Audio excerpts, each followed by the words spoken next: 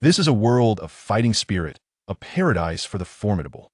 Yunxiao emerged from the void, his left hand shimmering with ethereal gold, his right hand ablaze with otherworldly flames.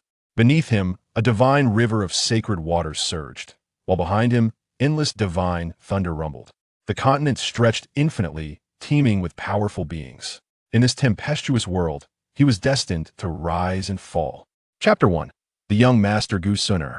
In the eastern region of the central continent, within the ancient realm, there lay a spacious and luminous chamber, elegantly adorned.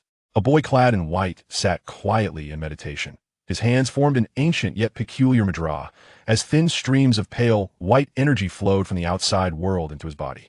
This energy surged, nourishing him and illuminating his youthful visage with a bright glow.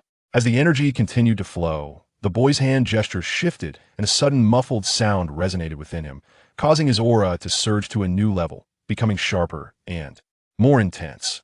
With a gentle descent of his palm, he stabilized his breath, slowly opening his eyes to reveal orbs that sparkled like stars.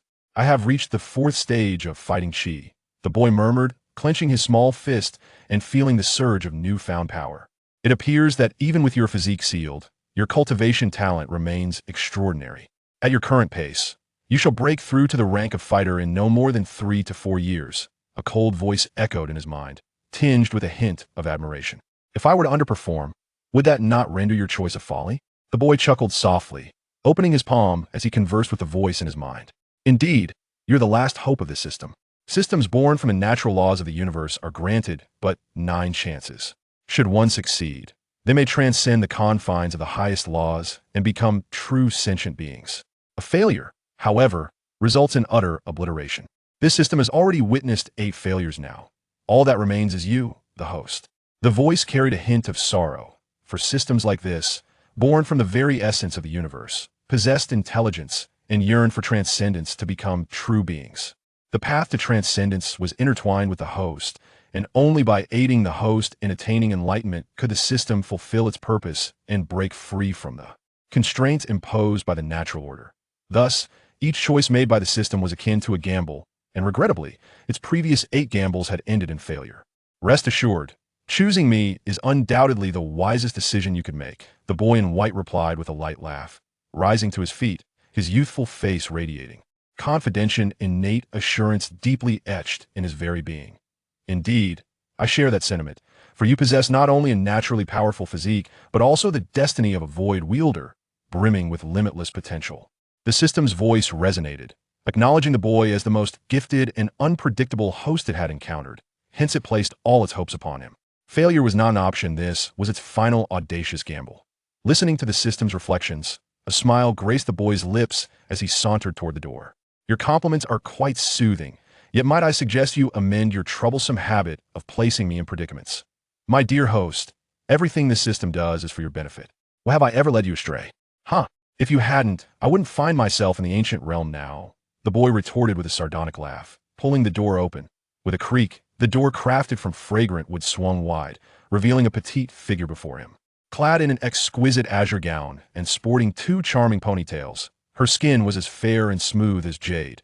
Her delicate features resembled a flawless porcelain doll, with large, radiant eyes that sparkled like gemstones. At that moment, upon seeing the boy in white, her small, rosy lips formed a gentle smile, revealing 2 lovely dimples, exuding sweetness and charm. "Brother Gu Xiao?"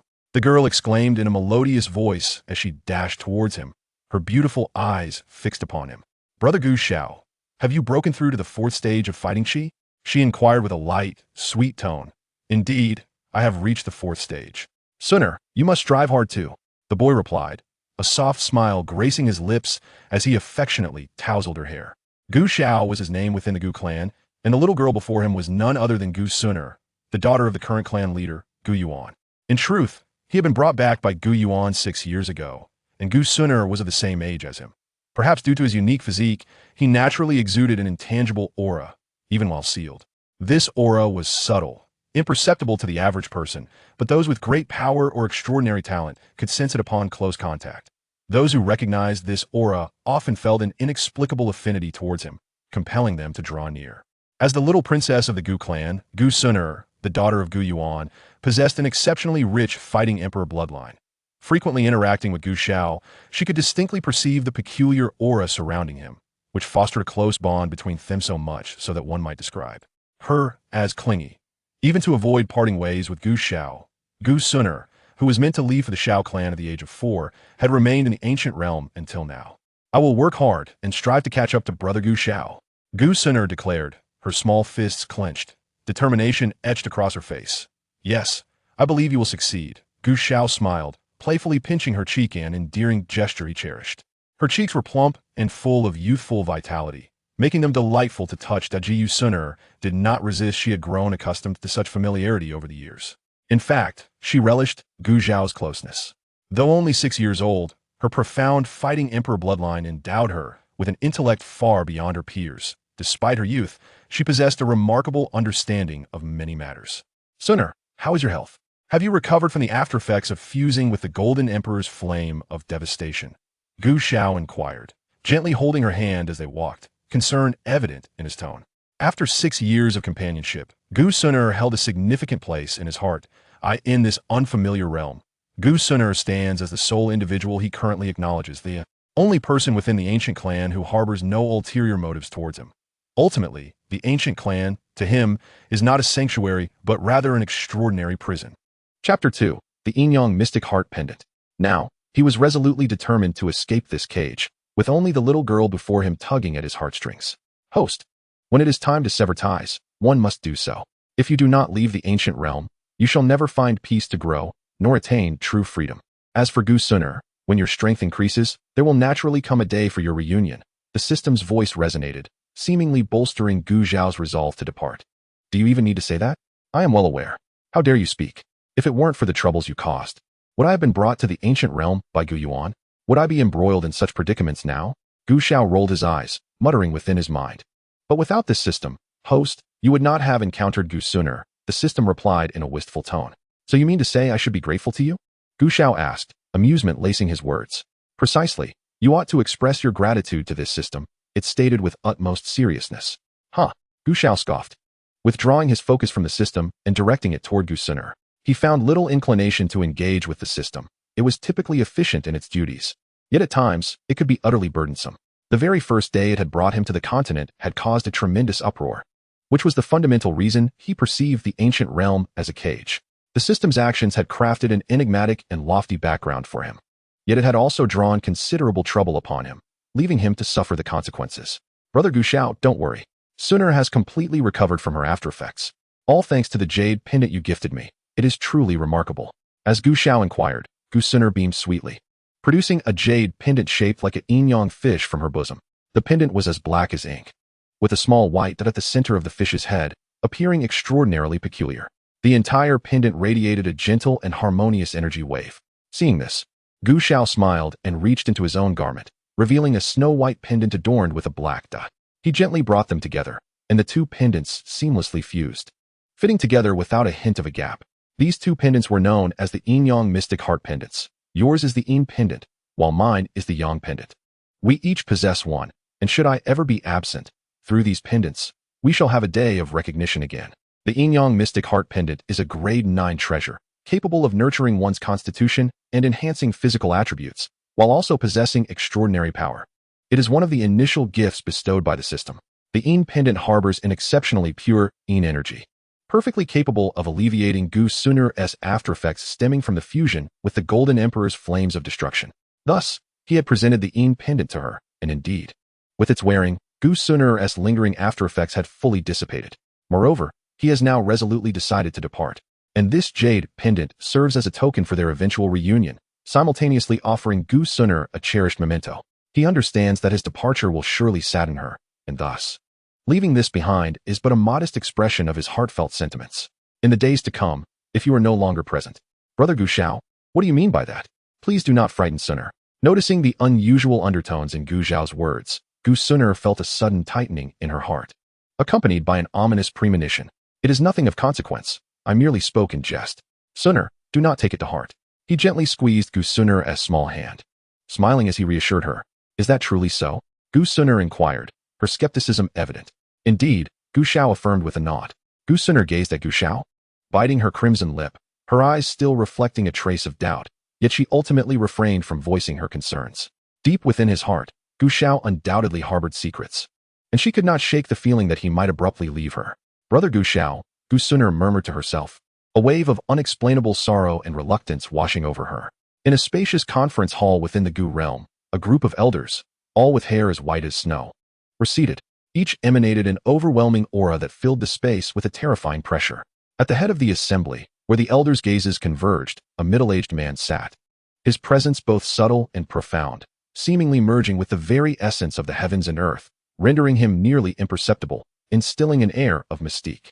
The middle-aged man's gaze remained tranquil as he observed the elders before him, his fingers lightly tapping the table, producing a rhythmic sound.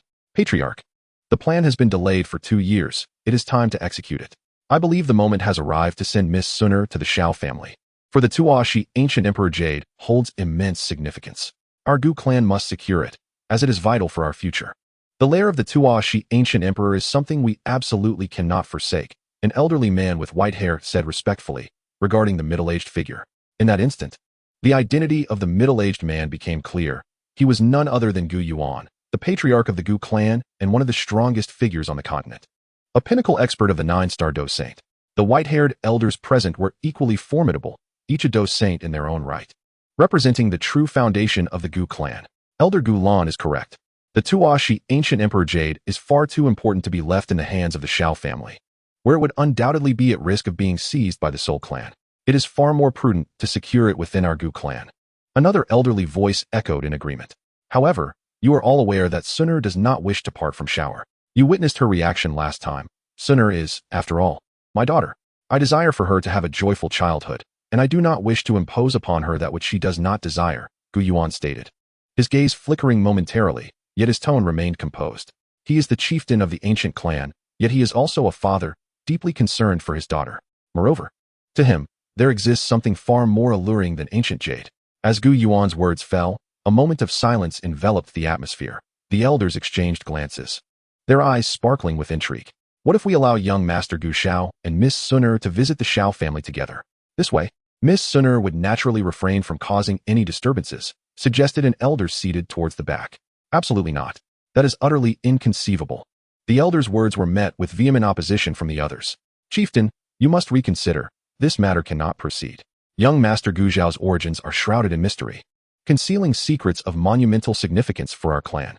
Perhaps the true opportunity for our clan's enduring strength lies within young Master Gu Xiao. Thus, he must not leave the ancient realm, lest unforeseen circumstances arise. Chapter 3. The Origins of Gu Xiao. A venerable elder clad in white rose to his feet, addressing Gu Yuan with a tone brimming with solemnity and determination. This elder was none other than Gu Dao, one of the 3 celestial beings of the ancient clan, wielding considerable influence within their ranks. His words carried immense weight, and as they echoed, Gu Yuan nodded slightly, assuring, Elder Gu Dao, rest assured. My son is far too important. I will not permit him to leave the ancient realm. Please, take your seat. Gu Dao exhaled in relief and resumed his seat. Gu Yuan's gaze swept across the assembly, his expression subtly shifting as he recalled the moment of Gu Xiao's birth. It was a sunlit morning, and he stood atop a mountain in the ancient realm, gazing at the sea of clouds. Suddenly, the entire central continent trembled inexplicably. Radiant rays illuminated the sky, and divine rain cascaded down, giving rise to a ceaseless expanse of golden lotus flowers. Ethereal purple mist surged from the east, stretching endlessly for 30,000 miles. Even within the ancient realm, he was awestruck by the breathtaking scene. Overwhelmed with astonishment, he hurried towards the source. Upon arrival, he beheld a resplendent 12-colored lotus descending from above. This lotus, approximately 3 meters in diameter, boasted 12 petals, each adorned with a distinct hue, emanating an aura of unparalleled nobility. The ancient and terrifying energy it radiated caused even him, at the pinnacle of the 9-star Dou Saint realm, to tremble. Devoid of any inclination to resist, he could not fathom the true strength of this aura, but he recognized it must belong to at least the Dou Emperor level, as only such a presence could instill fear in a peak 9-star Dou Saint. In the center of the 12-petaled lotus, upon the lotus platform, lay a pristine infant, radiating a brilliant glow. This infant was none other than the present Gu Xiao. It was precisely due to the extraordinary nature of Gu Xiao that he was swiftly brought back to the ancient realm. Gu Xiao's origins were remarkably mysterious. The phenomena surrounding his birth were even more astonishing than the imperial manifestations recorded in ancient texts regarding the ascension of the ancient Emperor Dou Qi. Having been trapped at the pinnacle of the 9 stars Dou Saint for many years, he harbored an intense yearning for imperial ascension. He had previously speculated about Gu Xiao's identity, whether he was a divinely favored child or the reincarnation of an ancient Dou emperor. To be honest, he was uncertain.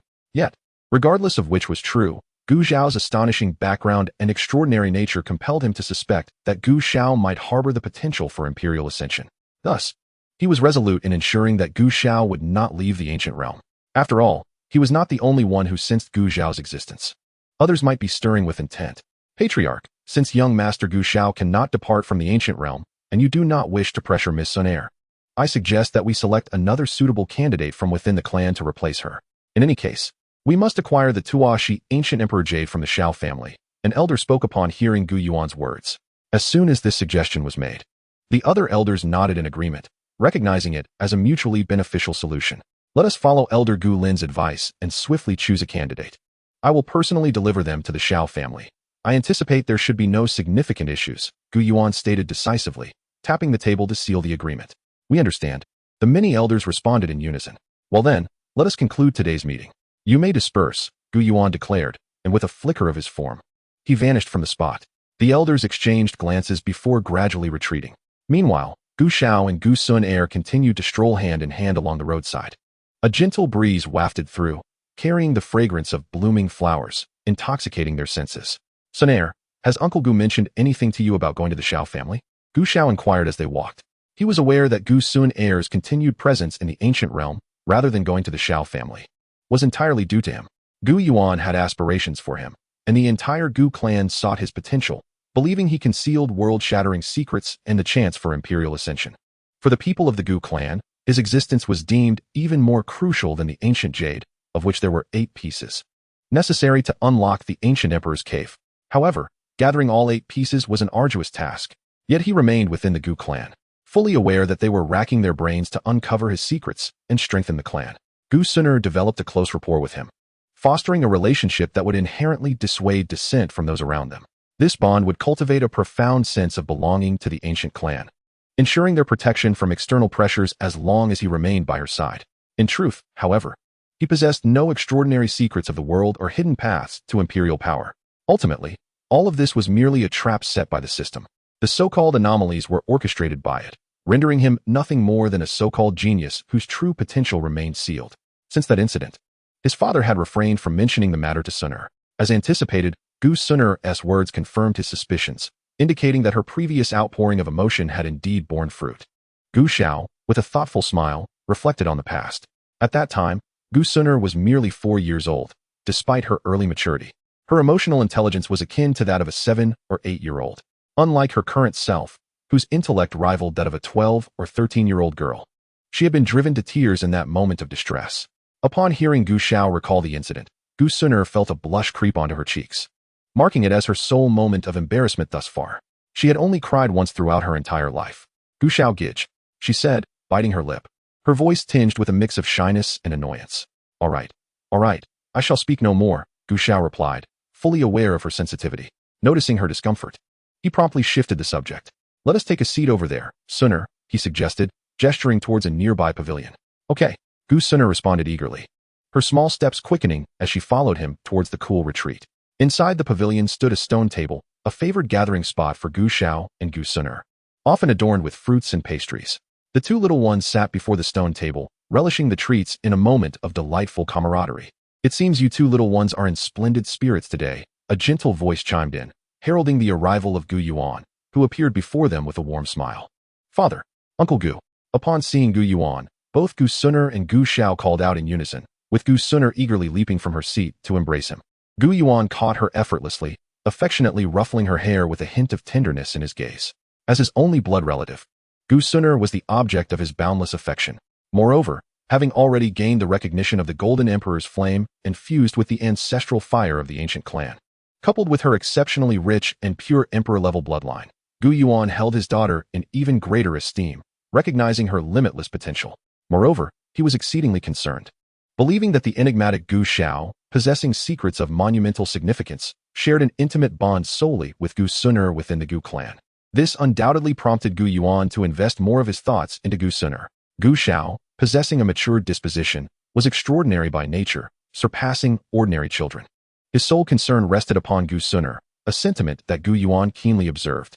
Thus, in a certain sense, Gu Suner served as a vital link in maintaining Gu Xiao's closeness and sense of belonging to the Gu clan.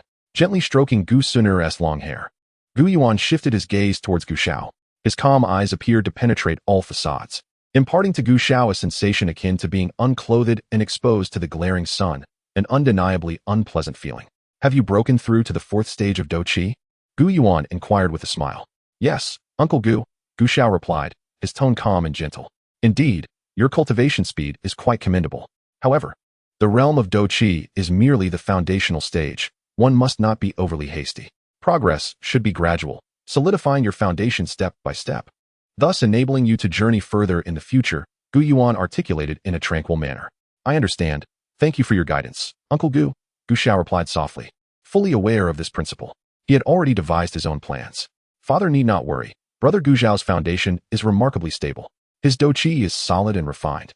Devoid of any superficiality, Gu Suner chimed in, peering out from Gu Yuan's embrace.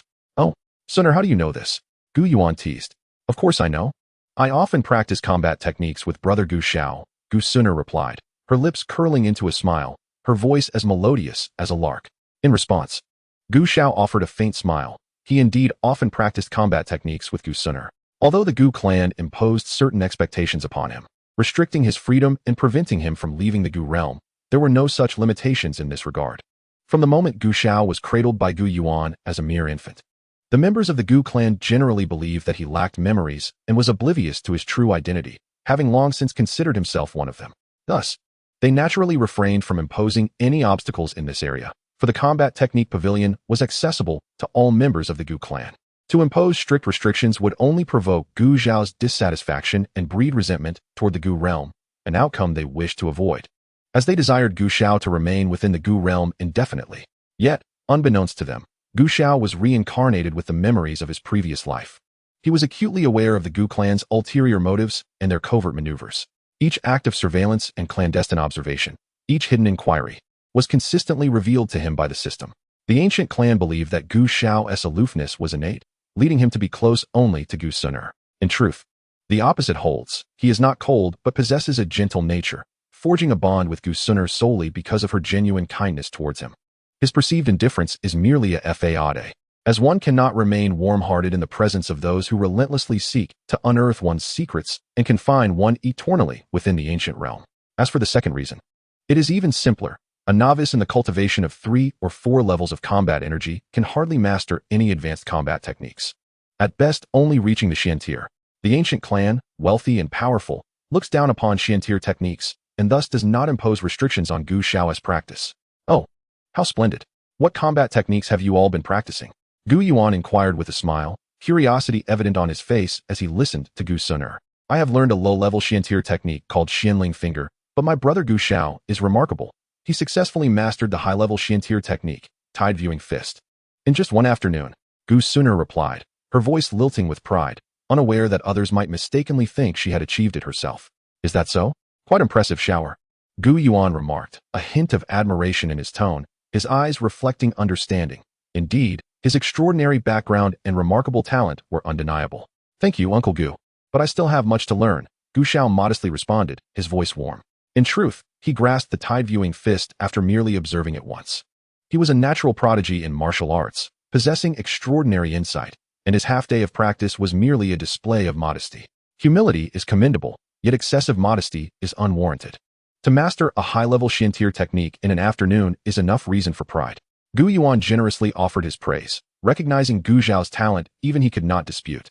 Gu Xiao opened his mouth, poised to speak, when he noticed Gu Yuan's expression shift to one of solemnity, his gaze fixed upon the distance, revealing a hint of gravity in his demeanor. Witnessing this, Gu Xiao's heart jolted, his mind racing. Few things or individuals could evoke such seriousness in Gu Yuan. In the current context, with the ancient dragon emperor Zhu Kuan trapped outside the ancient emperor's cave and the imperial elixir imprisoned within, it seemed that only one person could bring such a weight of concern to Gu Yuan's countenance, the sole emperor. Since you have arrived, why hesitate? This is not like your usual demeanor, Gu Yuan remarked, gazing into the void before him. Ha, Gu Yuan, it has been many years. Your perception remains as keen as ever.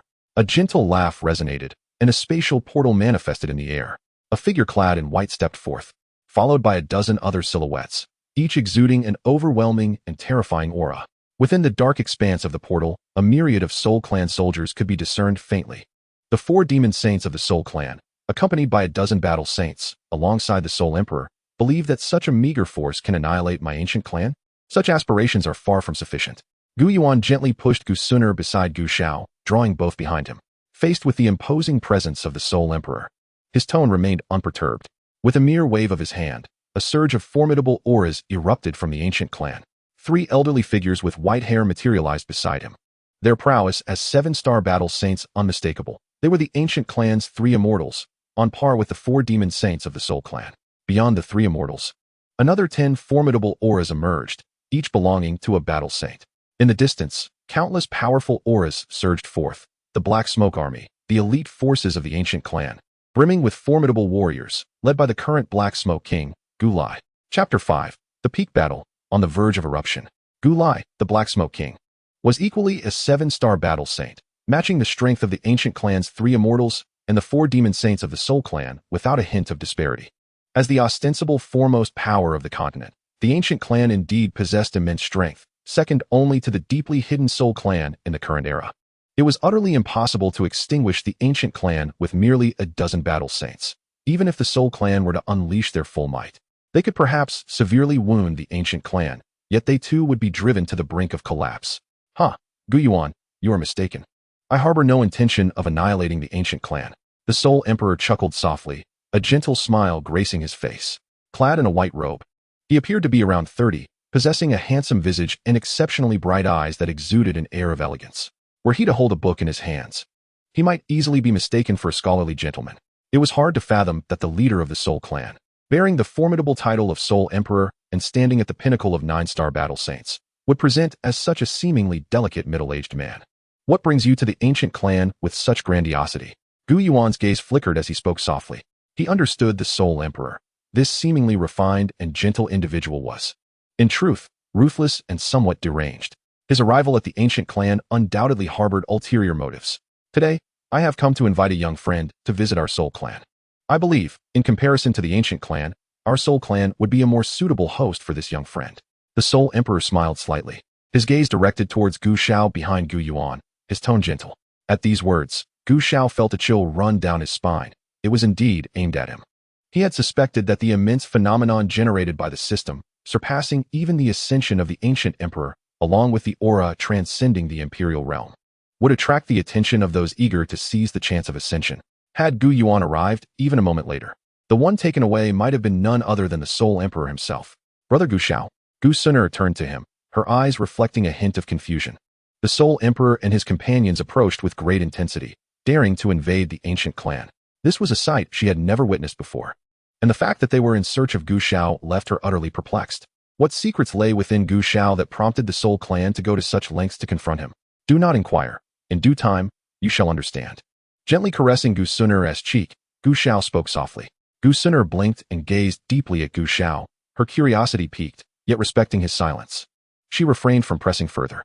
Although still young, she possessed a remarkable understanding of others. Suner, the pendant is a precious treasure. You must safeguard it well. Gu Xiao said, his tone shifting to one of earnest seriousness. Gu Suner understood this well. She kept it close to her person.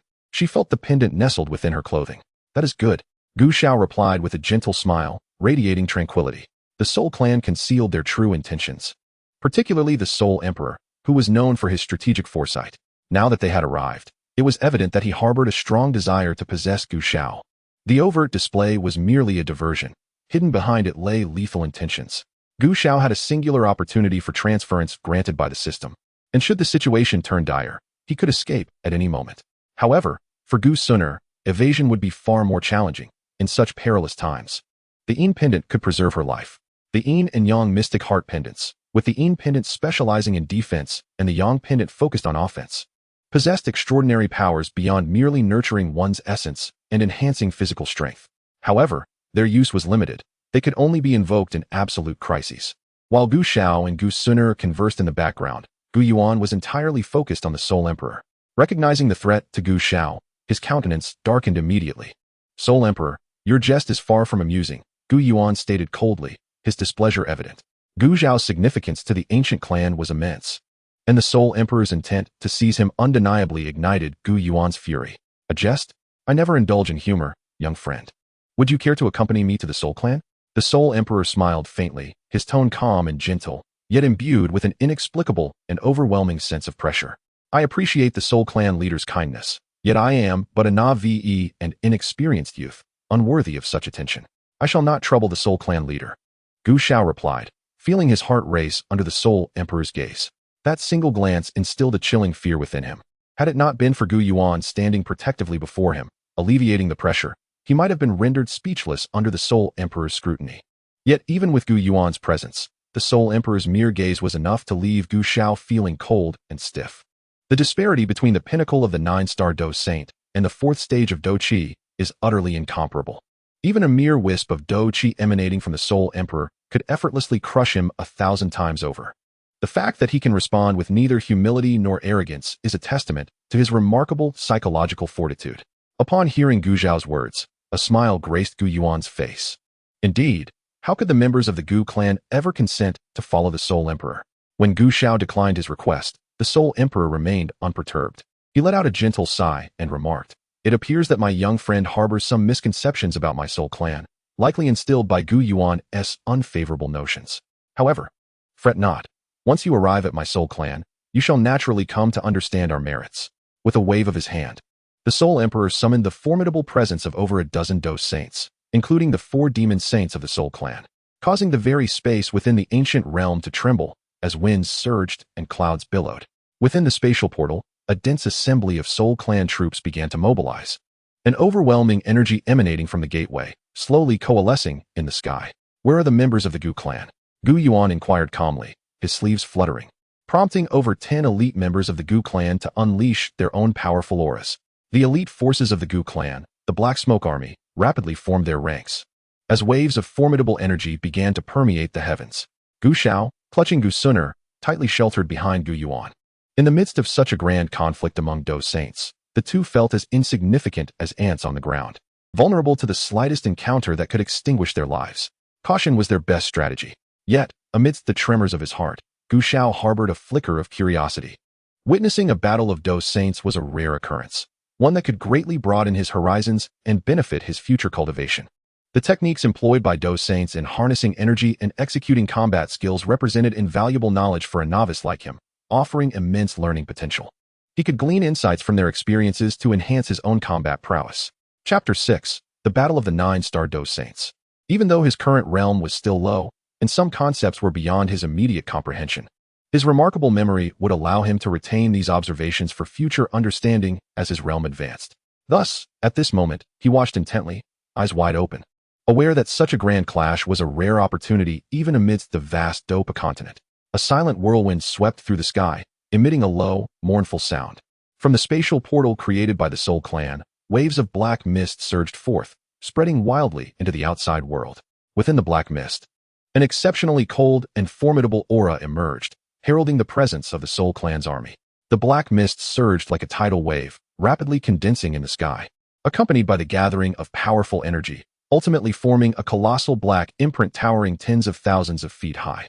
This immense shadow loomed above, nearly obscuring the ancient clan's habitation beneath it. The ancient clan, unwavering in their resolve, swiftly formed their ranks.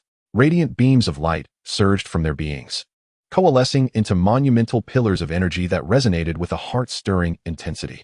These pillars converged, ultimately manifesting in the sky as a resplendent ancient mirror, its grandeur rivaling that of the ominous Black Seal. The mirror's surface shimmered, exuding astonishing waves of energy. From beyond the portal of space, a deep voice echoed, reminiscent of a multitude chanting in unison, heralding the arrival of the Black Seal, which descended with catastrophic force, imbued with the power to obliterate all within its vicinity. Should it strike true, an area spanning hundreds of thousands of meters would be reduced to naught. The ancient emperor's mirror. The soldiers of the Black Smoke Army rapidly mobilized the energy within their bodies, their furious shouts resonating through the heavens. The colossal, colorful ancient mirror was unleashed. colliding directly with the immense black seal. With a resounding crash, it seemed as if the very fabric of the universe trembled, where the black seal met the ancient mirror. An indescribable and terrifying wave of energy erupted, unleashing a destructive force that spread recklessly outward. Even the ancient realm, fortified through countless generations of saintly battles, which was many times sturdier than the outside world, began to fracture under the strain as silver tendrils of spatial energy darted like serpents. As these titanic entities collided, both ultimately exploded into nothingness, yet the shockwave they generated wreaked havoc in its wake. Countless soldiers of the Black Smoke Army spewed blood, while anguished cries emanated from the Soul Clan troops within the portal. A brilliant light erupted around Gu Yuan, shielding Gu Xiao and Gu Suner from the chaotic shockwave. Yet the edifices within hundreds of thousands of meters were reduced to ruins under such overwhelming power. Gu Xiao swallowed hard, awestruck by the monumental clash between the two armies. The sheer magnitude of destruction filled him with trepidation, yet simultaneously ignited within him an intense yearning. He craved such formidable power. No, he aspired for even greater strength. Oh, strength, Gu Xiao mused, his resolve solidifying like never before. In this realm where power reigns supreme, the weak are as insignificant as ants, stripped of all rights. Only the truly strong can command the tides of fate. The ancient clan and the Soul Clan fought over him, as if he were mere merchandise. Ultimately, because of his own frailty, if only he possessed sufficient strength, who would dare to offend him? System, take heed and be prepared to flee at any moment. Gu Xiao instructed silently in his mind. Only by departing from the ancient realm could he attain true freedom and a secure path for his growth. As for the ancient realm, he would undoubtedly return, especially with Gu Suner present. However, by that time, he would not be as feeble as he is now. Rather, he would possess sufficient self-defense capabilities and wield a terrifying energy that would draw the attention of the entire Gu clan. He was already prepared, ready to flee at any moment. The system's cold voice resonated, laced with a hint of amusement. That is reassuring. Upon hearing this, Gu Xiao felt a slight relief in his heart. With the system's reassurance, he could finally set his mind at ease. Gently turning to the side, Gu Xiao squeezed Gu Suner's hand, softly comforting her. Although the young girl had matured early, she was still quite young, and witnessing such a terrifying battle scene had rendered her once charming face a shade pale. Suner, do not be afraid. Gu Xiao consoled her with warmth in his gaze. With elder brother Gu Xiao here, Suner need not fear. Gu Suner bit her lip, her expression resolute. The pallor on her face faded slightly as she managed to suppress the fear within her heart. Gu Suner held a strong dependence on Gu Xiao, and his comfort alleviated some of the unease that resided within her. With a gentle smile, Gu Xiao pinched Gu Suner's youthful, collagen-rich cheek, while his right hand tightened its grip on her small hand. Gu Yuan stepped forward for battle. In the skies above, the Soul Emperor stood with his hands clasped behind him, directly challenging Gu Yuan. Are you afraid? Gu Yuan, of course, could not refuse. As a formidable being standing at the pinnacle of the 9-star Dou Saint, the Soul Emperor could only be countered by one within the Gu clan. Otherwise, if allowed to unleash his power, the Gu clan would suffer tremendous losses. Elder Gu Dao, take good care of Suner and Shower. Gu Yuan nodded to Gu Dao, one of the 3 immortals of the Gu clan, and swiftly darted to confront the Soul Emperor.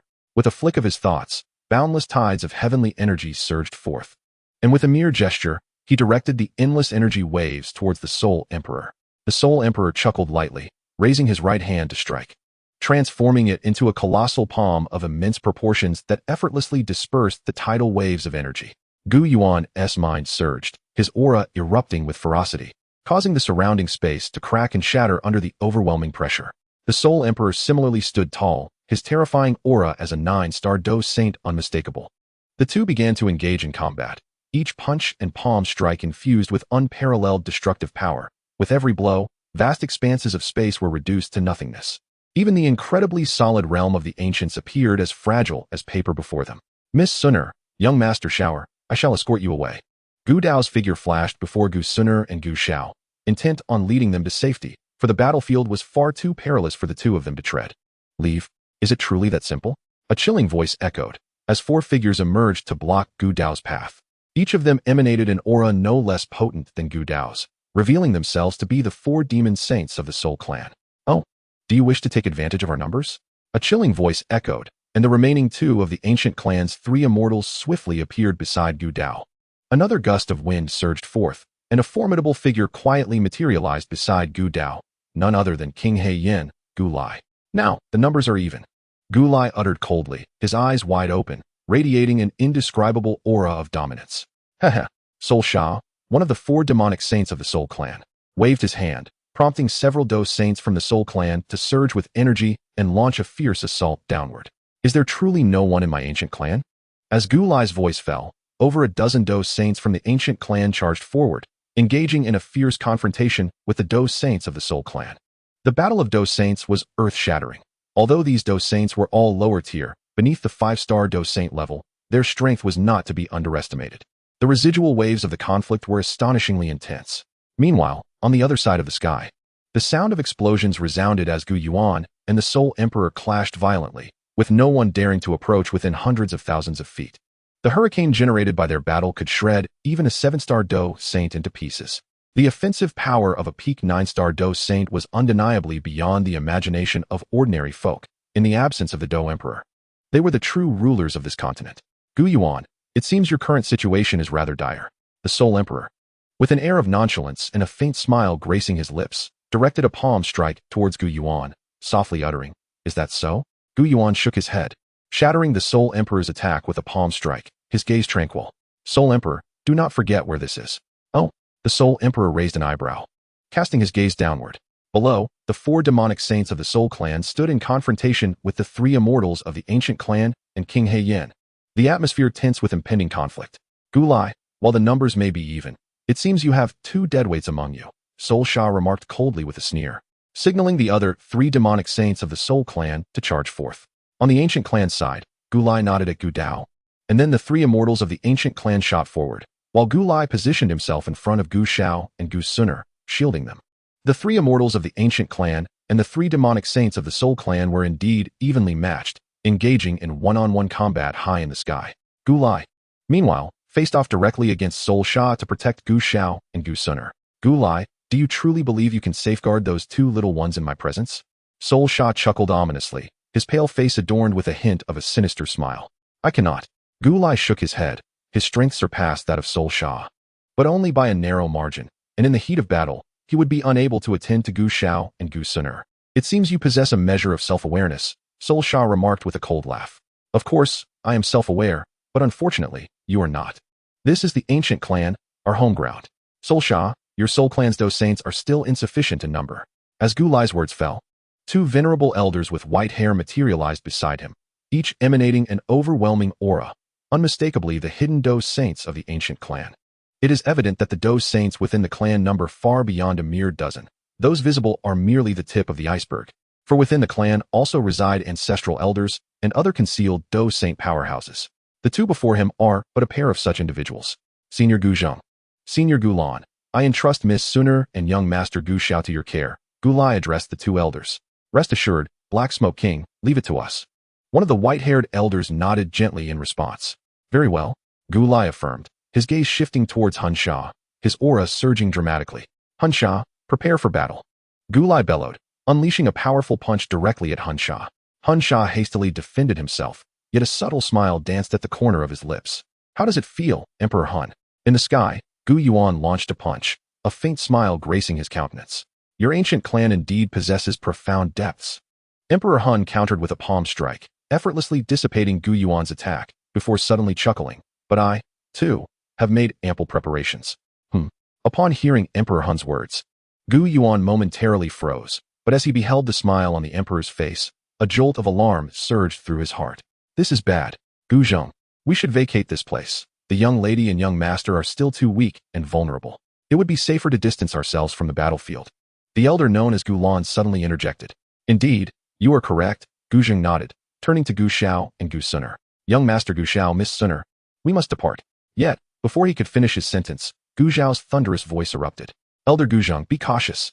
From behind Gu Zheng, Gu Lan surged forth, launching a formidable attack imbued with potent Dou Qi directly towards Gu Zheng's back. "What?" Gu Zheng was initially taken aback, and as he sensed the fierce wind approaching from behind, he prepared to retaliate. However, just as he turned, Gu Lan's strike had already impacted him.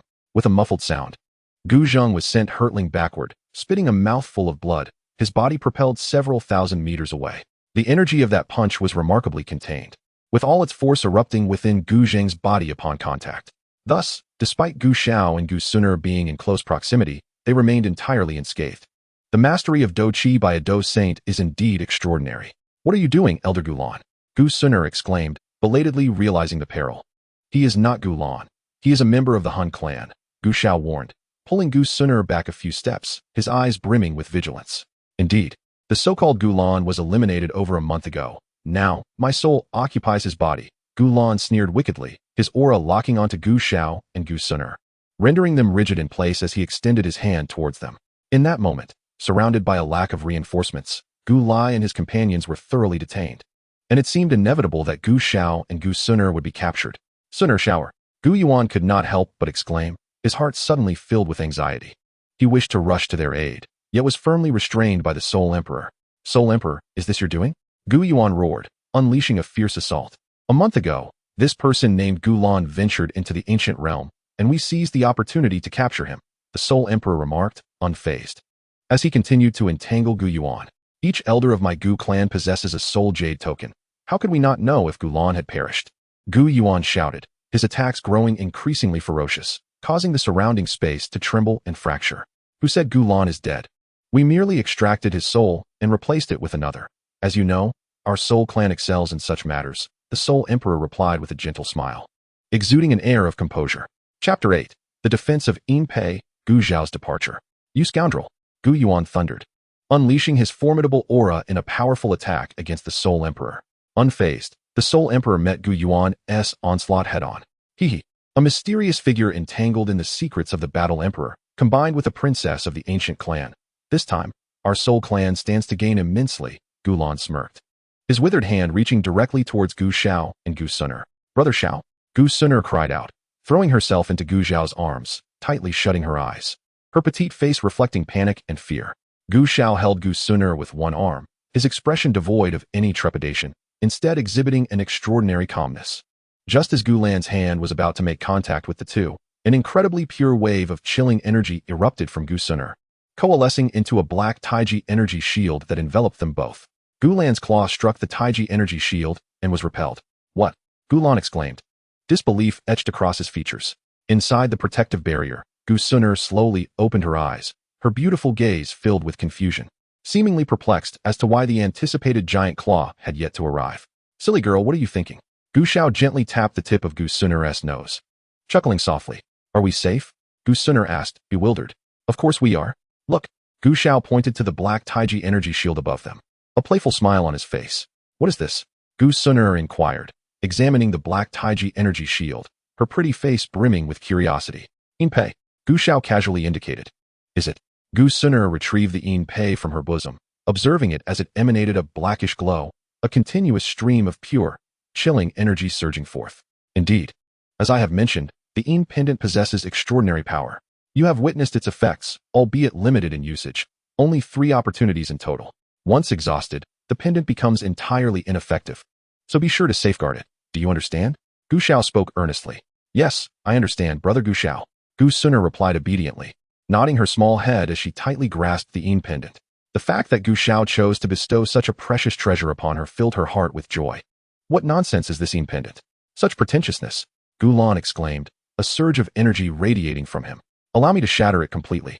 With that, Gulan struck down with his palm, having now unleashed the full extent of his 4-star Dou Saint power. Bang!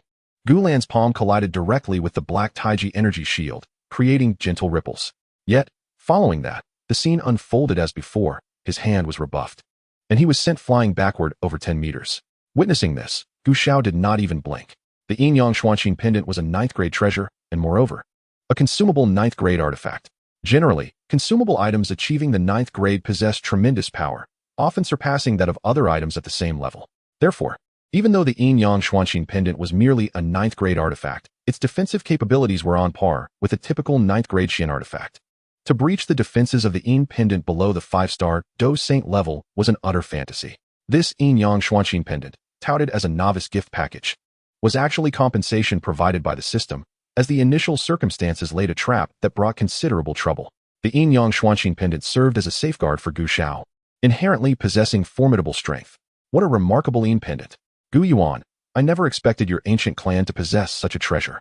The Soul Emperor's eyes narrowed, his expression darkening for the first time, realizing their plan had failed.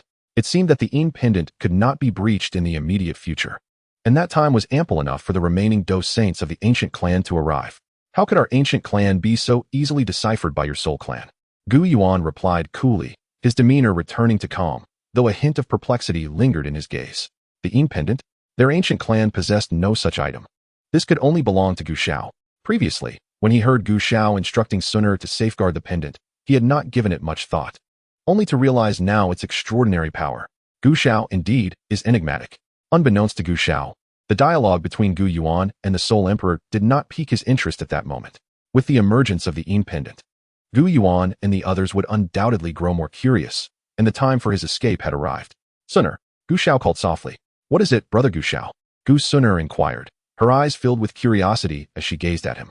Gu Xiao smiled, releasing Gu Sun and taking a few steps back. What are you doing? Brother Gu Xiao? Gu Sun looked at Gu Xiao's actions with a hint of confusion in her eyes. Sun, I must take my leave now. Please take good care of yourself, Gu Xiao said with a slight smile. What do you mean, brother Gu Xiao? Gu Sun was taken aback, and disbelief flickered in her gaze. Did he just say he was leaving? I must go. In truth, I should have departed long ago. Yet, I have been reluctant to part with you. However, today marks the day I finally take my leave. A trace of reluctance crossed Gu Xiao's eyes, but it quickly transformed into resolute determination. To seize control of his destiny, he first needed to leave the Gu realm. The pendant's protection will last for a quarter of an hour, sufficient to keep you safe. Should you ever miss me, just gaze upon the pendant. I will also think of you, Sun. Once I have grown stronger, I shall return to the Gu realm. Take care of yourself. Gu Xiao spoke softly, and suddenly, a brilliant array of colors erupted around him. Below him, a 12-colored lotus, measuring over 3 meters in diameter, slowly emerged, cradling Gu Xiao's form. A colorful vortex suddenly appeared in midair, as the 12-colored lotus gently lifted Gu Xiao away from the protective barrier and propelled him upwards. Do not think to leave. Stay. Gulan, who had been pushed back moments earlier, charged at Gu Xiao. With one hand reaching for Gu Xiao, he made contact with the 12-colored lotus. Boom. The sound echoed as Gulan's attack was completely neutralized. The lotus trembled slightly, unleashing a terrifying surge of energy that sent Gulan flying backward. Overreaching, Gu Xiao scoffed, as the 12-colored lotus shielded him and swiftly entered the colorful vortex. In the final moment before entering, Gu Xiao turned to Gu Sun, a teasing tone escaping his lips. Oh, Sun, there's one more thing I forgot to mention. Girls should take care to protect themselves, especially from men with ill intentions. If anyone harbors nefarious thoughts towards you, feel free to incapacitate them. With that, Gu Xiao's figure plunged into the vortex, vanishing completely. Brother Gu Xiao. Gu Sun raised her head, softly murmuring, her bright eyes brimming with tears as 2 crystalline drops cascaded down her fair cheeks. Chapter 9. The Peculiar Old Man. This sudden turn of events caught everyone off guard. Gu Xiao's departure was both abrupt and swift. Even Gu Yuan and the Soul Emperor found themselves momentarily stunned. Just as they were still marveling at the wonders of the pendant, Gu Xiao had already ascended upon the 12-colored lotus, vanishing into the vortex. By the time they regained their composure, Gu Xiao had already disappeared without a trace, leaving no sign of his presence. Both Gu Yuan and the Soul Emperor were taken aback by such an unforeseen occurrence. Gu Yuan directly disregarded the Soul Emperor and proceeded towards the location of the vortex's disappearance. Following the fluctuations of spatial power, an immense surge of imperial-level soul energy emanated from him like a tidal wave, as he sought to uncover any potential clues. The Soul Emperor made no attempt to intervene. He observed Gu Yuan's actions with a flicker of brilliance in his eyes, a multitude of thoughts surging within him. Damn it, not a single trace to be sensed. Gu Yuan's formidable imperial soul energy swept through countless spatial rifts, yet yielded no results. He could not detect even the faintest hint of Gu Xiao's presence. And the spatial fluctuations marking Gu Xiao's departure had vanished entirely, leaving not a single trace behind. He had truly and utterly disappeared without a trace. Gu Yuan cursed inwardly, his expression grim. The tranquility he typically maintained was now disrupted, and he felt a rare turbulence within. It was utterly unacceptable that a living person could simply vanish before his eyes. Gu Xiao's existence was of paramount importance, and this loss was a significant blow to their clan. Even he found it difficult to contain the simmering anger within. In stark contrast to Gu Yuan, however, the Soul Emperor maintained an unexpectedly calm demeanor. Although Gu Xiao's sudden escape had shocked him, he quickly reconciled with this reality. Moreover, compared to Gu Xiao remaining within the Gu clan, his abrupt departure might not be entirely unfavorable. After all, today's plan had failed, and the Soul clan would certainly be unable to capture Gu Xiao. Had Gu Xiao remained within the Gu clan, they would have been on high alert, making it exceedingly difficult for them to lay any plans against him. However, with Gu Xiao now gone, it meant he would no longer have the protection of the Gu clan, thus facilitating the Soul clan's efforts to capture him. Though the whereabouts of Gu Xiao remained unknown and his location on the continent was uncertain, the Soul clan's influence was vast. With the Soul Palace nearly omnipresent across the land, finding a single individual would not prove overly challenging. At most, it would require a bit more time. The Soul Emperor possessed both the time and patience necessary, qualities inherent to a formidable leader. With a subtle wave of his right hand, the Soul Emperor signaled the numerous Soul Clan warriors to cease their actions and return to his side. With Gu Xiao having already departed, continuing the fight held no purpose. Meanwhile, Gu Yuan also gestured for the members of the Gu clan to withdraw. His expression remained dour, brows slightly furrowed. Yet, with the Soul Emperor present, he maintained the composure befitting his status as the leader of his clan. Gu Yuan, he remarked, today, we are both losers. Indeed, the arrival of a divine progeny reveals his extraordinary nature. He is far more complex than we had initially presumed. The Soul Emperor spoke softly, his tone tinged with a hint of melancholy. This was indeed the truth. No one had anticipated that Gu Xiao would suddenly tear through the fabric of space and escape. And his escape was executed with such finesse that even the peak 9-star Dou Saint experts could not trace a single clue. Now that Gu Xiao had departed, his whereabouts remained a mystery. Gu Yuan, from this moment forth, we shall rely on our own abilities to see who prevails. Whether your ancient clan possesses the far-reaching influence, or whether our Soul clan surpasses you. A smile graced the Soul Emperor's face, confidence gleaming in his eyes. At this juncture, the choices of the ancient clan and the Soul clan were the same. Both were left to scour the continent. The Soul clan considered itself no less capable in this pursuit, and he was confident he would locate Gu Xiao before Gu Yuan. Humph. Gu Xiao is one of our own. He will always belong to the ancient clan, and naturally, we will find him first. Gu Yuan huffed, his tone unwaveringly resolute. Oh, it seems you are quite confident. We shall await the outcome. With a chuckle, the Soul Emperor led the members of the Soul clan through the portal to their realm, vanishing from sight. As he watched the Soul Emperor and his companions disappear, Gu Yuan's expression fell, his demeanor shifting as he moved to Gu Suner's side. Casting a disdainful glance at the half-lifeless Gu Lan sprawled on the ground, Gu Yuan raised his hand, unleashing a torrent of formidable Dou Qi that engulfed Gu Lan's body, utterly erasing this traitor planted by the Soul clan. Having accomplished this, Gu Yuan turned to face Gu Suner, whose tears flowed as she gazed vacantly at the sky. And he could not help but let out a deep sigh. In a desolate corner of the continent lay a barren desert. An elderly man clad in a blue robe, with hair as white as snow, cautiously glanced into the depths of the desert before placing a peculiar herb into his spatial ring. The materials for the breaking calamity pill are nearly complete. Only the final ingredient, the sand mandrake, remains. However, that lies deep within the desert, and I cannot venture there. For now, this will have to suffice, he murmured softly, clenching his fist slightly, a trace of unwillingness flickering across his countenance. The strength of a Dou Ling is ultimately too feeble. When shall I restore my true power? Medusa, that woman is indeed somewhat terrifying. As the elderly man spoke, a shiver ran through him, as if recalling a frightful memory. Alas, I must find a way to locate an alchemist to concoct this pill. However, the breaking calamity pill requires for its creation, and no one in the Jamma Empire possesses such a thing. What a predicament. He paused, shaking his head in despondence. As he prepared to walk towards a nearby city, a vortex suddenly appeared in the sky, and a colorful lotus platform emerged from it, crashing down not far in front of him with a thunderous roar, sending clouds of dust into the air. Cough, cough.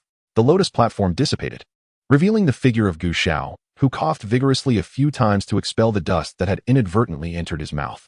After forcefully clearing his throat, Gu Xiao brushed off the sand from his white robe and lifted his head to behold an elderly man with white hair.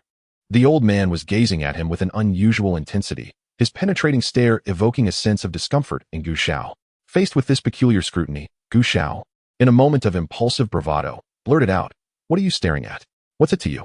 The old man twitched his lips and retorted with the same words.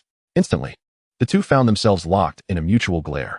Chapter 10. Suner heads to the Xiao family in the Gamma Empire, Wutan City. As one of the three prominent families in Wutan City, the Xiao family wielded considerable influence.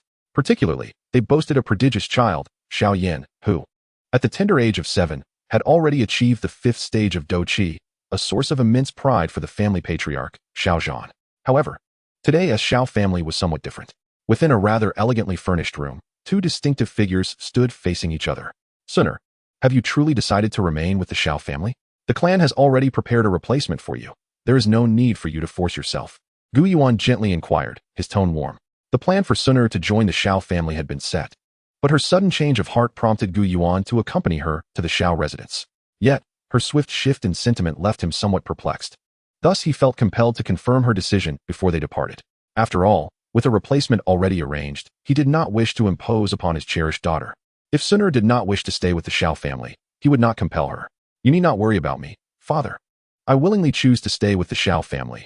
This is my own decision, not coerced, Sun Er replied, shaking her head. The core reason for her earlier reluctance to join the Xiao family stemmed from her desire to avoid parting ways with Gu Xiao. However, with Gu Xiao having vanished for over 3 months without a trace, remaining in the Gu clan held little significance for her. Furthermore, rather than idly waiting in the Gu realm for news of Gu Xiao, she preferred to venture out in search of him. While her quest might be akin to searching for a needle in a haystack, at least it provided her with some psychological solace. It was far better than passively awaiting fate alone in the Gu realm. Gu Xiao could not possibly be in the Gu realm. He was likely in some distant corner of the continent. Perhaps one day, by the hand of destiny, she would encounter him again. She firmly believed that she and her brother Gu Xiao shared a unique bond that transcended ordinary connections, a thread invisible yet strong, tying them together. Though this belief may seem naive and foolish, it remained her dearest hope. Listening to Gu Sun Er's words, Gu Yuan let out a soft sigh. A father knows his daughter better than anyone else. Perhaps he did not comprehend her feelings at first, but upon observing Gu Sun Er's current demeanor, he found himself with certain speculations regarding her thoughts. I will closely monitor the situation concerning Xiao and will dispatch additional personnel to search for him. As soon as I receive any news, I will notify you immediately. You must also take good care of yourself and not be too sorrowful. I believe Xiao would not wish to see you in such a state. Your well-being is of utmost concern to him, Gu Yuan gently reassured her. Gu Sun understood this well. She nodded slightly and replied softly, all right, then I can rest assured. Gu Yuan continued, as for the matter concerning the ancient jade, do not dwell on it too much. If we can obtain it, that would be splendid. If not, there is no need to be overly demanding. Naturally, we desire the ancient jade, but acquiring one more piece from the Xiao family does not significantly alter the situation, as there are still 8 pieces in total. Gu Yuan issued this reminder, genuinely wishing to obtain the ancient jade, yet his gaze was predominantly fixed upon Gu Xiao. To him, Gu Xiao, with his mysterious origins and the aura reminiscent of an emperor, held far greater allure. After all, to gather all 8 pieces of ancient jade would be somewhat unrealistic given the strength of the Gu clan. While he possessed confidence in the clan, he was not so arrogant as to believe they could contend against all other ancient races. The Soul clan, for instance, was a formidable obstacle that they could not surmount. In contrast, unearthing the secrets of Ascension from the astonishing Gu Xiao seemed a more plausible endeavor. Thus, it was imperative for the Gu clan to secure Gu Xiao. A thorough search was essential, and they must locate him before the Soul clan could. Otherwise, if the Soul clan were to gain possession of him, the consequences would be dire. Gu Sun understood this clearly. Listening to Gu Yuan's words, she nodded slightly, for she did not place much importance on the ancient jade. For her, the task of acquiring the ancient jade was merely ancillary. Her heart was primarily concerned with her brother Gu Xiao. Yes, I understand. I shall take my leave now. Should there be any matters, you may instruct Ling Ying and Lin Yi. They are all at your service. If you encounter any insurmountable problems, do not hesitate to contact the clan, for they will surely provide their full support, Gu Yuan said in a warm tone. Gu Sun committed this to memory.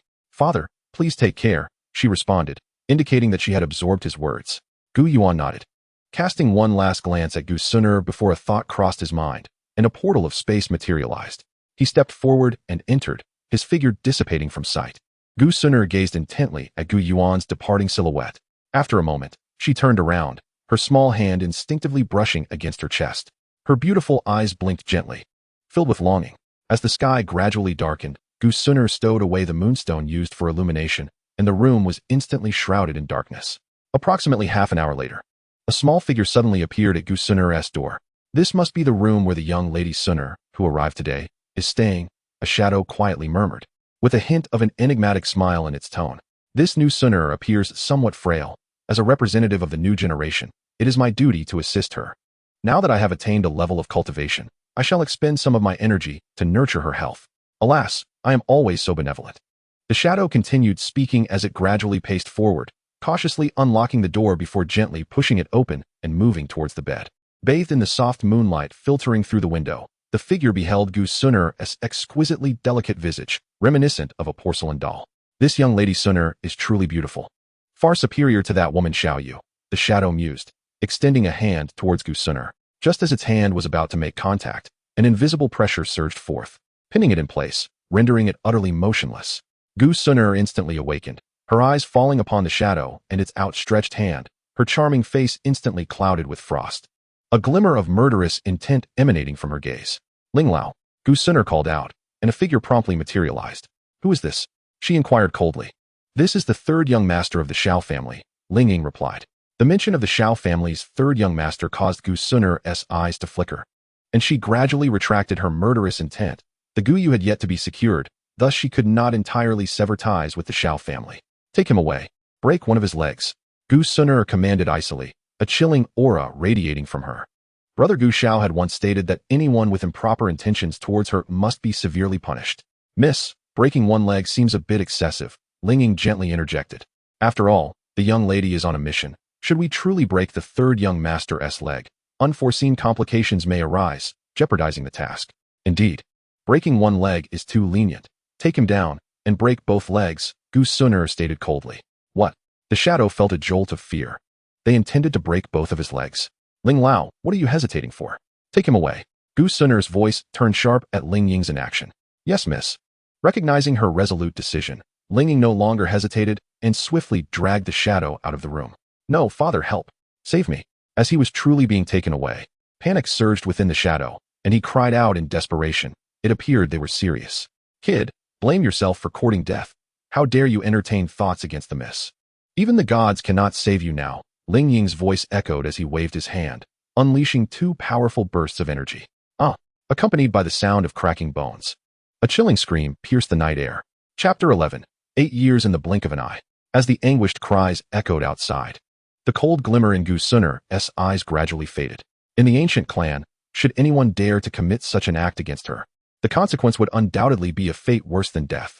However, within the confines of the Xiao family, for the sake of a mission, it was imperative to grant him temporary reprieve, a leniency that could be considered a boon to him. Gu Suner shook her head, retrieving a black fish-shaped jade pendant from her bosom.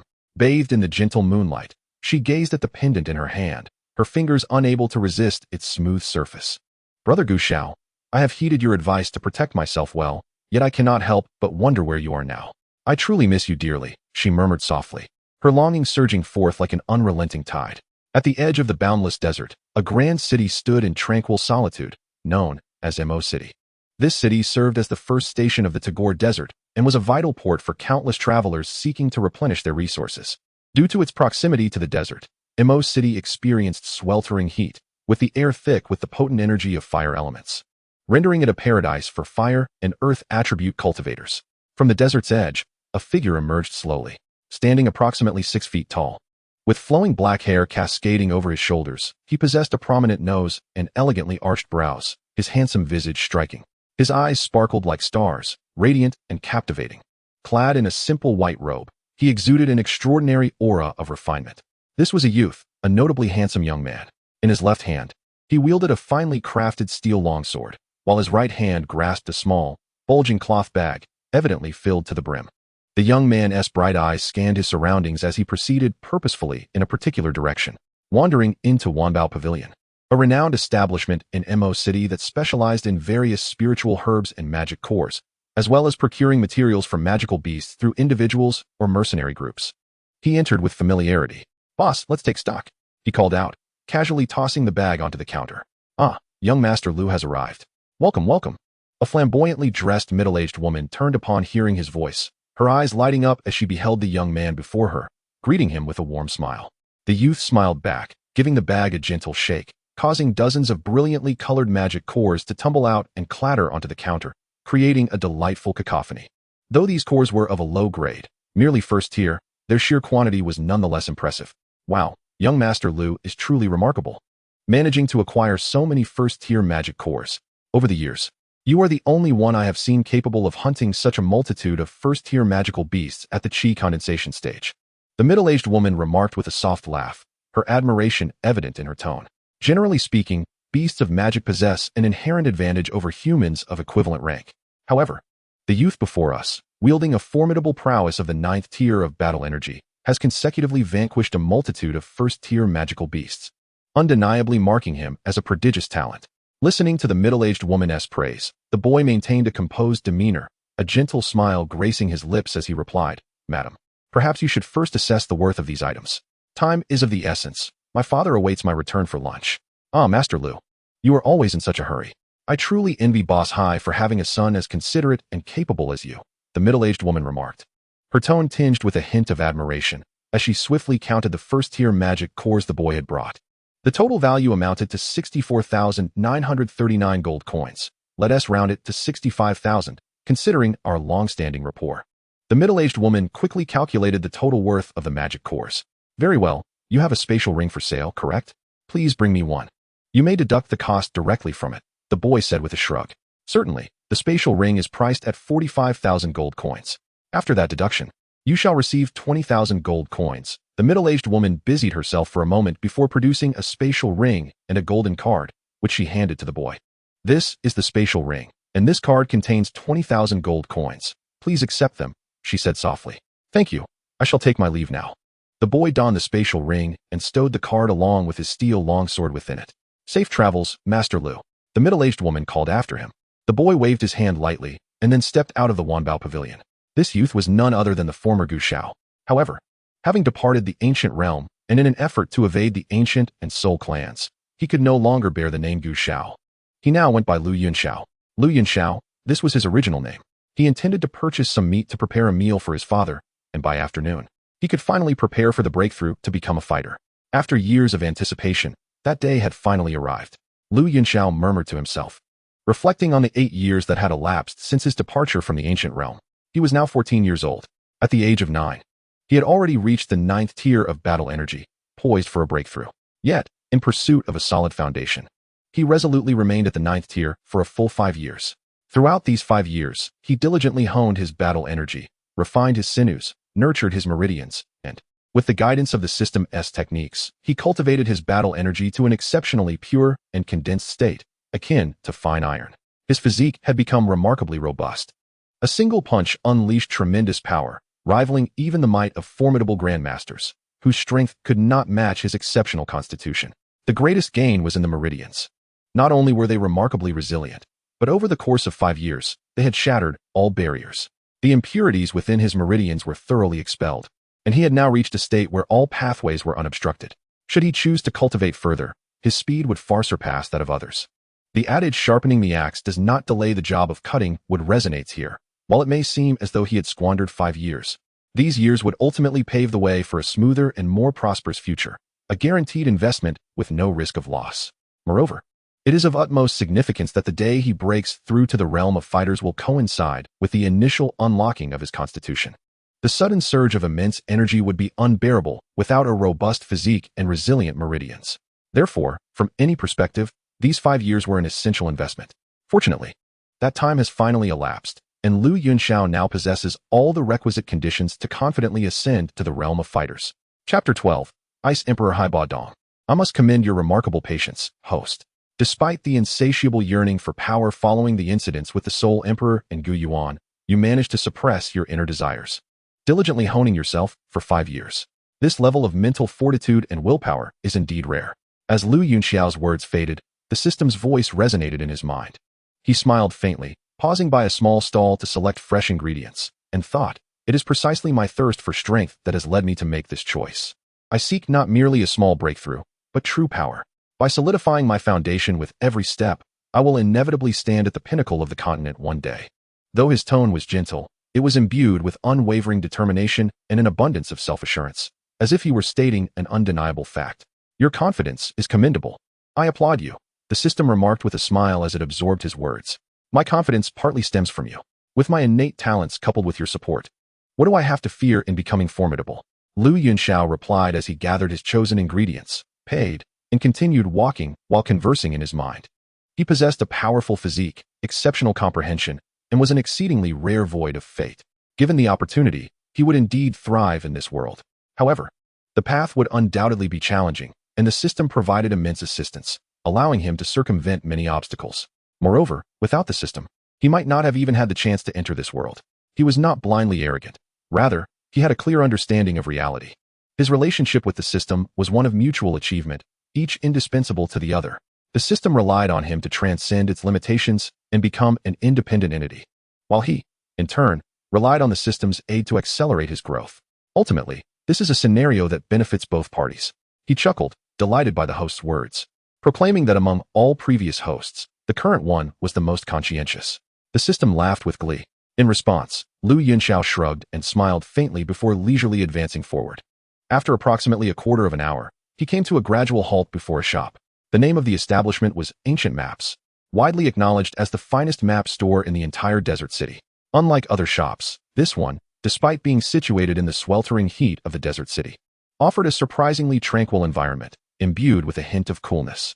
Yunxiao paused momentarily, then stepped directly into the store.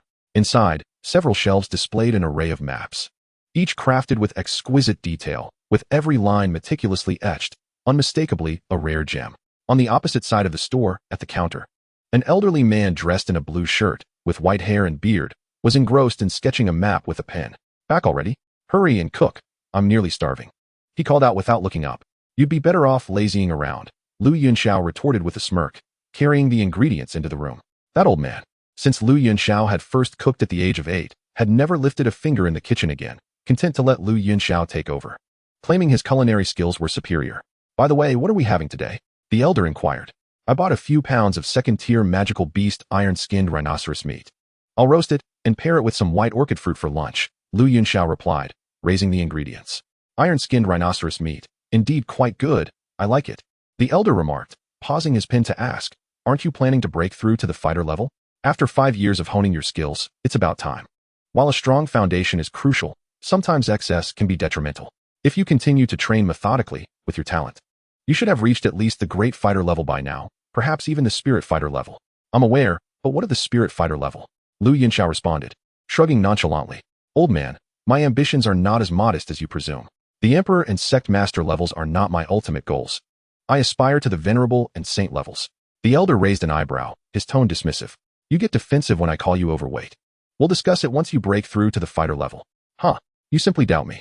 Nevertheless, I will undoubtedly reach the venerable and saint levels this afternoon. I shall first demonstrate my breakthrough to the fighter level for you, Yunxiao asserted calmly. Oh. Upon hearing these words, the elder set aside his pen, rose to his feet, and gazed at Yunxiao with astonishment. Have you come to a realization? He inquired. As you stated, I have indeed refined my skills to a considerable extent and am now poised for a breakthrough, Yunxiao replied softly. This is a decisive choice. Here, I possess a 4th-grade gathering elixir.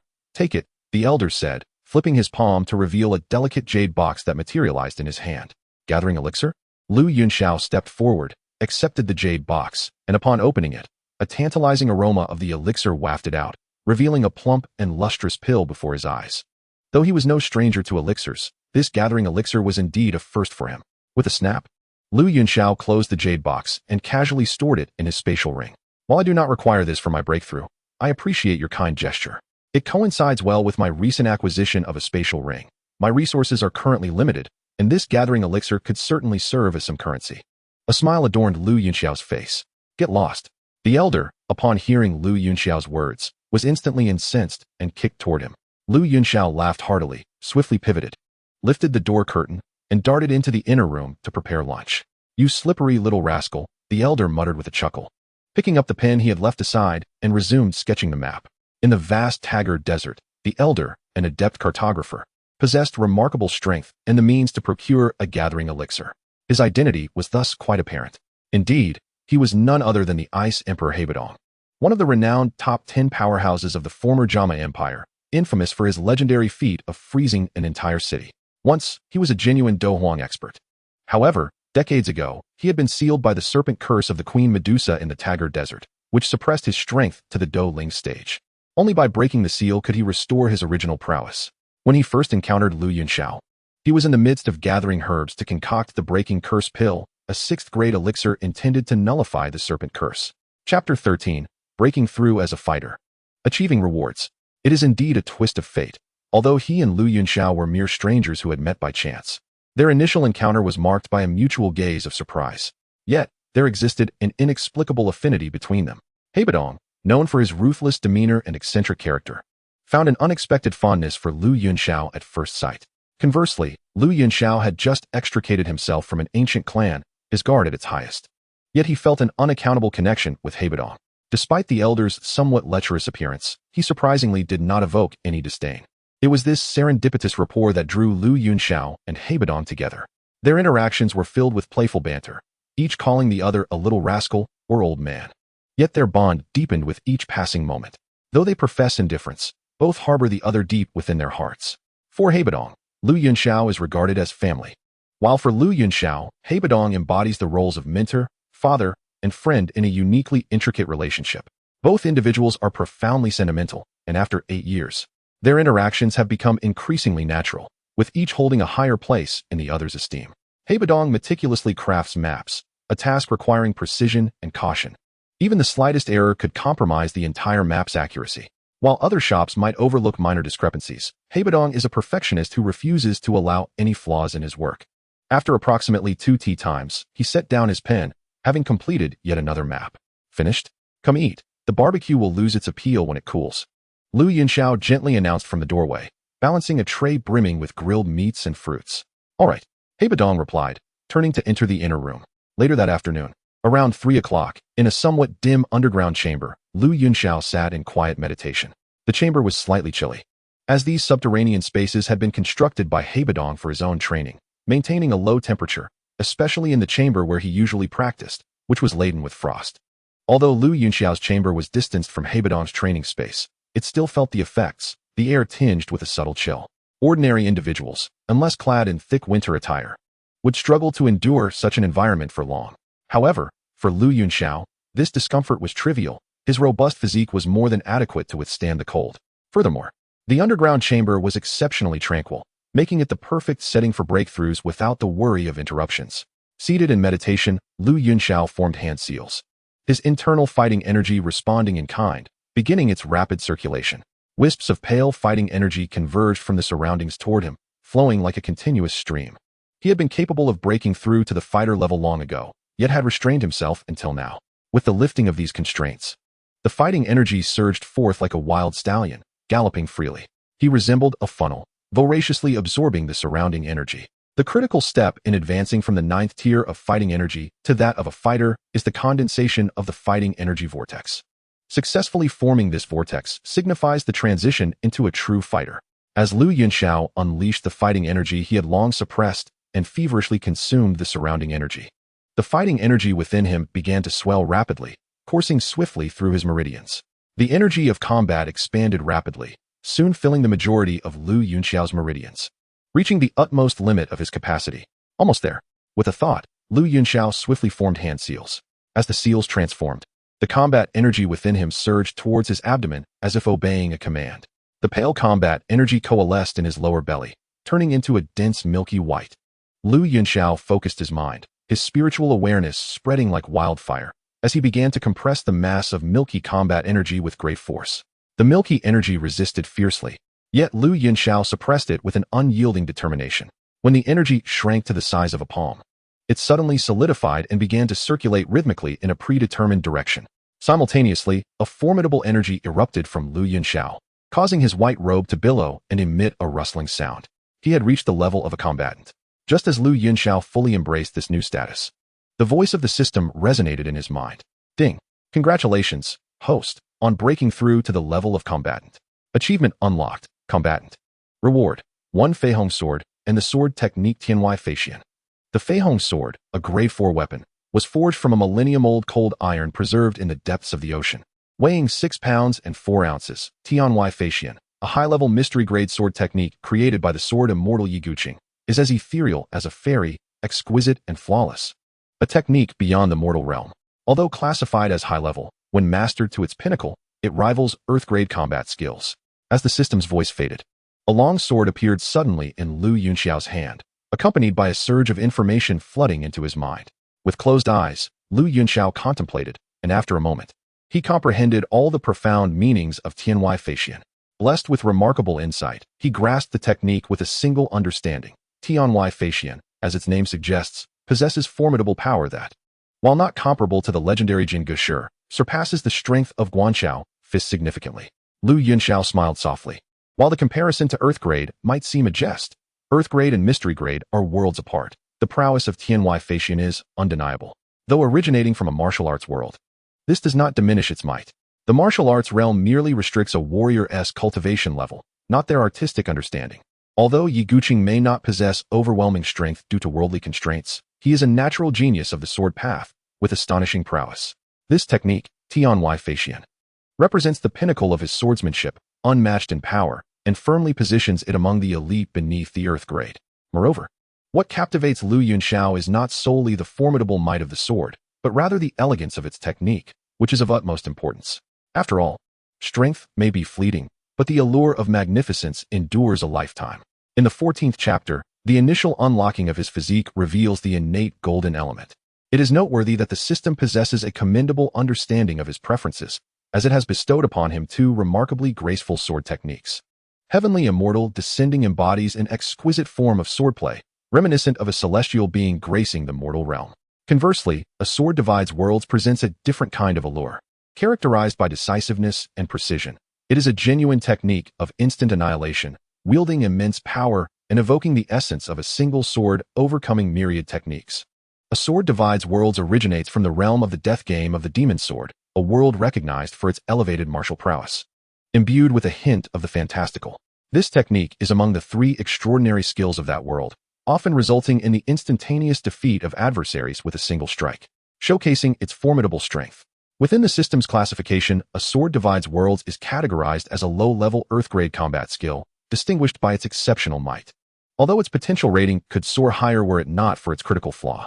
Lu Yunxiao acquired this sword technique upon achieving a milestone for the first time, having vanquished a first-tier magical beast and accomplished the feat of surpassing his limits. The current accomplishment, as a fighter, marks his second achievement.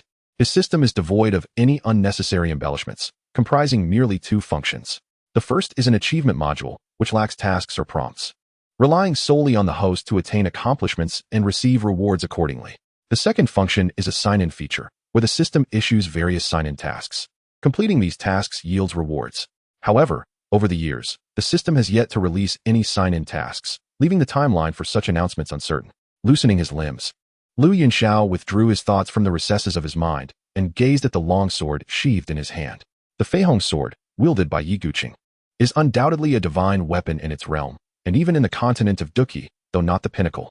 Its status as a fourth-tier initial-grade weapon affirms its esteemed place. At the very least, within the Jiama Empire, it qualifies as a rather commendable weapon. With a resounding clang, Lu Yunxiao drew the sword, its melodic hum resonating through the air as the Feihong sword stood proudly aloft. As he surveyed the blade, he beheld its strikingly graceful form, the chilling aura emanating from it akin to autumn waters, with a faint crimson glow adorning its splendid surface, the origin of its name. The blade's edge is unparalleled in sharpness, its cold gleam capable of slicing through gold and jade, cleaving iron as if it were mud. With a casual flourish, Lu Yunxiao wielded the sword, unleashing a flurry of blade shadows, sending arcs of sword energy cascading forth, leaving shallow traces upon the ground. Though delicate, they remain perceptible to the naked eye. This is the allure of a divine weapon. Even though Lu Yunxiao scarcely exerted any fighting spirit, he could still unleash subtle sword energy, a testament to the inherent enhancement properties of the weapon itself. A fine sword indeed surpasses my steel blade by a significant margin. Wielding it would undoubtedly augment my prowess. Truly, a superior weapon holds immense significance for a martial artist. Lu Yunxiao smiled faintly, expressing his admiration before scrutinizing the Feihong sword once more. He then returned the sword to its sheath, storing it away. Breaking through to the fighter realm was merely the first step. There remained a crucial task ahead. System, let us commence. Prepare to dispel the seal. Lu Yunxiao articulated within his mind. Ever since he became aware of the seal on his innate constitution, he had awaited this moment for far too long.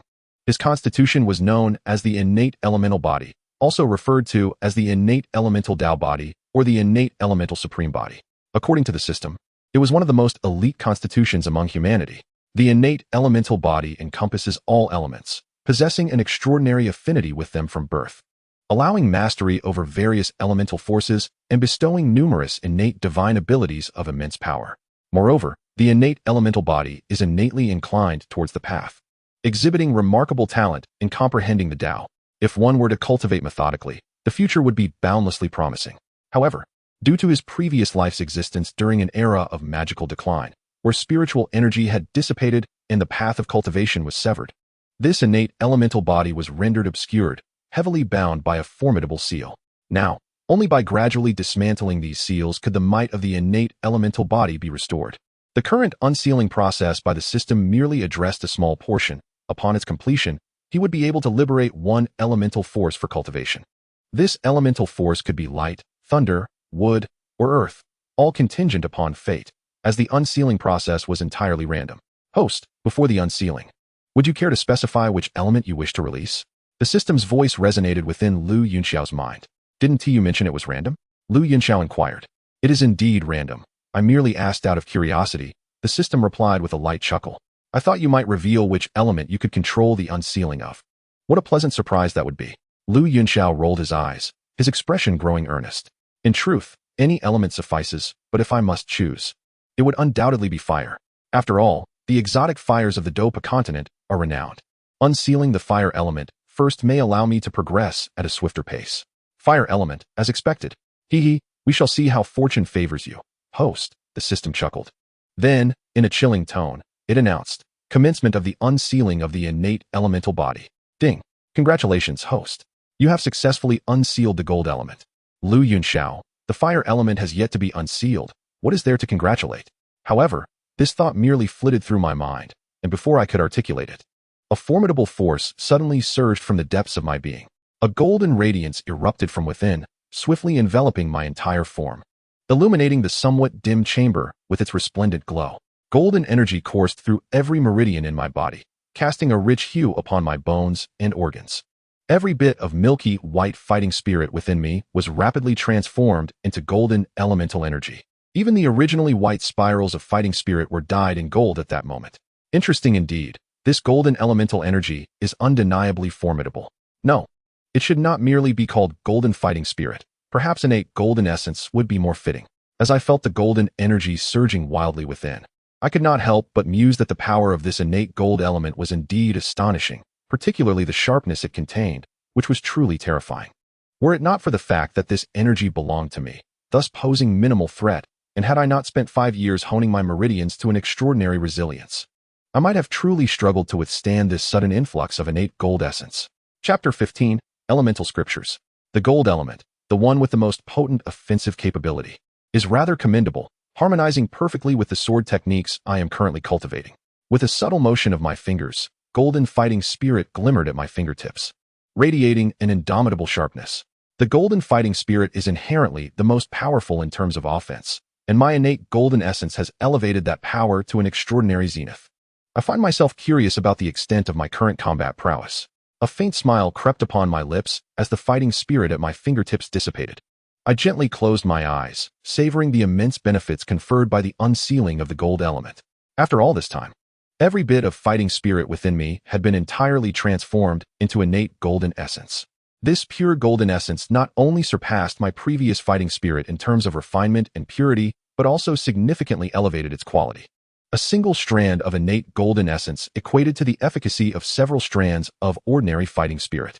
Moreover, beyond the fighting spirit, this innate golden essence was also refining my meridians, flesh, and bones.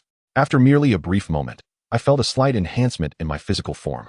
If this continues, with the refining power of the innate golden essence, my physique will undoubtedly grow stronger. The gold element is inherently the mightiest in attack. If one possesses such overwhelming offensive power alongside a resilient physique, they become a truly formidable individual. In addition to this, I have gained further benefits. At the moment the gold element awakened, my perception abilities were significantly amplified, granting me an exceptional capacity for detection, one of the innate talents bestowed by the gold element. In the midst of battle, heightened perception enables swifter reactions and the ability to discern the enemy's weaknesses in advance, which proves to be immensely beneficial. Immersed in his thoughts, Lu Yunxiao attuned himself to the mysteries of the innate golden energy within his body, momentarily lost in its depths. As time gradually elapsed, the extraordinary phenomena accompanying the unsealing of his physique began to fade, and the golden radiance filling the chamber dissipated slowly. While the golden glow enveloping Lu Yunxiao also retracted gently, the chilling and sharp aura surrounding him gradually subsided, and at that moment, he opened his eyes. His ebony orbs sparkled with brilliance, concealing a keen golden gleam deep within. He had fully regained his previous tranquility and warmth, yet a newfound resolve graced his brow, rendering him even more valiant and decisive. System, please present the Elemental Sutra, Yunxiao spoke softly, connecting with the system in his mind. The Elemental Sutra was one of the items bestowed upon him in the novice gift pack, specifically tailored by the system for his innate elemental physique, representing the most suitable method for his cultivation. At that time, he had yet to reach the realm of a fighter, so he had left it untouched within the system. Now that he had transcended to the fighter level, it was indeed time to cultivate it. He was curious about the wonders of the Elemental Sutra that was deemed fitting for his training and what tier it might belong to. He did not expect to begin with a celestial grade technique. Such a notion was unrealistic. While celestial grade techniques were undoubtedly formidable, they were not accessible to fighters. The complexity of celestial grade techniques could be detrimental to fighters, and only upon reaching a certain level of prowess would it be prudent to pursue such advanced methodologies. He merely hoped for a slightly elevated tier that would facilitate rapid growth in the initial stages. As Yunxiao contemplated, the system's voice resonated in his mind. Ding! Congratulations. Host, you have acquired the upper section of the Elemental Sutra, classified as intermediate in the profound tier. Yunxiao, upper section? Is there a lower section as well? He inquired. To be precise, there are also a middle section and a lower section, the system replied calmly. Yunxiao, is it truly necessary to divide a technique into so many sections? He retorted, somewhat exasperated. Indeed, it is necessary. The original Elemental Sutra was a high-level Earth-grade technique, and dividing it into 3 sections is the most suitable approach for the host. For fighters, practicing a yellow-grade technique is too rudimentary and may hinder future potential. Conversely, the Earth-grade techniques are somewhat advanced and intricate, which could be counterproductive for their cultivation. The profound-grade techniques are the most accessible for fighters, allowing for a cultivation speed that keeps pace and a methodology that is not overly complex, thus facilitating a smooth training process. As one's strength grows, transitioning to higher-tier techniques will naturally become viable. The ancient races indeed followed this path, each possessing celestial tier techniques. However, none began their cultivation with heavenly tier methods. They opted for profound tier techniques at the outset, gradually transitioning to earthly tier and ultimately achieving heavenly tier. After all, one consumes a meal bite by bite, rather than attempting to devour it all at once and becoming an immense glutton. The elemental scripture is divided into 3 parts, upper, middle, and lower. The upper part alone corresponds to intermediate profound tier, while the combination of the upper and middle parts constitutes low earthly tier. Naturally, the complete trio represents advanced earthly tier. When the hostess power reaches a sufficient height, the system will also provide advanced techniques of the elemental scripture. Thus, the host may cultivate with peace of mind. The system emphasized that its classification is undoubtedly sensible, all for the benefit of the host. Your assertion is not without merit, Yunxiao nodded, acknowledging that he possessed some understanding. Initially, he was merely astonished by the system's division of a single technique into 3 parts, yet the system's explanation clarified his confusion. Intermediate profound tier is indeed adequate for a combatant to reach the Grandmaster stage. Yunxiao chuckled casually and then inquired, by the way, you mentioned advanced techniques within the elemental scripture. What are those? He was genuinely curious about this matter. Within the elemental scripture lies the elemental true canon, which further contains the elemental immortal canon, and above that, the elemental Dao canon. Host, you still have much to practice, the system replied nonchalantly. Oh, your words pique my interest. At the system's revelation, Yunxiao's eyes instantly sparkled with excitement. Then the host should hasten to cultivate, engage more with achievements, and complete various sign-in tasks. In time, these techniques will inevitably be within your grasp. Moreover, all these techniques originate from the same source, inherently aligning with the host's constitution, enabling the host to fully harness elemental power. Therefore, the host must strive diligently, the system gently encouraged. After all, the system's design operates on the principle of the more effort, the greater the reward. The extent of benefits the host can reap depends on the achievements the host can accomplish. I understand this well. I have never lacked diligence, Yunxiao replied with a faint smile. With a thought, the recently issued elemental scripture flickered in his mind. He was now ready to cultivate, imprinting the elemental scripture upon the combat energy within him. Chapter 16, 3 Methods to Unseal. Cultivating the technique was not particularly arduous, especially since the elemental scripture harmonized flawlessly with Yunxiao's constitution, making the process even simpler. In just 2 hours, Yunxiao transformed all the combat energy within him into the exclusive combat energy of the elemental scripture. Following the successful cultivation of the elemental scripture, his absorption rate of combat energy accelerated. The reserves of combat energy within him became more robust, and even his control over the innate metal combat energy grew increasingly adept. Indeed, The cultivation technique is of paramount importance to a warrior. Lu Yunxiao sighed softly and gently opened his eyes. As he blinked, memories of the scene he had witnessed during his introspection flooded back to him. Unable to restrain his curiosity, Lu Yunxiao inquired, "System, I have just discovered a minuscule fragment of colorful fighting energy deep within me, alongside the golden, innate Gungjin fighting energy. What exactly is that?" "That represents the fighting energy of other attributes within the host's body. The essence of the innate elemental body seal is fundamentally a cohesive whole. Once the seal of the gold element is lifted, the seals of the other elements will also tremble, resulting in a slight leakage of primal fighting energy. However, this energy is so minuscule that it cannot be cultivated. If the host wishes to cultivate this energy, the corresponding seals must be undone," the system replied calmly. Lu Yunxiao raised an eyebrow, his gaze shifting thoughtfully before he suddenly asked, "If one day I were to unseal the fire element while the wood element remains sealed, could I still become an alchemist utilizing the minuscule traces of wood attribute fighting energy that have leaked out?" "That is indeed possible. The requirements to become an alchemist inherently include a blend of fire attribute mixed with a trace of wood attribute. If the host unseals the fire element, he would certainly have the potential to become an alchemist. However, whether the host would be fortunate enough to unseal the fire element is uncertain, as the system's task rewards are randomly activated. Given my understanding of the host, it seems you are not particularly favored by fortune," the system stated earnestly. Lu Yunxiao rolled his eyes, retorting, "Could you not be a bit more tactful?" He then continued, "Aside from the system's method for unsealing, are there any other ways to achieve this?" "Certainly. Beyond the system's assistance, there are 2 additional methods to unseal the seals. The first involves acquiring earthly spiritual materials and treasures corresponding to the respective attributes. If the host can obtain such spiritual materials and treasures, their energy can break through the seals within the host's body.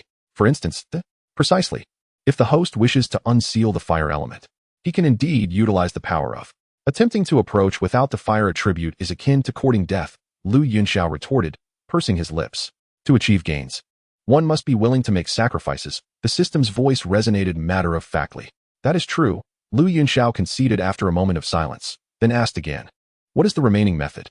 "The third method involves comprehending the laws. If the host reaches a profound understanding of a particular element, he can connect it with his own constitution and forcibly break through the seal," the system explained gently. "This third method seems even more implausible. To link elemental comprehension with my constitution requires an understanding of such depth that, if I possessed such strength, I would have already attained considerable power. With that capability, wouldn't it be far simpler to seek out various earthly spiritual materials? It would certainly be much more expedient than the arduous task of comprehending the elements." Lu Yunxiao could not help but express his dissatisfaction. Of course, this system is aware of what the host has stated. Yet the circumstances are such that there is little that can be done, the system replied rather bluntly. Upon hearing this, Lu Yunxiao's lips twitched. This system was truly something else. It seemed that aside from the rewards offered by the system, the only plausible path to unlock the corresponding physique was through a secondary route. Lu Yunxiao sighed softly. "So, the host has already made up their mind, haven't they?" The system inquired softly. "What do you think? In order to grow stronger swiftly, certain actions must be taken. If the protagonist Xiao Yan dared to risk swallowing the, my resolve will certainly not be any less," Lu Yunxiao replied earnestly. "Now, this is the host I know," the system remarked with a smile. Lu Yunxiao shrugged, neither confirming nor denying it. He rubbed his hands together and said, "System, please display my system panel. It has been years since I last viewed this." "Certainly," the system responded, proceeding with the operation.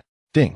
The host information panel is as follows. Host, Lu Yunxiao, Ancient Xiao, Age, 14 Cultivation Level, 4-star Dou Fighter Soul, Mid-level Mortal Realm Fate, Fate Void Walker Physique, Innate Elemental Body Sealed, Unsealed, Gold, Talent, Perceptive Detection Cultivation Technique, Elemental Scripture, Mid-level Profound, Combat Skills, 1 Sword Across the Ages, Low-level Earth, Celestial Flight, High-level Profound, Tide Gazing Fist, High-level Profound, Wind Walking Steps, Low-level Profound, Weapon, Flying Rainbow Sword, Initial Stage of 4th Grade, Items, Yin Yang Mysterious Heart Pendant, 9th Grade Treasure, Beginner Spatial Ring, Qi Gathering Powder.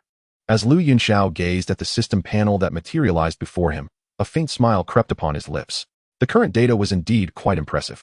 Firstly, regarding his cultivation level, although he had just broken through to the Dou Fighter stage, the 5 years of diligent cultivation had bestowed upon him a profound foundation that swiftly elevated him to the 4-star Dou Fighter realm. Furthermore, despite reaching this level, his Dou Qi remained as solid as iron, and he could perfectly control the Dou Qi within him. This foundational strength had not suffered any adverse effects. It was a natural progression rather than an artificial enhancement of power, a result that unfolded seamlessly. Secondly, concerning his soul. Having lived 2 lives endowed him with a soul strength far beyond that of ordinary individuals. Typically, a Dou fighter's soul realm only attains the early mortal realm, while those with exceptional talents can reach the pinnacle of the early mortal realm, such as Xiao Yan. His soul realm was evidently higher, reaching the mid-level of the mortal realm, a level usually attained by alchemists of the 4th grade or above. In the realm of alchemy, it is common for those possessing a mid-level mortal realm soul to be 5th grade alchemists. In the present day, the burgeoning fighter, Yunxiao, possesses a soul strength comparable to that of an average 5th-tier alchemist. One can only imagine the immense magnitude of his spiritual prowess. It can be asserted that once he unlocks the fire element, Yunxiao will emerge as a true prodigy in the art of alchemy. Moreover, the synergy of the techniques and combat skills he wields is remarkably impressive, at least at the fighter stage. His combination of techniques and combat skills has already positioned him to stand proudly above countless others. After his breakthrough, a sense of restlessness began to stir within him. With a blink of his eyes, Yunxiao felt an irresistible urge to test the true extent of his newfound strength. Chapter 17. An initial display of brilliance. With a thought, he summoned the system to retract the information panel and rose to his feet. Stretching lazily, he took a step forward towards the exit of the secluded chamber. Inside the shop, Hai Buodong awaited him, having drained the last drop of his tea. Lost in thought, his concern was evident in his gaze.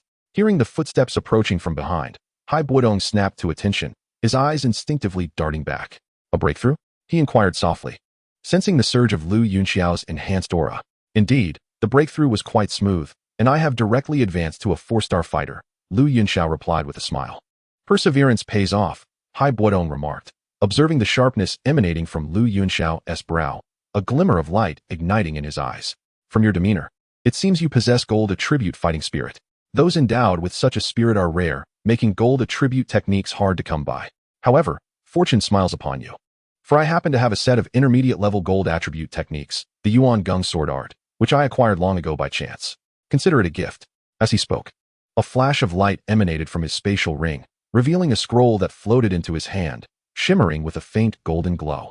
The Yuan Gong sword art is complemented by a set of sword techniques, also of intermediate level, and together, their worth rivals that of advanced level techniques. Here, take it, you rascal. As Hai Buodong handed over the golden scroll, Yunxiao grasped the soft material, his eyes glimmering with a hint of emotion. Though he might not be able to utilize these techniques just yet, he felt the genuine care that Hai Buodong had for him. Moreover, the Yuan Gong sword art, paired with its combat skills, holds a value not inferior to advanced level techniques. Estimated to be worth at least several 100,000 gold coins, a considerable sum for Hai Buodong. He recalled the arduous months spent slaying nearly 200 first-tier magical beasts, often exhausting himself to the brink, only to gather magic cores that sold for just over 60,000 gold coins. Earning money is far from a simple endeavor. Though the element of the scripture had been obtained, Yunxiao did not refuse it. After all, this was a heartfelt gesture from Haibodong, which should not be taken lightly. However, the kindness shown by Haibodong was firmly etched in his heart. Observing Yunxiao's somewhat dazed expression, which hinted at his emotional stir, Haibodong cleared his throat and remarked, "Now that you have acquired the technique, put it away. The day is nearly done. Prepare dinner, for I am famished. Your breakthrough has consumed the entire afternoon." Upon hearing this, Yunxiao glanced outside, and indeed, the daylight was gradually fading. He had first broken through to the rank of a fighter, then unlocked his physique, followed by the cultivation of the technique, which had taken considerable time. "Very well, wait for me. I shall prepare dinner." Yunxiao replied softly as he stored the scroll in his spatial ring. Go on, go on." Haibodong waved his hand, appearing rather impatient. Yunxiao smiled lightly, shook his head, and turned slightly to begin the preparations for dinner. The next morning, the sun hung high in the sky, casting its brilliant rays upon the earth. Clad in white attire and wielding the Feihong's sword, Yunxiao set forth towards the Tagur Desert. The early morning desert still bore a hint of coolness, and the gentle breeze offered a refreshing sensation. This was a rare moment of comfort in the desert, for once the hour of Chun passed into the hour of Si, the temperature would soar to staggering heights. This was also the reason Yunxiao donned a white robe. Not only did he favor the simplicity of this hue, but the reflective quality of white would minimize heat absorption. His gray boots crunched against the sandy terrain as his demeanor remained calm, following the familiar path deeper into the desert. This journey served as a personal trial, as he intended to spend 1 to 2 months within the vast expanse. Previously, His longest duration in the desert had been a mere week, but having gained strength, the challenges he faced now required commensurate growth. His spatial ring was adequately stocked with fresh water and provisions, instilling him with confidence for this endeavor. As Yunxiao ambled forward, the sun had shifted slightly in the sky, causing the air temperature to rise noticeably. Suddenly, a faint sound reached his ears, prompting him to halt in his tracks. His eyes widened slightly, revealing a glimmer of sharpness as he swiftly stamped his right foot, sending sand swirling and scattering. With a quick draw, the Fei Hong's sword gleamed with a cold light, its fierce blades slicing through the air. In an instant, a creature the size of a basin, clad in black armor and adorned with long, hooked tails, was cleaved in two, its lifeless body collapsing to the ground with a soft thud. From the remains, green blood seeped into the sand below. The creature in question is known as the Desert Scorpion, a first-tier magical beast, with the rare potential for some to evolve into the second tier. The one before Yunxiao is merely at the initial stage of the first tier.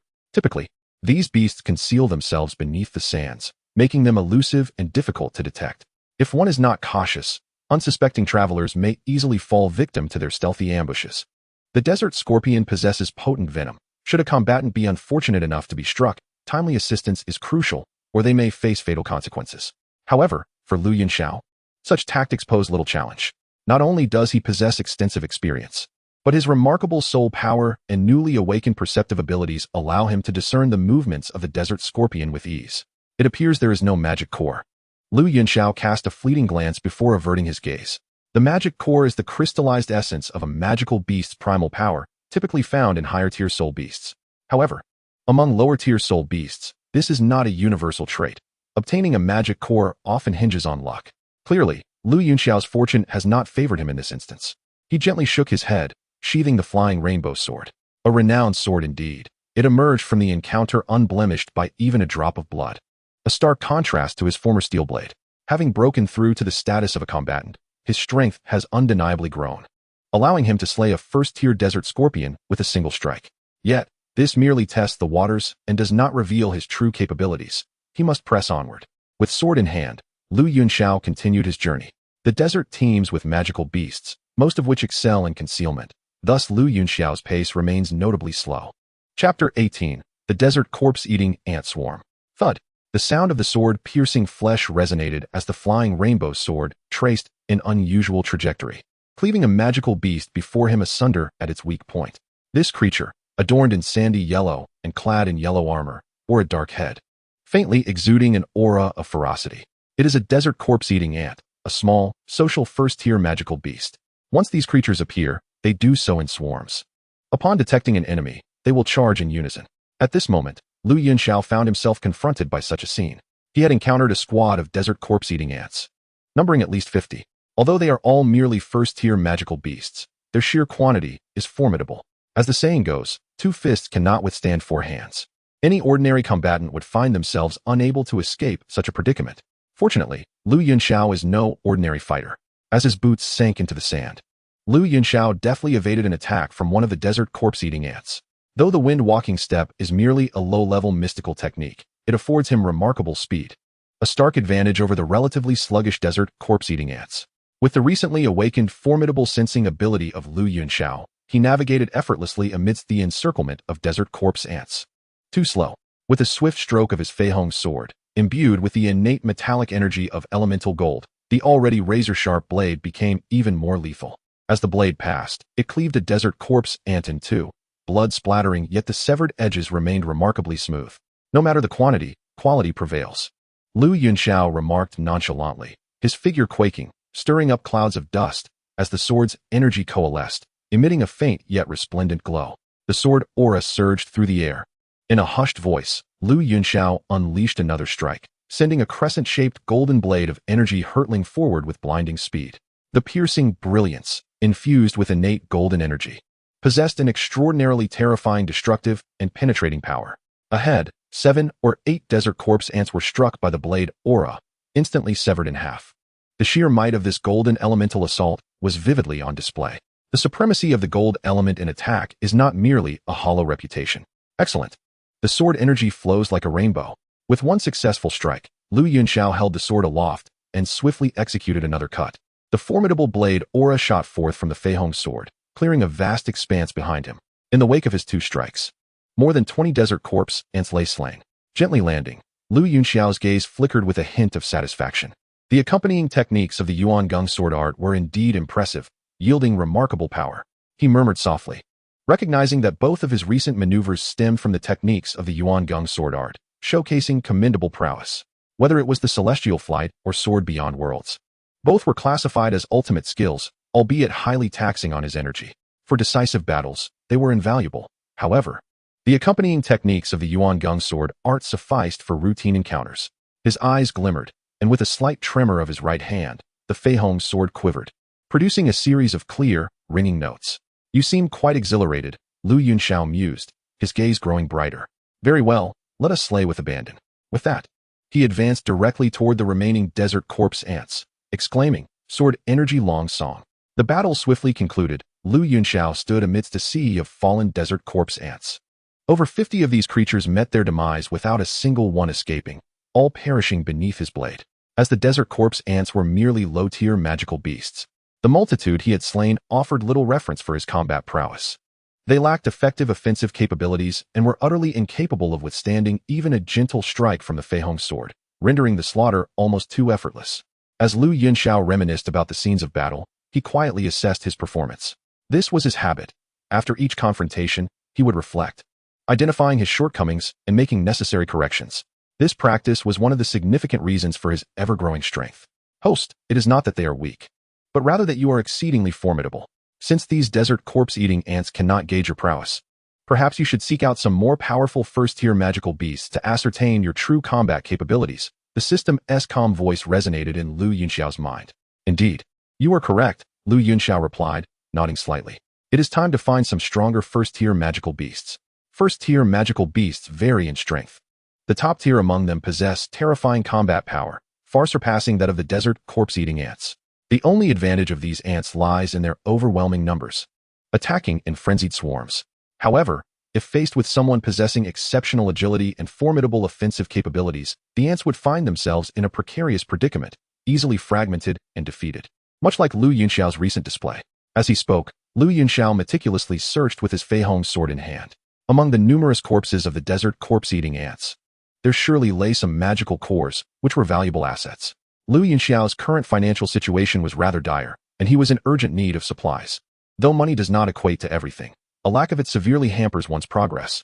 After scouring the remains of over 50 desert corpse-eating ants, he managed to uncover only 8 magical cores, a truly disheartening find given their abysmal drop rate.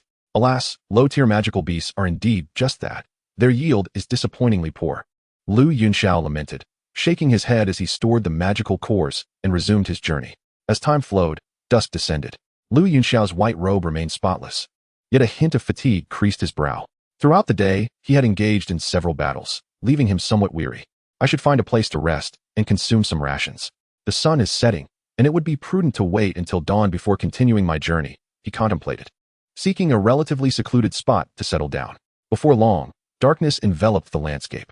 Lu Yunxiao kindled a small fire and sat beside it, quietly consuming his provisions. The evening breeze swept through, gradually cooling the desert air. Suddenly, amidst the hissing and howling of the wind, a faint, inconspicuous sound reached his ears. What is that noise? Lu Yunxiao furrowed his brow, gripping the Fei Hong sword tightly in hand. His left thumb gently nudged the blade, drawing it partially from its sheath, its cold gleam reflecting the night's chill. The desert at night is even more perilous. Many magical beasts emerge only under the cover of darkness. Thus, even the slightest sound instantly heightened Lu Yunxiao's vigilance. Chapter 19. First-tier magical beast, crimson-tailed flame sand serpent. Lu Yunxiao's eyes glinted like swords, sharp and piercing, reflecting the faint light of the campfire as he surveyed his surroundings. Yet, the darkness of night shrouded everything, greatly impeding his vision. Despite his diligent scanning, he could detect no trace of movement. A faint hissing sound reached his ears, this time more pronounced than before. Intriguing, it seemed quite adept at concealing itself. With a faint smile, Lu Yunxiao bent slightly, his right hand delving into the golden sand, his eyes gently closing as he extended his perceptive abilities outward like a tide, rapidly encompassing the area around him. The awakening of his elemental sensing capabilities was its true purpose. Through this ability, he could keenly sense all entities and even their essences within a radius of 1,000 meters, extracting valuable information from them. Moreover, as his strength grew, So too would the potency of this detection ability. As Lu Yunxiao meticulously probed, he suddenly froze, his eyes snapping open, radiating brilliance. He had found it. With a swift motion, he extended his right hand, launching 2 moonlight stones into the air, and then his body propelled forward like an arrow. With a clang, the flying rainbow sword was drawn from its sheath, and with it in hand, Lu Yunxiao unleashed a fierce wave of sword energy ahead. The sword energy collided with a shadow, producing a shower of sparks and a resounding noise. Approaching with his sword drawn, illuminated by the glow of the moonlight stones, he beheld the intruder clearly. It was a serpent, a massive 5-meter-long creature.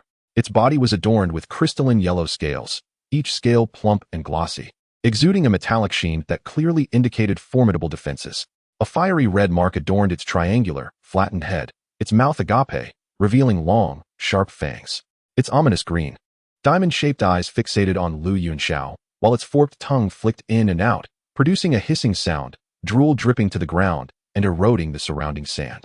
The serpent's red tail swayed slightly, coiling its body as its head rose high, exuding an unmistakable aura of aggression. Crimson-tailed flame sand serpent, Lu Yunxiao murmured to himself, immediately recognizing this magical beast. Among low-tier magical creatures, the crimson-tailed flame sand serpent was notably formidable, possessing both fire and earth attributes. Despite their chaotic nature, these attributes did not hinder its remarkable defense and potent offensive capabilities.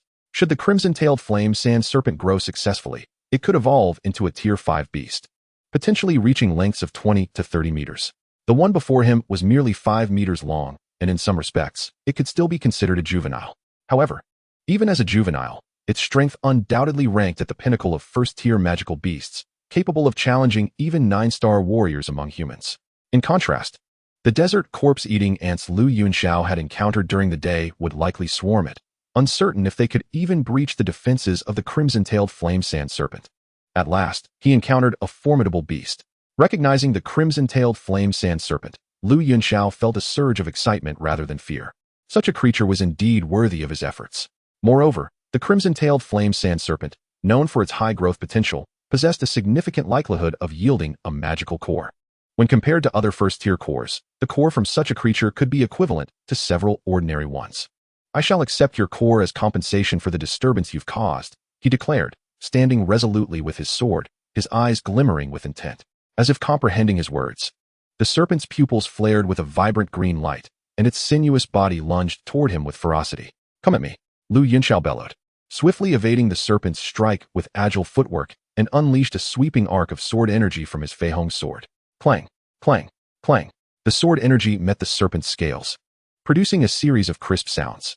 Each strike shattered the crystalline golden scales, revealing the vivid crimson flesh beneath. Yet, that was all. The sword energy could advance no further. Given the serpent's considerable length, the damage inflicted by the minor scale ruptures only caused it mild discomfort. Remarkably resilient. "It appears I must be more serious," Lu Yunxiao mused, his smile fading as the golden innate metal energy surged within him, enveloping the Fei Hong sword in a faint golden glow. "Sequential sword energy," he murmured, conjuring rings of sword energy that rapidly advanced towards the crimson-tailed flame sand serpent. The serpent darted swiftly, evading most of the onslaught. But some residual sword energy struck it nonetheless, demonstrating formidable penetrating power. The crystalline scales were forcibly cleaved apart, and droplets of blood flowed forth. The serpent, in pain, emitted a mournful cry, its jaws agape as a stream of venomous liquid shot forth. Lu Yunxiao hastily dodged. The serpent's venom was highly toxic, and being struck would spell imminent peril. Seizing the opportunity, the serpent surged forward, its form gliding across the sand as it aimed to bite him again. Lu Yunxiao halted momentarily, leaping into the air to evade the serpent's lunge. Just as he landed, a massive crimson tail struck toward him. Reacting swiftly, he parried with the sword sheath, while simultaneously delivering a powerful slash with the Fei Hong sword. The force of the serpent's tail pushed him back several steps, yet he retaliated, cleaving at the serpent's head as it lunged once more. The sharp blade left a deep gash on the serpent's head, dividing the fiery mark emblazoned upon it, and crimson blood seeped from the wound. In that moment, the red-tailed fire sand snake was thoroughly enraged, its emerald eyes brimming with fury, and its attacks grew increasingly frenzied. It must be said that the ferocity of the red-tailed fire sand snake's assaults was truly unparalleled. Striking with remarkable speed and launching over 100 attacks upon Lu Yunxiao in the blink of an eye. With his long sword in hand, Lu Yunxiao leveraging his exceptional perceptive abilities, managed to deflect every strike from the snake, leaving behind a series of wounds with the sharp essence of innate metal energy. The fierce clash between man and serpent stirred up clouds of dust, sending debris swirling through the air. Suddenly, a glint flashed in Lu Yunxiao's gaze. The blade in his hand radiated brilliance as he soared into the air. Having engaged sufficiently, he resolved to unveil his true prowess. With a flicker of determination in his eyes, a surge of battle energy erupted around him, swirling as his garments billowed dramatically. Merging with his sword, he executed a flawless thrust. Celestial Ascension. As this strike was unleashed, it soared like a rainbow across the heavens, akin to a celestial lightning bolt descending from above. Swift and resplendent, the sky was filled with the shadows of the blade, an invisible sword aura radiating in all directions, pure, unblemished, and elusive. As if a divine figure had manifested.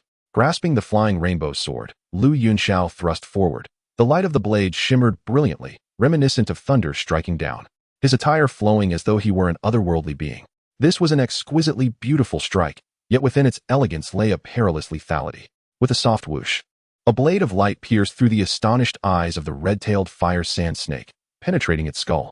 The razor-sharp energy cleaved the serpent's body in two. The severed halves of the snake continued to convulse on the sandy ground, crimson blood oozing from the gaping wound. Lu Yunxiao landed gracefully, his grip firm on the flying rainbow sword, a hint of exhilaration sparkling in his eyes. This was his first time employing Celestial Ascension, and its formidable power truly took him aback.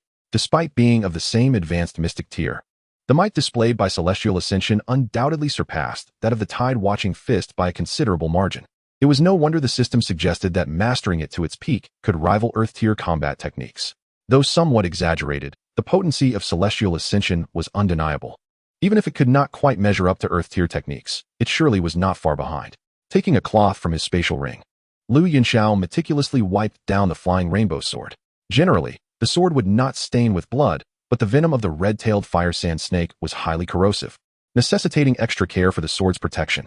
Once the cleaning was complete, he sheathed the flying rainbow sword and cast his gaze aside, noticing that the serpent's body was still writhing.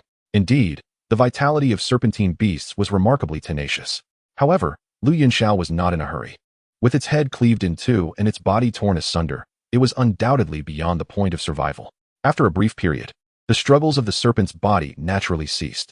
Approximately 2 hours later, the body of the red-tailed flame sand snake finally lay still. Lu Yunxiao retrieved his finely crafted steel sword and began the dissection. The Feihong sword was ill-suited for such a task. The presence of the steel sword was indeed most appropriate. As he sliced through the serpent's body with meticulous care, Lu Yunxiao ultimately discovered a magical core, larger than a pigeon egg, nestled within the remains of the red-tailed flame sand snake. This magical core was entirely yellow, interspersed with hints of fiery red, and exuded a translucent clarity. Its surface was smooth and lustrous. When held, one could feel the robust energy contained within.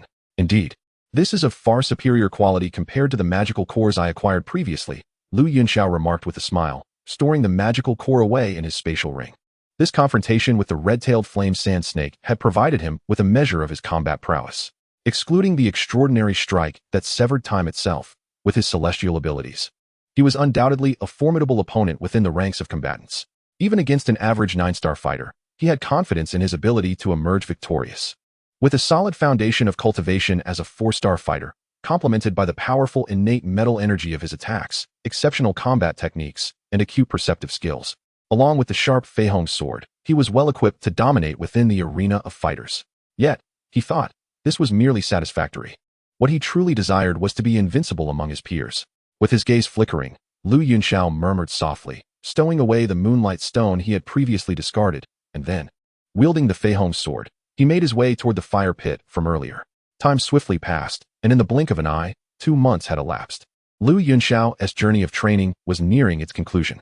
Standing tall atop a high sand dune, he opened his eyes slightly, gazing into the distance at a magical beast. A flicker of brilliance igniting in his gaze. Over these 2 months, not only had he made remarkable strides in his combat skills, but his fighting spirit had also ascended by 2 stars, marking him as a genuine 6-star fighter. While it is generally acknowledged that progression within the fighter stage is significantly swifter than that of the fighting energy stage, achieving a 2-star increase within 2 months is still remarkably rapid. Undoubtedly, compared to the Lu Yunxiao of 2 months prior, he had grown considerably stronger. Today, His objective was a second-tier magical beast, perfectly culminating his training with such a creature. At this moment, Lu Yunxiao had set his sights on a second-tier sand spider. This type of magical beast was also a social creature, and hunting one could potentially provoke the attack of others. However, Lu Yunxiao felt no trepidation. A dozen first-tier sand spiders posed little challenge to him, and moreover, in his line of sight, this particular sand spider appeared to be solitary. Now was the time. Lu Yunxiao shouted softly, launching himself forward with remarkable speed, the Feihong sword gleaming brightly in his grasp, unleashing a sharp sword aura that sliced through the air. Clang! The sword energy struck the second-tier sand spider, producing a crisp sound. Reacting to the attack, the creature's black eyes flared with fury, gleaming with a cruel and savage light. As its yellowish, sharp legs lunged towards Lu Yunxiao. With a swift motion, Lu Yunxiao evaded, and with a slash of the flying rainbow sword, the two collided, sparking a shower of flames. A tremendous force surged, causing Lu Yunxiao to stagger back several steps, while the second-tier sand spider was also momentarily shaken. This spectacle undoubtedly incited further rage within the sand spider. It opened its grotesque maw, launching a yellowish web that unfurled in the air. A massive net nearly 4 meters in diameter hurtling towards Lu Yunxiao, startling him. He swiftly activated his body technique, unleashing a sharp sword energy imbued with the essence of innate metal, which ultimately tore through the web entirely. With a sigh of relief, Lu Yunxiao observed the second-tier sand spider arch its long legs before propelling itself into the air, directly lunging at him, its elongated limbs swaying ominously. Lu Yunxiao's feet moved in rapid succession, deftly evading the creature's assault.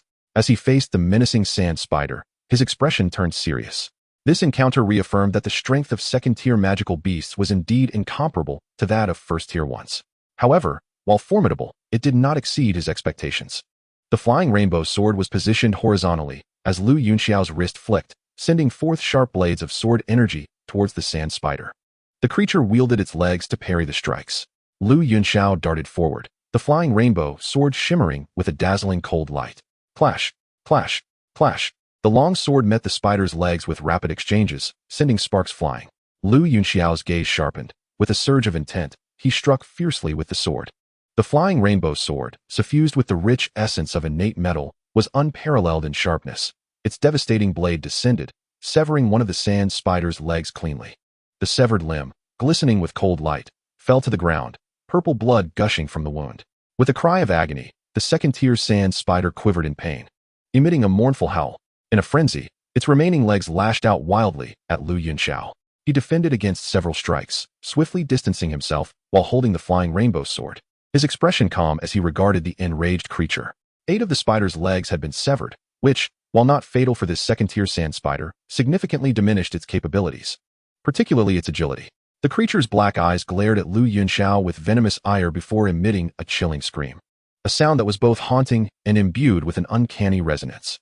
As the cry echoed, Lu Yunxiao sensed a disturbance in the distant sandy terrain, where the quicksand seemed to undulate, as if something were striving to emerge from beneath. Ah, is it calling for aid?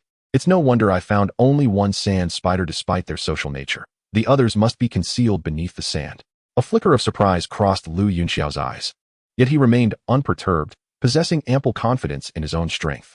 As the quicksand subsided, a multitude of sand spiders revealed themselves. Lu Yunxiao casually estimated their number to be in the dozens, most of which were around 1 meter in size, all being first-tier magical beasts. Is this all? Lu Yunxiao's gaze remained composed. Dozens of first-tier magical beasts posed no challenge to him. Host, perhaps we should withdraw for a moment. The situation seems rather precarious, the system's voice whispered in his ear. No need, Lu Yunxiao replied dismissively. It's merely a few dozen first-tier magical beasts. Even if there were 100 more, I wouldn't be afraid. To me, at this stage, these initial-tier beasts are nothing but a figure. He waved his hand nonchalantly.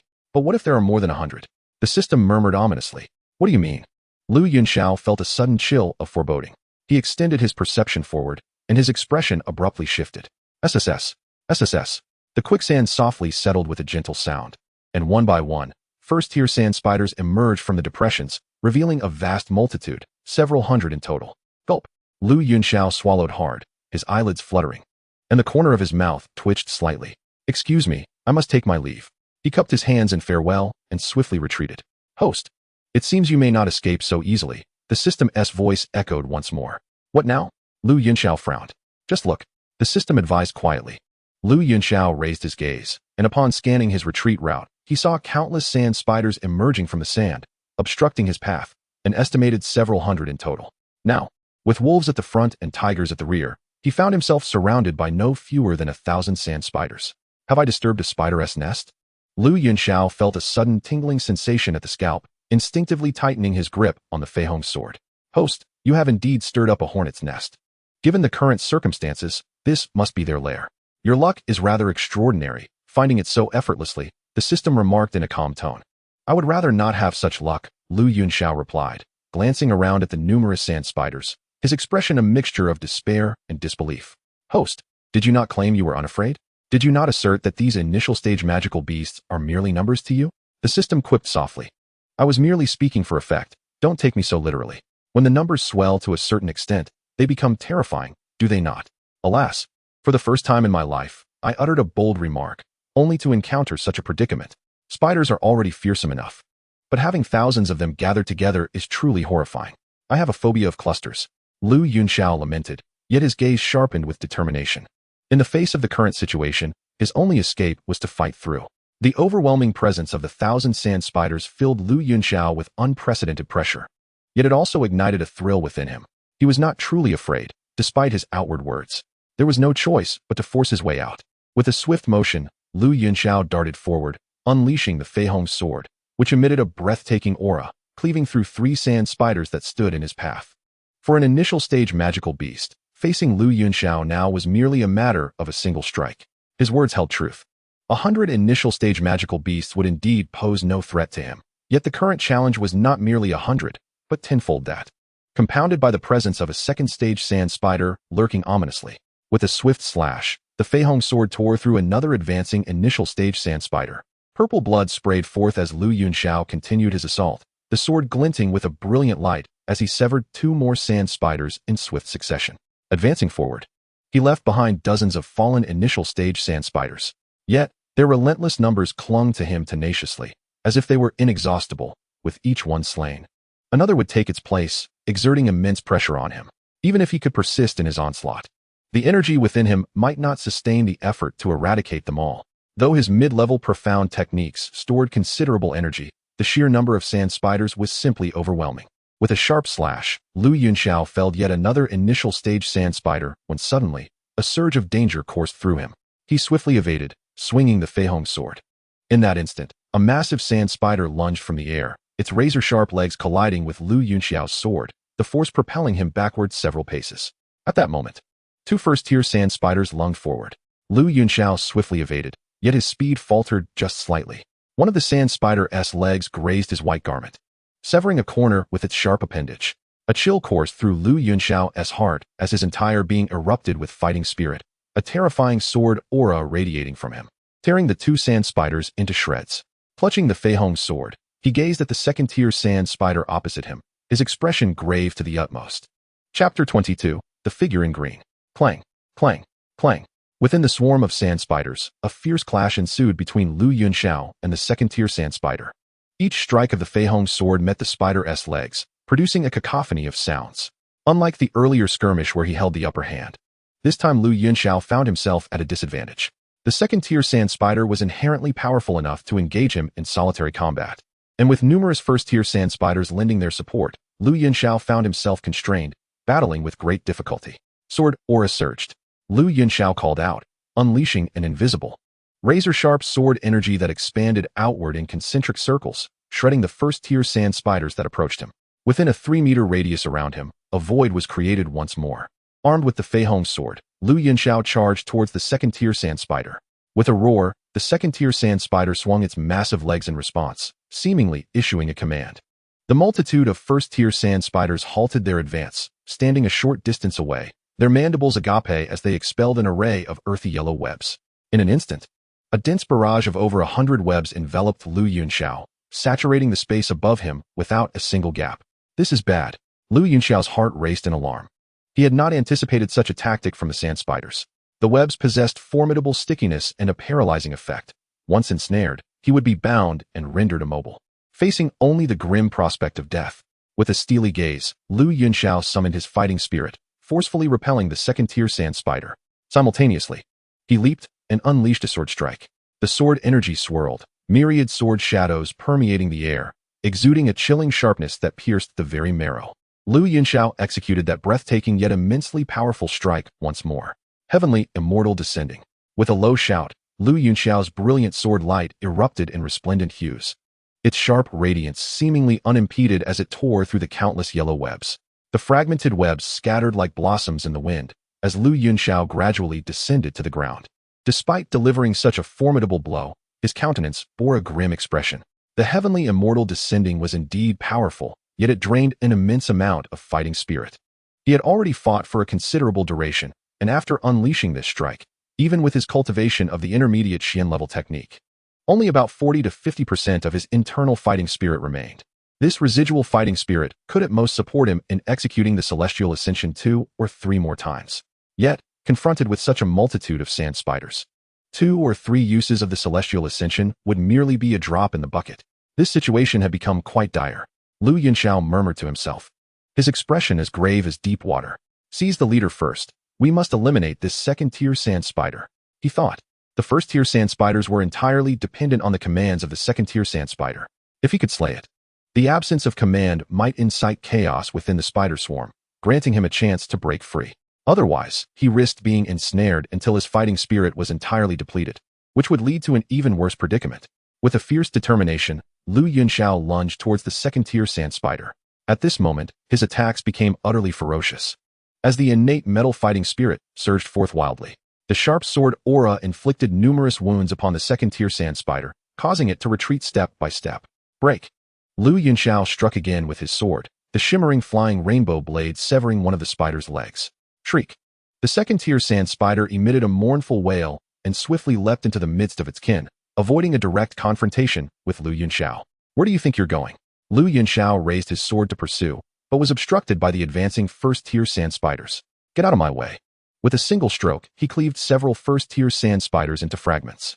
However, this brief delay allowed the second-tier sand spider to retreat completely, now commanding the swarm, gradually closing in on Yunxiao while intermittently spewing webs. This is truly troublesome. Yunxiao evaded yet another web, his countenance darkening as he had anticipated the second-tier sand spider to be so slippery, managing to escape. Now surrounded, his fighting spirit dwindled further, and the situation grew increasingly dire, with no glimmer of hope for a breakthrough. As he dodged another web, Yunxiao tore through a first-tier sand spider. Standing resolutely with his sword, gazing at the relentless tide of sand spiders, a fierce glint flickered in his eyes. He had been reluctant to employ this technique, as it bore flaws. While its power was formidable, frequent use could inflict harm upon his own body. However, given the current circumstances, with no hope for resolution, it seemed wiser to unleash a final desperate attempt. With the flying rainbow blade held horizontally, Yunxiao formed a sword gesture with his left hand and swept it across the blade. A brilliant crimson light erupted from the sword, sharp, domineering, and explosively fierce, enveloping him entirely. A minuscule, concentrated beam of red light shot forth from the tip of the sword, extending over 100 meters, exuding a terrifying chill that sent shivers down the spine, penetrating to the very marrow of his bones. A single sword cleaved the heavens, as Yunxiao murmured softly, his aura surging and his gaze sharp as a blade. Just as he was about to unleash his strike, several beams of azure sword energy, each extending over 100 feet, suddenly descended from the sky. The sword energy circled around him, and the first-tier sand spiders were torn to shreds as if made of paper. In an instant, the number of fallen first-tier sand spiders reached several hundred, more than half of their ranks obliterated. The abrupt turn of events startled Yunxiao, causing the sword technique he was cultivating to dissipate slowly. He instinctively raised his head and, following his line of sight, beheld a figure clad in azure high above. Though distant and indistinct, her graceful silhouette was unmistakable. With a casual flick of her sword, several more waves of sword energy erupted, sweeping down like a tempest and annihilating the remaining sand spider horde almost entirely. Even the second-tier sand spiders, under the onslaught of the sword energy, showed no signs of resistance and were utterly dismembered. The sheer terror of the sword energy sent chills down one's spine. Yet, Yunxiao remained largely unfazed, his expression tranquil. He had witnessed the cataclysmic battles of the 9-star battle sage. Though the sword energy before him was formidable, it did not terrify him. Instead, he found himself intrigued by the identity of the newcomer. The azure figure, with wings of fighting spirit and a powerful wind attribute, sword energy. began to merge with the impression he had of a certain individual. Chapter 23. The first encounter with Yun. Endless yellow sands spread across the ground, littered with the corpses of sand spiders, a dense carpet of death. Over 1,000 of these creatures had been effortlessly vanquished, showcasing the astonishing prowess of the newcomer. With his left hand, he produced a clean white cloth to wipe his flying rainbow sword before sheathing it. Holding the sword, Yunxiao gazed intently at the sky. A gentle breeze stirred as the azure figure descended gracefully, revealing her visage and form. Draped in a flowing azure gown, she wielded a slender and exquisite azure longsword. Her figure was lithe and elegant, her 3,000 strands of hair dancing in the wind, exuding an ethereal aura.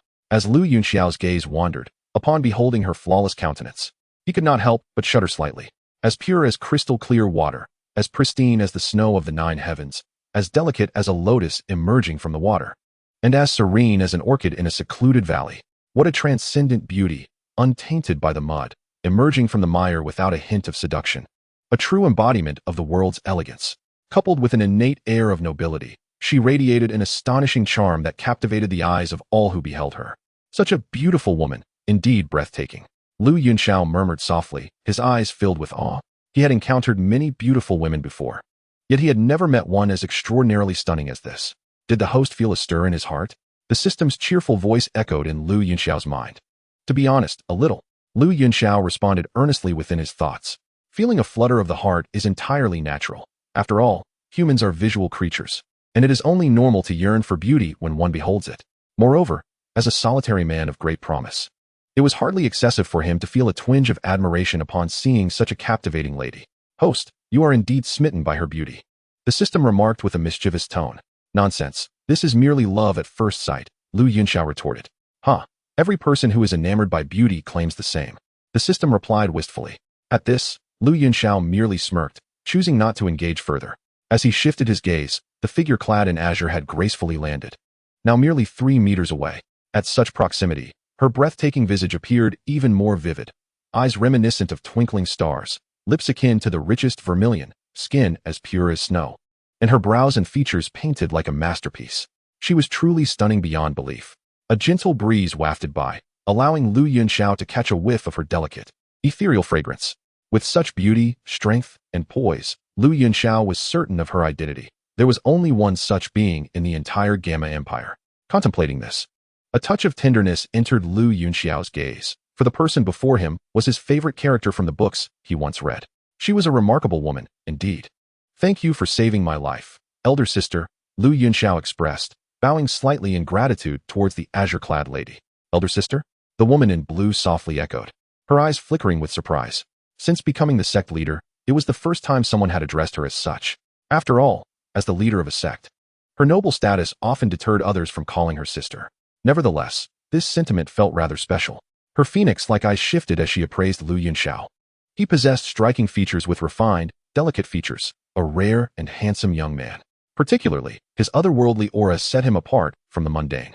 Although she was not one to judge solely by appearances, she found herself appreciating this youth's looks, deeming him the most remarkable person she had ever encountered. Moreover, whether it was a mere illusion or not, she sensed a unique aura about him that evoked an instinctive fondness, a growing affinity with each glance.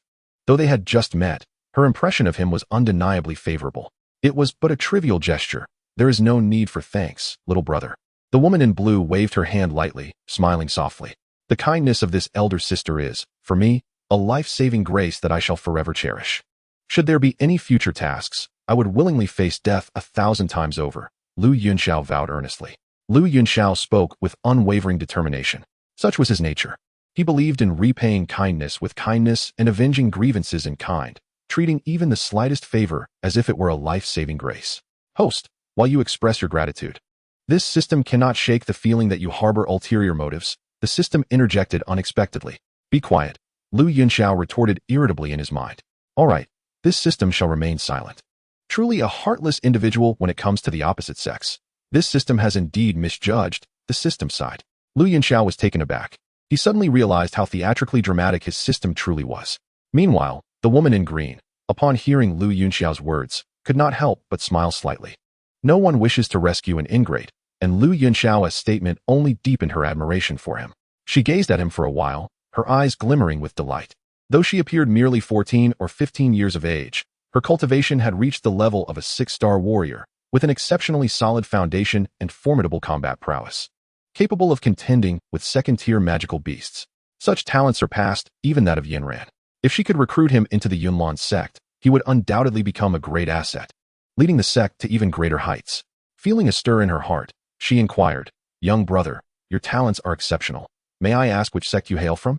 The Yunlan sect was the foremost sect in the Jiamat Empire, yet the empire boasted more than just the Yunlan sect, prompting the woman's question. Upon hearing the question, Lu Yunxiao paused briefly before a thought crossed his mind, and he quickly grasped the woman's intentions. However, he chose not to conceal the truth, softly replying, "I have not joined any sect. I am still a wandering cultivator." Wandering cultivator? The woman's eyes sparkled with interest. "Then allow me to introduce you to a place. Would you be willing to go?" "To what place?" Lu Yunxiao inquired. "The Yunlan sect. I have a friend who is the sect leader. The Yunlan sect warmly welcomes prodigies like you.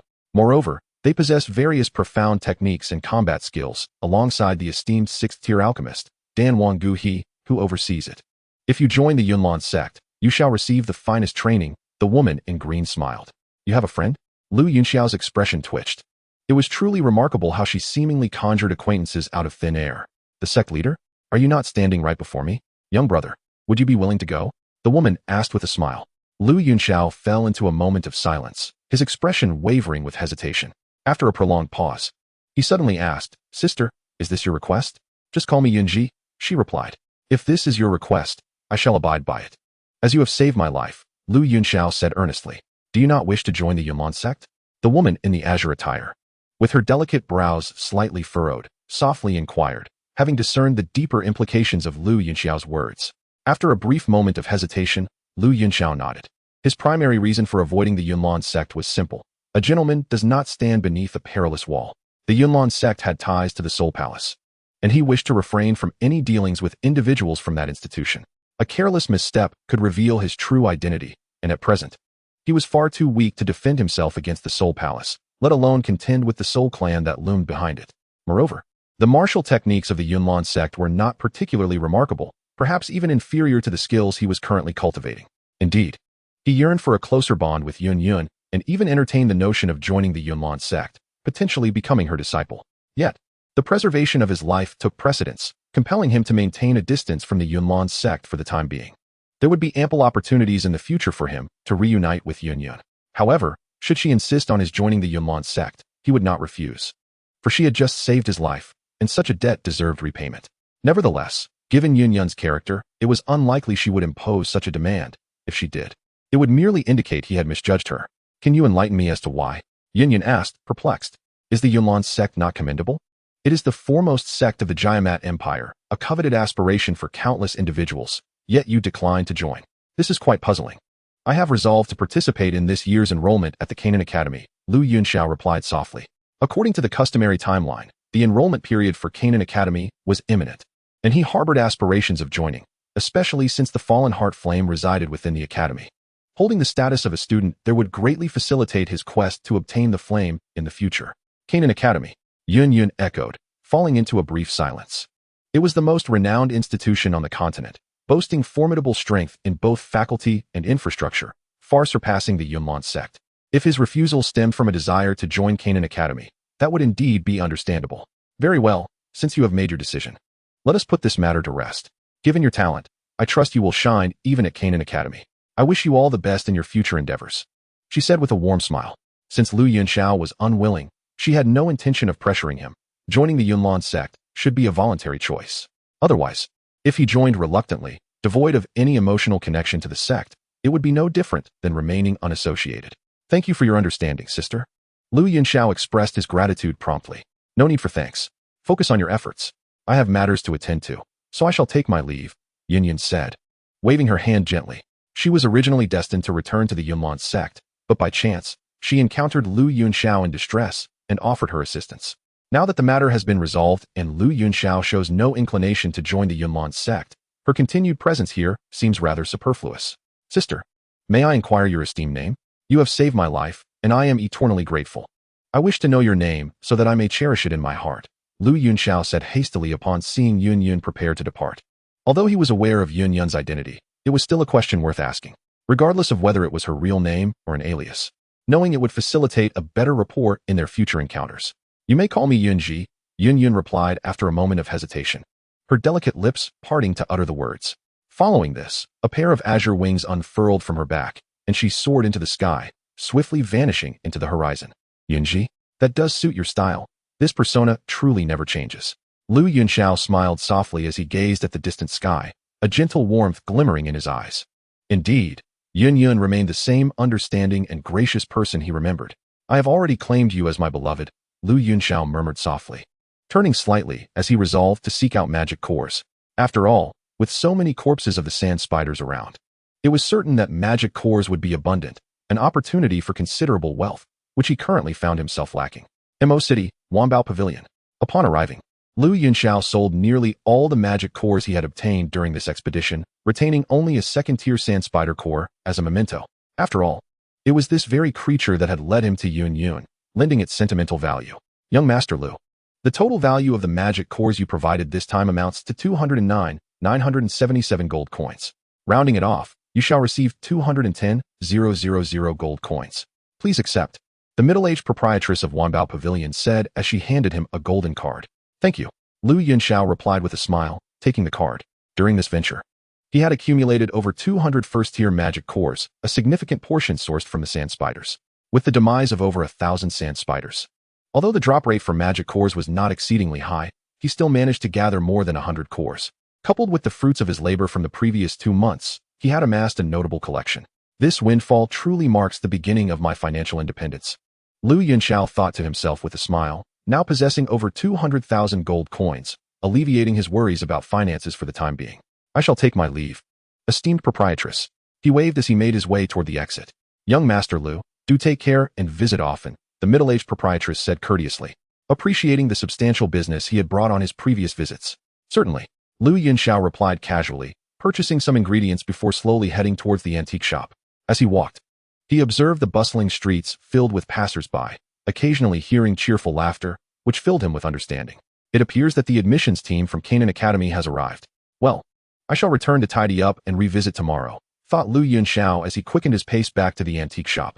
Upon reaching the entrance, he noticed several imposing figures standing outside, exuding an aura of intimidation. Young Master Lu, the burly men bowed respectfully. Is your young lady here again? Yunxiao raised an eyebrow and inquired nonchalantly.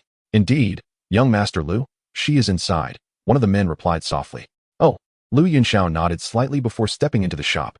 As he entered, a graceful figure caught his eye. She raised her head, her eyes shimmering with a hint of joy. Brother Yunxiao, you have returned. Chapter 25. The Remnant Map of the Purifying Lotus Demon Fire. Yes, I am back. And you are here again?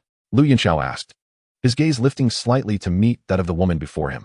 She was a strikingly beautiful young lady adorned in a form-fitting red gown that accentuated her curves. Though her allure paled in comparison to the unparalleled elegance of Yun, she possessed a captivating charm of her own.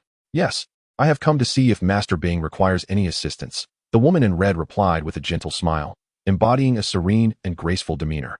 Oh, then please continue to assist him. I have just returned from outside, covered in dust, and I must clean myself.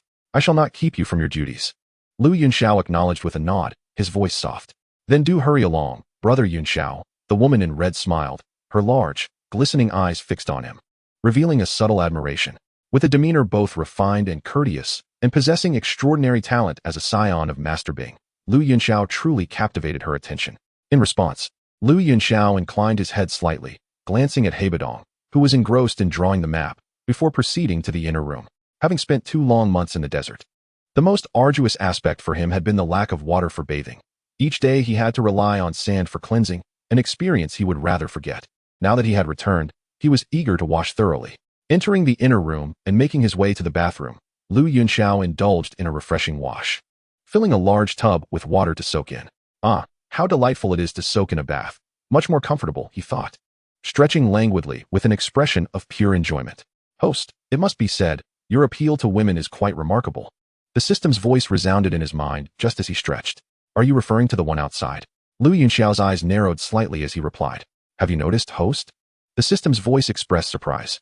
I am not foolish. I can see that kind of gaze. However, she is not to my taste. I prefer someone like Yun. Yunxiao remarked, idly stirring the water's surface. Why not simply express your affection for beauty? The system remarked disdainfully. Is it possible to prefer the unattractive? Yunxiao rolled his eyes and retorted with irritation. That does hold some truth. The system replied earnestly. Yunxiao smirked and continued. Moreover, that woman is primarily drawn to the old man. You are aware that she wishes to take him as her mentor. Her admiration for me is merely a reflection of my looks, talent, and the fact that I am a protege of the old man. It is rather superficial. Furthermore, do not be deceived by her current docility. She is notorious in Mo City as a witch, known for her capriciousness and arrogance. Such a woman could never capture my affection. While I do appreciate beauty, I also place great value on character and disposition. Your reasoning is valid, the system acknowledged. Seemingly in agreement with Yunxiao's sentiments, Yunxiao stretched his neck and said, Enough of her. Let us discuss matters of importance. I have already experienced the achievement function of the system, but what about the sign-in feature? After such a long time, there hasn't been a single sign-in task. How do you explain that? That is simply because you have not triggered it previously, the system replied coolly. Not triggered previously? Are you implying it has now been activated? Yunxiao seized upon the hidden meaning in the system's words. Indeed, as you have decided to head to Canaan Academy, the sign-in task has been activated. Ding. Sign-in task issued. Sign-in location, Canaan Academy. Sign-in deadline, within 3 months. Sign-in rewards, unknown. The system's announcement rang out clearly. At last, a task has been issued. Yunxiao sighed in relief, a smile tugging at the corners of his mouth. Having a task is a positive development, as it can expedite his growth. By the way, system, could you disclose what kind of rewards may be in store? Yunxiao inquired with a smile, his eyes sparkling with curiosity. According to the rules, I am unable to reveal that information. You will naturally learn of it upon task completion. However, I assure you that it will be beneficial. As a system, while I cannot show favoritism, such as by granting additional rewards, I can select those that are better suited for you within the framework of the rules, ensuring that each reward is advantageous to you. The system explained gently. That is splendid to hear. Thank you, system. Yunxiao replied with a grin. No need for thanks. It is merely a mutually beneficial arrangement. After all, we are in this together. The stronger you become, the greater your chances of transcending and achieving enlightenment, which increases my own chances of breaking limitations. This is also for my own benefit, the system stated in a calm tone. At this, Yunxiao shrugged and smiled. As for transcending, I believe that day will inevitably come. Let us hope, the system replied, then gradually fell silent. After preparing a bath, Yunxiao changed into a fresh robe and slowly stepped outside. He donned a pale blue robe, a hue he favored next to white garments. With long hair cascading down his shoulders and eyes akin to stars, Yunxiao, already exuding an ethereal charm, appeared even more refined in this attire. As he made his way into the antiquarian shop, he found it unusually tranquil. The woman in red had departed, leaving only Haiba Dong engrossed in his cartographic endeavors. Has she left? Yunxiao inquired softly, glancing around. Yes, she departed rather hastily, Haiba Dong replied without lifting his gaze, his tone unremarkable. Oh, Yunxiao acknowledged with a slight nod, approaching a display where he picked up a map, casually remarking. I noticed on my way back that the enrollment at Canaan Academy seems to have commenced. Are you considering attending? Haiba Dong paused momentarily, his voice devoid of inflection. Indeed, I would like to take a look, Yunxiao affirmed with a nod. Then go ahead. Do not concern yourself with me. I can manage alone, Haiba Dong replied. Momentarily taken aback before speaking softly. Very well, Yunxiao responded, glancing at a few maps before retrieving a small fragment of a map cleverly concealed within one of them. He had been aware of this fragment for quite some time, but had never found the opportunity to pursue it until today. Old man, may I have this half map? Yunxiao inquired, waving the small fragment in his hand. What do you need this for? Haiba Dong asked, perplexed. Although he suspected the fragment held significance, he had exhausted his efforts in deciphering its mysteries and ultimately relinquished his quest. However, Yunxiao's words rekindled his curiosity. I have a slight interest in this. Yunxiao smiled. Oh, do you know what is inscribed upon it?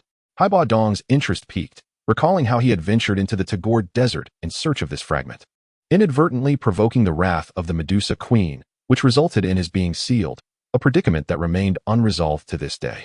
Hearing Yunxiao's words, he sensed the possibility that the secret of the fragment was within reach. I know a bit, yet the information contained therein would be of little use to you. Yunxiao shrugged, his tone indifferent. Then enlighten me. If it truly holds no value for me, I shall relinquish it to you. Haiba Dong gestured dismissively, his tone calm. His current interest in the fragment's secret was not driven by greed, but rather by curiosity, as it was this very artifact that had limited him to wielding only his fighting spirit. Until he unraveled its enigma, he would not feel at peace. Very well, Listening to Hai Buodong's words, Lu Yunxiao nodded, surveying his surroundings to ensure the area was tranquil and devoid of anyone before he slowly spoke. I once perused an ancient tome that chronicled a type of exceptionally fearsome and destructive otherworldly flame known as the purifying lotus demon fire, which ranks third on the list of extraordinary flames. Observe the black lotus depicted in this fragmentary map and the flames that engulf it. The shape bears an uncanny resemblance to the description of the purifying lotus demon fire within the ancient text. Thus, I surmise that this small portion of the map contains the coordinates of the purifying lotus demon fire's whereabouts. However, the true value of this map does not lie in the flame's location. Many are already aware that the purifying lotus demon fire is sealed within the demon flame plains, and that its emergence would be sensed by countless individuals. Hence, the specifics of its whereabouts are of little consequence. What is truly significant is the residual soul of the purifying lotus demon saint inscribed upon the map. This residual essence serves as a contingency left by the demon saint, a crucial means to manipulate the ancient array of refinement and to strip away the negative consciousness of the purifying lotus demon fire. This is the genuine purpose of this fragment. Yet, Lu Yunxiao refrained from divulging this, for knowing too much could arouse suspicion in Hai Buodong. A half-formed understanding often proves more persuasive, especially considering the enigmatic origins of this fragment. Furthermore, the purifying lotus demon fire holds no utility for Hai Buodong. Given his ice affinity, are you implying that this fragment records a type of otherworldly flame called the purifying lotus demon fire? Hai Buodong exclaimed, his eyes widening. After expending considerable effort, even enduring a seal cast by the Queen Medusa and lying dormant for decades, he had acquired merely a fragment of the purifying lotus demon fire? Was this fragment not precious? Indeed, it was valuable, and remarkably so, for it chronicled a superlative flame that ranked third on the extraordinary flames list. Yet, it held absolutely no benefit for him, being of the ice element. At that moment, Hai Buodong felt utterly wronged, having invested so much energy only to return with such a trivial item. As for whether Lu Yunxiao was deceiving him, he had no doubts. After 8 years of cohabitation, Lu Yunxiao had never uttered a falsehood. Yes, based on my conjecture, what is inscribed is indeed the purifying lotus demon fire. This fragment is quite valuable, old man. Bringing it back was a sagacious choice, Lu Yunxiao said gently. Ugh, don't even mention it. Had I known it recorded an otherworldly flame, I wouldn't have bothered at all. I've truly suffered a significant loss, reflecting on the decades spent sealed away for a mere half of an otherworldly flame's fragment. Hai Buodong felt a deep sense of regret. Take it. Just the sight of it now unsettles me. He carelessly tossed the small fragment onto the ground before Lu Yunxiao. Lu Yunxiao extended his hand, joining it with the other half of the map he held, thus forming a larger fragment. The purifying lotus demon fire's map was originally divided into 4 parts, and after obtaining one, Hai Buodong had further divided it into 2 smaller pieces.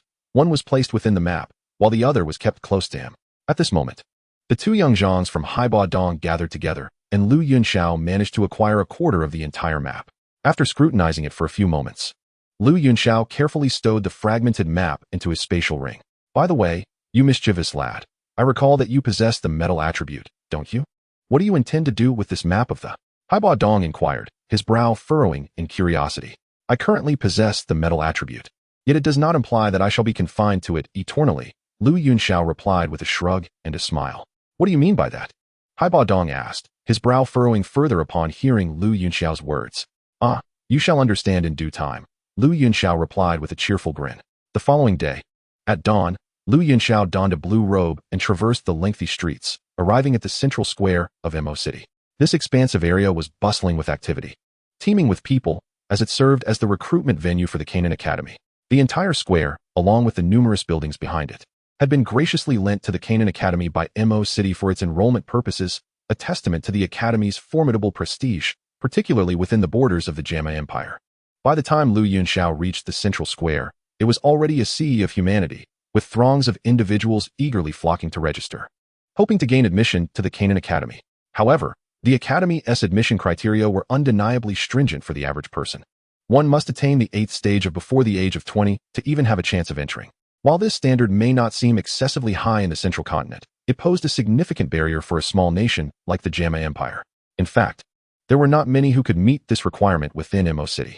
Observing the lengthy queue ahead, Lu Yunxiao felt a slight twitch at the corner of his mouth. He approached a nearby shop, purchased a beverage, and settled down in a comfortable spot. As he sipped his drink, he casually surveyed the scene, reasoning that with such a long line, it would be wiser to rest a while. as the enrollment queue would remain in place. As time passed slowly, noon approached, and the enrollment line had significantly diminished, with only a few individuals remaining. Yunxiao stretched lazily, having already finished his lunch, and strolled towards the enrollment office. After a few more individuals passed through, it was finally Yunxiao's turn. Name?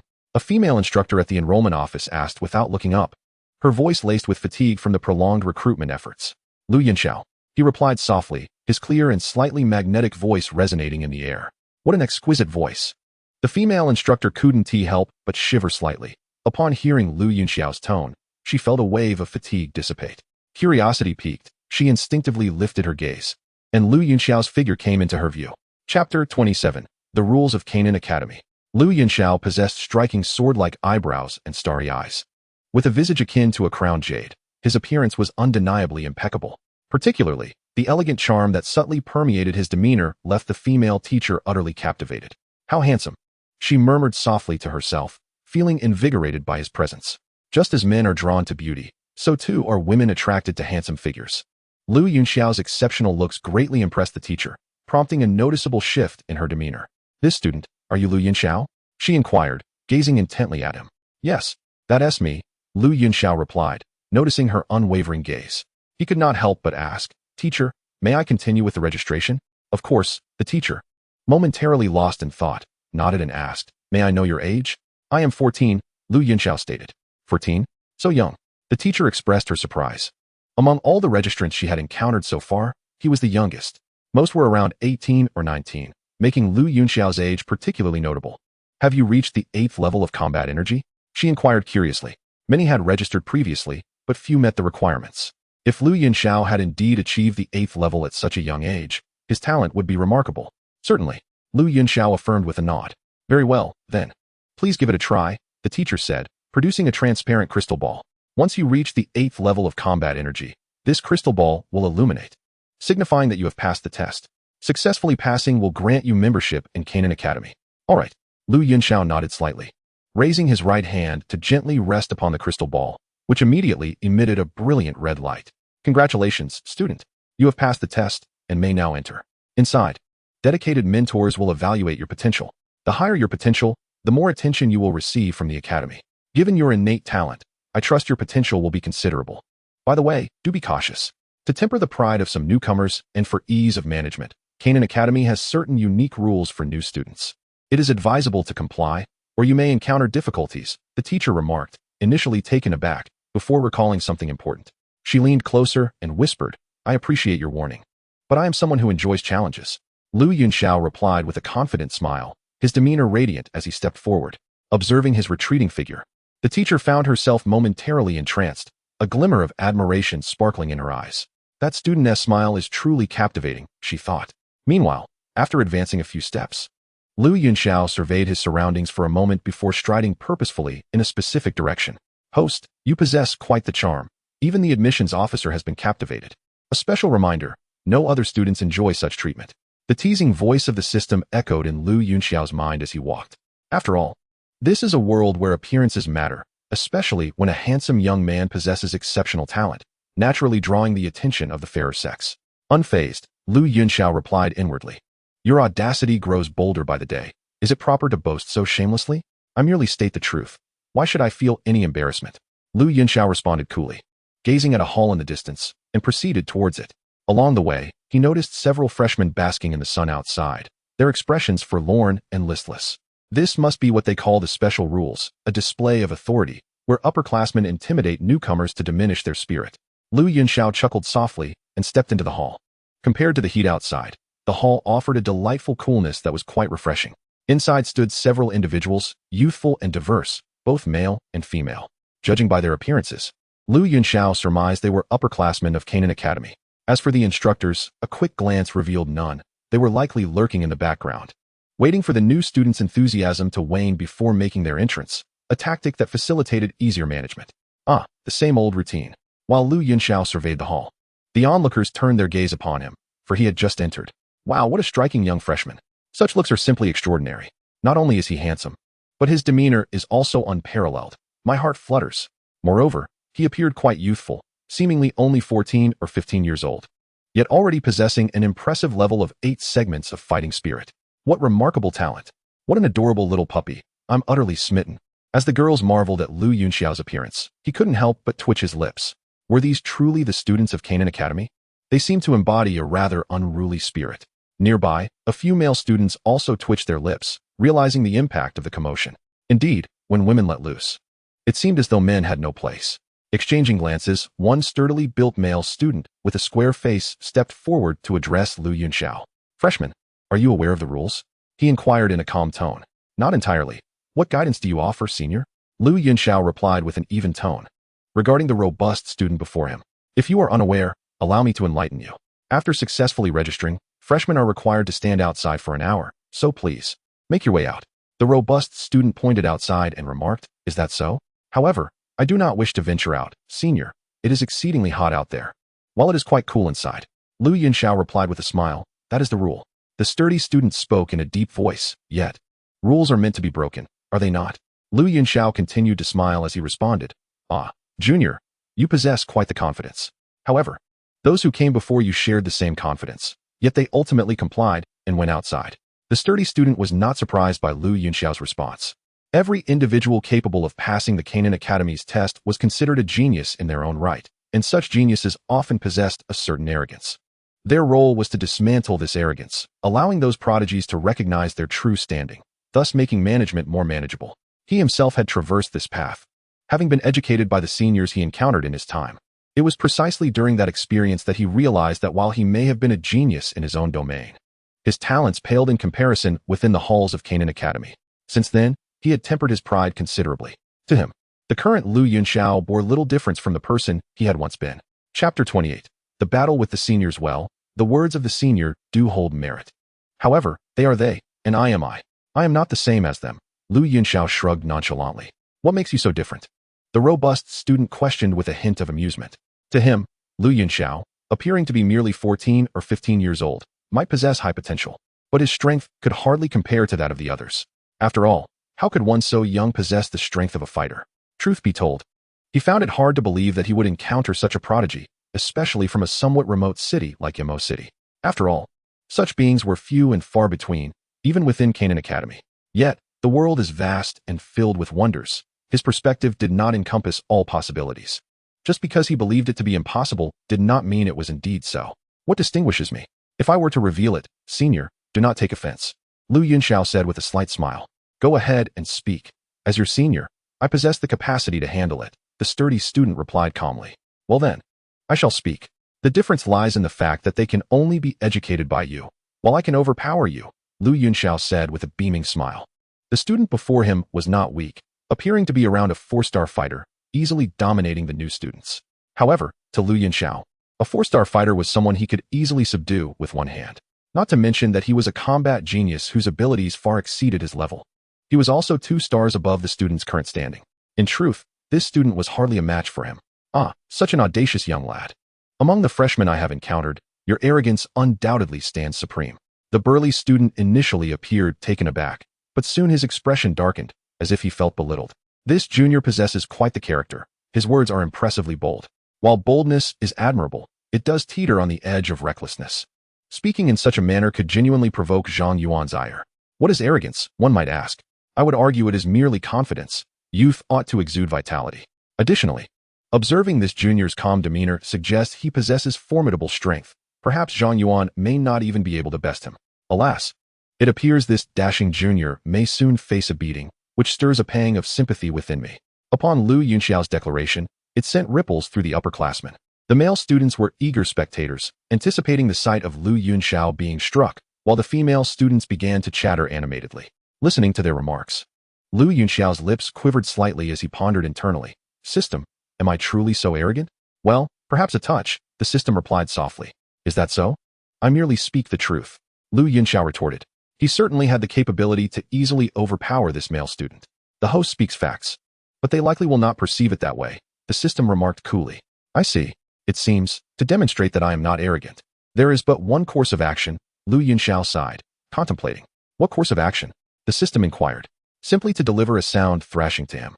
Then it would not be considered arrogance, Lu Yunxiao murmured with a hint of mischief. Ah, That would indeed make for an entertaining tale, the system replied quietly. I believe so as well.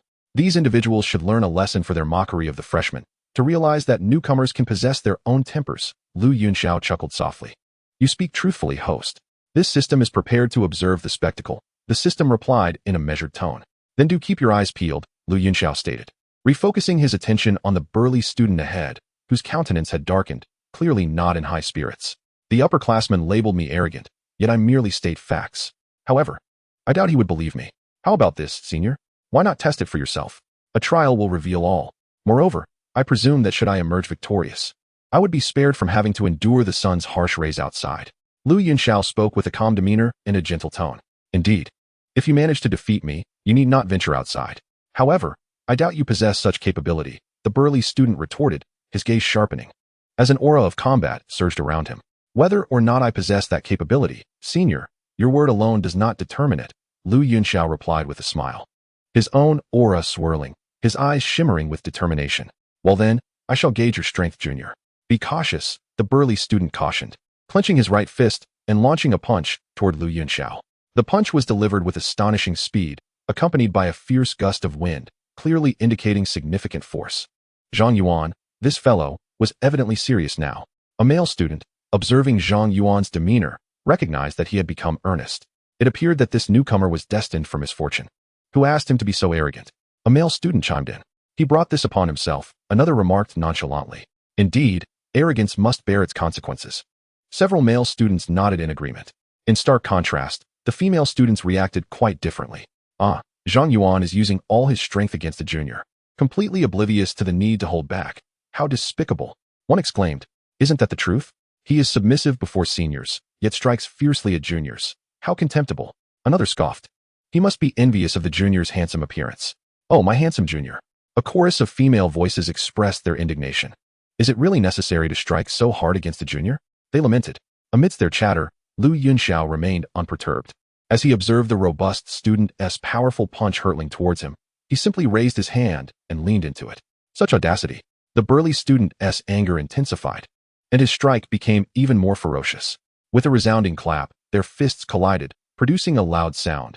Yet Yunxiao stood unwavering, effortlessly absorbing the seemingly fierce blow. What? The muscular student could not help but lift his head in astonishment. His full-force attack had been so easily thwarted by Yunxiao. Senior, is your strength insufficient? Haven't you eaten? Oh, right. It seems you really haven't had lunch, Yunxiao remarked with feigned realization. Infuriated by Yunxiao's demeanor, the burly student attempted to retract his fist with all his might, but Yunxiao held it fast, rendering it impossible to withdraw. Let go. In a fit of rage, the robust student aimed a fierce kick at Yunxiao, his toes shimmering with light, forming a blurred blade of energy, an advanced yellow rank combat technique known as the leg blade slash. Unfazed, Yunxiao kicked out with his right foot, the two legs intersecting, shattering the indistinct blade of light with golden fighting spirit. The muscular student's expression shifted dramatically before he could utter a word. He felt a tremendous force emanating from his hand, followed by a light yet forceful palm striking against him. The power of the palm erupted, causing the burly student to bend slightly before being sent flying backward for 7 or 8 meters, landing with a thud. His body skidded several meters across the ground before finally coming to a halt. On the ground, the robust student struggled, his face pale, hands clutching his chest. A look of agony etched across his features. The swift and fierce confrontation had determined the victor in mere moments. Many students had yet to comprehend the situation when the robust student was unexpectedly cast aside, the speed of which was astonishing. I concede, senior. Yunxiao retracted his hand, exuding an air of nonchalance. To him, defeating a 4-star fighter was merely a matter of a single strike. Prolonged battles were simply inconceivable. If he could vanquish his opponent in one move, he would seldom employ a second. As Yunxiao's words resonated, the multitude of students awoke from their stupor, their gazes towards him filled with awe.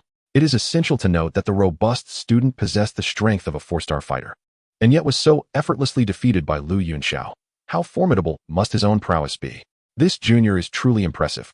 A female student could not help but whisper, her eyes gleaming with admiration as she regarded Yunxiao. A handsome individual naturally draws attention, but when such charm is paired with exceptional strength, the allure becomes nothing short of extraordinary. This junior must be at least a 4-star fighter. Otherwise, he could not have triumphed over Zhang Yuan. What an intimidating talent. Another female student remarked in astonishment. Indeed, such a terrifying gift, the others concurred, listening to the murmurs around him. Lu Yunxiao maintained a serene smile as he approached the fallen robust student, gently inquiring, "Senior, are you all right? I didn't exert much force. You should not be seriously injured." "I am fine. You have one," the robust student replied, struggling to rise. Lu Yunxiao's strike had indeed caused him considerable pain, though it was merely superficial. His internal organs and bones sustained minimal injury, confirming that Lu Yunxiao had indeed held back. Moreover, the formidable aura that Lu Yunxiao unleashed in that instant was remarkable. Although he felt a twinge of discomfort, he accepted his defeat with grace. "My apologies, senior, but do not underestimate the freshman in the future." Lu Yunxiao extended his right hand, pulling the struggling robust student to his feet with a smile. I want to do so again. This is merely an unspoken rule at Canaan Academy. It is not that we older students deliberately target the newcomers. I, too, experienced this during my time." The robust student sighed. "I understand. However, oppression breeds resistance, and freshmen possess their own temperaments," Lu Yunxiao responded softly. "I am aware. I have already experienced it," the robust student said, his expression slightly bittersweet. In response, Lu Yunxiao shrugged, noncommittal. "It seems I am fortunate today to have encountered a small genius." Just as Lu Yunxiao and the robust student were conversing, a gentle and melodious voice floated through the air, accompanied by a graceful figure approaching from the other side of the hall. Clad in a flowing green garment, her delicate oval face appeared charming, a faint smile gracing her lips, and her gentle gaze exuded an unusual warmth and vivacity. She appears to be around 27 or 28, with a curvaceous figure that exudes a mature charm, honed by the passage of time. A beauty, indeed, though she may not possess the unparalleled grace of Yunyun. She is undeniably captivating, particularly with her profound tenderness that resonates deeply, creating an extraordinary allure. "Young one, you possess quite the talent. Allow me to introduce myself. I am Roland, and you may call me Mentor Roland." The lady in green approached Lu Yunxiao, gazing intently into his eyes, her expression shimmering with a hint of intrigue. Lu Yunxiao's appearance and demeanor were truly exceptional, and to surpass Zhang Yuan, his innate gifts and strength must be formidable. Such prodigies are seldom encountered.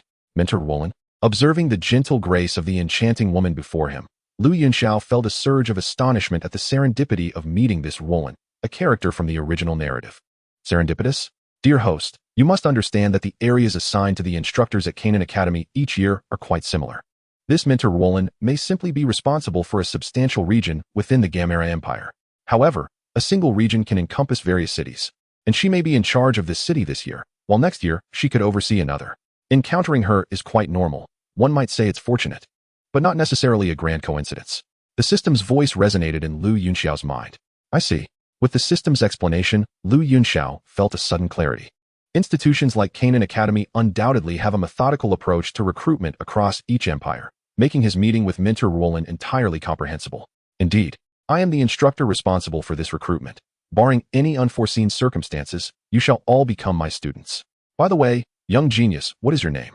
Mentor Roland asked softly, a gentle smile gracing her lips as she regarded Lu Yunxiao. You may call me Lu Yunxiao, he replied softly. Lu Yunxiao? A fine name, she remarked with a smile before turning her gaze towards Zhang Yuan, her concern evident as she inquired, How are you? Is everything all right? Zhang Yuan's face turned slightly red as he chuckled sheepishly, responding, I'm fine. The junior was merely showing mercy. Thank you for your concern, Mentor. Well, if all is well, then, Li Sun, please summon the new students from outside. Mentor Roland instructed with a slight nod to another male student. Yes, Mentor, he replied. His face flushed as he quickly made his way out of the hall. Lu Yunxiao observed with a curious glance, quietly pondering the situation. He found it intriguing that the male students here seemed to harbor a certain admiration for Mentor Roland. She possesses such charm, he mused, casting another glance at her. While she was undeniably beautiful, he did not feel particularly moved by her. When compared to Yunyun, she paled significantly. Little genius, what captures your attention? Mentor Roland inquired with a gentle smile, having noticed Lu Yunxiao's gaze. Nothing much, merely feeling a sense of nostalgia. Your charm is truly remarkable, Mentor, Lu Yunxiao replied calmly. Upon hearing this, Mentor Roland paused momentarily, a delicate blush rising to her cheeks, as she discerned the underlying meaning in Lu Yunxiao's words, hinting at the admiration of the male students around her. However, she was not a naive girl. She handled situations with greater composure, suppressing her slight embarrassment, and playfully asked, Oh, does our little genius understand such matters? Chapter 30, The Transcendent Prodigy. Mentor, your inquiry is quite amusing. I am already 14 years old, not a mere child of 3. Understanding these things is rather normal, Lu Yunxiao responded with a casual shrug. Is that so? In that case, does our little genius have a girl he fancies? Minter Wulan asked with a playful smile. Why? Is Minter Wulan interested in my personal affairs? Lu Yunxiao retorted, narrowing his eyes instead of giving a direct answer. The Minter is merely being kind-hearted, thinking that if you do not have someone you admire, I could introduce you to one.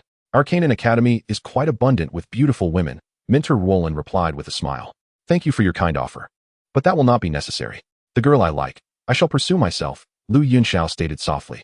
Ah, what a pity, Minter Wulan sighed, shaking her head with an expression of regret. Lu Yunxiao curled his lip in response, refraining from further comment. Through their exchange, he sensed that although Minter Wulan was gentle, her wit was quite formidable. She adeptly turned the tables, displaying a finesse that was evidently familiar to her. Indeed, such a mature woman, well-versed in the ways of the world, was far less prone to shyness than a young girl. Not every woman possesses the innocence of Yun. Though Yun was of similar age to Minter Wulan, her heart was far more reserved. Pure and kind-hearted, she was deeply devoted to her feelings. Reminiscing about the stunning figure he had once beheld, Lu Yunxiao felt a momentary daze. The allure of this woman was truly profound. Days had passed, yet her image lingered within his heart, refusing to fade. One day, you shall belong to me, and that day is not far off, Lu Yunxiao resolved silently, determined to win Yunyun's heart. In this life and the next, after so many years, it was the first time he felt such longing for a woman. Since the host wishes to be with Yun, then strive to elevate yourself. Strength is the ultimate foundation, the system suddenly interjected. Of course, I shall endeavor to accelerate my growth, Lu Yunxiao affirmed, his expression resolute. His ambition to become stronger had never wavered. In a world such as the Dou Qi Continent, it is the formidable strength that serves as the foundation for everything. Without it, even if one were to attain something, the lack of power would ultimately lead to its loss. This principle was one that he understood from the very beginning. With his mind slightly gathered, Lu Yunxiao glanced at his mentor, Ruolin, before shifting his gaze once more. Outside the door, a throng of new students had already arrived. Mentor Ruolin redirected her attention from Lu Yunxiao to the incoming freshmen. Lu Yunxiao joined the group of newcomers, which numbered fewer than 20 in total. Recalling the lengthy queue he had seen earlier that morning, he could not help but shake his head. Most were merely there for the excitement, with very few capable of passing the test. Mentor Ruolin surveyed the group once more. Her eyes, as clear as water, blinked gently, and she smiled softly, saying, "Hello everyone. Congratulations on passing the test and officially entering the gates of Canaan Academy. However, as the school needs to differentiate the potential levels of the students, I must ascertain your exact strength. The 8th stage of Dou Qi represents a level of potential, which is the minimum standard for admission to Canaan Academy. The 9th stage belongs to a higher level of potential, the 1-star Dou Shi level, and so forth, with the highest being the 5-star Dou Shi, classified as a supreme level. Over the course of more than a decade of admissions at Canaan Academy, only one individual has reached the supreme level, that little Demonis, who, shortly after entering the academy, has become a prominent figure within it." At this point, Mentor Ruolin paused, her gaze turning towards Lu Yunxiao, and with a smile, she remarked, "Initially, I did not expect to encounter a prodigy of such supreme potential, but today, having met you, I feel a glimmer of hope. Little genius, do you believe you can reach the supreme level? You will know shortly." Mentor, Lu Yunxiao replied with a shrug and a smile. "Indeed, but from your demeanor, it seems you possess quite a bit of confidence," Mentor Ruolin observed, her eyes flickering with interest. Lu Yunxiao's calmness reassured her, indicating a significant possibility of encountering a student with supreme potential today. "Perhaps," Lu Yunxiao replied with an expression of tranquility. "He, truly an intriguing little genius." Mentor Ruolin chuckled, gracefully raising her hand to conjure a green parchment scroll and ink pen. "All right, let us begin. Starting from the left, please state your name, level, and age." With this, the student positioned at the forefront of the left side promptly announced their information. Lin Feng, Dou Qi 8th stage, age 19. Level. Mentor Ruolin noted the data and marked it as level. Li Xing, Dou Qi 8th stage, age 19. Level. Zhao De, Dou Qi 9th stage, age 19. Level. Numerous students reported their data one by one, the majority falling into the categories of level and higher, all age 19. Only one student reached the designated level, which brought a moment of joy to Mentor Ruolin. After all, in a small place like Mo City, it was quite commendable to have a student achieve such a feat. However, there were absolutely no students who reached the higher levels. After more than a dozen students reported their results, nearly everyone's gaze turned to Lu Yunxiao, who had yet to announce his data. The ease with which he defeated the 4-star fighter Zhang Yuan indicated that Lu Yunxiao possessed at least the strength of a 4-star fighter, suggesting his evaluation would be at least at that level. Moreover, there was a considerable possibility that he might reach the 5-star level, especially since his victory was so effortless. It was entirely plausible that he could even be a 5-star fighter. Yet, until Lu Yunxiao revealed his true strength, their speculations remained mere conjectures, leaving them all quite curious about his capabilities. Little genius, it's your turn now. You must unveil your abilities to us, Mentor Roland said to Lu Yunxiao with a gentle smile. Upon hearing this, Lu Yunxiao smiled faintly, glanced around at the eager faces, and softly declared, I am Lu Yunxiao, a 6-star fighter, aged 14. As his words echoed, a sudden silence enveloped the tent. Mentor Roland, poised to take notes, froze in astonishment, her delicate features betraying her shock. The others were equally taken aback, mouths agape as they stared at Lu Yunxiao, a 6-star fighter with potential surpassing the designated level. Surpassed even the little enchantress by a rank, and he was merely 14 years old, while the little enchantress was already 16. Mentor Roland struggled to find her voice. Her eyes brimming with uncontainable elation, she had indeed stumbled upon a treasure.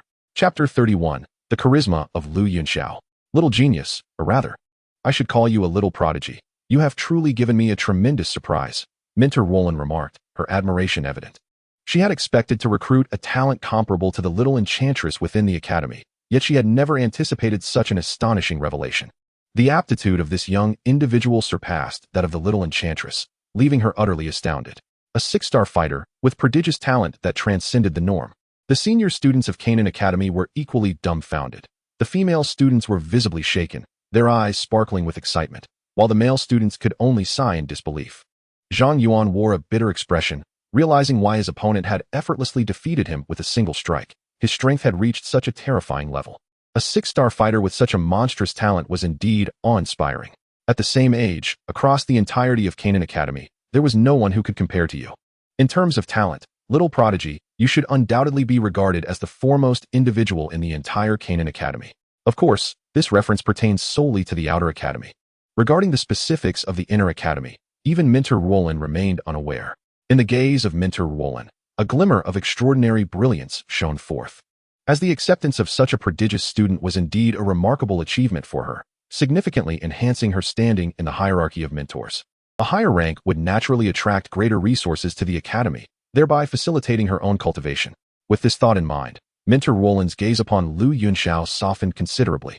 Being regarded by those gentle, shimmering eyes was undeniably comforting. Mentor Roland possessed a unique allure. Lu Yunxiao shrugged lightly, meeting her crystalline gaze with a subtle glance. His starry eyes blinking as he spoke softly, Mentor Roland, you flatter me. However, I would prefer you to call me Yunxiao, or classmate Yunxiao, or even classmate Lu. Titles like little prodigy or little genius make me quite uncomfortable. Very well, I shall call you Yunxiao then, Mentor Roland replied with a gentle smile. That's best. Lu Yunxiao responded with a slight smile of his own. Mentor Roland wore an enchanting smile. This little prodigy was not only exceptionally gifted, but also possessed a charming demeanor, devoid of the arrogance typical of many prodigies. The more she observed him, the more she found him endearing. Such a remarkable talent, coupled with an extraordinary presence, would surely stir a commotion among the female students if he were to join Canaan Academy. Mentor Roland stifled a chuckle, seemingly envisioning that very scenario. With her thoughts momentarily gathered, she cast another glance at Lu Yunxiao before redirecting her attention to the assembly, announcing, All right, the registration for today has come to a close.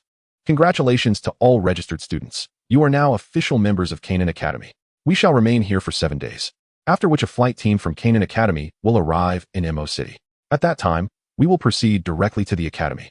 So I hope everyone can make the necessary preparations within these 7 days to avoid any delays. Upon hearing this, the new students collectively rejoiced, their faces alight with smiles, realizing they were now true members of Canaan Academy. If you have nothing else to attend to, you may return and begin your preparations, Mentor Roland added with a smile. The students nodded in agreement, exchanged farewells, and dispersed. As Lu Yunxiao prepared to leave, he offered a respectful gesture toward Mentor Roland, but was halted by her voice. Yunxiao? Please wait, she called, raising her hand with a smile. Is there something else, Mentor Roland? Lu Yunxiao inquired, a hint of confusion in his tone. We haven't eaten yet, and we are not familiar with this place. As our gracious host, shouldn't you extend some hospitality? Mentor Roland's lovely eyes twinkled, a hint of amusement dancing within them. Indeed, Mentor Roland is right. Classmate Yunxiao, please lead us. Several female students chimed in, encircling Lu Yunxiao with sweet voices. Very well then, he acquiesced. Inhaling the various enchanting fragrances wafting from all directions, Lu Yunxiao touched his nose tip and remarked with a hint of exasperation, "Ah." At this exclamation, several female students erupted in applause. After sharing a delightful lunch with a group of students from Canaan Academy and leisurely exploring the bustling streets of Mo City, Lu Yunxiao finally departed amidst the reluctant gazes of his female companions. Phew, strolling with such a contingent of ladies is more exhausting than battling fierce beasts. Letting out a sigh of relief, Lu Yunxiao distanced himself from the entourage of girls, feeling an immediate sense of liberation. He chuckled to himself. Who would have thought my charm would prove so overwhelming? With extraordinary potential and a visage reminiscent of Pan. It's no wonder those ladies are so eager to surround me. The system secretly chuckled at this thought. Alas, such charm can be a double-edged sword. There are always girls vying for my attention. What a predicament. Lu Yunxiao sighed softly. Is it truly a predicament? You seem rather pleased with yourself, the system retorted quietly. You must be mistaken, Lu Yunxiao denied, then continued walking forward. Treading along the familiar path, he made his way back to the antique shop.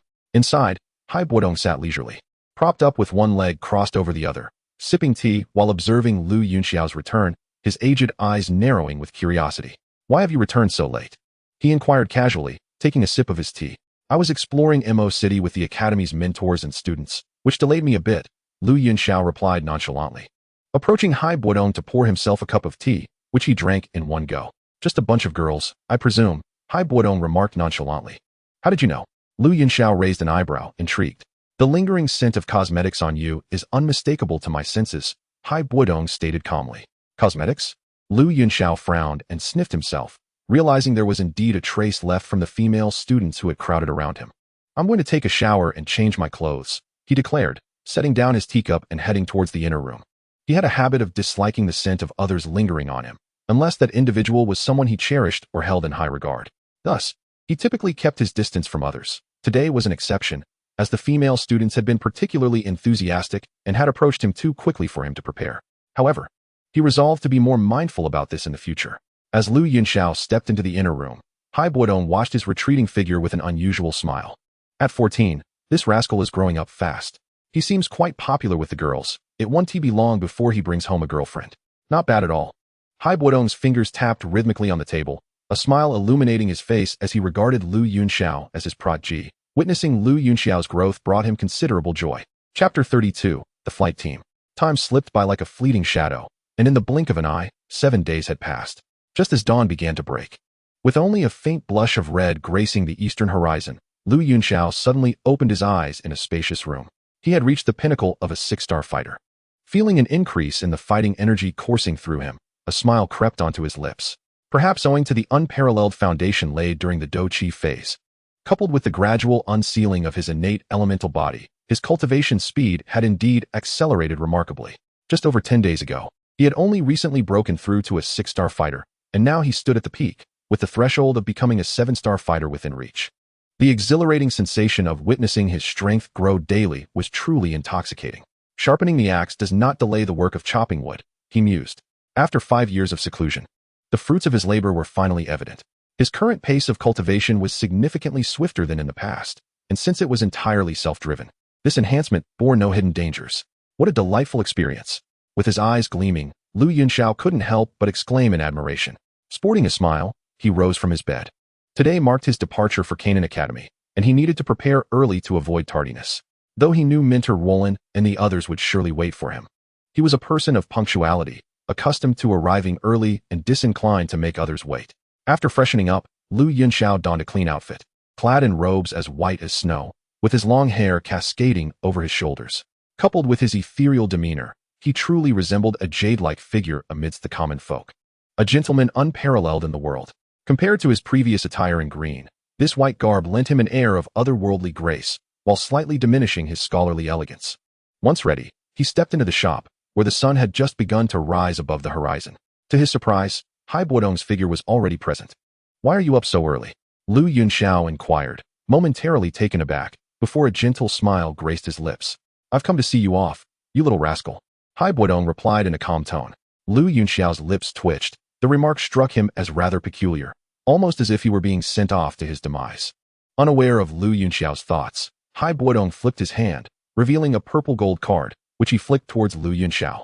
Lu Yunxiao caught it effortlessly, his gaze sharpening as he realized the significance of the card. It was of a high grade, containing at least 500,000 gold coins. This meant that the card Hai Buodong gifted him held a minimum of 500,000 gold coins. Elder, what is this? Lu Yunxiao furrowed his brow, unable to contain his curiosity. As one ventures outdoors, it is inevitable to require resources. Here, take this 1 million gold coins. Buy whatever you need, Hai Buodong stated softly. 1 million gold coins? Old man, if my estimation is correct, your total assets amount to just over 200 million gold coins. You are essentially offering me half. Lu Yunxiao replied, his gaze flickering as he deftly returned the card. I still possess over 200,000 gold coins. That will suffice for my needs. You should keep the money for yourself. The day is drawing to a close, and I must take my leave. Take care. I shall return in a year. With a nod towards Hai Buodong, Lu Yunxiao exited. Had Hai Buodong presented him with something else, he might have accepted it without hesitation. However, accepting such a substantial sum of money was out of the question. He was no longer a child and could earn his own. This stubborn lad, Hai Buodong chuckled, shaking his head before putting the card away. Truth be told, it was Lu Yunxiao's first significant journey, and a twinge of concern lingered in Hai Buodong's heart. Particularly with Canaan Academy situated in the tumultuous Black Corner region, notorious for its chaos. Nevertheless, he realized that Lu Yunxiao had grown. It was time to allow him to forge his own path. This young man was destined for greatness, and he would not hinder his progress. Watching Lu Yunxiao's figure gradually fade from view, Hai Buodong sighed softly before turning to walk towards the inner chamber. On the spacious street, Lu Yunxiao appeared, having purchased some breakfast, which he consumed as he walked. After swallowing the last morsel, he took out a clean handkerchief to wipe his mouth and quickened his pace. Soon, he arrived at the central square of Mo City, around the time of the first watch. In the square, 5 colossal griffin beasts stood majestically. Given their size, it would not be problematic for each griffin to carry a dozen passengers.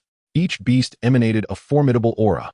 Lu Yunxiao estimated that they were at least third-tier creatures. A third-tier creature is akin to a grandmaster among humans. Although Lu Yunxiao could engage in battles beyond his tier, facing an opponent at the grandmaster level was still beyond his capabilities. In other words, if a confrontation were to arise, he might not prevail against these massive griffins. It was indeed a lamentable story. Lu Yunxiao shook his head and proceeded inward. Instructor Ruolin and the others had already gathered nearby, and upon his arrival, they immediately took notice. Yunxiao, over here. Instructor Ruolin called out with a smile upon seeing him. Lu Yunxiao touched his nose and walked towards Instructor Ruolin and the others. Good morning, Junior Yunxiao. Several female students from Canaan Academy greeted Lu Yunxiao as they passed by. Good morning, senior sisters. Lu Yunxiao replied and approached Mentor Ruolin, saying, Good morning, Mentor Ruolin. Oh, good morning, she responded, smiling as she looked at Lu Yunxiao. You arrived quite early, didn't you? I merely feared being late, so I came a bit earlier. Lu Yunxiao replied softly. Indeed, arriving early is a commendable habit, Mentor Ruolin chuckled, pointing at the 5 enormous griffins. You must have never seen such flying magical beasts before. Have you? I am quite familiar with them from my readings, but I have yet to encounter one in reality, Lu Yunxiao candidly stated. In the ancient clans, massive warships were used for travel, and such flying beasts were not found in the Tagore Desert. While there were indeed flying stations outside the desert city, Lu Yunxiao had rarely ventured beyond the city limits. His movements were confined to the desert city and the Tagore Desert. Thus, although he had heard about these flying beasts, he had never truly interacted with them. Chapter 33, Journey to Canaan Academy. Today, you shall have the opportunity to appreciate them. Mentor Ruolin said with a twinkle in her eyes, laughing softly. Lu Yunxiao smiled faintly, surveying the area. Only a few new students had arrived, standing timidly to the side. Appearing quite restrained, his gaze shifted back to Mentor Ruolin as he gently inquired, Mentor Ruolin, when do we plan to depart? Around the hour of the snake, I suppose. A slightly later departure will allow the new students more time to prepare, she responded with a slight smile. Oh, Lu Yunxiao nodded in acknowledgement, falling silent. Before long, the sun rose high, radiating warmth and light, and the time approached the hour of the snake. The new students had all gathered, along with some senior students. Teachers from Canaan Academy, and members of the guard, amounting to approximately 80 or 90 individuals. They began to divide into 5 teams, each led by a teacher and accompanied by military personnel to guide and protect the new students. Yunxiao, you should stick with us, Mentor Ruolin said gently, smiling at him. All right, Lu Yunxiao responded. He had no acquaintances here, the only ones he recognized being Mentor Ruolin and a few senior sisters, so it was best to stay with them. Furthermore, Mentor Ruolin was quite an attractive woman, though he felt no romantic inclination. It was certainly more pleasant to be in her company than among a group of older men. Moreover, according to Mentor Roland's intentions, she would be his mentor in the future, so establishing a good rapport with her was essential. For instance, when it came time to request leave from class, it would certainly be advantageous. As the saying goes, one must prepare for a rainy day. Yunxiao has already begun to contemplate his life at Canaan Academy. Meanwhile, upon receiving Yunxiao's affirmative response, Mentor Roland smiled gracefully, her luminous eyes shimmering with a bright glimmer, her smile gentle yet exuding an alluring charm. The group lined up, ready to ascend. Mentor Roland glanced at everyone and spoke softly. At that moment, a long wooden ladder descended from the griffin, allowing the new students to mount the creature's back. Given the griffin's considerable size and height, without the ladder, it would indeed be quite challenging for the newcomers to climb aboard. The crowd arranged themselves in an orderly fashion and began their ascent. As cultivators, their climbing speed was brisk, and though Yunxiao stood at the end of the line, he soon found it was his turn. Yunxiao glanced up at the griffin, which was seated at an approximate height of 6 meters. Standing below, it appeared quite imposing. However, for Yunxiao, 6 meters was hardly a challenge. When he executed his celestial leap, he could easily soar several zhang high. Assessing the situation, he lightly tapped the ground with his toes and, like an arrow, soared upwards. In the next instant, he found himself atop the griffin's back. The griffin's feathers were somewhat slick, making it difficult for the unprepared to maintain their footing upon landing. However, Yunxiao stood firm, as steady as a pillar, unyielding against the gentle sway. Remarkable indeed, Mentor Roland mused, a smile playing on her lips, her eyes reflecting a hint of admiration as she observed his agility. With a casual leap, she too landed gracefully on the griffin, positioning herself alongside Yunxiao. The senior students quickly followed suit, and soon all the participants had successfully climbed aboard. The external ladder was retracted, and at the signal from the pilot, the griffin unfurled its wings, flapping them rhythmically as it began its ascension. As the ground receded into the distance beneath them, Yunxiao's gaze sparkled with excitement. This experience was indeed delightful. After a minute or two, the griffin had risen to a considerable altitude, several hundred meters above the ground, where the pedestrians below appeared as mere tiny figures. At this moment, the griffin began to glide steadily in a particular direction. Yunxiao surveyed the expansive view from hundreds of meters high, the wind swirling around him, tugging at his garments and tousling his long hair. Dressed in white and with hair billowing, combined with his unparalleled beauty, Yunxiao exuded an air of effortless grace and ethereal charm. Are you not afraid at all? Flying this high for the first time? Some of the new students trembled with apprehension, visibly shaken by the height. As Mentor Roland approached Yunxiao, the griffin beast soared high above, its speed not particularly swift, yet their conversation resonated clearly. Are you not afraid, Mentor Roland? Yunxiao spoke softly without turning. I have grown accustomed to it. During my first experience, I too felt quite apprehensive. However, you seem remarkably composed. Quite unlike someone who has never ridden a flying magical beast. Mentor Roland replied with a gentle smile, her hand resting on the railing of the wooden basket. Perhaps I am simply not afraid of heights. Standing aloft brings me a sense of exhilaration. The view of the sprawling landscape beneath is truly exquisite, Yunxiao remarked, extending his hand to feel the cool breeze slipping through his fingers, a hint of rapture gracing his expression. Upon hearing this, Mentor Roland paused momentarily. Then a smile graced her lips as she softly remarked, Yunxiao, you are indeed unlike ordinary individuals. I suddenly find myself eagerly anticipating the scenarios you will encounter upon entering Canaan Academy and meeting the little demoness. I imagine it will be quite entertaining. The little demoness? Yunxiao's gaze sharpened with intrigue as he turned to Mentor Roland and inquired, what might her current strength be? Well, she enrolled before you. So by now she should possess the strength of a 9-star warrior, she responded. A 9-star warrior, you say? Yunxiao murmured to himself as he turned away. The griffin beast continued its flight, traversing various cities within the Gamma Empire. Daylight accompanied their journey, and as dusk approached, they would rest, taking over half a month to finally arrive at the Ghost Suppression Pass. This pass served as the final barrier of the Gamma Empire. Beyond it lay the realm of the unknown. According to Mentor Roland, once they departed the Gamma Empire, they would await several days to rendezvous with other recruitment teams from within its borders. Additionally, a dedicated escort from Canaan Academy would accompany them. For the Black Corner domain is notorious for its chaos, devoid of law or morality, filled only with brutality and bloodshed. Attempting to navigate through the Black Corner domain without an escort would be exceedingly perilous.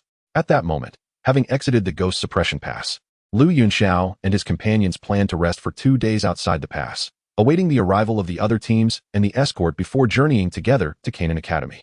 Chapter 34, The Canaan Academy Escort. Outside the Ghost Suppression Pass, tents were erected in abundance, housing a large gathering of individuals. Within one of the tents, Yunxiao stood quietly, engrossed in a book. "Yunxiao, may I come in?" A soft voice called from outside the tent, drawing Yunxiao's attention. He placed his book down and replied calmly, "Please, come in." As her words lingered in the air, the enchanting figure of Mentor Roland gracefully emerged. With a gentle step, she approached, carrying a tray laden with steaming roasted meat. With a warm smile directed at Yunxiao, she made her way over. "It is already noon, and seeing that you have yet to dine, I have brought you a little something," she said softly as she set the tray down. "Thank you, Mentor Roland. I lost track of time while engrossed in my reading," Yunxiao replied. "Please, have a seat." He gestured to a chair, inviting her to join him. "Very well," she responded with a smile, settling into the chair. Yunxiao reached for the tray, and as he savored the roasted meat, he noted that while it was not exquisite, it was certainly pleasant. The meticulous preparation suggested it was crafted not by rough hands, but rather with the care of Mentor Roland herself. Indeed, her kindness towards him had not gone unnoticed. He held her concern close to his heart. He resolved to excel at the academy, as a means of repaying her kindness, especially given his understanding that she aspired to ascend to the rank of a profound mentor. His exemplary performance would undoubtedly benefit her standing in the evaluations. Watching Yunxiao eat, a gentle smile graced Roland's face. In her heart, he transcended the mere role of a student, resembling a beloved younger brother, endearing in every way. "By the way, Mentor Roland, we have been here for 2 days now, and the other recruitment teams have already arrived. When will the guards of Canaan Academy finally make their appearance?" After a few bites, Yunxiao recalled something and couldn't help but inquire. "If we follow the timeline, they should be arriving shortly. What is the matter? Are you feeling a bit bored? With so many lovely senior sisters around, how could you possibly be bored?" Roland teased, her eyes sparkling with mischief. Yunxiao's lips twitched in slight exasperation. "Mentor Roland, must we discuss this? I feel as though I am surrounded by a band of rascally women." As the recruitment teams gathered, naturally, the number of both new and returning students swelled. Among the returning students, many were already acquainted with one another, and soon, word spread about the extraordinary talent that had emerged during this recruitment. Curiosity piqued, especially among the female students. Several senior sisters, having recognized Yunxiao, formed a group to see him, akin to beholding a national treasure. Their boldness in conversation was striking, as they frequently jested with him or playfully teased him, leaving Yunxiao feeling somewhat overwhelmed. This group of women was indeed formidable. Giggles echoed around him. Upon hearing Yunxiao's words, Mentor Roland could not help but chuckle heartily. After a moment, still smiling, she gently remarked, "Ordinary individuals would seldom have the chance to receive such treatment as yours, having been a mentor for many years. This is the first time I have encountered a student as popular among the girls as you are. And truly, Yunxiao, speak candidly with your mentor. Among so many senior sisters, have you truly found none to your liking?" Mentor Roland gazed at Yunxiao, her curiosity evident. "Mentor Roland, why are you so inquisitive? Is this the only thing that piques your interest?" Yunxiao replied with a hint of annoyance, his eyes twitching slightly. "I'm merely curious, and in front of your mentor. What is there to feel shy about? If you do have someone you fancy, I would be delighted to play matchmaker," Mentor Roland said with a smile. "Honestly, there is truly no one." Yunxiao shook his head, letting out a soft sigh as he looked at Mentor Roland's beaming face. "Truly none? What a pity. Are they simply not beautiful enough for your taste?" she inquired, her enthusiasm unabated. "Oh, by the way," she suddenly exclaimed, as if a thought had struck her, slapping her thigh in realization. "Speaking of beauty, I do have a particularly lovely female student under my guidance, a true beauty. She is currently single. Would you like me to introduce her to you?" "I think I will pass." Yunxiao waved his hand dismissively. "Absolutely not. Once we arrive at Canaan Academy, I shall introduce her to you," Mentor Roland insisted excitedly. As Mentor Roland had predicted, by afternoon, the guards of Canaan Academy finally made their grand entrance. A multitude of griffin beasts, each bearing no less than 200 members of the guard, strode forth. Each warrior emanated an aura of steely resolve, unmistakably seasoned through bloodshed and tribulations, a true cadre of fighters. Among these guards, over 150 were combatants, each boasting a power level exceeding that of 5-star fighters. Approximately 40 possessed strength at the combat master stage, exuding a formidable presence, their eyes glinting with lethal intent. Around 10 were grand combat masters, standing tall and resolute, radiating an impressive might. However, the most striking figures were undoubtedly the 3 leaders, 2 men and 1 woman, each exuding a profound and solid aura, their mere presence emanating an extraordinary dignity. Unquestionably, all 3 were combat spirit warriors, the most formidable ranks beneath the combat king. Even within Canaan Academy, A combat king could hold the esteemed position of an elder. The presence of 3 combat spirit warriors personally safeguarding the new students signifies a profound commitment to their safety, suggesting that even in the perilous Black Corner region, they would likely remain unprovoked, as the strength of combat spirit warriors is indeed remarkable. The Academy's decision to deploy such powerful guardians for the newcomers underscores its dedication to ensuring their security. Thus, this is the elite guard of Canaan Academy, truly an exceptional force. The 3 at the forefront must be spirit fighters, particularly the sole female spirit fighter, whose rank likely reaches the level of 7-star spirit fighter, or even 8-star spirit fighter, marking her as a formidable expert. Observing the approaching guard, Yunxiao could not help but whisper a sigh. "Yunxiao, your perceptiveness is remarkable. You can even discern their precise ranks?" remarked Minter Ruolin, her surprise evident as she overheard his murmurs. "I have merely encountered a similar pressure, hence I recognized it at a glance," Yunxiao replied in a calm tone. After being sealed, Hebadong's rank diminished from 5-star Dou Emperor to 8-star spirit fighter. The aura of that female spirit fighter is not much inferior to Hebadong's. Thus, Yunxiao, familiar with Hebadong's presence, could easily identify it. This was no challenging feat. Chapter 35, The First Encounter with the Blacklist. "Ah, I see. It seems your background is quite extraordinary, being able to interact with such formidable spirit fighters." Minter Ruolin smiled as she listened to Yunxiao's words. At this, Yunxiao shrugged and smiled without further comment. The guard had arrived, and the entire team was now assembled. Considering the guard had just traversed a long distance, and it was already afternoon, everyone decided to rest here for another day, departing the following morning. The next day, in the early morning, dozens of griffins bore the various teams of Canaan Academy swiftly toward the direction of the Black Corner region. The Black Domain Great Plain. This is an incredibly vast expanse, marking the entry into the territory of the Black Corner region. Within the Black Corner region, the forces are myriad. Only spirit fighters can barely maintain their footing and protect themselves, while it remains difficult to stand out. Only Dou Kings can be considered powerful figures, wielding a certain degree of influence, and it is only the Dou Emperors who can truly command respect and authority in the Black Corner region. Within the Black Corner region exists a blacklist, where each listed expert possesses formidable strength. Notably, the renowned duo, the Golden and Silver Elders, occupy the first position. Although they are notoriously elusive, presently, the third-ranked figure, the Medicine Emperor Han Feng, enjoys considerable notoriety.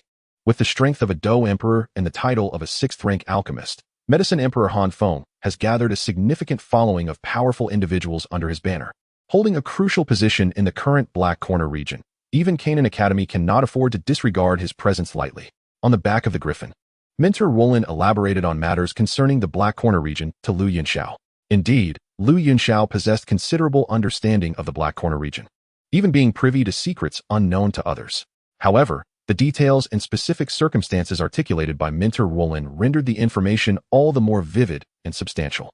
The Medicine Emperor Han Feng, the 15th on the Exotic Fire ranking, the Sea Heart Flame, and the Beast Cauldron on the Heavenly Cauldron ranking, all seem to rest in his hands. These are truly valuable assets.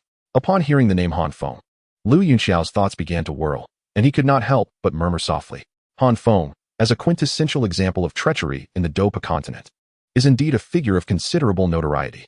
To evade the esteemed Feng Zun, he sought refuge in the Black Corner region and harbored undisclosed connections with the Soul Hall's Elder Mu Gu, effectively rendering him a reluctant external minion of that sinister faction.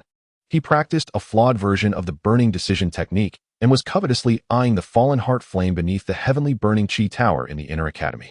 The original narrative recounts how he gathered a formidable entourage to the Inner Academy, intent on seizing the fallen heart flame, thereby creating an opportunity for Xiao Yin to exploit.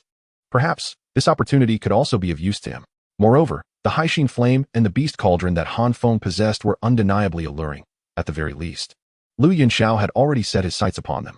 Once his strength was sufficiently bolstered, he could very well harvest Han Feng, who was hardly a virtuous character, and eliminating him would bear no burden, especially given his ties to the Soul Hall, which rendered him all the more deserving of demise. As Yunxiao's thoughts churned, he recognized that he was destined to be adversarial to the Soul Hall. Thus, anything associated with them, he would endeavor to eradicate with all his might, provided he possessed the capability. Furthermore, such a despicable creature as Han Feng, who betrayed his mentors and ancestral teachings, elicited profound disdain within Yunxiao.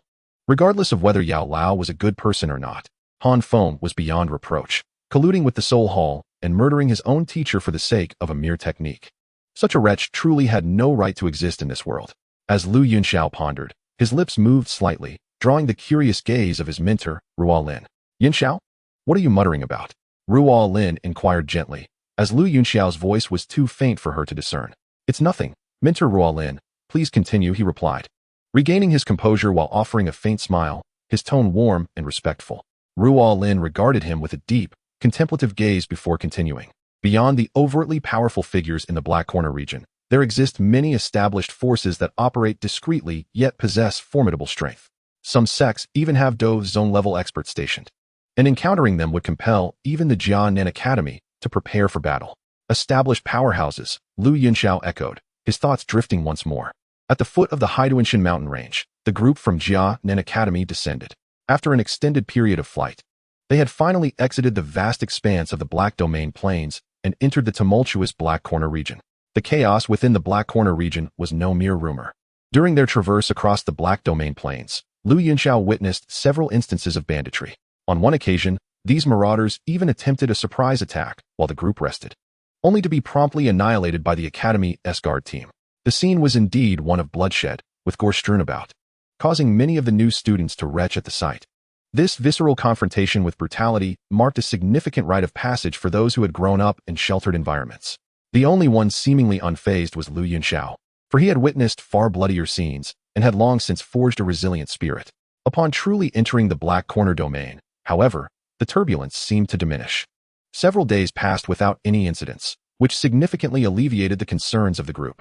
Currently, the Black Broken Mountain, where they had landed, was not far from Peacetown.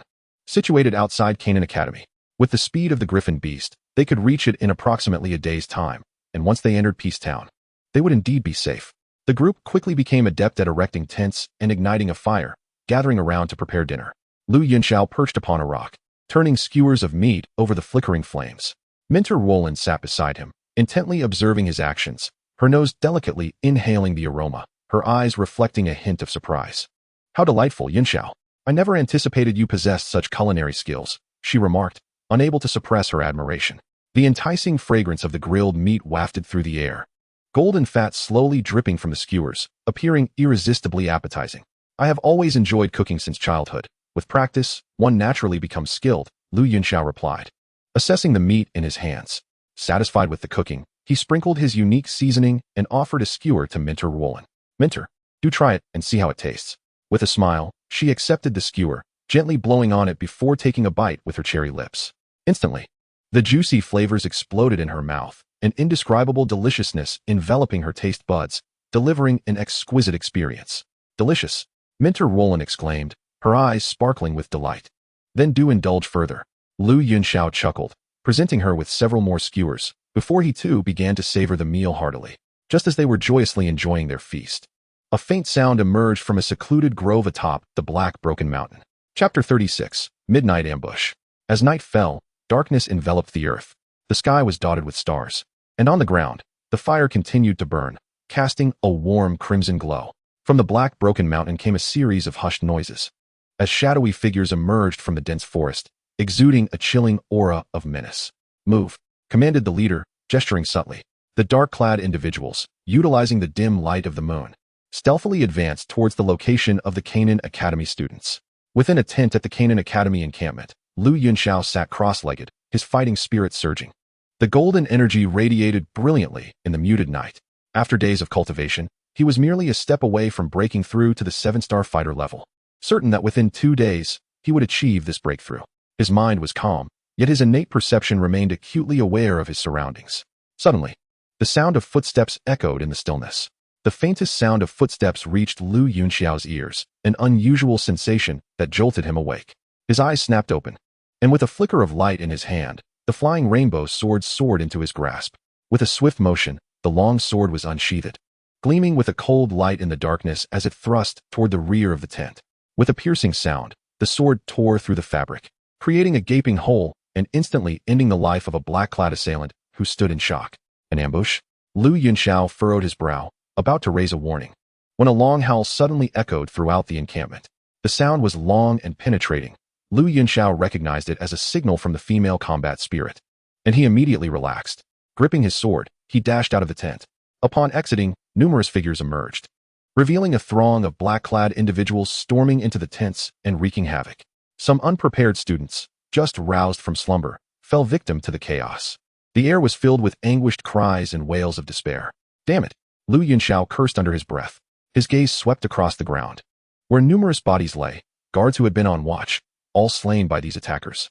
It was no wonder they had approached silently. Had it not been for his keen senses, he too might have fallen prey to their ambush, possibly suffering grave injuries or even death. Fortunately, the female combat spirit's warning had come in time. Many instructors and senior students quickly regained their composure and began to mount a defense. The Canaan Academy's guard squad was indeed an elite force. Though caught off guard by the surprise attack, their ability to respond to emergencies was commendable. They had already begun to retaliate fiercely, and the bodies of the black-clad attackers started to pile up as they too began to suffer losses. Suddenly, a brilliant flare streaked across the dark sky, bursting into radiant light.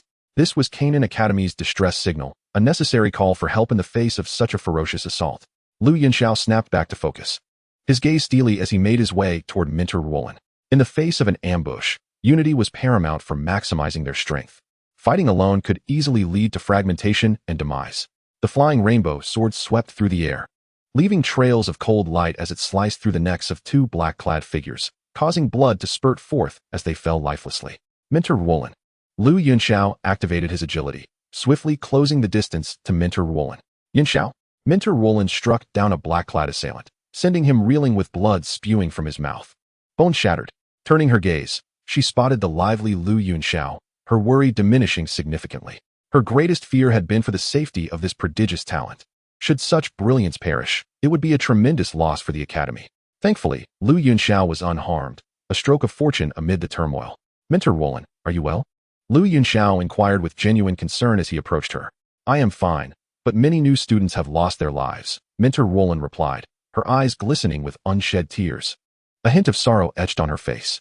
These newcomers had yet to begin their studies at the academy, still in the bloom of youth. It is truly tragic to see their lives extinguished so prematurely. After a moment of silence, Yunxiao stated, Minter Wulan, what has happened cannot be changed. But we can seek vengeance for them, ensuring that these dark-clad assailants pay for their bloodshed. You speak wisely. Minter Wulan's gaze sharpened, her long whip extending with formidable might. The aura of a grand master radiating from her. The water-blue energy enveloped her as she swiftly dispatched an approaching black-clad warrior. Be careful and protect yourself, she cautioned, brandishing her whip as she charged into the fray against the group of assailants. Understood. Yunxiao responded, sword in hand, and rushed toward the black-clad figures encircling several new students. These assailants, all at the level of fighters, posed a dire threat to the inexperienced newcomers, who were on the brink of peril. At that moment, Yunxiao revealed himself. The flying rainbow sword gleamed coldly, radiating a sharp, icy aura as he swiftly beheaded the black-clad warriors, blood splattering across the ground and splashing onto the faces of a few new students. Witnessing the bloodshed, terror flickered across the faces of the newcomers, their complexions turning pale, some even doubled over in nausea. Yunxiao shook his head, recognizing the fragility of those sheltered like flowers in a greenhouse. The sight of blood had shattered their composure. They required much more fortitude. Those who are weaker should stay back and avoid recklessness. We cannot afford to be distracted by protecting you, he admonished the trembling students. In such a battle, their assistance was futile. Rushing forward would be akin to offering themselves as sacrifices. He did not expect them to fight, merely to refrain from hindering their efforts. However, judging by their cowardice, he surmised they lacked the courage to advance. Understood, the new students nodded, gathering together and retreating to a safer position. As the black-clad assailants were held at bay by the academy's mentors, senior students, and the guard team. With the newcomers safely withdrawn, Yunxiao, sword in hand, dashed back into battle, heading towards the familiar figures of several senior female students who were being besieged by a group of black-clad foes. The situation was grim, yet they were seasoned fighters, demonstrating considerable skill in their defense. With a sweeping motion of his sword, Yunxiao felled another black-clad warrior, and then, with an intricate arc, the flying rainbow sword pierced the throat of yet another foe. Chapter 37. The Conspiracy of the Demon Flame Valley. Two figures clad in black fell lifeless, and the pressure upon several female trainees diminished significantly. Alongside Yunxiao, they vanquished the encroaching assailants. Thank you, Yunxiao, gasped the female trainees, expressing their gratitude. As long as you are unscathed, that is what matters, Yunxiao replied with a nod, his tone understated. The trainees exchanged faint smiles. Yet as they observed the fierce battle unfolding before them, their expressions sobered, brows furrowing with concern. We remain unaware of the origins of these assailants. This evening's ambush was clearly premeditated. Their intent was to eliminate us entirely. Unlike previous attacks driven by greed for plunder, these individuals seem solely intent on our annihilation, remarked a white-clad female trainee, her eyes glinting with a hint of fury. Although Canaan Academy holds considerable prestige in the Black Corner domain, it has also antagonized numerous foes. While these adversaries may refrain from confronting the Academy openly, their clandestine machinations are plentiful. This is unequivocally an act of retribution against the institution, continued another trainee in yellow, her expression darkening. The distress signal has been dispatched, yet it remains uncertain when the Academy's rescue team will arrive. Given the current state of battle, despite our vigorous counterattacks, we are at a disadvantage, having been taken by surprise. A purple-clad female trainee spoke gently, her voice laden with anxiety. The Canaan Guard's elite have all been restrained. And although the Academy's instructors and students are valiantly engaged in combat, their efforts are somewhat lacking. Canaan Academy appears to be in a precarious position. Prolonged conflict may prove unsustainable, she added. Let us not dwell on despair, dear sisters. Surely, the Academy will respond in a timely manner. We must fight valiantly. As long as we do not concede, we shall endure until reinforcements arrive, Yunxiao reassured them, noting their worried expressions. In this dire scenario, their sole recourse was to fight fiercely, to buy time and await salvation. Survival hinged upon this singular strategy. You speak wisely, Junior. We must strive to defeat our foes. The female trainees sighed, suppressing their trepidation as they resolutely affirmed his words. Deep down, they understood that in such circumstances, worry was futile. Total commitment to battle was the only rational approach. With a slight smile, Yunxiao said, "Then let us fight side by side, dear sisters." As he spoke, he shook his hand lightly, and the flying rainbow sword emitted a dazzling cold light. "Very well, let us join forces in this fight," the female trainees responded with laughter. And together they charged towards the nearby black-clad adversaries. Boom! Within the encampment, a collision of crimson and golden energy erupted, producing a tremendous sound. Waves of energy surged forth. And in an instant, dust and debris filled the air. Cheng Yuanbua, indeed you are a scoundrel. Are you in the Mo Yin Valley intending to declare war on our Canaan Academy? As a sharp exclamation echoed, a female doling from Canaan Academy unleashed a powerful punch. Enveloped in a robust, earthy-hued Dou Qi, exuding an astonishing might. What if we go to war? Zhang Yuyan, do you truly believe that our Mo Yin Valley fears you Canaan Academy? You Canaan Academy have persistently opposed us, and today we shall annihilate all the students here, serving as a painful lesson for you, so that you understand the consequences of standing against us. Cheng Yuanbo remained unperturbed, crimson Dou Qi swirling around him as he met Zhang Yuyan's fierce punch head-on. The Mo Yin Valley is an established power in the Black Corner region, historically at odds with Canaan Academy. Today's ambush was orchestrated by Mo Yin Valley as an act of vengeance against Canaan Academy. As their fists collided, waves of energy erupted, and Zhang Yuyan relentlessly hammered down with punch after punch. A bunch of vermin, resorting to such despicable tactics. If you possess any courage, confront us in a fair fight. Zhang Yuyan proclaimed loudly as she forced Cheng Yuanbo back. All's fair in war. The means are inconsequential. What matters is the outcome. Zhang Yuyan, you remain too naive. Cheng Yuanbo was unfazed by her provocations, deftly blocking each of her strikes. In terms of foundation, Mo Yin Valley is undoubtedly inferior to Canaan Academy, making a direct confrontation without external assistance impossible. Furthermore, Canaan Academy boasts a mysterious and formidable dean, a true top-tier powerhouse, of whom even the Valley Master, the deceptive demon, is wary. Thus, their only recourse is ambush, not for any other reason, but to vex Canaan Academy. Clearly, such tactics have proven effective. Should the students here be slaughtered today, Canaan Academy's reputation shall undoubtedly suffer, which is precisely what Mo Yin Valley desires. Infuriating. Zhang Yuyan was no fool. She understood the insidious intentions of Mo Yin Valley. Consequently, her fists grew increasingly ferocious. Cheng Yuanbo defended himself, and the two became embroiled in a fierce battle at the encampment. Die! Yunxiao thrust his sword forward, the Fei Hong sword gleaming with a chilling light, piercing through the chest of a black-clad assailant, ending his life. Thank you for the rescue. Beside Yunxiao, a freshman spoke softly, his face filled with gratitude. Had it not been for Yunxiao's timely arrival, he would surely have perished. No need for thanks. Oh, it's you. Upon seeing the somewhat familiar face, Yunxiao paused momentarily. He recognized this individual as the only other freshman from Mo City who achieved a level evaluation, a one-star Dou Qi fighter. Yes, it's me. My name is Zhang Yuan. I am also from Mo City, the new student replied promptly. I remember you. Lu Yunxiao softly remarked, nodding slightly. Having shared the same origins in Mojing City, his demeanor towards Zhang Yun softened a tad. The battles here are perilous. It would be wise for you to retreat and stay with the other newcomers. It is relatively safer there for the time being, Lu Yunxiao said with a calm tone. No, I am also a fighter. I can be of assistance, Zhang Yun responded, his fervor unexpectedly high, which earned him a measure of Lu Yunxiao's admiration. Then be cautious. I shall take my leave, Lu Yunxiao acknowledged before dashing back to the battlefield, for at this moment, the fight was of utmost importance. As Lu Yunxiao's figure faded into the distance, a flicker of admiration crossed Zhang Yun's gaze. Despite being younger than himself, Lu Yunxiao's formidable strength was indeed awe-inspiring. Clenching his fist, Zhang Yun grasped his blade and charged directly at a cloaked adversary. Chapter 38. The celestial slash of the fighter within the encampment, the mentors, students, and guards of Canaan Academy were embroiled in a fierce struggle against the cloaked figures. Each combatant had found their match, valiantly resisting. With some even facing 2 or 3 foes at once, the situation remained decidedly unfavorable for Canaan Academy. Lu Yunxiao moved like the wind, skillfully navigating the battlefield. His targets were primarily the fighters among the cloaked assailants. With his prowess and the sharpness of his Fei Hong sword, he dispatched these foes with alarming swiftness. After a while, the number of cloaked adversaries who had perished at his hands exceeded 20, significantly alleviating the pressure on many students. However, such remarkable feats inevitably drew the attention of other cloaked fighters. What a slippery little brat. Old Wang, you handle this woman. I will deal with that kid.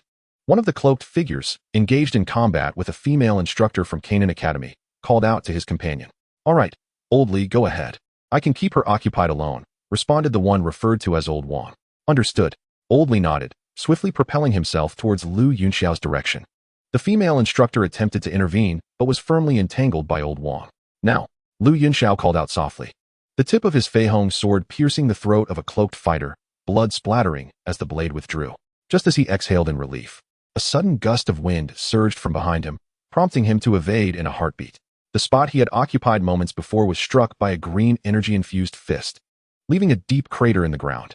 Lu Yunxiao's eyes narrowed, his focus sharpening as he beheld the green energy swirling around the cloaked figure. Fighter? He murmured lightly. Indeed. Little brat, you enjoyed your killing spree, didn't you? Prepare to meet your end.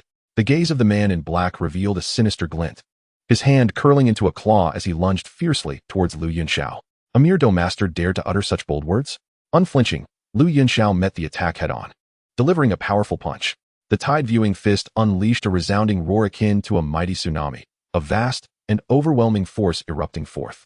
The man in black's pupils contracted as the green light emanating from his claws intensified, and the fist and claw collided with a thunderous impact. Boom! The clash sent Lu Yunxiao staggering back 3 steps, while the black-clad figure also retreated thrice before regaining his balance. Remarkably, their earlier exchange had been evenly matched. Little brat, you possess some skill, the man in black remarked with surprise, clearly taken aback that a 6-star Dou master could contend with him, a seasoned 2-star Dou master. You are not without merit yourself, Lu Yunxiao replied coolly. The strength of a Dou master was certainly worthy of his engagement. Huh, flattery has made you quite pleased with yourself. That strike was merely a casual attempt. Next, I shall demonstrate the true prowess of a Dou master. The expression of the man in black grew serious, his aura surging as the green light enveloped him once more. He appeared quite formidable, yet Lu Yunxiao retorted coldly. I was merely toying with you. With the flying rainbow sword at the ready, Lu Yunxiao prepared to showcase his true mastery. His swordsmanship was where his true prowess lay. The sword energy enveloped him, a sharp aura radiating as they clashed once more. The flying rainbow sword traced an extraordinary trajectory, aimed directly at the throat of the man in black. The man deftly evaded, his green spear intercepting the attack, then swiftly thrusting towards Lu Yunxiao's chest. Lu Yunxiao retracted his sword, striking the spear to deflect it away. In an instant, their weapons engaged in a rapid exchange, the two clashing dozens of times. Such formidable strength, exclaimed Mentor Wutan, who, having repelled her opponent with a whip, now observed the distant duel with a glimmer of astonishment in her eyes. Lu Yunxiao's talent was beyond reproach. After all, he possessed extraordinary potential. Yet, she was taken aback by his combat capabilities, able to contend evenly with a Dou master. It was truly unexpected. Perhaps this is what true genius looks like, Mentor Wutan murmured to herself, wielding her whip once again as she faced her adversary. With a swift motion, Lu Yunxiao's form flowed like water, his long sword shimmering with a cold light, akin to a silver serpent in flight, enveloping the man in black entirely. The man in black, with his Dou Qi surging, wielded his green spear to parry Lu Yunxiao's sword strikes one after another. However, his complexion was far from favorable. Lu Yunxiao's assault was not only formidable, exhibiting a power that belied his status as a fighter, but his peculiar fighting energy was exceedingly sharp, imposing a significant restraint on the opponent's own energy and considerably diminishing his capabilities. From an initial equilibrium to a state of complete defense, the tides of battle had shifted dramatically. Break! Lu Yunxiao uttered a soft command, the Fei Hong sword effortlessly deflecting the green spear wielded by the cloaked figure.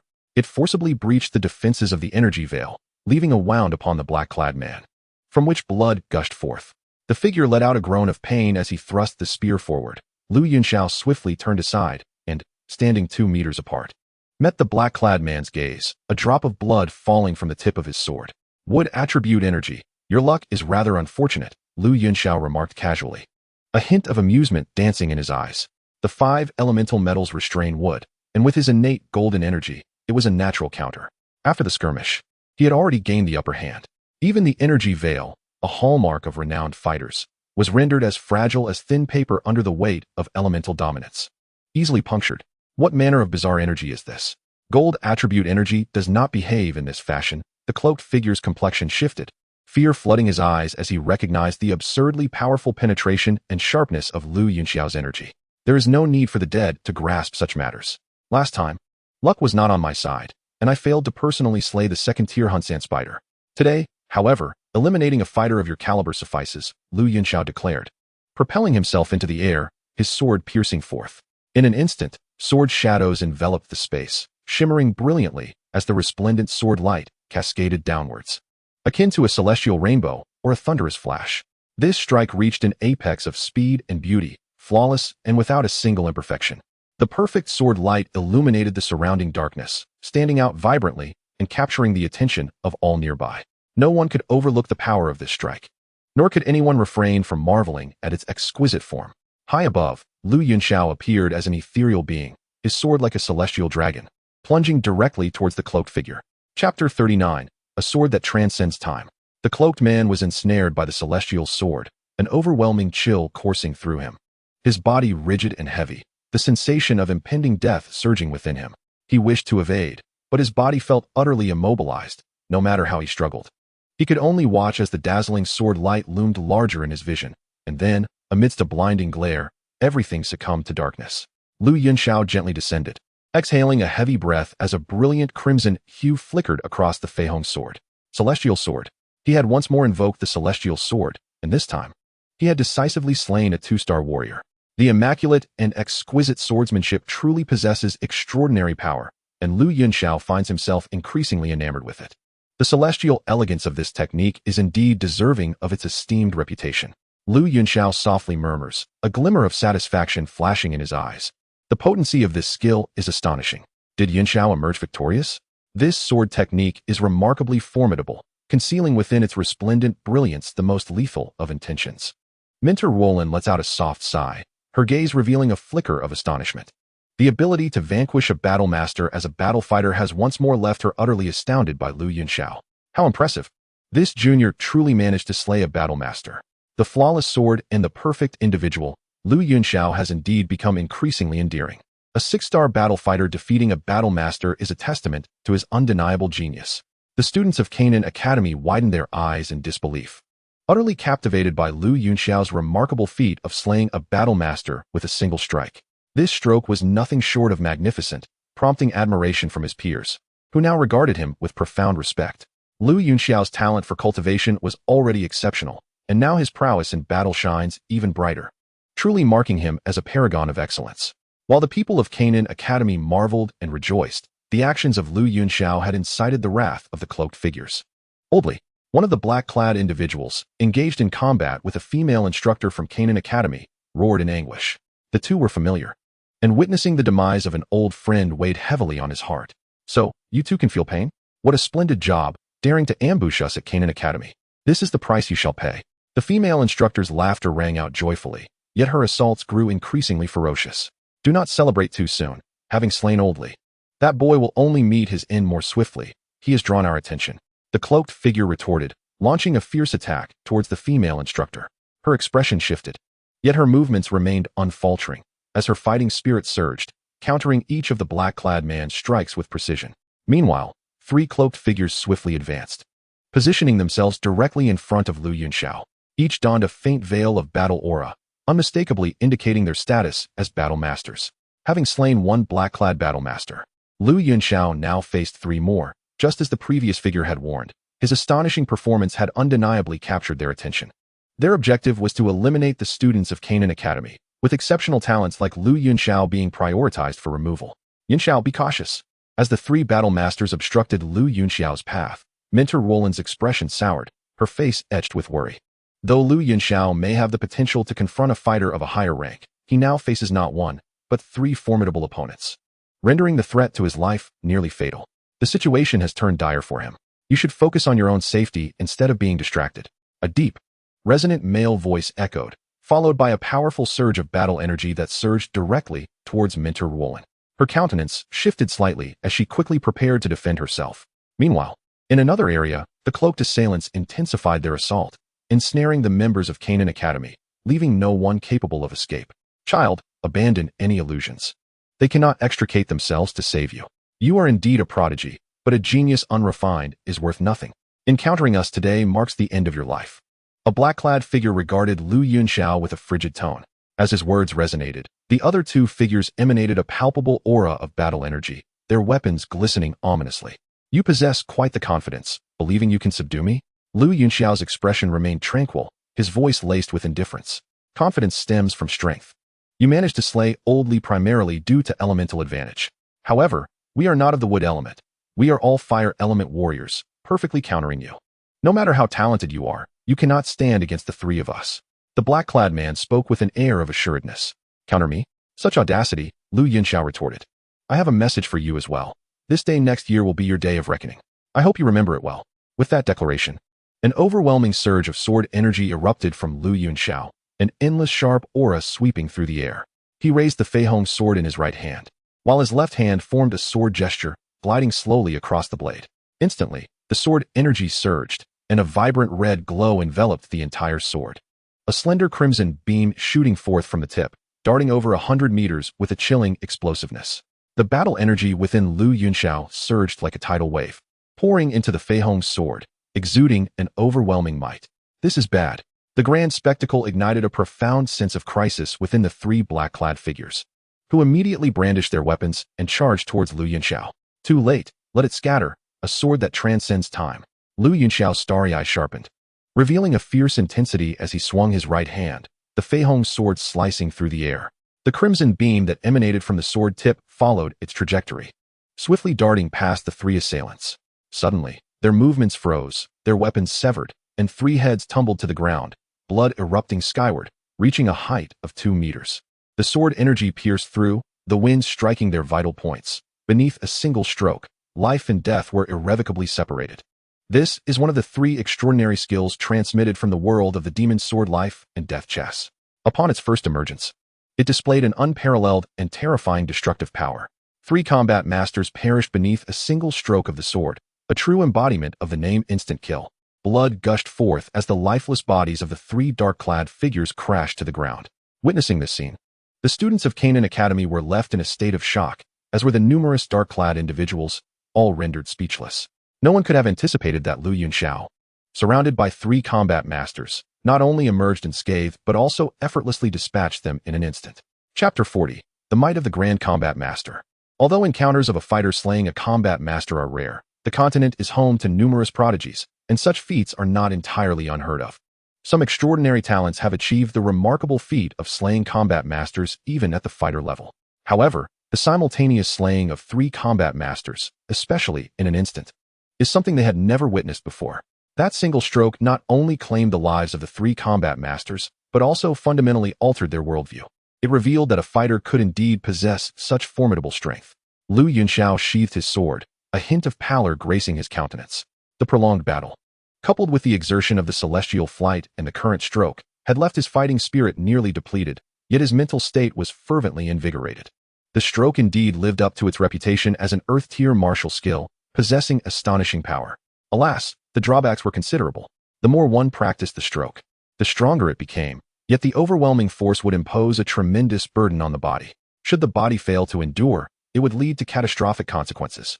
Otherwise, he would not have kept it concealed for so long. With a sigh of resignation, Yunxiao's desire to modify the stroke intensified. If he could eliminate the disadvantages of the stroke, it would undoubtedly become a powerful weapon. At least in the early stages, the stroke S would be unrivaled. However, as an Earth-tier martial skill, even with his extraordinary comprehension, ridding it of its flaws would not be a simple endeavor.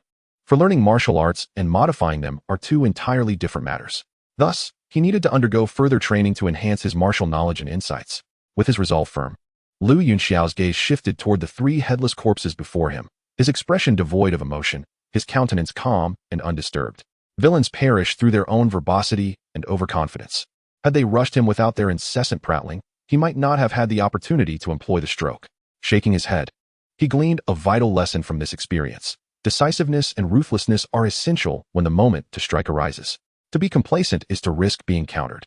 Learning from the past, should he encounter an adversary in the future, he would undoubtedly eradicate them with the utmost determination, leaving no opportunity for retaliation. As Yunxiao's thoughts surged, a voice filled with anguish pierced the air. His gaze shifted, and he beheld a figure hurtling towards him. Upon recognizing the silhouette, Yunxiao's expression changed dramatically, and he swiftly caught her. The overwhelming force caused him to stagger back several steps before he finally regained his balance. "Are you all right, Mentor Wulan?" he inquired with a tone tinged with genuine concern as he looked down at the figure in his arms. "I'm fine," Mentor Wulan managed to utter through her struggles, yet a spurt of crimson blood involuntarily spilled from her lips, splattering across Yunxiao's pristine white robes, its vivid hue strikingly alarming. Yunxiao's countenance darkened. It was evident that Mentor Wulan had sustained grievous injuries. "To dare distract yourself while battling me, this is your fate," a resonant and domineering voice echoed, prompting Yunxiao to look up. Before him stood a middle-aged man clad in black. While his appearance bore no remarkable features, the purple armor enveloping him caused Yunxiao's eyes to narrow, his expression growing exceedingly grave.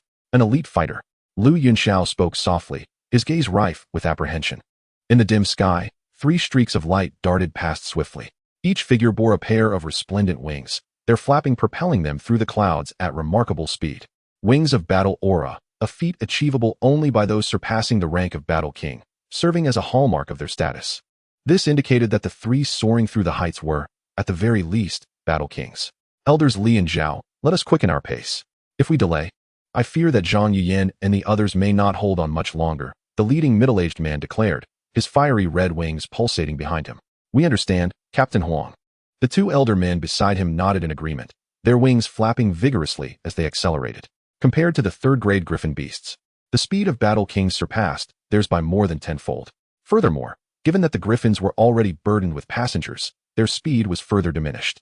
In contrast, the battle kings soared nearly 20 times faster. The Black Broken Mountain range was not far from Peacetown. A griffin beast could reach it in nearly a day's flight. Whereas for the battle kings, it would take no more than half an hour to arrive at the scene. With the 3 battle kings exerting all their might, this time could be significantly reduced. This urgency was precisely why the Canaan Academy dispatched battle kings for assistance. Had they sent a regular team, by the time they arrived, it would have been too late. Among the reinforcements were 2 elders from the Academy's external division, while the leader, Captain Huang, served as the vice-captain of the Academy's law enforcement team, a formidable 8-star battle king, renowned even throughout the Black Corner region. The ability to dispatch him signifies the profound importance that Canaan Academy places on this incident. Approximately 5 or 6 minutes later, a towering mountain range came into view. "Captain Huang, the Black Broken Mountain range is nearly upon us," an elder remarked, a hint of surprise tinging his voice. "Excellent. Let us hasten our pace and prepare for descent," Captain Huang responded, his wings fluttering as he advanced with remarkable speed. With a resounding crash, 2 figures were violently hurled away, crashing forcefully to the ground. Yunxiao spat a mouthful of blood, feeling as if his insides were ablaze. A profound heaviness settling in his chest. The skin at the base of his right hand had split open, blood staining the hilt of the flying rainbow sword. His white garments now dust-laden and his hair disheveled, presenting a rather disheveled appearance.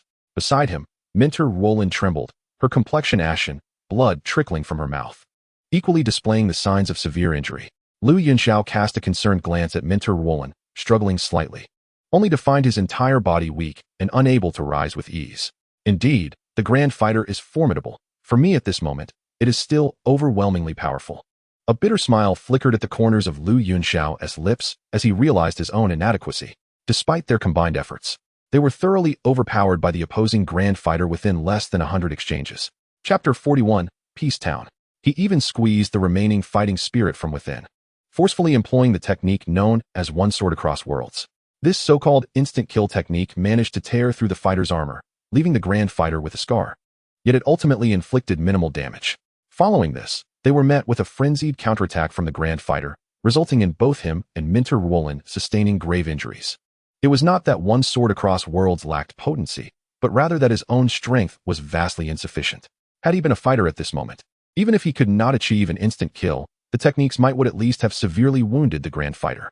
Instead, he found himself sprawled on the ground in utter disarray, devoid of any capacity to retaliate. The sound of footsteps gradually approached, as a middle-aged man clad in black advanced towards Lu Yunxiao and Minter Wutan. His expression was grim, and his gaze towards Lu Yunxiao bore a ferocity. It was a humiliation for a 5-star Grand Fighter to be wounded by a 6-star fighter. "You little beast, do keep struggling. I am eager to see how you will wriggle now," the black-clad man said coldly, his face twisted with cruelty and savagery. He vowed to shatter Lu Yunxiao's bones one by one, then skin him alive, believing that only through such torment could he alleviate his own deep-seated resentment. "Yunxiao?" As the middle-aged man clad in black drew nearer, Minter Wutan could not help but turn her head, casting an apologetic glance at Lu Yunxiao. Her gaze was filled with remorse. She felt utterly inadequate as a Minter, unable to protect even her own disciple. The look of despondency on her face, with sorrow glistening in her eyes, reflected her inner turmoil.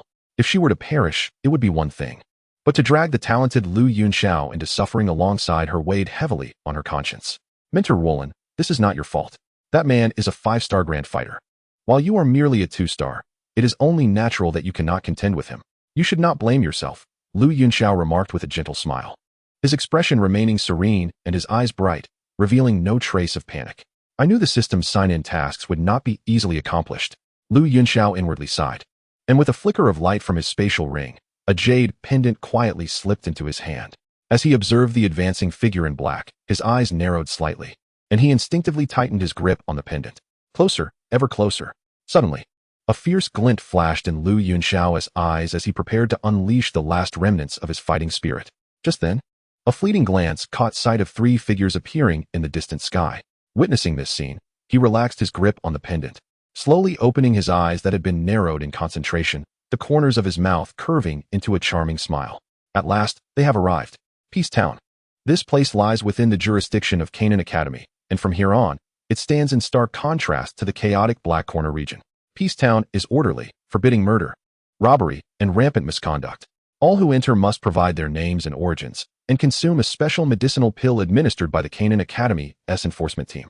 These pills can sense murderous intent. Should anyone commit an act of violence within Peace Town, the pills will issue a warning, illuminating the perpetrator in a crimson glow, who will then face severe repercussions from the enforcement team. The Black Corner region is rife with turmoil, and many nefarious individuals are reluctant to take the pills. There have been numerous cases where individuals, defiant and dismissive, attempted to breach Peace Town. Without exception, these individuals were swiftly dealt with by the enforcement team. To this day, a corpse hangs from the black tree at the entrance of Peace Town, an embodiment of a fallen emperor fighter, a former would-be intruder. After being slain by the enforcement team, the body serves as a deterrent to those in the Black Corner region. Undoubtedly, such intimidation proves effective. The current order within Peace Town is commendable, and those who dare to disregard its rules are becoming increasingly rare. Inside a residence in Peace Town, a figure clad in white sat cross-legged, golden fighting spirits swirling around him, causing his white robes to flutter gracefully. The figure's hand seals shifted, and an overwhelming aura surged forth, creating a tempestuous atmosphere that enveloped him. "Break!" As a gentle voice resonated, an invisible barrier seemed to shatter, and immediately, the aura of battle surged forth, intensifying the presence of the figure clad in white. The 7-star fighter had, at last, achieved a long-awaited breakthrough. A soft murmur escaped as the figure's tightly shut eyes suddenly opened, revealing a sharp glint within. This figure, of course, was Lu Yunxiao. After being rescued by 3 kings of fighters from the Canaan Academy, they had journeyed through the night and now rested in Peace Town, awaiting the complete recovery of their injuries before heading to Canaan Academy together. As the saying goes, misfortune often conceals fortune, and fortune often harbors misfortune. Although Lu Yunxiao had sustained grave injuries during that fateful night, after a period of recuperation, he had nearly healed, and his cultivation had successfully advanced. The fierce battle had yielded some gains. Aside from his cultivation, he had also attained new insights regarding the sword, which he could ponder in due time. Muttering to himself, Yunxiao swung his legs over the bed. After such prolonged cultivation, he felt a pang of hunger and decided it was time to venture outside in search of sustenance. Just as he stepped down, a series of knocks echoed from the door, accompanied by a gentle and melodious voice from beyond. Yunxiao, it's me. Please open the door. Is that you, Mentor Wulan? Yunxiao exclaimed, momentarily taken aback. He quickly strode forward and opened the door to find Mentor Wulan standing gracefully outside. Why have you come? Yunxiao couldn't help but inquire softly. I noticed you hadn't ventured out by noon, so I brought you some food. By the way, have your injuries healed? Mentor Wulan asked gently. They are much improved. Thank you for your concern, Mentor Wulan. Please, come in, Yunxiao invited, gesturing for her to enter. With a warm smile, Mentor Wulan stepped into the room and placed the tray she carried on the table. Yunxiao observed her. Her complexion was rosy, and her eyes sparkled with vitality, indicating that her injuries had nearly healed as well, which eased his mind. The healing potions from Canaan Academy were evidently effective, allowing them to recover swiftly from such severe wounds. Please, have a seat, Mentor Wulan, Yunxiao said softly. Mentor Wulan nodded and delicately settled into a chair. Yunxiao sat down, pulled the tray closer, and began to eat, his hunger genuinely demanding attention. Mentor Wulan rested her chin on her palm, watching him eat with a gentle smile. Chapter 42, Arrival at Canaan Academy. Yunxiao consumed his meal rapidly, and before long, he had finished. Wiping his mouth and setting the tray aside, his gaze shifted to Mentor Wulan across from him. Mentor Wulan, how did the casualties among the students fare this time? Yunxiao could not help but speak up. The ambush had taken him by surprise, and it seemed that Canaan Academy had suffered considerable losses. Upon mentioning this, Mentor Wulan's smile slightly faded, her expression darkening. She sighed and remarked, over 20 mentors and senior students have sacrificed their lives, and dozens from the guard team have perished as well. Particularly among the freshmen, nearly a quarter have fallen, resulting in an exceedingly heavy toll. 5 of the newcomers from MO City have also met their demise, all of whom I personally recruited. Their deaths weigh heavily on me as their mentor. I feel utterly powerless for failing to protect them. Mentor Wulan's demeanor was somber, her eyes filled with sorrow, and her self-reproach was palpable. She was a kind-hearted and gentle individual, deeply responsible, and the loss of her students caused her immense distress, leaving her feeling that she had not fulfilled her duty as a mentor. Thus her spirits were greatly diminished. Observing Mentor Wulan's self-blame, Yunxiao sighed and consoled her. Mentor Wulan, you have already exerted your utmost efforts, even risking your own life in the process. No one could have anticipated this ambush. You are not to blame. He then shifted the conversation, asking, by the way, do you know which faction was responsible for this ambush? Sensing the atmosphere grow heavy, he deftly redirected the topic. This answer had been on his mind, especially since he had also sustained severe injuries. He would inevitably seek retribution for this affront, given his nature. It was the people from the Demon Flame Valley. This valley has always been our enemy, and this ambush was orchestrated by them, Mentor Wulan replied softly, a hint of hatred lacing her words. After this battle, her animosity towards the Demon Flame Valley had deepened to the core, but regrettably, her strength remained insufficient, and this hatred could only be hidden deep within her heart. Demon Flame Valley, I will remember that, Yunxiao mused, his eyes flickering. Indeed, he should have anticipated this. There were not many who would dare to brazenly ambush the people of Canaan Academy in the Black Corner domain, and the Demon Flame Valley was undoubtedly one of the most prominent among them. Demon Flame Valley, the Earth Demon Old Ghost, and the 7-Star Fighting Sect. Yunxiao murmured. The 7-Star Fighting Sect belonged to the ranks of high-level fighting sects, possessing formidable strength that was far beyond his current capabilities. However, he believed that with his rate of growth, within a few years, he would be able to confront the Earth Demon Old Ghost directly. A gentleman's vengeance is not too late even after 10 years. I will remember this grudge for future recompense. Yunxiao, the Demon Flame Valley is powerful. Do not let your anger cloud your judgment. Your current priority is your own safety, Mentor Wulan cautioned, concerned that he might act rashly out of vengeance. Yunxiao smiled slightly and replied, rest assured, Mentor Wulan, I will exercise restraint. That is good to hear. With a sigh of relief, Mentor Wulan suddenly recalled something and spoke softly. There is one more matter. Now that everyone's injuries have mostly healed, we have decided to set off for Canaan Academy tomorrow morning. Be prepared. You may have to rise early. I understand, Yunxiao replied with a faint smile. Well then, that will be all for now. We've discussed most of the matters, so I shall take my leave. Please rest well, said Mentor Wulan as she tidied the tray and utensils, preparing to depart. Take care, Mentor Wulan. Lu Yunxiao stood up, speaking gently. All right, she responded cheerfully, lifting the tray as she made her way outside. Just as she neared the door, Mentor Roland abruptly halted, turned around, and smiled. By the way, I just remembered. We should arrive at the academy by tomorrow afternoon. At that time, I will introduce you to my stunning student. Mentor Roland, that's really not necessary. Lu Yunxiao said with a slight, wry smile, realizing she still remembered this matter. Of course it is, Mentor Roland insisted before she stepped out the door. Watching her retreating figure, Lu Yunxiao couldn't help but shake his head in exasperation. The following day, in the afternoon, the figures of Lu Yunxiao and the others stood tall atop the griffin beast. Since morning, they had been flying for the better part of the day, and finally, Canaan Academy was within reach. Peace Town was merely the outermost edge of Canaan Academy. To arrive at the academy, they still had to traverse a vast expanse of primitive forest. Though the primitive forest stretched wide, they were fortunate to have already passed through this segment of the journey. Gazing at the magnificent city in the distance, Lu Yunxiao felt a surge of emotion. After enduring many trials, they were finally nearing their destination. The griffin beast glided into the city, gradually descending at the flight station. Lu Yunxiao and the others disembarked from the griffin and lined up, ready to await instructions. Yunxiao? All the students from Mo City, please follow me, Mentor Roland said gently, standing before the group. Lu Yunxiao nodded slightly and followed closely behind Mentor Roland. The streets of Canaan City were remarkably spacious, paved entirely with blue stone slabs, presenting an exceptionally tidy appearance. Various shops lined both sides of the street, and the sounds of vendors and bustling chatter filled the air, creating a lively scene. Young men and women in uniforms occasionally flashed past Lu Yunxiao, each adorned with a golden star emblem on their chests, clearly indicating that they were students of Canaan Academy. Lu Yunxiao's gaze swept across the surroundings as he continued walking forward without pausing. After approximately half an hour, a magnificent academy came into view. A row of towering and orderly educational buildings came into view, while the grand monument of magic stones loomed high in the square. Lush trees flanked the pathways, and a massive plaque at the entrance bore the elegantly inscribed words Canaan Academy. As Mentor Roland stepped into the academy, Lu Yunxiao and the others followed closely behind.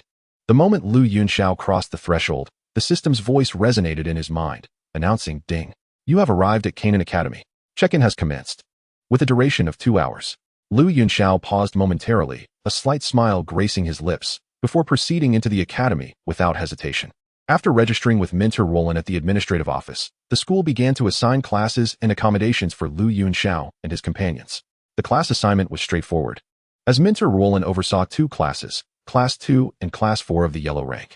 Lu Yunxiao and his peers were placed in Class 2. Once the class arrangements were settled, it was time to discuss accommodations. Lu Yunxiao, are you accustomed to sharing a living space? Mentor Roland gently inquired, glancing at Lu Yunxiao, who stood nearby. Mentor Roland, are there no private rooms available? Lu Yunxiao inquired softly, pausing briefly.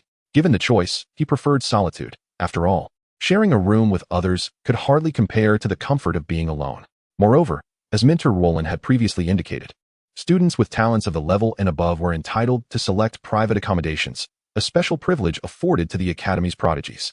There is indeed such an option. Mentor Roland began, hesitating slightly. But, Lu Yunxiao prompted gently.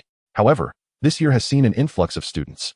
Originally, there were some rooms available, but after selections were made, only one private dormitory remains. Unfortunately, the individual residing next to that dormitory has a rather cold and ruthless demeanor, and I fear you may not get along well with him, Mentor Roland explained softly. Oh, who is this person? Lu Yunxiao inquired, intrigued. His name is Wu Hao, a local student from the Blackhorn region. He carries a heavy aura of slaughter due to wielding a blood-red heavy sword, earning him the moniker Blood Sword Wu Hao among the Academy's students. Blood Sword Wu Hao. Lu Yunxiao's eyes brightened. He was quite familiar with that name. In the current Outer Academy of Canaan, apart from himself, the most gifted individual was likely the enchanting demon girl, Hu Jia. Although Wu Hao's talent was slightly inferior to Hu Jia's, his potential achievements could very well rival, if not surpass, hers. This was a man of true grit, who, despite his menacing aura, was fiercely loyal and admired strength, embodying a sense of integrity. Such a person elicited Lu Yunxiao's admiration. As for Wu Hao's proud and aloof demeanor, it was only natural that many students kept their distance. Though Canaan Academy housed numerous students, each considered a genius in their own right, Lu Yunxiao perceived that, in reality, most were merely mediocre. Mediocrity and genius have never walked the same path, nor can the former comprehend the thoughts of the latter. Wu Hao and Hu Jia, though not comparable to the ancient 8 clans who wield their lineage as an advantage, are indeed true geniuses in their own right, even by the standards of Yunxiao. They are, thus far, the only two individuals from the outer academy to have caught the discerning eye of Yunxiao.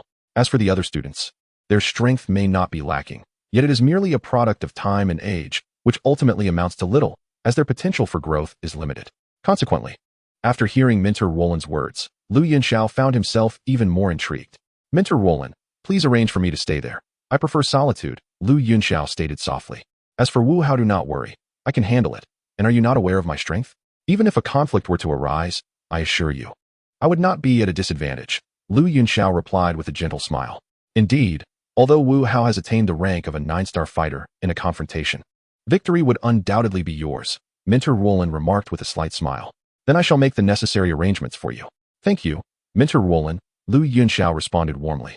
No need for thanks, she said with a tender smile, before greeting the school staff to finalize Yunxiao's accommodation. In the Jinwu courtyard, Yunxiao's dormitory is situated here. The dormitories consist of single rooms, boasting an excellent environment. Every resident has achieved a rank above during the entrance examination. Throughout the outer academy of Canaan College, the annual admission does not exceed 100 students who attain such a rank. Thus, those residing here can be considered the true elite of Canaan College. The Jinwu courtyard is flanked on the right by the female dormitory and on the left by the male dormitory. Naturally, Yunxiao was unfamiliar with the surroundings. Leading him was Zhang Yuan, the senior who had previously been defeated by Yunxiao with a single punch. Here we are, Junior Yunxiao, this is your dormitory, Zhang Yuan said, stopping before the door. Room 302, Yunxiao murmured as he glanced at the doorplate. Please settle in here, Junior Yunxiao. Someone will bring bedding shortly. Oh, and you new students have a 2-day break to rest. Classes will officially commence the day after tomorrow. Your classroom is located on the 3rd floor of the Minghong building. Room 2. Here is the campus map. If you find yourself lost, you can follow the directions indicated, Zhang Yuan explained, handing Yunxiao a map. Thank you, senior. Yunxiao expressed his gratitude as he accepted the map. No need, it is only proper. I shall take my leave now, Zhang Yuan replied with a slight bow. Preparing to depart. Safe travels, senior, Yunxiao waved lightly, his voice calm. As he watched Zhang Yuan walk away, Yunxiao took out his key, ready to unlock the door. At that moment, the door of the adjacent dormitory swung open abruptly, and a figure emerged. Yunxiao slightly inclined his head, and as the figure turned, their gazes locked in a tense confrontation. It was a chilling stare, revealing an aura of menace, subtly tinged with ferocity. In contrast, Yunxiao's gaze remained remarkably composed, yet within its calmness lay an edge as piercing as frost. The air around them seemed to thicken with tension. Bloodsword Wu Hao. Yunxiao spoke softly, his eyes flickering momentarily as he inquired nonchalantly. Who are you? Wu Hao replied, his expression unchanged, his tone icily detached. In that brief exchange of glances, he discerned the extraordinary prowess of the individual before him, recognizing him as a worthy adversary, stirring a flicker of interest within him. Just an unknown junior. You may call me Yunxiao, he responded with a smile, his demeanor casual. You are Yunxiao? Wu Hao raised an eyebrow, intrigue glimmering in his eyes, the frigid aura surrounding him intensifying. You know me? Yunxiao inquired, slightly taken aback. He had only just begun his studies that very day. How could Wu Hao be familiar with him? I do not know you, but I do now. I have heard that your strength is formidable, Wu Hao remarked, his gaze sharpening, excitement coursing through him at the prospect of challenging a strong opponent. No, my abilities are quite ordinary, Yunxiao humbly replied. Indeed, you are anything but ordinary, Wu Hao countered, shaking his head, his eyes sparkling with fervor. Shall we have a match? Having sensed Yunxiao's exceptional nature up close, Wu Hao's martial spirit surged with vigor. That sounds agreeable, Yunxiao did not decline. He was more than willing to engage in such sparring. Excellent. Wu Hao nodded, a faint thrill crossing his otherwise icy features. By the way, let me offer you a friendly warning. As he passed by Yunxiao to close the door, he abruptly added, What is it? Yunxiao inquired calmly. You should be more vigilant. You have already made a name for yourself at the academy, and I suspect you will encounter no shortage of trouble. Wu Hao's cold words hung in the air, and then he strode away. Chapter 44, Reflections on Alchemy. For Wu Hao, he was typically taciturn, emanating a heavy air of menace, and he often held disdain for trivial exchanges with others, which rendered him seemingly aloof and unapproachable. His warning to Yunxiao stemmed solely from his recognition of the latter's remarkable strength. Famous already? Has it spread so swiftly? Observing Wu Hao's retreating figure, Yunxiao shook his head slightly, realizing he had underestimated the rapidity of information dissemination. As for the troubles Wu Hao mentioned, he could easily surmise them. After all, The so-called geniuses at Canaan Academy were numerous, and such individuals tended to be proud and unwilling to concede. Given his striking entrance, it was inevitable that those who felt aggrieved would seek to stir trouble. Very well, it is a matter we must confront sooner or later. When soldiers come, we shall meet them. When water rises, we shall build dams. If trouble arises, we shall retaliate directly, swift and decisive. Yunxiao sighed softly, then produced a key to unlock the door, stepping inside without hesitation. At Canaan Academy, within a brightly lit conference room, a group of elders stood in solemn silence. You are all aware of the incident involving the Magic Flame Valley's ambush on our Canaan Academy students, the leading elder stated, his gaze sweeping across the room. We are indeed aware. The others nodded in agreement, their expressions tinged with displeasure. The heinous actions of the Magic Flame Valley represented a grave provocation against Canaan Academy. Furthermore, such occurrences would tarnish their reputation. After all, if they could not even protect their own students, it would undoubtedly deliver a significant blow to the institution's esteem. The actions of the Magic Flame Valley have crossed our bottom line. This grievance must be avenged. From today forth, I have resolved to strike against their influence within the Black Corner region. They shall learn the severe consequences of offending Canaan Academy, the elder declared, his voice laced with chilling resolve. You are to discuss the specifics and arrangements amongst yourselves, but I have but one demand: strike them fiercely, so they understand the meaning of pain. The elder, known as Hu Jia, possessed a fierce glint in his eyes and was the vice president of the Outer Academy, a genuine Douhuang powerhouse. The renowned little demoness of Canaan Academy was, in fact, his granddaughter. Understood, vice president. The other elders responded, the atmosphere in the conference room thickening with a palpable sense of menace. Let it be as you say. By the way, have the new students enrolled today? Hu Jia inquired, as if suddenly reminded of something. Yes, they have all enrolled today, an elder replied, who was the director of teaching at the Outer Academy. Though of a lower rank, he too was a Douhuang powerhouse. Canaan Academy had stood in the Black Corner region for many years, its depth of heritage profound. Even the Outer Academy concealed formidable talents. That is good to hear. I have heard that among this year's students is a peerless genius named Yunxiao, who not only surpasses the third level in potential, but has also defeated 3 Dou Shers in succession. Is this true? Hu Jia asked with keen interest, his granddaughter, Hu Jia, being an exceptional talent herself. The news of this new student's alleged superiority piqued his curiosity as the vice president. Indeed. And this has already stirred quite a commotion within the academy. Many students are eager to test the mettle of this newcomer, the director of teaching replied calmly. How intriguing. It seems that the academy shall soon be bustling with activity. I am quite eager to see whether this Yunxiao will dominate the scene like a fierce dragon crossing the river, or if our academy's young prodigies will outshine him. Hu Jia mused, anticipation glimmering in his eyes. With a hearty laugh, Hu Jia's eyes sparkled with intense interest. The emergence of prodigies is indeed splendid. The more geniuses that grace Canaan Academy, the more prosperous it shall become. Moreover, the inclusion of an extraordinary talent is bound to ignite a competitive spirit among the other students. It is through mutual rivalry that their strengths shall flourish. While it may be somewhat challenging for Yunxiao to dominate the scene, after 2 years of cultivation within the academy, he would be in a far better position. However, at present, he remains too inexperienced, lacking the time necessary for growth, especially when considering that the other students have been honing their skills for quite some time, a disparity he cannot overlook. Listening to Hu Jia, the director of education shook his head in dissent. He harbored no doubt that Yunxiao would eventually reign supreme over the Outer Academy, yet at this moment, he clearly falls short. True geniuses defy conventional reasoning, he remarked with a chuckle. His ability to vanquish 3 combat masters in an instant does not preclude his potential to thrive within the academy. Let us await the unfolding of events. Hu Jia laughed heartily, his gaze shimmering with brilliance. Ding! The sign-in task is complete. Congratulations, host, you have received a mysterious gift pack. Will you open it? In room 302, Yunxiao was tidying his bed when suddenly, the system's voice resonated in his mind. Open it, he replied, arranging the quilt before sitting on the edge of his bed. Ding! The mysterious gift pack is being opened. Ding! Congratulations, host, you have received reflections on alchemy, 1 soul contract stone, and 3 cultivation experience cards.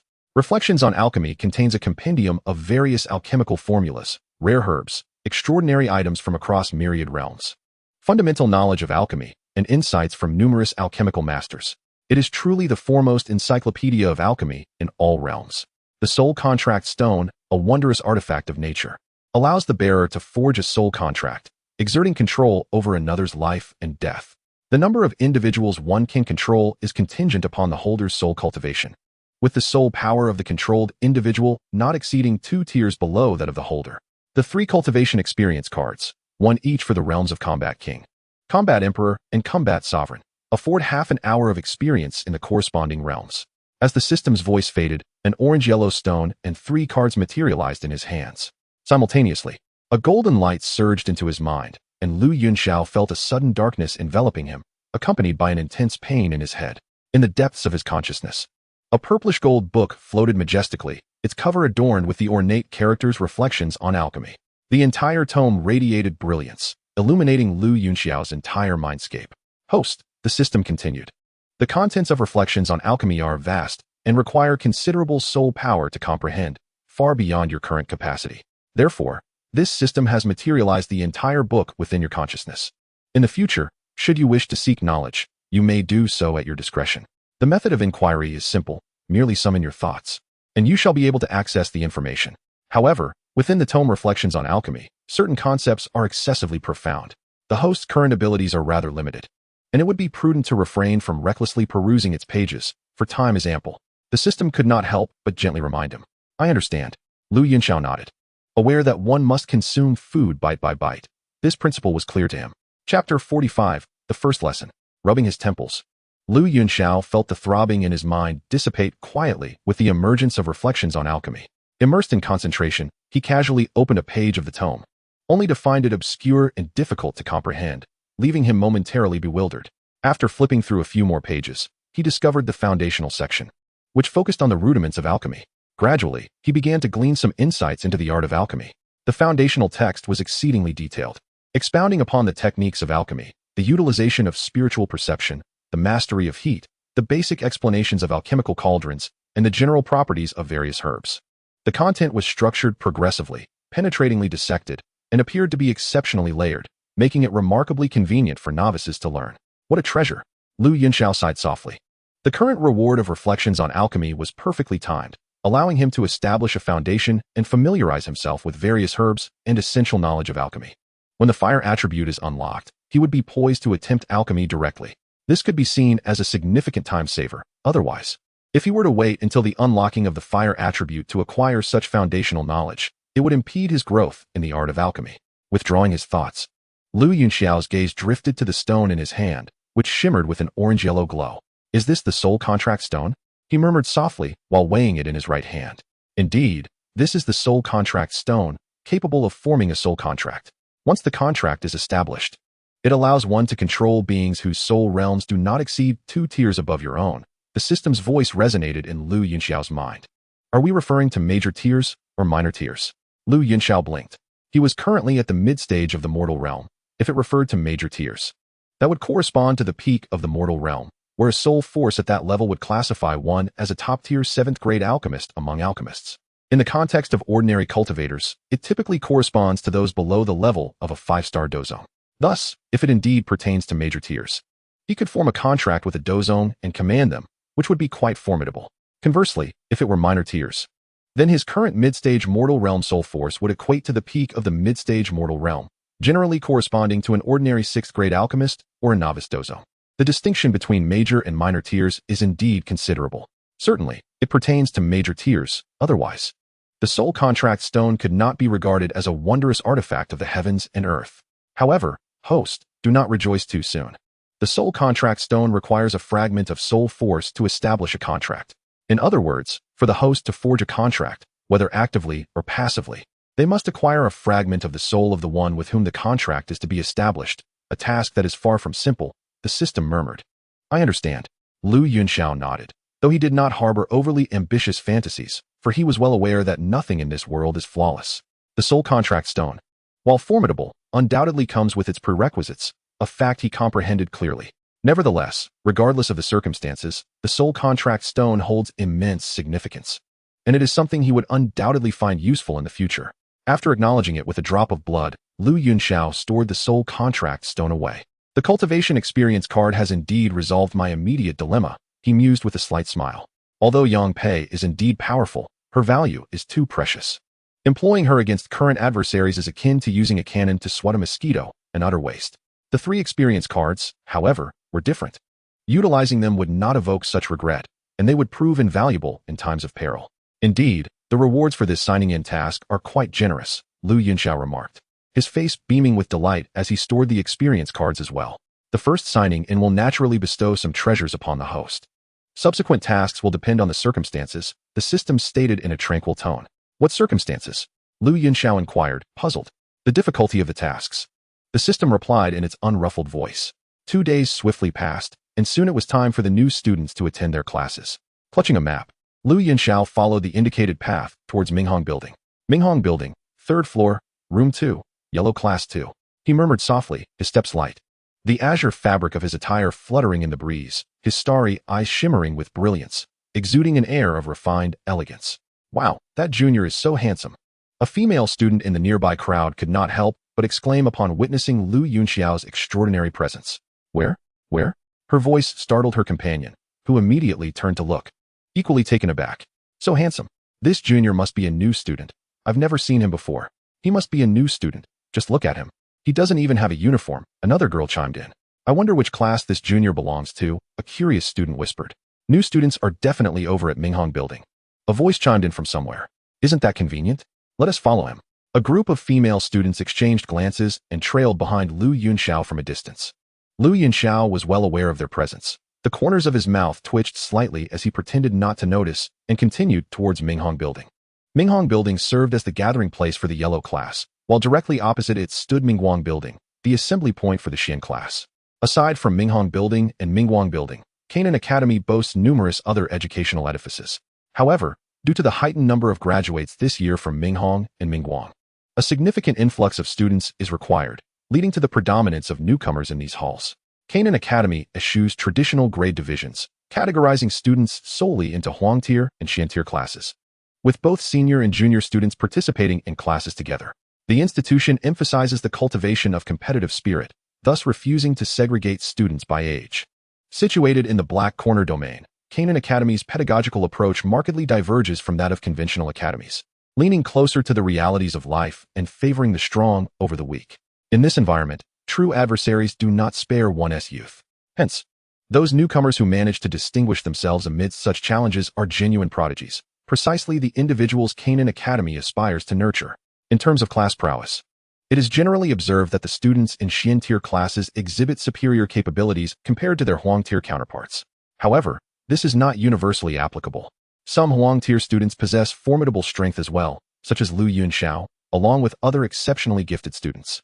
Lu Yunxiao has already garnered significant renown, with many students having heard of his name, some expressing astonishment, others admiration, yet the majority remain skeptical.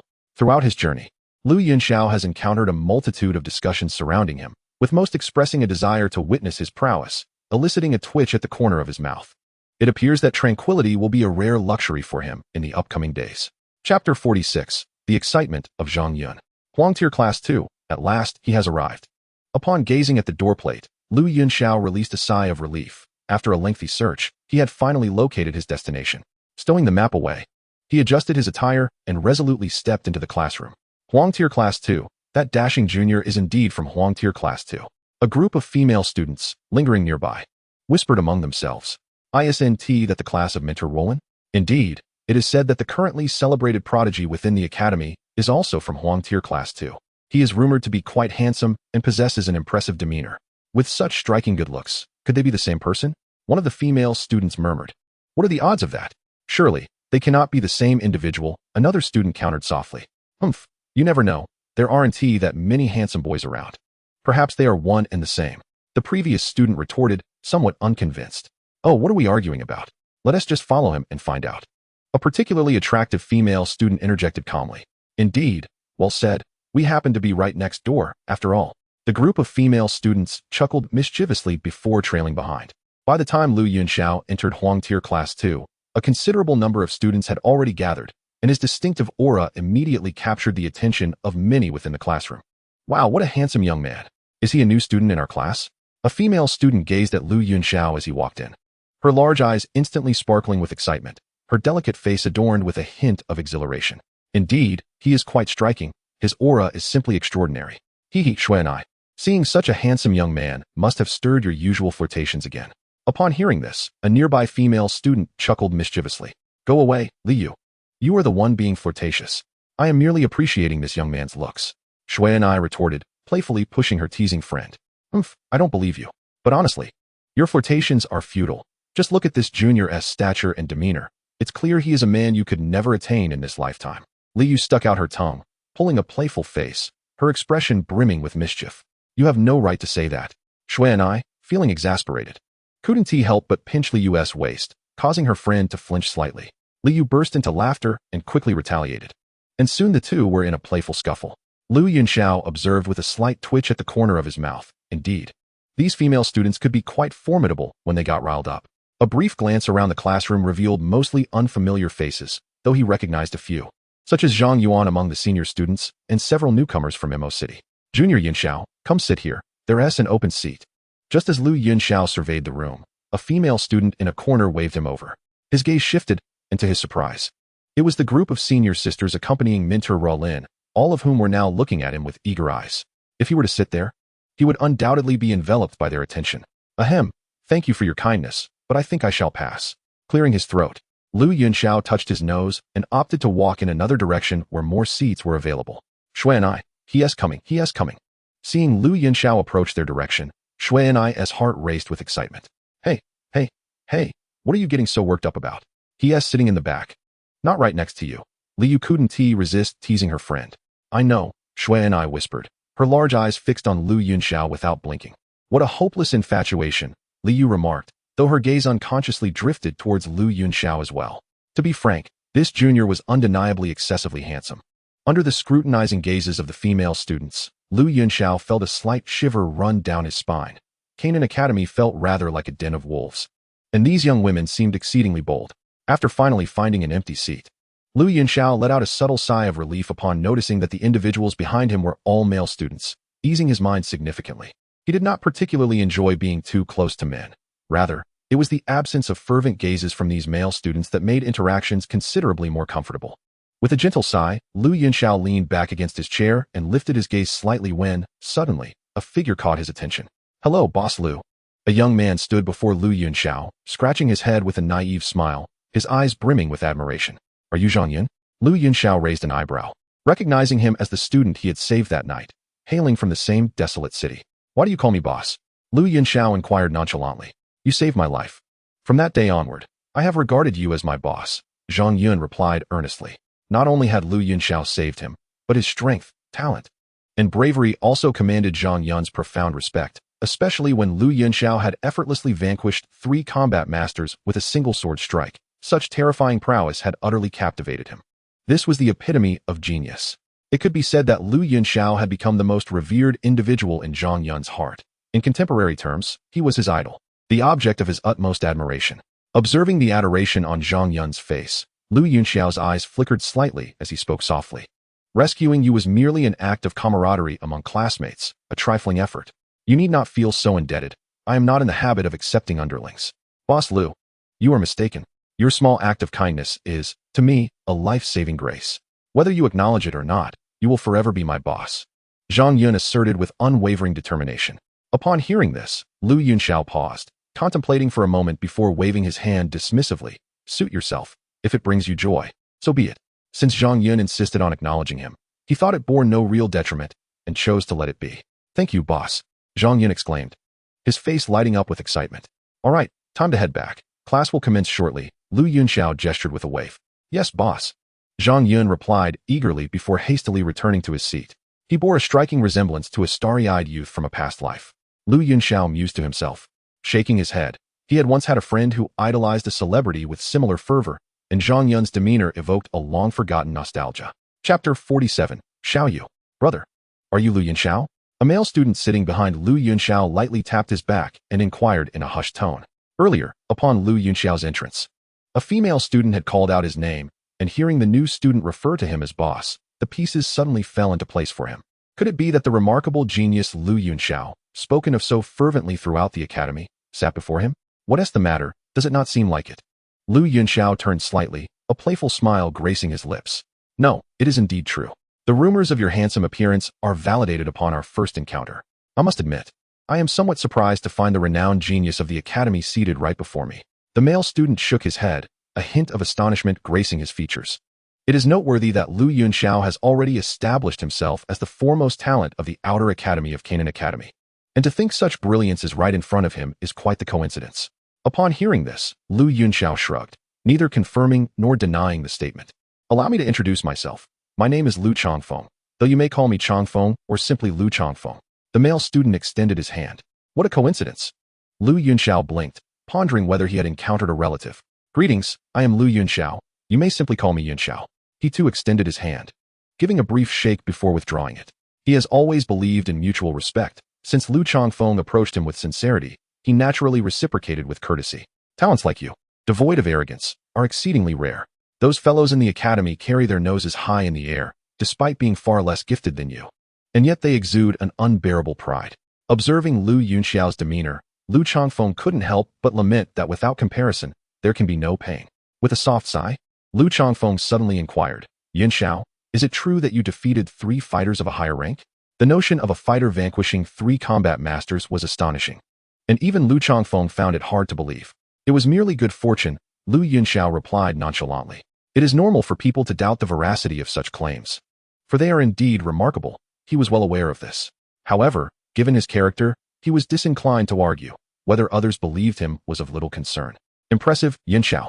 Lu Changfeng exclaimed, fully convinced of the event's authenticity from Lu Yunxiao's nonchalant demeanor. Such indifference spoke volumes. It was indicative of absolute confidence in one's abilities. In response, Lu Yunxiao allowed a faint smile to grace his lips, remaining silent. He gently turned, observing the growing number of students in the classroom, and noted that class time would soon arrive. Excuse me, may I sit here? After a couple of minutes, a melodious voice wafted into Lu Yunxiao's ears.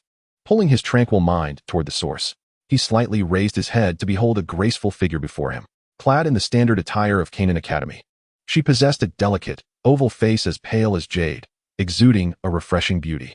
Her long, flowing hair cascaded down to her waist, her slender waist easily grasped by a hand. Her figure was enchanting, and most striking were her long, elegant legs, straight and slender, pristine and delicate. A single extra measure would render it slightly coarse, while a slight reduction would make it appear too gaunt. It is the epitome of perfect proportion. The skin, imbued with a fleshy texture, is smooth and radiant, exuding a lustrous sheen reminiscent of jade. Even with Lu Yunxiao's temperament, he could not help but feel a slight tremor. This was undeniably the most exquisite pair of legs he had ever encountered. This pair of legs is truly remarkable, he sighed inwardly. Although the girl's beauty was commendable, it merely eclipsed that of Minter Roland by a fraction, and when compared to Yun, she fell short in considerable measure. However, those jade-like legs undeniably enhanced her allure. To borrow a phrase from his past life, he could admire those legs for an entire year.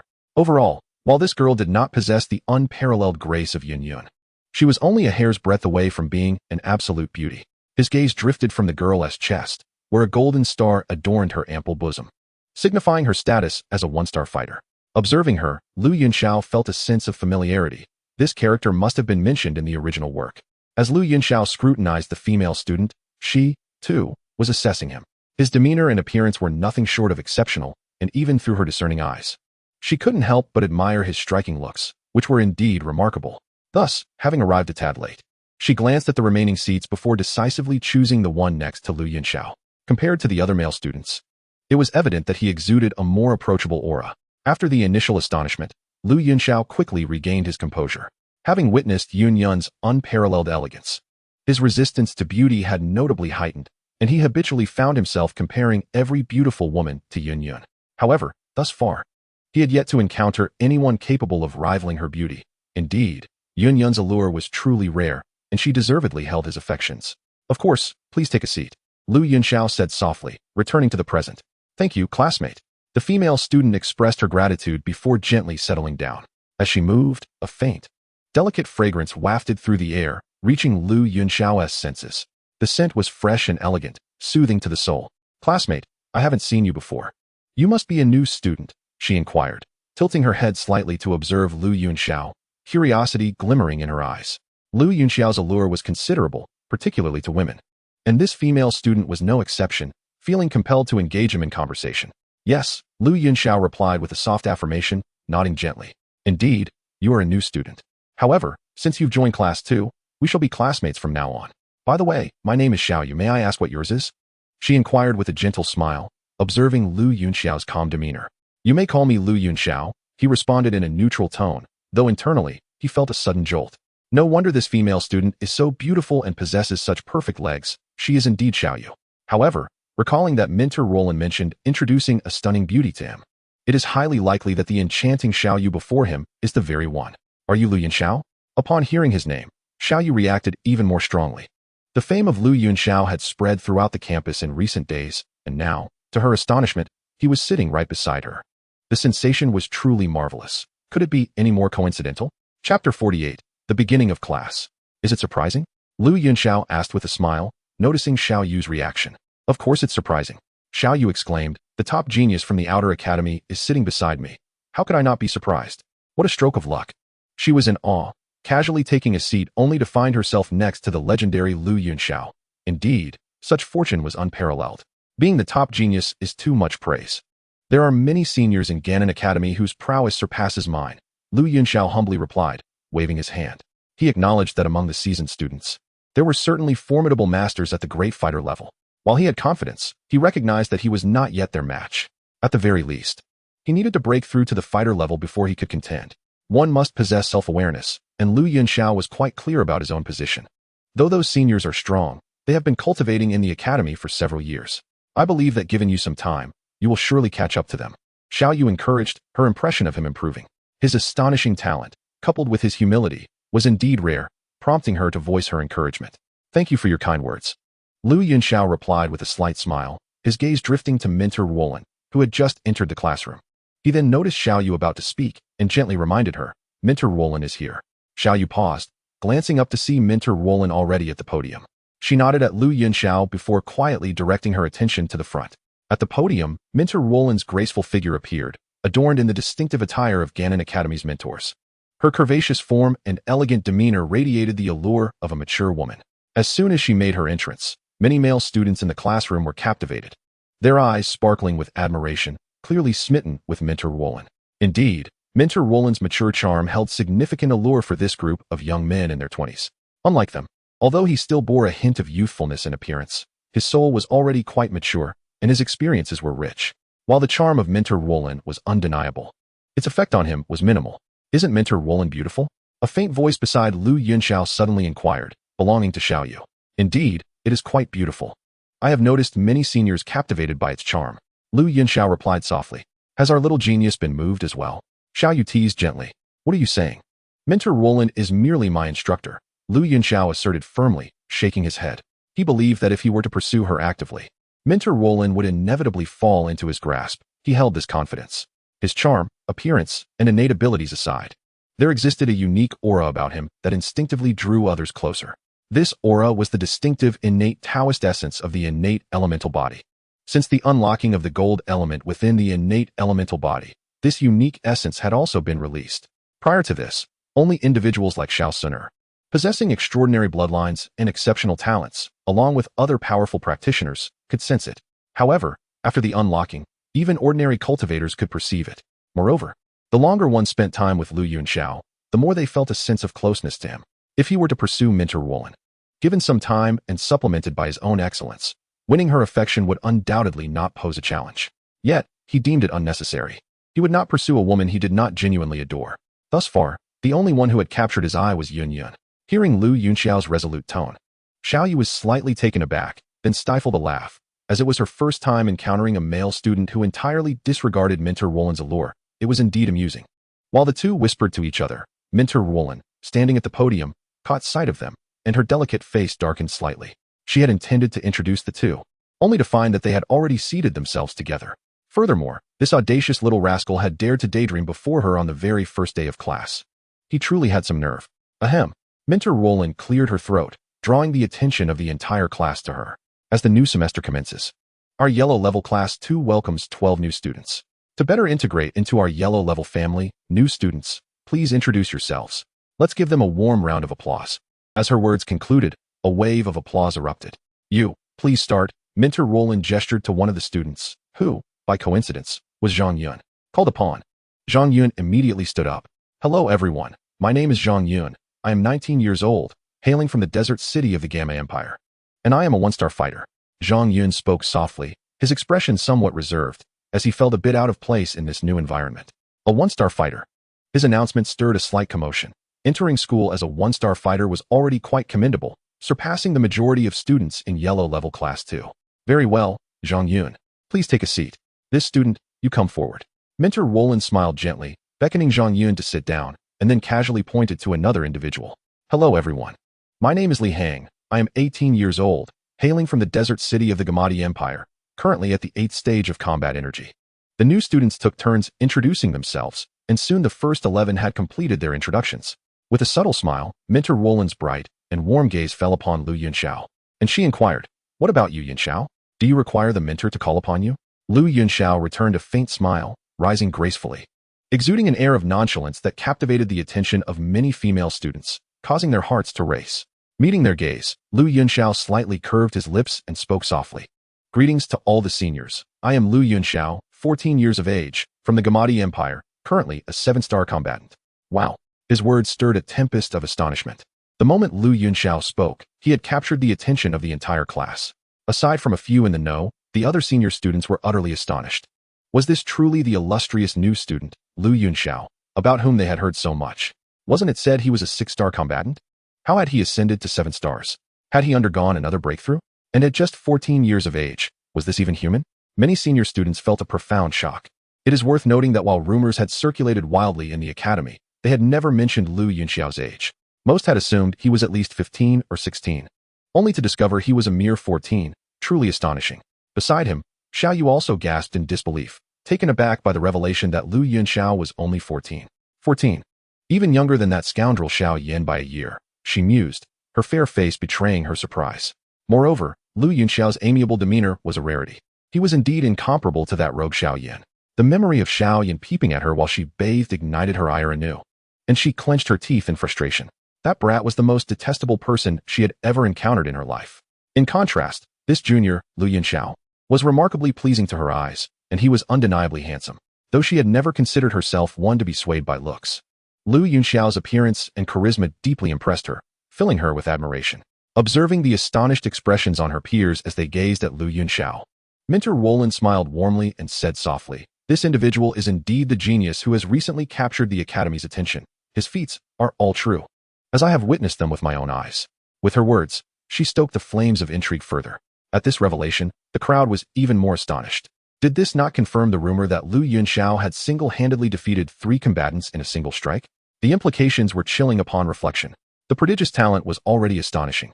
Yet this individual's combat prowess was even more terrifying than anticipated. For a fighter to effortlessly vanquish 3 masters of combat, what an extraordinary concept, unheard of until now. Truly remarkable. This is the essence of a genuine genius, is it not? Xiao Yu couldn't help but murmur to herself. To be candid, she had initially harbored doubts regarding the rumors circulating within the academy. While she certainly acknowledged Lu Yunxiao's talent, she was somewhat skeptical of his purported achievements. However, with Mentor Roland's public acknowledgement before everyone, it became evident that she would not utter falsehoods. This meant that all the exaggerated records were indeed true, leaving her in a state of shock. The young man before her surpassed the bounds of ordinary imagination. From today onward, this esteemed student Lu Yunxiao will join us in our studies. I hope everyone can coexist harmoniously and progress together. Now, Yunxiao, please take your seat. Remember not to daydream when the mentor is present, Mentor Roland gently admonished, casting a brief glance at Lu Yunxiao before speaking softly. Lu Yunxiao, slightly embarrassed, touched his nose and sat down, surprised that Mentor Roland had noticed his conversation with Xiao Yu. Being called out by the mentor on the very first lesson of his enrollment was indeed a tad awkward. Classmates, we shall now commence our lesson. Today, we will discuss certain important aspects to keep in mind during combat technique training. Mentor Roland began, her melodious voice gradually drawing the students back from their astonishment. Sitting upright, Lu Yunxiao stole a glance at Xiao Yu beside him, then immersed himself in reading reflections on alchemy, delving into the knowledge of alchemy. As for the fundamental concepts that Mentor Roland was discussing, he had already comprehended them long ago and saw no need to pay further attention. Meanwhile, Xiao Yu frequently cast curious glances in his direction, her eyes brimming with intrigue. Before long, the duration of the class elapsed, and Mentor Roland gently set down the white chalk. "Class dismissed," she announced, surveying the room with her gaze. Instantly, the students erupted into a flurry of activity. A group of female students surrounded Lu Yunxiao, eager to learn about his true identity and extraordinary talent, all wishing to become acquainted with the strikingly handsome prodigy. "Hello. Junior Lu, I'm swearing shall we be friends? Junior Yunxiao, you are truly impressive, being able to eliminate 3 masters of combat in an instant. How did you achieve that? Junior, you are really quite handsome. Junior Yunxiao, it's me. Why didn't you come over when I called you before class? As the swarm of female students encircled him, chattering incessantly, Lu Yunxiao couldn't help but twitch the corner of his mouth, offering a wry smile. These senior students were exceedingly enthusiastic, quite overwhelming. Fortunately, it seemed that Mentor Ruolin had noticed his predicament. With a gentle call, she alleviated his embarrassment. Yunxiao, come here for a moment. The gentle voice of Mentor Ruolin resonated through the air. Ladies, could you please make way? I have something to discuss with Yunxiao. She called out. With a smile, Lu Yunxiao said, all right. Upon hearing this, the group of female students reluctantly cleared a path, their faces tinged with a hint of regret. Thank you, ladies. Lu Yunxiao expressed his gratitude before swiftly making his way towards Mentor Ruolin. Mentor Ruolin. Lu Yunxiao hastened to her side, and a quick glance revealed Xiao Yu also standing beside her. Xiao Yu, displaying her wit, had wisely stepped aside when she noticed the cluster of female students approaching, fearing she might also become ensnared in their midst. With a cheerful demeanor, Mentor Ruolin gazed at Lu Yunxiao and gently remarked, I intended to introduce you to Xiao Yu, but it appears you two have already made each other's acquaintance. Quite the coincidence, don't you think? What do you think of Xiao Yu? Lu Yunxiao cast a glance at Xiao Yu and replied, indeed, Senior Xiao Yu is exceptionally beautiful. Xiao Yu is still single, so you must seize this opportunity. Mentor Ruolin teased, winking at Lu Yunxiao with a hint of meaning behind her words. At this, Lu Yunxiao wore a wry smile, while Xiao Yu's cheeks flushed a delicate pink, her expression revealing a touch of shyness. Mentor Ruolin, please don't meddle in such matters, Lu Yunxiao said, exasperated yet amused. Why must such a lovely mentor indulge in these antics? You are not a matchmaker after all. I am merely concerned about the emotional lives of my students. While cultivation is important, so too is love. It is not easy to find the right person in one's lifetime, and I believe you two are quite well suited. Mentor Ruolin stated earnestly. Mentor Ruolin. Xiao Yu grasped her arm, her face radiant with shyness. You shouldn't be so direct. Still shy, are we? Yunxiao is quite the catch. As you witnessed earlier, if you don't take initiative, a wonderful young man like him will belong to someone else, Mentor Ruolin teased playfully. Mentor, please stop, Lu Yunxiao interjected. Senior Xiao Yu is wonderful, but I already have someone I care for. Please refrain from matchmaking. He shook his head, initially reluctant to reveal his feelings. But Mentor Ruolin's hints left him with little choice. While he may not be a devoted gentleman, he was no scoundrel either, unwilling to engage in flirtation without intention. Since he did not harbor feelings for Xiao Yu, he would not lead her on or create ambiguity, as that would serve no purpose other than to hurt her. Chapter 50. Zhang Yun is struck. You have someone you like, but you don't have a girlfriend, Mentor Ruolin remarked, taken aback, before a dawning realization crossed her face. I see now, you are deceiving me, aren't you? You didn't mention having someone you liked until I introduced Xiao Yu. It must be a ruse. Surely. You do not underestimate Xiao Yu. She is renowned as the beauty of our department. Among all, her allure is undoubtedly among the finest. Little one, do temper your expectations. Mentor Ruolin playfully poked Lu Yunxiao's forehead, feigning displeasure. What does that even mean? How could I ever underestimate Senior Xiao Yu? Lu Yunxiao replied with a wry smile, at a loss for words. He had spoken the truth, yet Mentor Ruolin seemed disinclined to believe him. All right, Mentor Ruolin, please do not insist. I have no intentions of seeking a girlfriend at this moment, Xiao Yu interjected, coming to Lu Yunxiao's aid. Although Lu Yunxiao's refusal stung her a bit, after all, it was somewhat disheartening to be turned down by such an exceptional junior. She prided herself on being reasonable. To acquiesce merely based on Mentor Ruolin's words would be rather hasty. A refusal was the most sensible course of action. She harbored a modicum of affection for Lu Yunxiao, as any normal woman would find it hard to dislike someone so outstanding. Yet, to contemplate a relationship at this juncture felt premature, especially since they had only just met. The time frame was simply too brief. Not to mention, with Lu Yunxiao's talent, demeanor, and looks, he might not even consider her worthy. You are already 20. It is time to seek a romantic partner, Mentor Ruolin remarked, gently ruffling Xiao Yu's hair, her eyes reflecting genuine concern. Xiao Yu was one of her favorite students. Yet, Mentor, I am still quite young. I am merely 14. Lu Yunxiao interjected softly from the side. The coming-of-age ceremony is at 16. I have 2 more years to go. Is it really necessary to rush into matchmaking for him? Mentor Ruolin retorted, go away, casting a disapproving glance at Lu Yunxiao. Her good intentions were met with apparent ingratitude from this impudent boy. How dare he exhibit such maturity and then claim to be young? Indeed, he was still young, but his intellect was evidently quite advanced. Mere excuses. Very well then. Mentor Ruolin, farewell. Upon hearing her words, Lu Yunxiao clasped his hands in gratitude toward Xiaoyu and made his swift exit.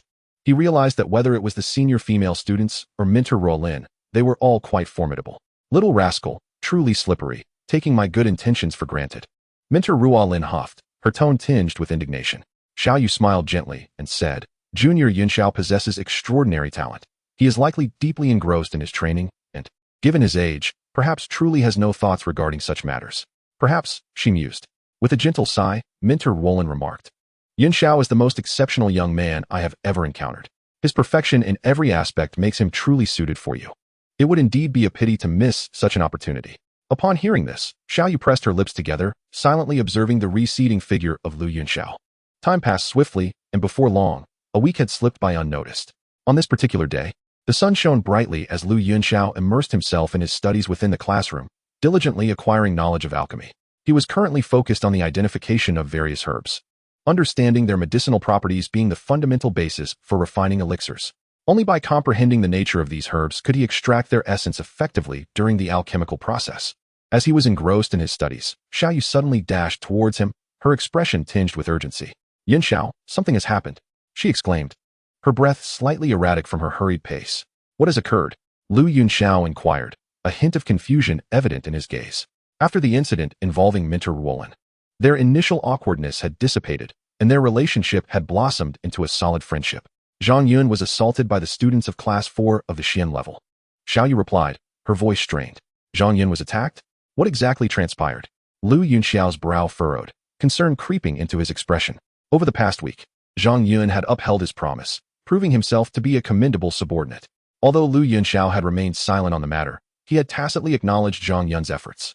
Thus, hearing of Zhang Yun's predicament stirred a sense of indignation within him. The homeroom teacher of Class 4 of the Xian level has a grudge against Minter Ruolin, which has led to a long-standing rivalry between our classes. Recently, the students from Class 4 disparaged your achievements, claiming they were exaggerated and baseless.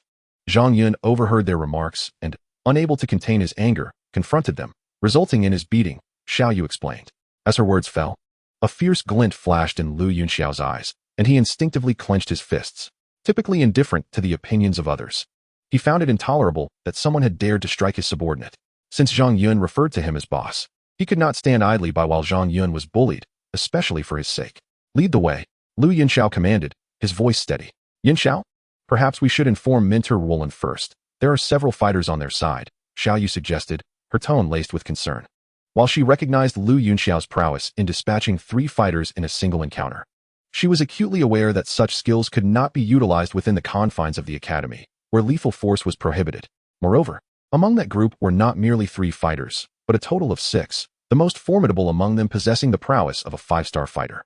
Lu Yunxiao's concerns for her companion were well-founded. Fighters are hardly a cause for alarm, Lu Yunxiao declared resolutely. During his week at the academy, he had indeed made significant strides.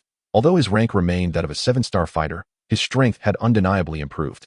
A few fighters posed no threat to him. Yunxiao? Xiaoyu called out again. Lead the way. If we delay any longer, those individuals may depart. Clenching his fist, Lu Yunxiao spoke softly. Upon hearing his words, Xiaoyu hesitated momentarily. Observing Lu Yunxiao's determined expression, she sighed gently and replied, very well, follow me. Xiaoyu took the lead, with Lu Yunxiao stepping in her wake, and together they exited the classroom. Behind them, numerous students, drawn by their conversation, trailed along. Chapter 51. It is you who court death. Thud. A swift kick landed on Zhang Yun, sending him crashing to the ground with a resounding thump. His forehead met the floor, resulting in a sizable bump, bruised and swollen.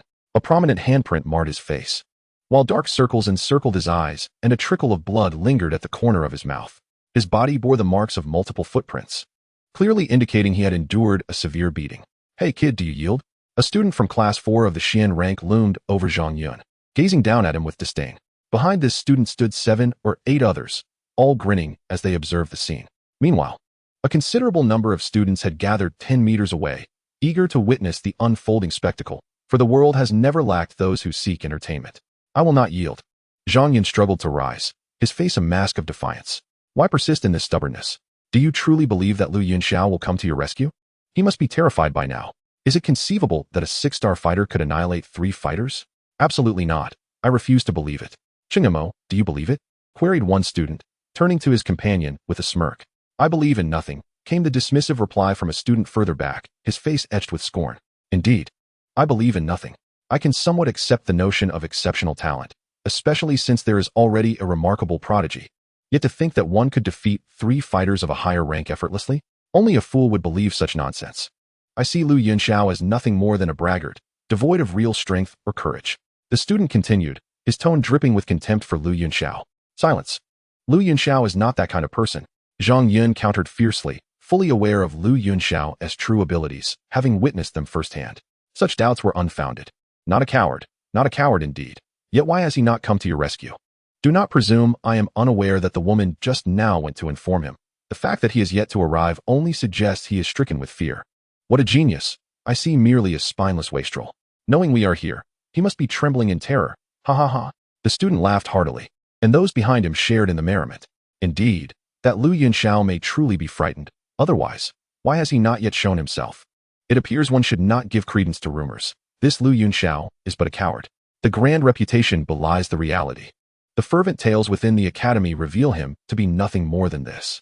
Yet, one cannot dismiss his talent entirely. However, here stand 6 combat masters from the 4th class of the profound tier. Even if the rumors held truth, Lu Yunxiao could hardly contend against 6 masters. His absence is indeed the choice of a wise man. Who would argue otherwise? After all, he is merely a subordinate. Perhaps he simply does not care. The surrounding students began to whisper among themselves, their voices carrying to the ears of the 4th class, deepening the smiles upon their faces. Even they did not believe Lu Yunxiao would come. After all, 6 combat masters is an overwhelming force, nearly invincible to anyone below the great master rank. If Lu Yunxiao were wise, he would know how to choose his battles. This was their intention, to tarnish Lu Yunxiao's reputation while suppressing the image of the 2nd class of the yellow tier. For the 4th class of the profound tier and the 2nd class of the yellow tier have always been at odds. Moreover, even if Lu Yunxiao were to arrive, they would not fear him. The prospect of defeating him would yield even better results, especially with 6 masters on their side. Listening to the surrounding chatter, Zhang Yun clenched his fists tightly, his expression darkening. The insults hurled at his idol ignited his fury. He did not believe for a moment that Lu Yunxiao would be afraid. For Lu Yunxiao had the audacity to draw his sword even in the face of a great master. How could he cower before 6? These individuals were simply defaming his idol. Silence! Zhang Yun shouted, his voice filled with rage. You dare to shout at me, boy? Are you seeking death? A student from the 4th class of the profound tier, incensed by Zhang Yun's outburst, raised his right hand, ready to strike. Given Zhang Yun's current condition, he was utterly incapable of resistance. I see that it is you who seeks death. A voice filled with fury rang out, as a figure darted forward. Grasping Zhang Yun's shoulder and positioning himself protectively in front of him, the punch from the student of the 4th class landed on this figure, causing him to stagger back several steps. As the figure's form gradually became clear, his extraordinary appearance and demeanor left no doubt. It was none other than Lu Yunxiao. Grandfather, you guessed correctly. Lu Yunxiao has truly appeared. In the distance, within a pavilion, a young girl clad in red, with a hint of charming mischief gracing her delicate features, parted her crimson lips, emitting a melodious voice. How do you know he is indeed Lu Yunxiao? An elderly man beside her stroked his beard, inquiring softly. It is the instinct between geniuses, old man, something you wouldn't comprehend, the girl retorted with a playful pout, her amber eyes fixed unwaveringly on Lu Yunxiao's direction. A genius who surpasses me. I am eager to see if you truly possess the prowess rumored about you. Her voice was laced with curiosity. Of course, he is formidable. Far more than you, the old man replied with a twinkling smile. Huh, I refuse to believe that. He is younger than I am. How could he possibly be more capable? The girl huffed, her expression brimming with defiance. After all, every genius carries a sense of pride, and she, prior to Lu Yunxiao's arrival, had been hailed as the foremost talent of the Outer Academy. Then let us wait and see. This young man is not to be underestimated. The elder remarked with a narrowing of his eyes, a smile playing on his lips. We shall see just how extraordinary he truly is, the girl retorted, falling into silence as she continued to observe intently. On the opposite side of the square, beneath a grand tree, another figure emerged, emanating a chilling aura, his gaze revealing a murderous intent. Lu Yunxiao, allow me to witness your true strength, he spoke, his voice low and ice cold. Who are you? The student from class 4 of the Xian stage, startled by the sudden appearance, instinctively took several steps back, questioning loudly. Have you not been waiting for me all along? Now that I am here, you do not recognize me? Lu Yunxiao replied quietly, his gaze frosty, a glint of sharpness flashing in his eyes. You are Lu Yunxiao? The student, taken aback, realized that the very person he had just mentioned had now presented himself. Indeed, I am Lu Yunxiao. Standing tall, Lu Yunxiao unleashed a fierce and imposing aura, a palpable presence radiating from him. The student, compelled by this overwhelming force, instinctively retreated another couple of steps. His heart momentarily stilled. Facing Lu Yunxiao, he recognized the immense pressure he exuded, although he was not a combat master. The weight of this pressure made it feel as though he could scarcely breathe. However, glancing back at the 6 combat masters behind him, the flicker of fear within him was quelled, a renewed arrogance returning to his countenance. Regardless of Lu Yunxiao's prowess, he was bolstered by the presence of 6 formidable combat masters. Could Lu Yunxiao truly contend with such strength? Lu Yunxiao cast a fleeting glance at the student, then turned his attention to Zhang Yun, taking in the injuries that marred his form. An immediate surge of anger welled up within him. Here, take a healing pill. Suppressing his fury, Lu Yunxiao waved his hand, and a first-grade healing elixir materialized in his palm, which he then handed to Zhang Yun. Thank you, Boss Lu. But you shouldn't have come. They outnumber you, and you might suffer, Zhang Yun said, deeply moved by Lu Yunxiao's arrival, yet concern for him quickly clouded his thoughts. You were attacked because of me. How could I not come? Take the healing potion, Lu Yunxiao gently urged. Zhang Yun nodded, consuming the elixir, his face still reflecting gratitude. Yunxiao? A melodious voice rang out as Xiao Yu suddenly appeared, followed by a throng of students from Class 2 of the Yellow Tier. Xiao Yu, please take care of Zhang Yun. I want to be able to look after him for a while, Lu Yunxiao said softly, gazing at her. Are you planning to face them alone? Yunxiao, don't be reckless, Xiao Yu replied, concern etched on her face. After all, there were 6 fighters opposing him. Rest assured. Trust me. Lu Yunxiao smiled gently, his tone reassuring. But no buts. I can win. Also, tell the other seniors not to interfere, just observe. Otherwise, the others from Class 4 of the Xian tier will get involved, and our class is significantly weaker than theirs, Lu Yunxiao advised quietly. Having noticed the indignant expressions of the older students behind them, especially the female students, who appeared particularly agitated, Lu Yunxiao worried that if they intervened, they would face severe consequences. He was confident in confronting the 6 fighters, but the entire Class 2 of the Yellow Tier could not contend with Class 4 of the Xian tier, and he too was in the same position. Moreover, this conflict could merely be seen as a dispute among students, a private brawl. However, if both classes engaged, the situation would escalate dramatically, leading to an undesirable outcome. He feared it might even bring repercussions for Mentor Wutan, which he wished to avoid. Yunxiao? Hearing his words, Xiao Yu called out softly, touched by his concern for them even at this moment. Ultimately, this was not solely Lu Yunxiao's battle. He was targeted because of the discord between the 2 classes. It seemed unfair that he alone should bear the burden of an issue stemming from a clash between groups. Go back, Lu Yunxiao said calmly. Alas. Do take care of yourself, Xiao Yu sighed resignedly, seeing his resolute demeanor. She refrained from further persuasion, supporting Zhang Yun as she spoke gently to Lu Yunxiao. Lu Yunxiao nodded slightly, watching as Xiao Yu helped Zhang Yun gradually walk away before he slowly turned around. His gaze flickered with intensity, his eyes icy and resolute. Was Lu Yunxiao truly intending to confront many alone? This time, it has become quite intriguing. What audacity! Indeed, the courage displayed is commendable, yet the youth remains too impetuous, oblivious to the vastness of the world. After all, these are 6 combat masters. I foresee that Lu Yunxiao is destined to suffer greatly this time. Regardless of whether he is beaten or not, his audacity to step forward earns my admiration. I previously thought him cowardly, but it appears I was mistaken. This young man possesses a certain bravery, embodying the spirit of a true man. Let us not dwell on trivial matters. Have you not noticed how astonishingly handsome Lu Yunxiao is? Truly captivating. Witnessing Lu Yunxiao standing alone against the multitude from the Xian Class 4, the surrounding students erupted into a cacophony of discussions. Some expressed admiration, others scoffed, and a few offered their support. However, the majority remained skeptical. Certainly, a significant number of female students were solely captivated by Lu Yunxiao's striking appearance. Amidst the external chatter, Lu Yunxiao remained unfazed. His gaze fixed on a student from Xian Class 4, his eyes gleaming with a fierce golden light. He calmly inquired, the injuries on Zhang Yun are all you're doing, are they not? Under Lu Yunxiao's intense stare, the student felt a chill run down his spine, instinctively sensing a twinge of fear. Yet, he quickly suppressed this trepidation. Standing tall as he retorted, so what if I did? Do you dare lay a finger on me? No matter how impressive Lu Yunxiao's aura may be, he has the backing of 6 combat masters. One must wonder, who would fear him? Following his words, several students behind him began to laugh. Even now, they could not fathom that Lu Yunxiao would possess the audacity to strike against their ranks. It was merely bravado, an attempt to save face, yet, Such a thing was utterly impossible. Their goal today was to humiliate Lu Yunxiao and simultaneously disgrace the Huang class too. Is that so? Lu Yunxiao murmured softly, then swiftly lunged forward, delivering a resounding slap to the face of the Xian Class 4 student. Teeth flew, and a mixture of saliva and blood spilled from the student's mouth. The force of the blow sent him crashing to the ground, his forehead colliding with the earth, creating a loud thud. As the student attempted to rise, a tremendous force surged forth. Lu Yunxiao planted his foot squarely on the student's head, the sole of his shoe making intimate contact with the face below. With a slight bow of his head, he looked down from his superior position, his gaze icy, filled with disdain and indifference, and uttered nonchalantly, "Have I touched a hair on you?" Observing the student's futile struggles, Lu Yunxiao snorted disdainfully and delivered a powerful kick.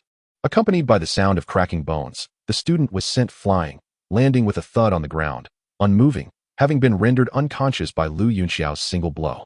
Chapter 53. You may all come at me together. After several seconds, the onlookers, caught off guard, finally reacted with a collective gasp. The suddenness of the event left them unprepared as a student from the 4th class of the mystic level was swiftly knocked down and rendered unconscious by Lu Yunxiao. The speed and decisiveness of Lu Yunxiao's actions truly astonished those present. Xiaolin. The expressions of several students from the mystic level class 4 shifted dramatically. They had not anticipated that Lu Yunxiao would act with such ruthless determination. How dare he? One of the students named Cheng Mo rushed forward to assist Xiaolin, who had already lost consciousness and suffered multiple broken ribs. After a brief examination, Cheng Mo declared loudly, his voice tinged with barely concealed anger. What? At this proclamation, the remaining students of class 4 erupted in fury, their gazes towards Lu Yunxiao filled with hostility. Lu Yunxiao, have you gone too far? One of them questioned angrily. Too far. Lu Yunxiao shrugged dismissively, a cold smile curling his lips. Is it not excessive for you to slander me at will and bully Zhang Yin? You permit the officials to set fire while forbidding the commoners from lighting a lamp? You are allowed to oppress others, yet deny them the right to retaliate? This was his own doing. Having struck another, he must be prepared to endure the consequences. Lu Yunxiao's gaze was sharp, his eyes icy and penetrating. He was not one to instigate trouble, but he would not shy away from it either. Should anyone dare to bully him, he would respond with fierce retribution. I do not offend others, nor do I allow others to offend me. If someone wrongs me, I shall return the favor tenfold. Those who dared to provoke him would come to know the severity and brutality of the consequences. Moreover, had Xiaolin not claimed that he would not dare to touch a single hair on him, Lu Yunxiao intended to demonstrate through action whether he truly possessed such courage. Very well, you have successfully provoked our ire. One of the students from class 4 spoke coolly, a glint of malice flickering in his eyes. A mere newcomer had the audacity to address him in such a manner, utterly oblivious to his own limitations. Huh, meaningless bluster. What does it matter if I've angered you? Do you think you're formidable? Lu Yunxiao replied, his tone dripping with disdain. Ultimately, it comes down to a physical confrontation. Don't say I haven't given you a chance. Come at me as a group. With his hands clasped behind his back and his posture erect, a fierce aura emanated from him, his figure standing tall like a sword unsheathed. At his words, a wave of commotion erupted once more. Lu Yunxiao had audaciously challenged 6 combatants at once, a bold act that truly shook them to their core. Such individuals are not to be underestimated. They comprise a total of 6 combat masters, among whom the mightiest has even attained the illustrious rank of 5-star combat master. In the entirety of the external academy, he would undoubtedly rank among the top 100 experts. The other combat masters are no mere trifles either. A combat master cannot simply be equated with a combatant. Now, the audacious Lu Yunxiao dares to challenge all 6 simultaneously. This audacity is truly remarkable. To take on 6 at once, has he become excessively arrogant? Within the pavilion, the young lady in red slightly parted her lips, her expression one of astonishment. She had initially believed Lu Yunxiao to be a man of gentle disposition, akin to a refined gentleman, yet beneath his mild exterior lurked such defiance. To simultaneously challenge 6 combat masters, let alone someone with merely the cultivation of a 7-star combatant, even she, having just recently ascended to the rank of combat master, would not possess such confidence. What tremendous audacity this Lu Yunxiao exhibits. In a life-and-death struggle, facing 6 combat masters should pose no insurmountable challenge for him. This lad possesses a technique known as a sword across the ages, presumably of earth-tier quality, capable of instantly dispatching 3 combat masters with a single strike. Thus, defeating 6 may merely require 2 strikes. However, since killing is prohibited within the academy, this renders his technique unusable. Consequently, his situation becomes significantly more precarious. I am indeed curious to see what means he will employ to secure victory. The elderly man stroked his beard, his gaze imbued with keen interest. He is capable of Earth-tier combat techniques? The young lady in red was taken aback. Are such techniques something a combatant can acquire? Indeed. That is why I deem him a genius. My dear girl, there are always stronger individuals out there. Pride and complacency are unwarranted. The old man nodded sagely. His granddaughter's talent is unquestionable, yet her temperament is quite willful and capricious, a true little demoness. Moreover, her inclinations are somewhat unconventional. As she claims that dull men hold no interest for her, she finds herself more attracted to girls, which has caused him no small amount of worry. Stronger individuals exist only in theory. I refuse to believe he surpasses me without witnessing it firsthand. Let him win this battle first. I predict he will falter at the 8th level, the young lady retorted defiantly. And if he triumphs? The old man inquired with a smile. Should he win, I shall grant you one request of your choosing, she blurted out, compelled by the old man's prodding. Excellent. The old man chuckled, a glimmer of delight flashing in his eyes, as if some scheme had successfully unfolded. However, if he should lose, you must teach me the Scarlet Lotus Spirit Flame Whip. I yearn to learn it, the young lady continued, her desire for the Earth-tier whip technique having lingered long in her heart. Previously, as a combatant, she had refrained from pursuing it, but now, as a combat master, she yearned to give it a try, especially after hearing that Yunxiao could wield Earth-tier combat techniques. Her eagerness had intensified. She certainly did not wish to be outshone by him. No problem. The elderly man chuckled heartily and readily agreed. Meanwhile, beneath the grand tree, a figure bearing a blood-red sword was slightly taken aback, soon revealing a rigid smile upon his cold countenance. Truly, you are remarkable. Your audacity knows no bounds. You can win, right? You are indeed the opponent I have acknowledged. How could you possibly lose before engaging me in combat? The figure spoke softly, his presence emanating a formidable aura, with faint filaments appearing on the surface of his body. This was the aura of battle attire. Among the onlookers, Xiaoyu was equally astonished, taken aback by Yunxiao's bold declaration. She had never anticipated his courage to challenge 6 opponents at once. It seemed rather reckless. Yunxiao, I warned you not to act rashly. Wouldn't it be wiser to divide and conquer? Xiaoyu lamented, her lovely face adorned with a hint of anticipation. You must win. Yunxiao. Given the circumstances, there was no alternative. All she could do was place her faith in Yunxiao. If he dared to take such a stance, surely he possessed confidence, did he not? Xiaoyu mused inwardly. Chapter 54, Repelling Zhang Xuan. You are exceedingly arrogant. After Yunxiao's words fell, the 6 combatants from the 4th class of the Xian stage erupted in unison. His proclamation was a blatant disregard for their prowess. To audaciously challenge all 6 of them simultaneously was, without a doubt, an affront. For many years, no one had ever underestimated them so brazenly. Not even the formidable seniors within the academy had dared to propose such a challenge. Yet here was Yunxiao, a mere novice at the 7-star level. Speaking with such hubris, he truly was unaware of his own limitations. You are courting death. One of the students from the 4th class growled with a sinister smile, his gaze filled with malice. He had resolved to teach Yunxiao a harsh lesson. Even if he could not kill him, he would ensure that Yunxiao would be bettered in for at least half a year, imparting the lesson of cruelty and the cost of offending them. Is that all you can do, spout empty threats? If you wish to fight, then let us get on with it. I have books to read and am rather busy. I cannot afford to waste time with you, Yunxiao replied casually, his tone remarkably indifferent, as if he regarded them with utter disdain. This fellow suddenly appeared to be quite insufferable, Xiaoyu thought, both amused and exasperated. She had believed she had begun to understand Yunxiao, yet she was astonished by his knack for provoking others. The members of the 4th class were likely to be enraged. As Xiaoyu anticipated, Yunxiao's words triggered a complete transformation in the expressions of the 6 combatants, their faces darkening like charred coal. This was no longer mere disdain, it was outright dismissal.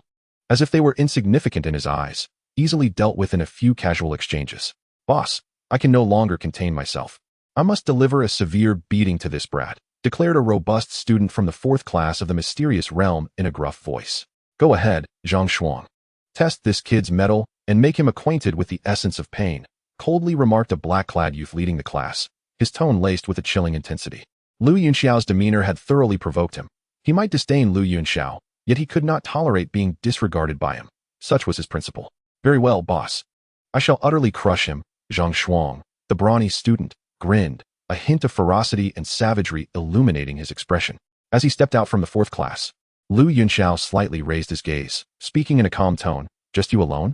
I am sufficient, you little wretch. Prepare to meet your end. Zhang Xuan's body emanated a swirling mass of earthy-colored fighting spirit, which coalesced into a protective garment of energy enveloping him. The earth attribute fighting spirit was renowned for its defensive prowess, and typically, those who cultivated this energy possessed strength that surpassed their counterparts in other attributes. Zhang Shuang exemplified this perfectly. Die, you little wretch. Zhang Shuang's fists were suffused with fighting spirit as he hurled a punch toward Lu Yunxiao. The low-level fighting technique, Exploding Rock Fist, displayed remarkable power under Zhang Shuang's immense strength. The blow was tempestuous, accompanied by a fierce wind. Its might so imposing that it stirred Lu Yunxiao's hair long before the punch reached him. Upon hearing the derogatory term, little wretch, Lu Yunxiao's expression turned frigid. His gaze radiating an icy demeanor. He detested being called such. Since your parents failed to teach you proper manners, allow me to take on that responsibility today, he uttered coldly. Tide-watching fist, surging sea. With these words, he clenched his right fist and unleashed a formidable punch. Since his debut, he had predominantly relied on his sword in combat, seldom utilizing his fists, especially after awakening his golden fighting spirit. However, this did not imply that his martial skills were lacking. On the contrary, his fists wielded immense power. 5 years of rigorous training rendered his physique comparable to that of a grand fighter, a claim not made lightly. Typically, he favored the agility of swordplay, emphasizing attack and penetration over brute force, which is why he seldom exerted his physical strength. Yet at this moment, his formidable physique erupted in full force. Striking first, Lu Yunxiao's fist collided directly with Zhang Shuang's. Crack! The two fists clashed with a resounding thud, followed by the ominous sound of bones cracking. Lu Yunxiao's shoulder trembled as his punch forcefully repelled Zhang Shuang's. A powerful strike breaching the defenses of the fighting spirit garment and landing squarely upon Zhang Shuang's body. In an instant, Zhang Shuang spewed forth a mouthful of blood, his figure hurtling backward and crashing to the ground with a resounding thud. Clutching his right arm, he bore a visage etched with agony. The earlier punch from Lu Yunxiao had unmistakably shattered his wrist. This turn of events astonished all present. No one had anticipated that Lu Yunxiao could so effortlessly send a combat master flying, let alone injure his wrist. The shock reverberated through the onlookers. Zhang Shuang, the remaining 5 combat masters from the 4th class of the Xian rank rushed forward to support him, their faces still bearing expressions of disbelief. It was unfathomable that a combat master had been forced to retreat against a mere combatant, particularly one of the earth element. Boss, I'm fine, just a broken wrist. Be cautious, this kid possesses astonishing strength. Zhang Shuang gritted his teeth in pain, hastily speaking up. The magnitude of Lu Yunxiao's power and explosive force had caught him completely off guard. How could a metal element swordsman possess such formidable strength? It was truly bewildering. Lu Yunxiao stood with his fist withdrawn, his gaze as cold as ice, tinged with a hint of disdain. Had Zhang Shuang engaged him in a genuine duel, it might have been a different story, but matching strength with him was undoubtedly Zhang Shuang's gravest miscalculation. With his wrist now broken, Zhang Shuang's capabilities were significantly diminished, and the pressure he faced had lessened somewhat. While he outwardly dismissed the 6 combat masters, internally he regarded this confrontation with utmost seriousness. After all, one must strategically belittle the enemy while tactically respecting them. Rest assured, if he possesses such strength, we shall deny him the opportunity to utilize it. We will wield weapons, spoke the 5-star combat master leading the 4th class, a glint of mockery in his eyes. When armed with swords, Lu Yunxiao's strength would hold little utility. Boss is indeed wise. I shall take my turn now to avenge Zhang Shuang, declared another student from the 4th class, clad in the Canaan Academy uniform, his countenance shadowed, eyes glinting with a venomous light akin to that of a serpent. Then go ahead, Chun-Li. Teach him a lesson, the 5-star combat master replied, his expression radiating confidence. Chun-Li's strength surpassed that of Zhang Shuang, having attained the rank of a 3-star combat master. Even if he could not defeat Lu Yunxiao, he could ascertain the latter's true capabilities while depleting his combat energy.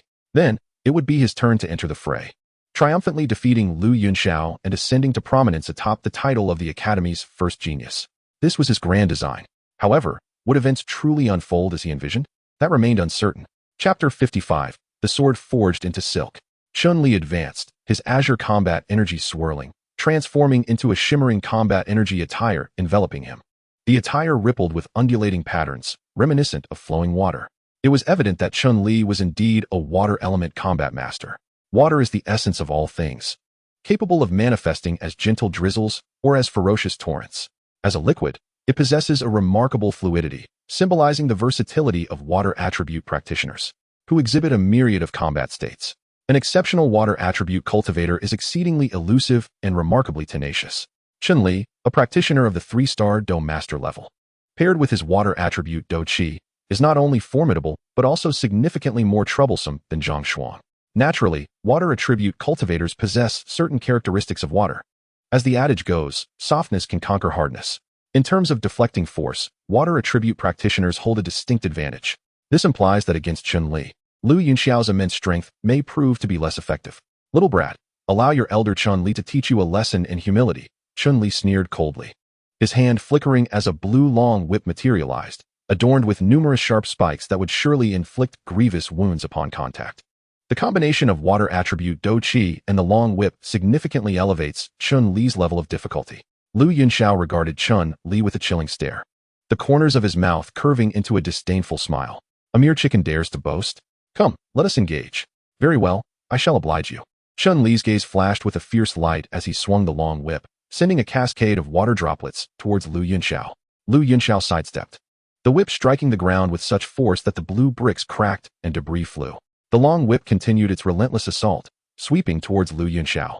With a deft push of his toes, Lu Yunxiao leaped into the air, evading the strike, and upon landing, he stomped down, creating a small crater and sending shards of blue brick scattering.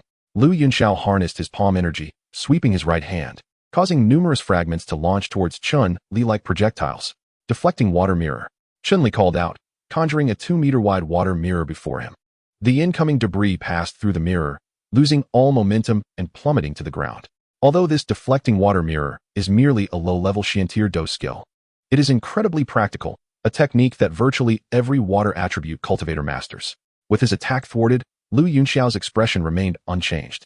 He pressed forward with rapidity, a glimmer in his hand revealing the flying rainbow sword, its cold light shimmering as he unleashed several sword energies. For a swordsman, close combat is their forte, and those accustomed to wielding a long whip face a nightmare when engaged at such proximity. Noticing Lu Yunxiao's movements, Chun-Li's expression shifted slightly as he unleashed a flurry of whip strikes to shatter the sword energies. The long whip darted forth like a venomous serpent, targeting various vulnerable points on Lu Yunxiao's body with swift, merciless precision. Lu Yunxiao gently waved his long sword, deflecting the long whip with ease. Yet he found himself gradually pushed back by Chun-Li. Lu Yunxiao, I am aware of your formidable attack power and strength, but you cannot approach me. In the face of my supple yet forceful long whip, your sword is rendered ineffective, Chun-Li proclaimed with a triumphant smile. Every weapon possesses its own counter, and indeed, a sword can be impeded by soft weaponry such as a long whip or a flickering dust. Of course, there are exceptions. When one masters the sword to an extraordinary degree, no weapon can truly counter it. Witnessing this spectacle, the 4 combatants from the 4th class of the Xian stage were filled with elation, especially the leading 5-star combatant whose face was adorned with a smug grin. This was precisely the reason he had permitted Chun-Li to engage in battle, while a water element practitioner wielding a long whip might find it challenging to secure victory. Ensnaring Lu Yunxiao and thoroughly irritating him would be more than sufficient. Yunxiao, stay strong. Outside the arena, Xiaoyu murmured to herself, a hint of concern gracing her delicate features. You possess quite the confidence, don't you? Very well, I shall no longer conceal my abilities. Let us conclude this swiftly. I have grown somewhat weary of this. Allow me to showcase a newly comprehended skill. Lu Yunxiao chuckled softly, his Fei Hong sword gleaming with a cold brilliance. His gaze sharpened as he focused on the serpentine shadow of the whip approaching him. With his sword poised, he executed a decisive strike. This strike was devoid of any complex techniques, appearing remarkably ordinary. At the tip of the sword, a golden blade of energy coalesced into a slender thread, descending upon the whip's shadow. With a faint sound, the thread intertwined with the long whip, producing a subtle noise, and astonishingly, the whip, previously undamaged upon colliding with the Fei Hong's sword, was severed into 2 segments. The severed pieces of the whip fell to the ground, leaving Chun-Li, clutching a segment of the broken whip, utterly astounded. How is this possible? He stood frozen in disbelief. Nothing is impossible, Lu Yunxiao replied with a slight smile. Once more raising his sword to strike, practice the sword until it becomes thread. The golden energy transformed into fine strands, directed straight at Chun-Li. Alarmed, Chun-Li's expression shifted dramatically as he channeled his energy, conjuring a massive water barrier before him. However, the slender strands effortlessly sliced through the water barrier he summoned with all his might, causing water to cascade onto the ground, while the strands continued relentlessly, tearing through the energy garb enveloping Chun-Li and striking him directly. With a cry of anguish, Chun-Li felt a deep wound manifest on his body, blood gushing forth. Chun-Li. The remaining 4 combatants from the 4th class of the Xian stage trembled in shock, unable to fathom how, in the blink of an eye, Their previously advantageous comrade had been defeated. This scene was truly unexpected. Do not panic, he is unharmed. I have moderated my strength, Lu Yunxiao stated calmly, his expression impassive. The technique of turning sword practice into thread was an inspiration he had gained from a distant sword encounter, which he subsequently comprehended. The principle of one sword separates worlds lies in the collision of internal and external sword energies, unleashing a piercing and chilling sword aura that wounds the enemy. This sword aura is exceptionally refined and possesses a terrifying might, rendering it capable of piercing through anything. Inspired by this, Lu Yunxiao endeavored to compress his own sword aura. After thorough research, he comprehended the technique of swordsmanship into threads.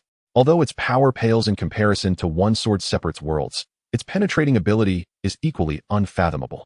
Had he not held back in that recent strike, the might of swordsmanship into threads could have easily cleaved Chun-Li in two.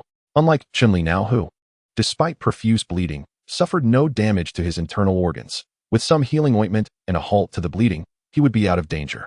Chapter 56, 1 against 4. Ultimately, this is an academy, and being too ruthless is ill-advised. The members of the fourth class of the profound stage may be impulsive and reckless, disregarding the consequences, yet Lu Yunxiao exercised restraint during his actions. His decision to engage today was twofold, to avenge Zhang Yun and to validate his own abilities, thereby averting future troubles. The members of the fourth class were undoubtedly the proverbial chicken in this scenario. Adults typically act with purpose, and he was no exception. By condensing intangible sword energy into tangible threads, his cutting capability multiplied manifold. This young man has achieved an extraordinary mastery over energy manipulation, truly a prodigy.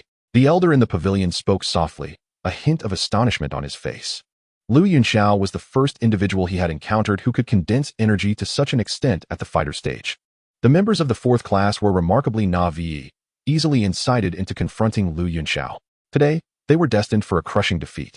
The elder sighed gently, a look of regret on his face. These fools, unwittingly being used as pawns, genuinely believed that Lu Yunxiao was merely a name without substance. Little did they realize that a storm does not arise without wind. Lu Yunxiao's reputation was well-deserved, and he undoubtedly possessed genuine skill, though he had great talent. His intellect fell short. Indeed, the academy had coddled them too much, transforming them into fragile flowers in a greenhouse, with alarmingly low vigilance. Old man, are you suggesting that someone is manipulating events behind the scenes? Why would that be? Lu Yunxiao is new here and should not have offended anyone within the academy. Inquired the young woman in red, puzzled. His talent is so extraordinary that it itself poses a threat. Currently, he can defeat 3 fighters in a single strike. What then? When he reaches the fighter stage, would he not be invincible within that realm, perhaps even able to contend with grand fighters? The academy is also a stage for fame and power, rife with conflict. Lu Yunxiao's talent has already become a threat to certain individuals, some of whom may wish to hinder his growth. One can only imagine that if Lu Yunxiao were to be defeated today, it would undoubtedly inflict a severe blow to his confidence, potentially leaving him reeling for an extended period. Thus, the objectives of certain individuals would be achieved. The elder mused with a sigh. Are you referring to those seniors? The girl in red inquired, her awareness evidently piqued by the elder's earlier words. After all, the academy hosts an internal selection competition each year, with a limited number of spots available. The more individuals vying for them, the greater the threat posed.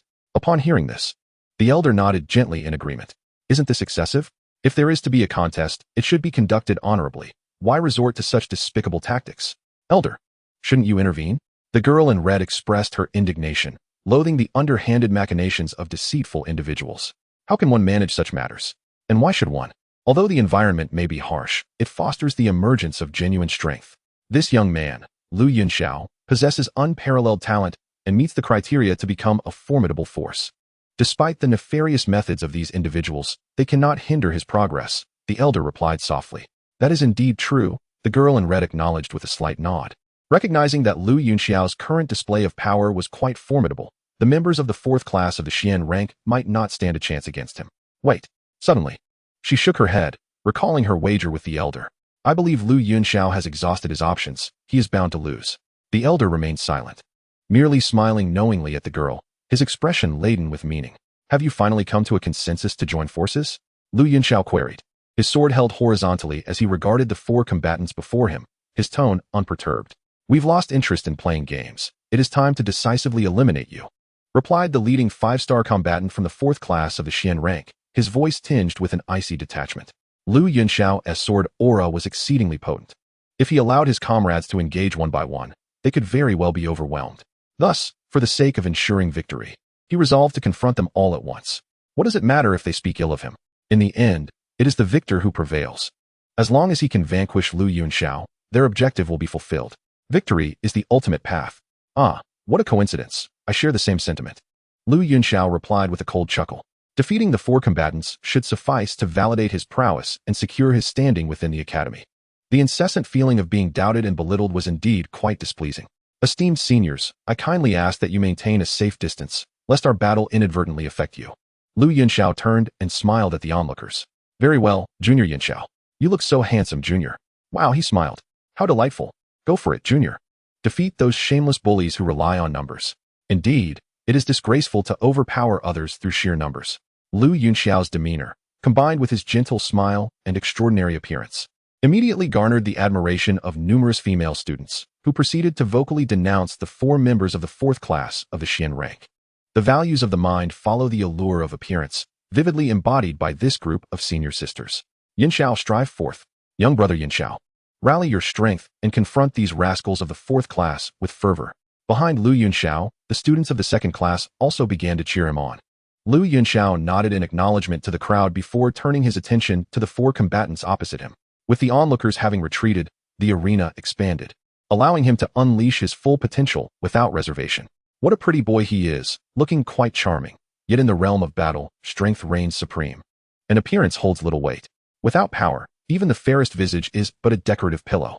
The leading 5-star combat master of the 4th class could not help but voice his thoughts, feeling a tinge of envy at the support Yunxiao received from so many female students. Of course, I'm aware of that. But it seems inappropriate for you to utter such words. 4 against 1, and you still have the audacity to speak so? Ah, I see. You envy my looks because you find yourselves lacking in the same regard, don't you? Yunxiao remarked with a smile, feigning a sudden realization. Indeed, what junior brother Yunxiao says rings true. Their jealousy stems from their own unattractiveness. A voice from the crowd chimed in, provoking a ripple of laughter. You're courting death. Brat. The 5-star combat master of the 4th class clenched his fists, fury blazing in his eyes. Again with this rhetoric, can you not come up with something more original? Moreover, if you wish to fight, then let us do it, and spare me the incessant chatter. With a firm step, Yunxiao unleashed a piercing aura, pressing directly against the 4 opponents, signaling that battle was imminent. Chapter 57. Yunxiao's hidden card, Sword Intent. His potent aura surged forth like a sharp blade, bearing down on the 4 combatants of the 4th class. A golden light shimmered around Yunxiao as his innate metal-type battle aura began to circulate rapidly. Faced with 4 combatants, he remained vigilant, determined to give his all in this fight, not only to win, but to do so with style and decisiveness. Arrogant little brat. Huang Xian, Ing Xiang, Fu Changqing, let us teach this boy a lesson. The 5-star combat master of the 4th class, his eyes flashing with rage, enveloped himself in a shroud of black battle aura. His name was Yi Ling, a 5-star combat master wielding dark attribute battle aura. This type of aura, rare like the metal attribute, is chillingly mysterious, possessing not only strong concealment, but also a corrosive power that is formidable. With dark attribute battle aura, he has even faced 6-star combat masters without suffering defeat. Huang Xian, a fire attribute practitioner, holds the rank of 3-star combat master. Ing Xiang, a wind attribute practitioner, is a 2-star combat master. As for Fu Changqing, he is a practitioner of wood attribute cultivation, his prowess only second to Yi Ling, standing as a 4-star dome master. It can be said that the combat prowess of this quartet is quite formidable. The 4 of them stood together, their presence emanating a powerful aura that effectively dispelled Yunxiao's imposing pressure. Yunxiao's eyes flickered slightly. His expression remained unchanged, yet a fierce battle intent ignited within him. For he had always harbored a deep yearning for combat. Come and receive my challenge. Yunxiao declared with a sharp voice, initiating the assault on the 4. The Feihong sword shimmered with a cold light, encircling the 4 and drawing them into the battlefield. Seeking your own demise. Yi Ling scoffed, his anger towards Yunxiao intensifying. With a swift motion of his hand, a pitch-black curved blade appeared, its surface gleaming with an eerie light, the edge subtly radiating a crimson hue. This was an exceptional blade, capable of slicing through iron as if it were mud, without question. Gripping the black curved blade, Yi Ling charged directly at Yunxiao. Simultaneously, Huang Xian and Fu Changqing also launched their attacks against him. The sounds of clashing metal echoed, clang, clang, clang, as Yunxiao moved with the sword. The the Fei Hong's sword in his grasp seeming to transform into a living entity, each thrust imbued with piercing sharpness. Yi Ling and the others showed no fear, and the five became embroiled in a fierce skirmish. Amidst the encirclement, Yunxiao stood his ground, facing four opponents without faltering. Having mastered the sword technique that transformed the blade into threads, every strike he executed possessed terrifying cutting power. Once struck, even the Dou Qi garments would tear as easily as paper. Because of this, Yi Ling and his companions found themselves restrained, and despite their combined strength as four Dou masters, they could not gain the upper hand over Yunxiao in the short term. The intense battle dazzled the spectators outside. Such a confrontation was rarely seen even within the Canaan Academy. Particularly striking was Yunxiao's ability to match four Dou masters evenly, a scene that profoundly impacted the many observing students, significantly increasing the credibility of the rumors circulating within the academy. Damn it! Yi Ling cursed vehemently, despite their united efforts. They had yet to subdue Yunxiao, bringing great embarrassment to themselves. Moreover, Yunxiao's Dou Qi was extraordinarily bizarre, wholly unlike the typical manifestations of gold attribute Dou Qi. Showing no fear of Huang Xian's fire attribute, Dou Qi's inherent weaknesses, truly uncanny. The most unfortunate was Fu Changqing, whose would attribute Dou Qi was utterly restrained. Every attack he launched was dispersed effortlessly upon contact with Yunxiao's Dou Qi, collapsing without any resistance. A dignified four-star Dou master found it exceedingly difficult to withstand even a casual strike from Yunxiao. It was truly beyond belief. If they were not four, but rather just Fu Changqing, Yi Ling estimated that he would not last even 10 moves in Yunxiao's hands. It was indeed quite tragic. Once again, with a clash, Yunxiao effortlessly shattered Yi Ling's curved blade with a single stroke of his sword, and the golden fighting spirit erupted, severing the creeping vines enveloping Fu Changqing. With a swift kick, he sent Huang Xian retreating, his form agile as he dodged the rapid strike from Yunxiao once more. Simultaneously, Yunxiao swiftly turned his Fei Hong's sword, unleashing circular waves of sword energy that forced the four opponents back. Delightful. Come at me again, Yunxiao shouted, fully exerting himself in battle, showcasing his utmost strength for the third time in many years. The first encounter was against 1,000 sand spiders, where he had nearly exhausted himself, yet still fell short. The second was against a 5-star battle master from the Demon Flame Valley, where the disparity in levels was too great, and despite giving his all, he was still overwhelmed. Now, in this third encounter, the intensity of the battle was palpable, exhilarating in its ferocity. The four battle masters matched his full strength equally, allowing Yunxiao to gain a clear understanding of his regular capabilities for the first time. Brothers, do not delay, eliminate him completely, Yi Ling commanded coldly, his dark attribute fighting spirit surging wildly as he swung his curved blade. A dense blade energy formed a massive fighting spirit light blade, several meters long, fiercely slashing towards Yunxiao. This was the advanced dark technique, Dark Blade Slash, the strongest trump card in Yi Ling's arsenal. Meanwhile, Huang Xian and the others unleashed their techniques, surging towards Yunxiao with overwhelming might. One advanced technique and 3 intermediate techniques converged upon him. The intense pressure caused Yunxiao's white robes to flutter, his hair to dance slightly, and the terrifying oppressive force made the hair on his body stand on end. "Yunxiao, be careful," came the worried shouts from bystanders like Xiaoyu. The combined power of these 4 attacks was indeed fearsome. Even within the entire Battlemaster stage, few could withstand such might. This time, Yunxiao truly faced a crisis, and should he fail to defend himself, he would undoubtedly suffer severe injuries. As he watched the approaching attacks, Yunxiao smiled, a glimmer of brilliance flashing in his eyes. With his Fei Hong sword held horizontally, he trembled slightly, unleashing a dominating and sharp aura. "Have you heard of sword momentum?" Yunxiao murmured softly, his figure leaping forth as he swung his sword, an invisible force suddenly coalescing upon the blade. With a thrust of his sword, it seemed as if time itself had paused. Flashes of lightning flickered in the void, the sword's shadow danced gracefully, and even the sun in the sky appeared to lose its brilliance at that moment, leaving behind only a magnificent sword light in the world. A sword comes from the west, a celestial being descends. Chapter 58, A Conversation with Mentor Roland. The resplendent sword light, imbued with a sharp and majestic force, countered the assault with a decisive slash. Accompanied by a dazzling burst of brilliance, Yunxiao gently descended, his hair fluttering in the breeze. Before him, Yi Ling and 3 others lay sprawled on the ground, their bodies convulsing as blood oozed from their wounds, utterly devoid of the strength to continue fighting. Yunxiao, with his sword-like brows and piercing starry eyes, surveyed the onlookers, who gaped in astonishment, their mouths agape in disbelief.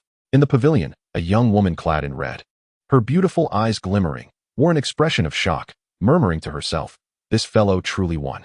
In an office within Minghong Tower, Lu Yunxiao stood tall, facing a woman before him, a stiff smile tugging at the corners of his lips. "Have you opened your heart?" Mentor Roland inquired, seated gracefully, her head slightly raised.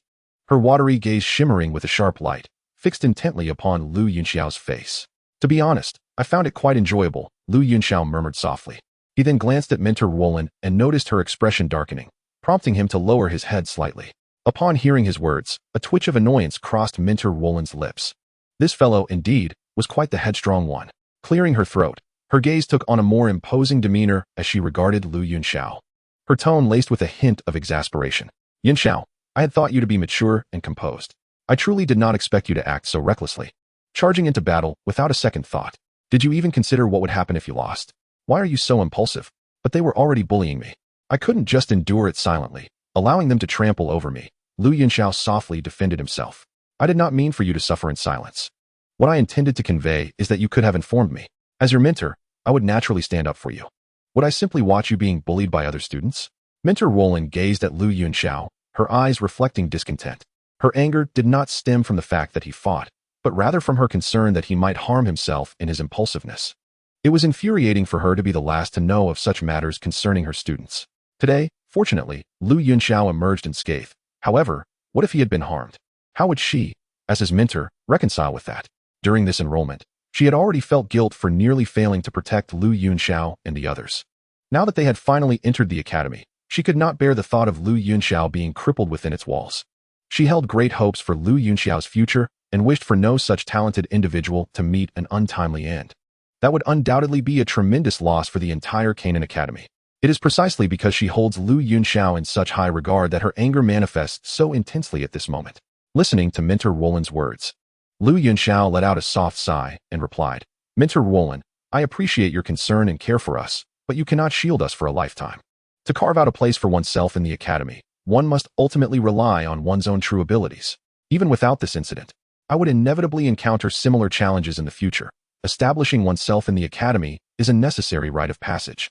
I have merely used those fellows from Class 4 of the profound rank as stepping stones, effectively setting an example. Through this battle, I have fully demonstrated my capabilities, and henceforth, I shall encounter far fewer troubles within the academy. I apologize for causing you worry. However, even if given the chance to choose again, I would still act as I have." Lu Yunxiao spoke with a calm demeanor, yet his words were earnest and devoid of concealment. Recognizing Mentor Roland's genuine concern, he felt no need to hide his thoughts. Mentor Roland slightly parted her cherry-red lips, gazing at Lu Yunxiao with a look of astonishment. She had initially believed that Lu Yunxiao was merely a youthful spirit acting impulsively, but to her surprise, he had contemplated matters so deeply. Following this battle, Lu Yunxiao had unequivocally affirmed his strength, and indeed, future days would prove significantly easier.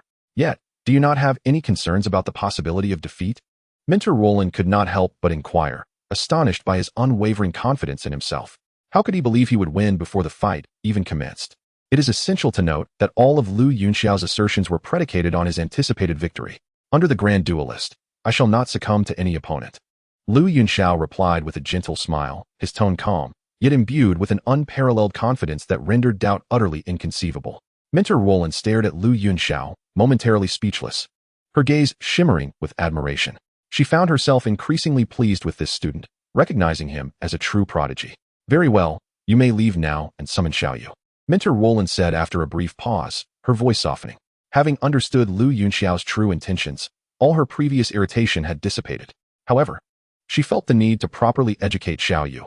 Lu Yunxiao possessed sufficient strength to boldly confront challenges, yet she had foolishly accompanied him in folly without notifying her. This matter would certainly warrant a thorough discussion later. "Understood, Mentor Roland. I shall take my leave," Lu Yunxiao responded, bowing slightly to Mentor Roland before turning to depart. Outside the office, Xiaoyu and several fellow students were waiting. Upon seeing Lu Yunxiao emerge, they immediately surrounded him. "How is it? Did Mentor Roland get angry?" Xiaoyu inquired softly, gazing at Lu Yunxiao. "I was a bit upset initially, but it's much better now. By the way, Mentor Roland would like you to step inside," he replied. "Oh," Xiaoyu acknowledged and walked into the office. She anticipated that Mentor Roland would address her failure to notify promptly. However, since Lu Yunxiao, the party involved, seemed unperturbed, she hoped to be fine as well. With this thought in mind, Xiaoyu stepped inside gradually. Then, within the office, Faint sounds of Mentor Roland's admonishments echoed, lasting a full 30 minutes. Time flowed like water, and soon a month had quietly slipped away. In the plaza of Canaan Academy, Yunxiao strolled calmly, donning a flowing robe that lent him an air of refined elegance. His extraordinary demeanor captured the attention of many female students in the square. Presently, Yunxiao had become a prominent figure at Canaan Academy, adored by a vast number of students. As he walked, countless students took the initiative to greet him. Chapter 59, The Combat Pavilion. After smiling and nodding at a few senior sisters, which elicited a chorus of cheers and excitement, Yunxiao turned on his heel and approached a towering structure. This was a 6-story pavilion, each level spacious and grand. Inside the pavilion, brilliance radiated, and even outside, one could sense the subtle energies pulsating, clearly indicating that a massive formation enveloped the entire structure. The pavilion stood approximately 30 meters tall, adorned with intricately carved beams and exquisite craftsmanship, boasting an elegant layout that rendered it visually striking. Above the grand entrance, a large plaque bore 3 flamboyant characters, Combat Pavilion. This was the Combat Pavilion of Canaan Academy's external campus, a venue open to all students of the academy.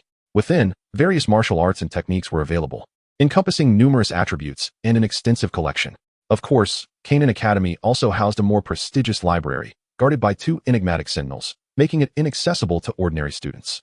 According to the original text, the top 5 students from the inner academy selection would be permitted to enter and choose one item. The treasures within were exceedingly rare, including earth-level martial arts techniques and 6th-tier magical cores and spiritual herbs, all of which were abundant in the library. The depth of Canaan Academy's heritage was indeed profound.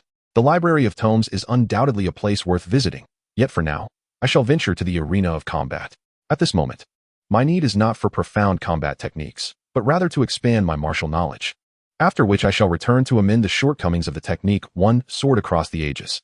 Yunxiao murmured to himself as he made his way towards the arena. A month had passed since he last ascended to the rank of an 8-star combatant, enhancing his prowess further. Having already comprehended the essence of swordsmanship, he found it challenging to achieve significant breakthroughs in this domain. Thus his focus shifted to One Sword Across the Ages. This technique possesses unparalleled might, yet harbors a fatal flaw. Excessive use can be detrimental to oneself. Consequently, Yunxiao endeavored to rectify this shortcoming. However, being a terrestrial-level technique, One Sword Across the Ages is intricate and profound. Despite Yunxiao's extraordinary martial talent, without sufficient accumulation of martial knowledge, making modifications to it remains a daunting task.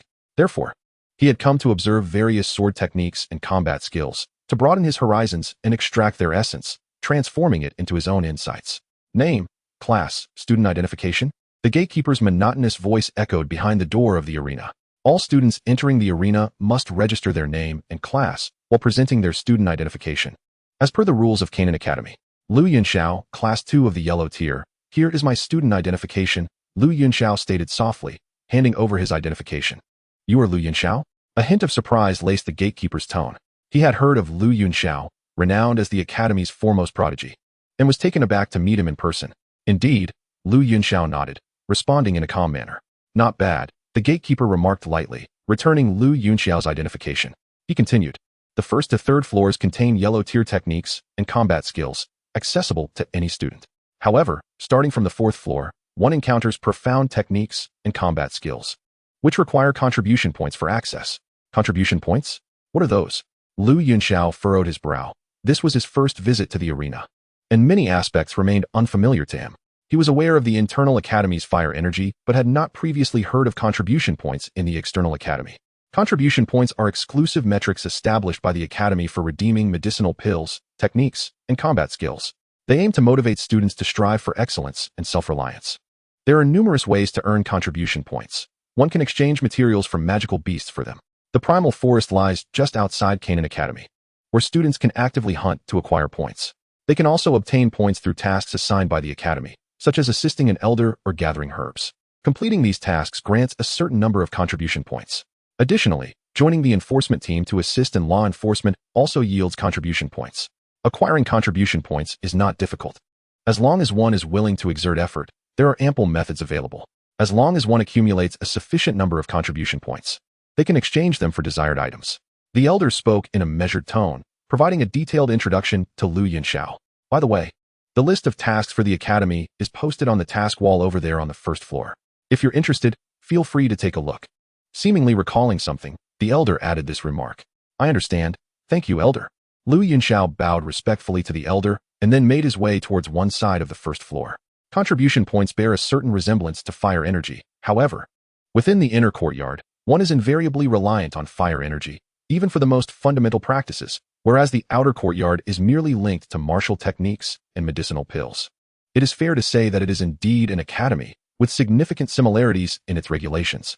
Nevertheless, Yunxiao was not in a hurry. He had not yet formed any substantial plans regarding the Xian tier. He decided to first peruse the Huang tier. There were still many Huang tier martial techniques to explore. As he casually walked to a spot, he paused to pick up a scroll, which documented a rudimentary Huang tier sword technique. The technique appeared rather crude, yet Yunxiao found it held potential insights. As he immersed himself in the scroll, a figure clad in red entered the room. Her face, which had been adorned with a smile, suddenly froze upon seeing Yunxiao. How could it be him? The girl in red bit her lip for some unspeakable reason. Yunxiao was the last person she wished to encounter at that moment. The sight of him meant she would have to fulfill their wager, a proposition she found utterly unacceptable. Observing Yunxiao, the girl's expression shifted through various emotions, yet she gritted her teeth and approached him. Denying her defeat was not her style. She had deliberately kept her distance from Yunxiao, but fate had conspired against her today. Thus, she could no longer evade him. Remembering an old man who had urged her to come to the martial technique pavilion, she realized he had intentionally sent her here, knowing Yunxiao would be present. What a despicable old man. Despite her resentment, the girl forced a smile, lightly treading towards him, her long legs gracefully moving as she soon stood beside Yunxiao. Chapter 60. The Invitation of the Little Enchantress. A graceful figure approached, bringing with it a waft of fragrant air. A subtle yet captivating scent that suddenly enveloped Yunxiao's senses. The fragrance was refreshingly delightful, invigorating his spirit. Stimulated, Yunxiao instinctively lifted his gaze. And a striking figure in red caught his eye. Clad in vibrant crimson, her attire accentuated her long, smooth legs and slender waist, exuding an alluring charm and fiery sensuality. In terms of physique, the young girl before him was remarkably exceptional, even rivaling the grace of Xiaoyu. Yunxiao's gaze continued to scrutinize her, settling upon her delicate cheeks. Her oval face was strikingly beautiful, with fair, smooth skin, a refined and prominent nose, and a cherry red mouth that glistened with a subtle sheen. Her large, expressive eyes, contrasting black and white, blinked gently, revealing a hint of unique tenacity and vivacity. She was a truly beautiful young lady, exuding a vibrant and spirited aura, her entire being infused with a faint wildness, much like a rose adorned with thorns. With his extraordinary perception, Yunxiao discerned at a glance that the person standing before him was remarkable. Her strength was undoubtedly at the level of a battle master, possibly even on par with the former Yiling. Moreover, she appeared to be merely 16 or 17 years of age. In terms of talent, within Canaan Academy, perhaps only Wu Hao could be her equal, while others fell significantly short. His gaze flickered as he pondered the identity of the newcomer. Yunxiao studied the girl in red, who, in turn, was assessing him. She scrutinized his features, feeling a sense of awe within. At Canaan Academy, she had encountered many so-called handsome men, yet none could compare to Yunxiao. This fellow was indeed quite handsome, she mused. Compared to the distant admiration she had once held, observing him up close only amplified his allure, proving to be quite impactful. She had never been fond of men. Yet looking at Yunxiao, she found herself inexplicably drawn to him. He possessed a unique charm that made him increasingly agreeable to behold. As they regarded one another, the atmosphere fell into a tranquil silence. Excuse me, do you need something? Yunxiao broke the stillness first, sensing that the girl had approached him for a reason. You must be Yunxiao. It's a pleasure to meet you. You may call me Hu Jia, she said, biting her lip and speaking softly. However, upon hearing such a gentle voice, Yunxiao felt an unexpected jolt, his expression betraying a hint of confusion. Is this really Hu Jia, the infamous little demoness? If not for the fact that Hu Jia stood right before him, he might have mistaken her for Xiaoyu. While Xiaoyu was straightforward, her demeanor towards him was generally gentle and amiable. In contrast, Hu Jia's manner of speaking left Yunxiao bewildered. After all, she was well known in the academy for her capricious and headstrong nature. Tenderness was entirely foreign to her character. What on earth was Hu Jia trying to accomplish? Yunxiao was truly at a loss. Observing the fleeting, peculiar glimmer in Yunxiao's eyes, Hu Jia quickly realized that he must be aware of her renowned name. Perhaps even familiar with her personality, for she was undeniably famous within the academy. It was not difficult to gather information about her. A wave of embarrassment washed over her. Was she truly the gentle girl that others perceived her to be? Clearly, she was not. Speaking in a feigned soft tone felt quite awkward to her. However, recalling the wager, Hu Jia forced a smile onto her face. "Hello, I am equally pleased to make your acquaintance." Yunxiao was momentarily taken aback, but he casually uttered these words. He believed in the adage of not striking a smiling face, regardless of Hu Jia's intentions. Her current demeanor warranted a courteous response from him. Moreover, Hu Jia's grandfather was the vice president of the external college, a formidable Dou Huang-level expert. This external college was essentially Hu Qian's domain, and since he was studying there, it was only fitting to extend the respect due. "By the way, Hu Jia, what exactly do you need from me?" After a moment's contemplation, Yunxiao inquired directly, as he was disinclined to engage in riddles. He was quite busy and had numerous martial arts techniques yet to observe. Hu Jia hesitated, glancing around. As both prominent figures of Canaan Academy, their conversation had drawn the attention of many students observing the martial arts techniques in the hall. This only deepened her uncertainty. If she revealed her purpose, she would surely become the talk of the academy within 2 hours, albeit for an unconventional reason. Yet, if she remained silent, the wager would remain unfulfilled. Despite her reputation for being headstrong, she was unwaveringly trustworthy. Once she made a promise, she would see it through.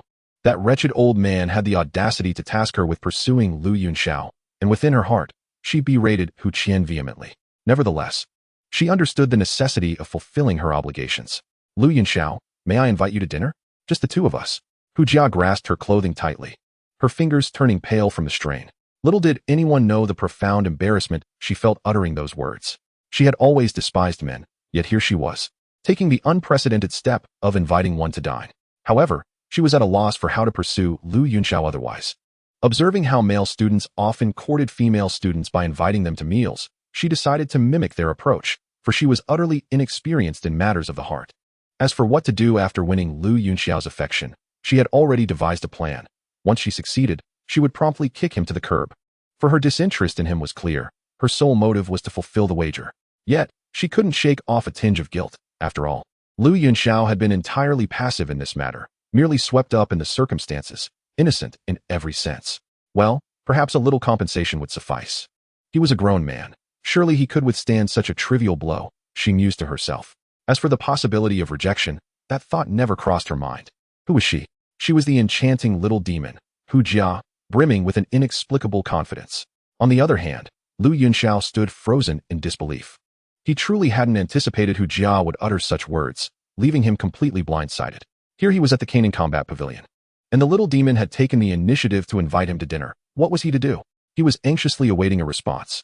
Chapter 61. Hu Jia's mysterious confidence. Yunxiao remained paralyzed, and the onlooking students were equally astonished. What was happening? The little demon had audaciously invited Yunxiao to dine with her, alone, no less. Most of these students, seasoned in various matters, whether or not they were seasoned flirts, had some understanding of such situations. To extend a personal invitation to Yunxiao, while displaying an unusually gentle demeanor and a faint blush, was undeniably conspicuous. Could it be that the little demon harbored feelings for Yunxiao? But wasn't she supposed to be disinterested in men? Remarkable.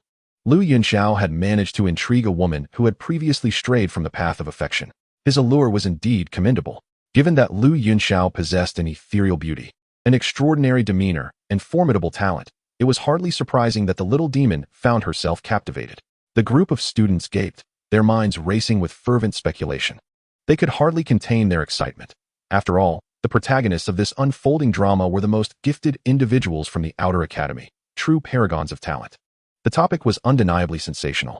However, if they were to become a couple, they seemed oddly well suited. Both possessed remarkable gifts and were renowned prodigies. Should they unite, it would indeed be a remarkable tale.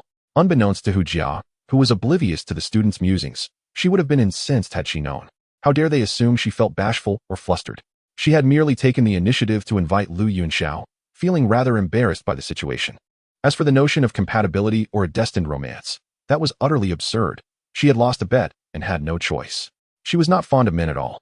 Once she had Yunxiao in her grasp, she would promptly discard him. Hu Jia had no need for a boyfriend when there were so many beautiful girls around, all fragrant and alluring. As the crowd stood in astonishment, a figure emerged at the entrance of the combat pavilion, observing the tense standoff between the two. A sly smile crept across the elder's face, relishing the unfolding drama. So, this girl thought she could evade him. How utterly impossible. Fate had brought them together. The elderly man stroked his beard, a smile illuminating his face.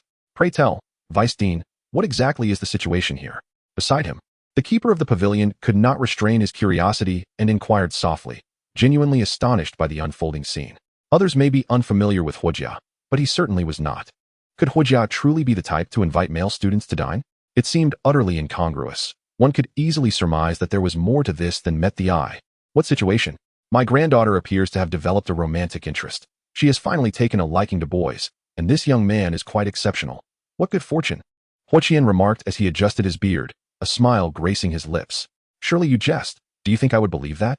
The pretense of gentleness. Laced with reluctance, others may not perceive it, but I certainly do. I suspect this is merely a ruse of yours, compelling her into this situation. The keeper of the pavilion replied in a hushed tone. At this, Hu Qian's hand paused mid-stroke, and he asked, somewhat unnaturally, is it truly that evident?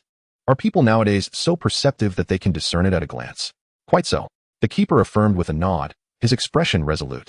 Hu Qian felt a twinge of embarrassment. So easily had he been seen through.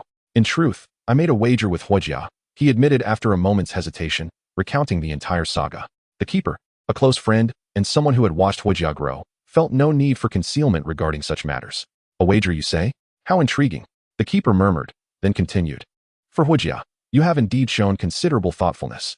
Indeed, Hu Qian sighed deeply. I have invested much concern for this girl, and my actions this time were unavoidable.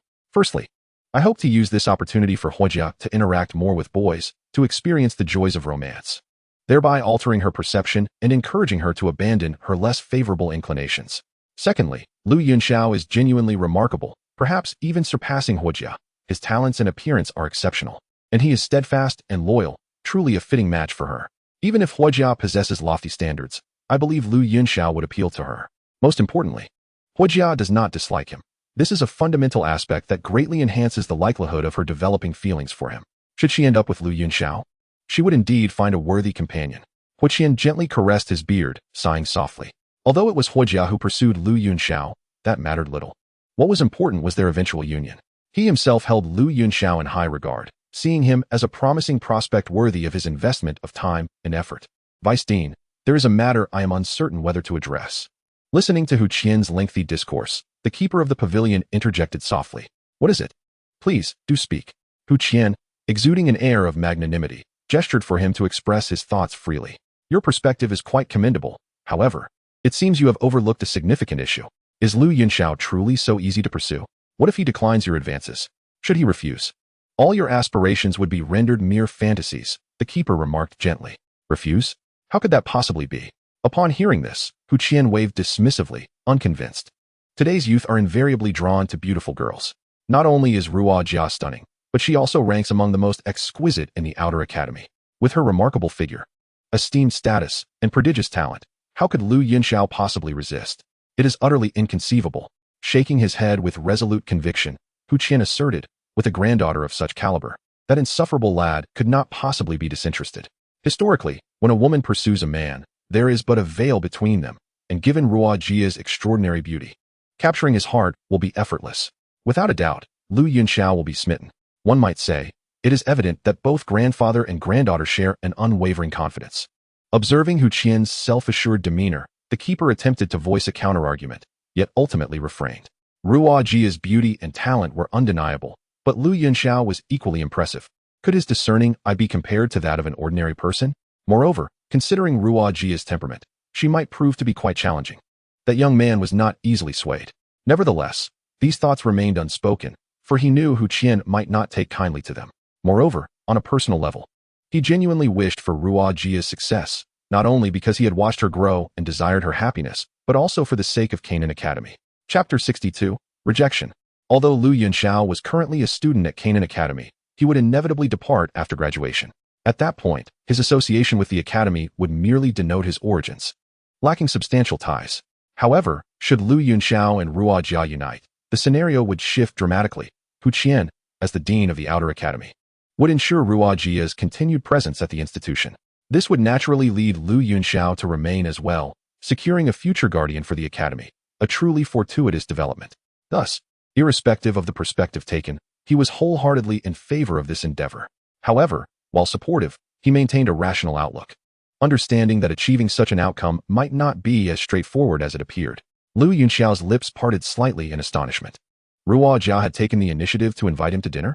This development struck him as peculiar. Despite his usual confidence, he had yet to reach the realm of blind self-adoration. He could hardly believe that Hu Jia harbored feelings for him, as their interactions had been minimal at best. If one were to assert that Xiao Yu harbored a certain interest in him, he would firmly believe it, for he had already discerned the subtle hints. Despite the opportunity to have Xiao Yu escort him to the combat skills pavilion, he chose to inquire about the directions himself, not wishing to provoke her unnecessarily. He was not one to be bound by singular affections. After all, having traversed realms, the notion of marrying but one was utterly implausible. However, he would never pursue a girl devoid of feelings. His guiding principle was clear: to refrain from courting unless he intended to commit. He would naturally maintain a respectful distance from those he did not fancy. Conversely, when it came to Hu Jia, he found it hard to believe that she had any genuine interest in him, as it was simply not in her character. The true essence of Hu Jia was to confront him with a whip in hand, challenging him to gauge his strength, which aligned perfectly with her spirited nature. Nevertheless, observing Hu Jia's demeanor piqued his curiosity. He was eager to unveil her intentions. "My dear Hu Jia," he mused, "this is our first encounter. And such an overture seems rather presumptuous, does it not?" His gaze flickered, and his tone remained gentle.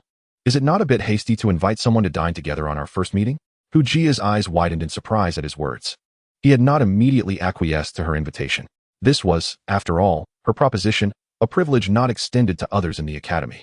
The onlookers whispered in awe, recognizing that Yunxiao was indeed unlike the others. Had it been any of them, they would have readily accepted. Setting aside all else, an invitation from the enchanting little demoness to dine alone was a matter that could be boasted about for a year. Truly, their perspectives differed. And Yunxiao remained remarkably composed. As Hu Jia watched Yunxiao return to a state of calm after his initial astonishment, she blinked her strikingly bright eyes, realizing that he was far more challenging to ensnare than the average man. Typical invitations bore little weight. It seemed she would need to employ a more audacious approach. Biting her lip, she suppressed the overwhelming wave of embarrassment and adopted the gentlest tone she could muster, her gaze imbued with tenderness. "Yunxiao, do you believe in love at first sight? Though this is our first meeting, I feel I have already developed feelings for you." Her declaration sent ripples of astonishment throughout the assembly, igniting a fervor among the crowd. "Goodness gracious, the little demoness has taken the initiative to confess her feelings," they exclaimed, impressed by her audacity. "How formidable! It is indeed fitting of her character to be so bold. What young man could withstand such an onslaught? Surely, Yunxiao will find it difficult to counter this charm." A triumphant smile broke across Hu Jia's face. "My dear granddaughter has unleashed her ultimate move. Surely, Yunxiao has no choice but to surrender." With such a bold declaration, he would be hard-pressed to resist her allure. Yunxiao was equally astonished, acknowledging that he was indeed taken aback. As expected, she was a little enchantress, not adhering to the conventional path. However, it was a pity that Yunxiao was no ordinary person himself. Well aware of Hu Jia's nature, he harbored no belief in her words. "Naturally, I personally believe in the notion of love at first sight." With a calm smile, Yunxiao admitted that he too was smitten by Yun, even though the system often claimed it was mere infatuation. The difference lay in his genuine affection for Yun, while Hu Jia's feelings were far less authentic. Yunxiao could discern that her emotions were largely feigned. Upon closer observation, he quickly identified numerous inconsistencies. At present, he was merely accompanying Hu Jia in her charade. Listening to Yunxiao, a charming smile crept onto Hu Jia's lips, her expression becoming even more enchanting, though a hint of disdain flickered in her eyes. Indeed, all men were the same. Once they laid eyes on a beauty, they could hardly resist. Yunxiao was no exception. At this moment, the thought of pursuing Yunxiao and then kicking him to the curb weighed heavily on her mind. "So, would you be willing to be my boyfriend? I truly like you," Hu Jia continued, gazing at him with affectionate eyes, resembling a love-struck maiden. In response, Yunxiao smiled gently, his warmth radiating like sunlight, exceptionally brilliant. Observing this, Hu Jia couldn't help but let her lips curl into a slight smirk. No matter how exceptional Yunxiao's talents were, he would ultimately bow to her charms. Yet, it was unfortunate. This lady was destined to be unattainable for him. All these men were worthless. The onlookers shook their heads slightly, sensing the inevitable. Yunxiao was completely ensnared. Under their watchful gaze, Yunxiao chuckled softly, his gaze tenderly appraising Hu Jia, observing her deliberately feigned shyness. With a gentle smile, he remarked, "That sounds like a delightful proposition, but I must decline. However, I refuse." The moment these words escaped his lips, silence enveloped the room. Everyone stood frozen in disbelief. What did Yunxiao just say? He rejected her? Faced with the little enchantress's affection, he had the audacity to refuse? "What did you say?" Hu Jia's eyes widened. Her expression momentarily dazed. Could she have misheard? I said I refuse. Is that not clear enough? Yunxiao shrugged, his tone unruffled. You actually turned me down? Hu Jia's mouth fell open, her whole demeanor slightly stunned. This was the first time in her life someone had outright rejected her, and without the slightest hesitation. A sense of discomfort welled up within her. Was she not exceptional enough? Why did he refuse her? Was she not beautiful? Did she not deserve him? The defiance in Hu Jia's eyes was palpable. Yunxiao's rejection was entirely unexpected, leaving her feeling deeply unsatisfied. Why does Yunxiao look down on her? What gives him the right to dismiss her? What flaws does she possess? Observing Yunxiao, Hu Jia could not help but question him with a surge of emotion. Chapter 63. The True Nature of Hu Jia. The other students also cast bewildered glances at Yunxiao. Typically, when a stunning beauty expresses her affections, most men would not refuse. Moreover, with Hu Jia's extraordinary identity and talent, it was perplexing that Yunxiao would outright reject such an exceptional girl. In their eyes, it was truly incomprehensible. Confronted by Hu Jia's furious gaze and impassioned demeanor, Yunxiao scrutinized her delicate features and replied with a smile. If we are to speak of beauty, you are undoubtedly beautiful, and your figure is exceptional. It would be difficult to find many in the outer academy who could rival you. Then why did you reject me? Do you look down upon me? Hu Jia pressed again. Although she harbored no particular affection for Yunxiao, his unhesitating refusal still provoked her ire. Was she truly so unworthy in his eyes? Did he deem her beneath him? He did not even utter a courteous word before dismissing her. She felt a deep sense of indignation. She demanded a satisfactory explanation from Yunxiao. To say I look down upon you is excessive. Truthfully, how could I ever regard someone as exceptional as you with disdain? Yunxiao set down the scroll in his hands, his expression serene as he continued. The reason for my prompt refusal is not only that we are still strangers, but more importantly, it is because you are quite insincere and disrespectful towards me. How am I insincere? How am I disrespectful? Hu Jia retorted, unable to contain her frustration. She had bravely confessed her feelings, and how could that be deemed disrespectful? Yunxiao smiled faintly, casually pulling out another scroll to examine, saying, Are you aware of your notoriety? Is that even a question? Hu Jia replied impatiently. She was indeed a prominent figure within the academy. It was a given. Your reputation for favoring women is also well known, Yunxiao remarked nonchalantly. At this, Hu Jia was momentarily taken aback. How could Yunxiao possibly know this? He had only been in the academy for a month, and had supposedly kept to himself, devoted to his training. Yet, he seemed well informed about her, even her preferences. How could I believe that someone who likes women would suddenly confess to me? Yunxiao asked calmly. Even if I once favored women, can I not now be drawn to you? Since meeting you, I have found my affections shifting from women to men. Should my past dictate your rejection of me? I have confessed before so many. Is that not credible enough? Upon hearing this, Hu Jia was initially taken aback for a few seconds, but then vehemently disputed. Still displaying an air of defiance, her eyes fixed intently on Yunxiao. Observing Hu Jia's demeanor, Yunxiao's lips twitched slightly. Here she was, still stubborn and clinging to her arguments, though he had initially intended to spare her some dignity. It seemed she would not shed tears until faced with the finality of the grave. Yunxiao raised his gaze slightly and, with a smile, inquired, Did you not feel that your confession was particularly tender and filled with emotion? At times, did you not find yourself moved? Is it not so? Hu Jia softly retorted, feeling she had performed admirably, suppressing the profound sense of embarrassment within her. In truth, she believed she had delivered her heartfelt confession impeccably, beyond reproach. Certainly not. Yunxiao countered bluntly, causing Hu Jia's delicate face to darken instantly. He, however, feigned ignorance and continued, Initially, I was taken aback. I thought you were sincere.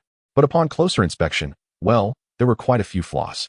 Firstly, while your gaze appeared deeply affectionate, a closer look revealed it to be devoid of substance. Presenting a hollow facade, the eyes are the windows to the soul. A truly loving gaze evokes warmth and stirs the heart, yet yours lacked this profound depth. Secondly, though your words were gentle, they felt discordant, as if they were deliberately crafted rather than flowing naturally.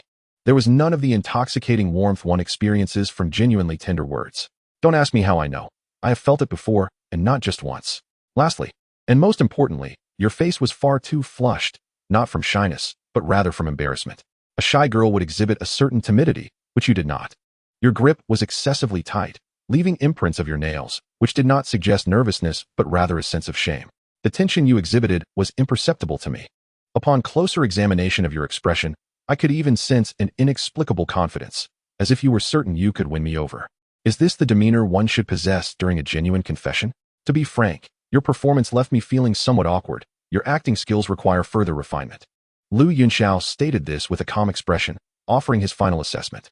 The moment these words escaped his lips, it was as if a thunderclap reverberated in Hu Jia's ears, leaving her stunned and motionless. The other onlooking students shared her astonishment, exclaiming inwardly, "What the heck?" For a mere confession, Yunxiao discerned so much. To be candid, although they found it somewhat peculiar that the little vixen had taken the initiative to confess, they had not perceived any discrepancies and believed her expression to be quite heartfelt. What kind of insight did Yunxiao possess to uncover so many inconsistencies? In the face of the little vixen's confession, he maintained such a calm demeanor while exposing her flaws. A remarkable mental fortitude indeed. Yunxiao, after standing in silence for a moment, Hu Jia emitted a piercing shriek. Her face had turned as dark as the bottom of a pot. Yunxiao had not only rejected her in front of so many people, but had also publicly criticized her acting skills.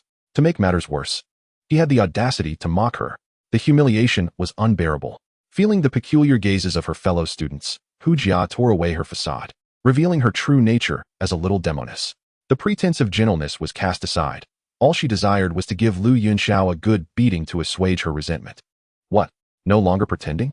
I knew it. Gentleness, and you were never meant to be. This is the way to unveil your true self, Yunxiao remarked with a smile. You dare say that, Yunxiao? I'm going to fight you. Hu Jia felt herself on the verge of exploding at his taunts. Her eyes reddened, and with a swift motion, her long, slender legs propelled her towards him, displaying her wildness without reserve. Chapter 64, a bit thrilling. Ah, have you lost your temper? Yunxiao chuckled lightly, stepping back to evade Hu Jia's claw-like attack. Hu Jia quickly pivoted and aimed a sweeping kick at him with her long jade leg. Once more, Yunxiao sidestepped, narrowly avoiding her fierce strike. Hu Jia's kick missed its target, sending several scrolls flying off the platform. Infuriated by his continued evasion, Hu Jia clenched her right fist tightly, her foot striking down as she closed the distance, launching her fist directly at Yunxiao's face. The sight of his handsome visage filled her with discomfort. That insufferable man dared to treat her this way. This time, as Hu Jia's fist barreled towards him, Yunxiao did not flinch. If you're not going to dodge, don't blame me for being rude, Hu Jia thought as she exerted more force, determined to land a punch that would leave him with a face full of blossoms. Just as her fist was about to connect with Yunxiao's face, a hand appeared before her, halting her punch in its tracks. Hu Jia strained to channel her energy, but Yunxiao's palm remained immovable. Considering you are a girl, I've already allowed you 3 strikes. Now it's my turn, Yunxiao said with an indifferent expression. Gripping her fist tightly, he yanked her forward, causing her to stumble. Hu Jia struggled fiercely, yet his grip was unyielding. In a fit of anger, she swung her left hand at him while simultaneously thrusting her knee towards his vulnerable spot. As this scene unfolded, Yunxiao's gaze instantly turned icy. He swiftly extended his left hand, seizing Hu Jia's left wrist, then slightly lifted his right foot to block her lethal strike. With a powerful thrust of his left foot, he pivoted slightly, pressing Hu Jia against the bookshelf. As Hu Jia leaned against it, the shelf began to tremble violently, causing numerous scrolls to tumble down. Hu Jia struggled fiercely, attempting to retaliate. Yet, how could her strength compare to that of Yunxiao, whose physique rivaled that of a grand martial artist? With both of her hands firmly grasped and pinned before her, and her feet held down by Yunxiao, her struggles proved utterly futile. The other students looked on in stunned silence, wondering if the little enchantress had truly been subdued by Yunxiao. Was it really that simple? However, the positions of the two seemed rather intimate. He above her, she below. Ahem, how scandalous. Hu Qian also gazed at the scene in astonishment, his expression slightly dazed. This was not the scenario he had envisioned. How could it be like this? Hu Qian found himself sinking into a deep self-doubt. Yunxiao, release me.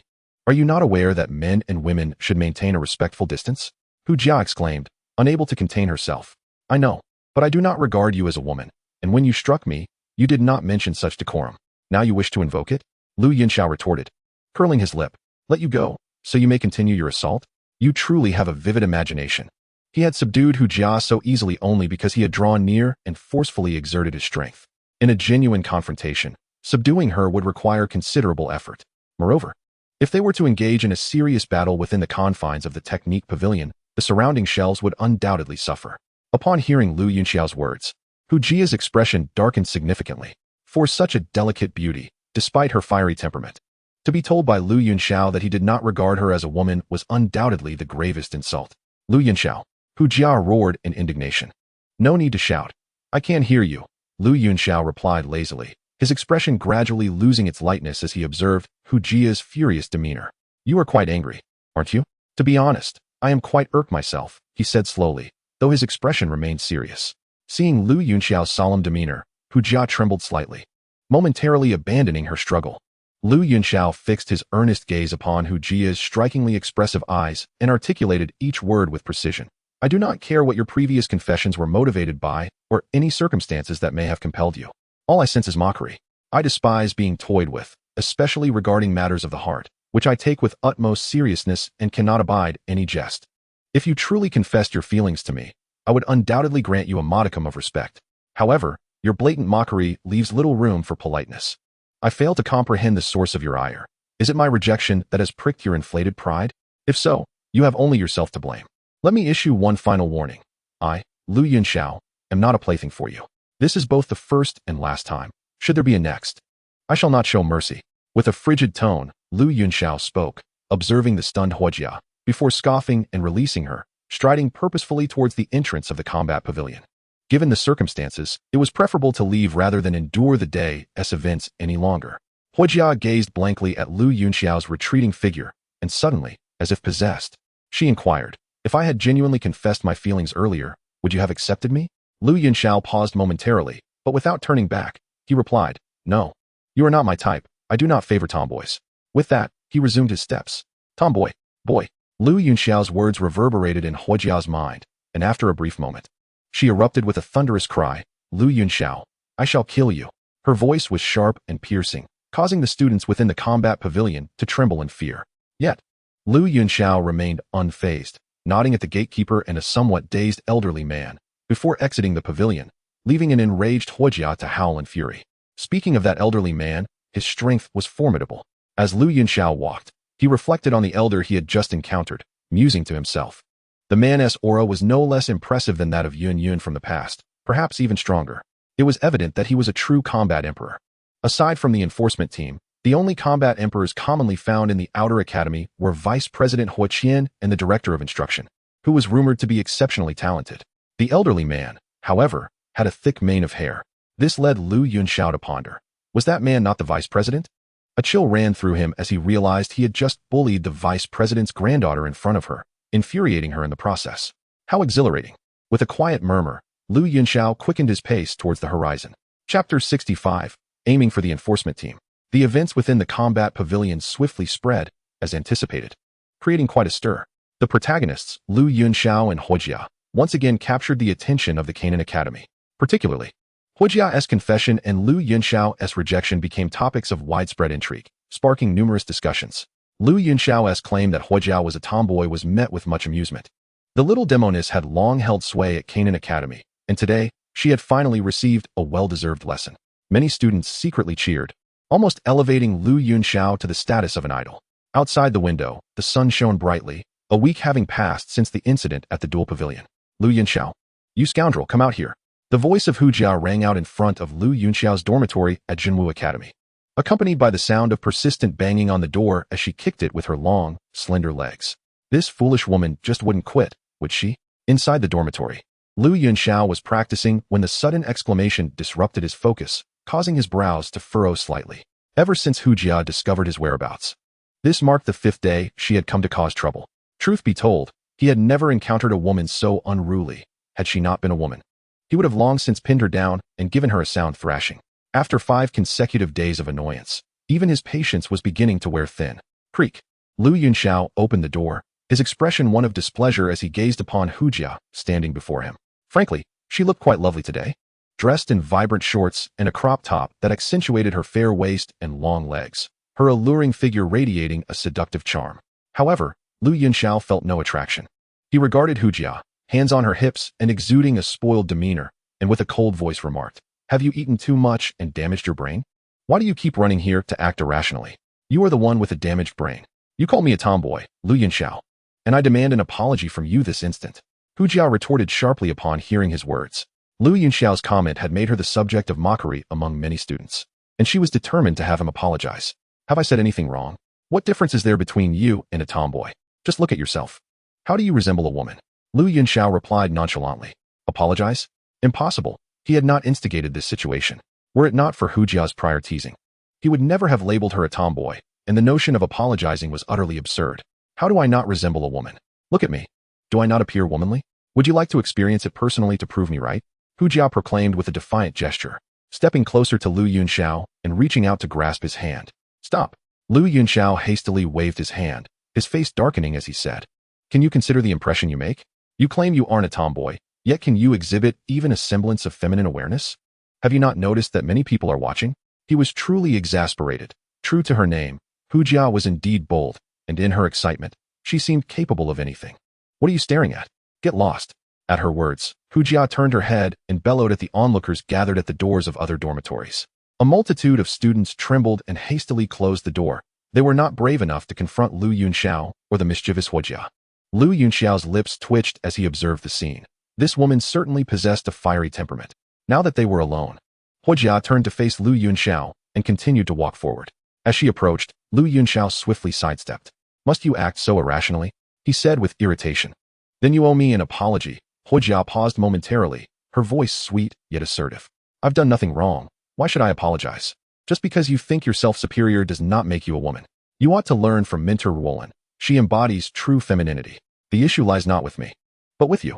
What girl behaves as you do? Yunxiao exhaled softly, closing the door behind him. He intended to leave for a few days, for this little vixen was simply too formidable to contend with. Humph. Who says a woman must be gentle like her? Is it not acceptable to be assertive? Hu Jia retorted, unable to restrain herself. Of course, it is permissible, but what you exhibit is not assertiveness. It's sheer foolishness, devoid of any self-awareness as a woman. You merely possess a female physique. In every other aspect, you are indistinguishable from a man. Yunxiao scoffed, turning to depart. Yunxiao, halt. I challenge you. Life and death notwithstanding. Clearly, Yunxiao's words had once again enraged Hu Jia. Madwoman. Yunxiao uttered dismissively, his foot barely grazing the ground as he swiftly fled. Hu Jia immediately activated her agility to pursue him, but Yunxiao's nimbleness was unmatched. After a few evasive maneuvers, Hu Jia lost sight of him entirely. Frustrated, she stamped her foot before reluctantly leaving the scene. Meanwhile, Yunxiao darted to a building, which housed the enrollment point for the law enforcement team.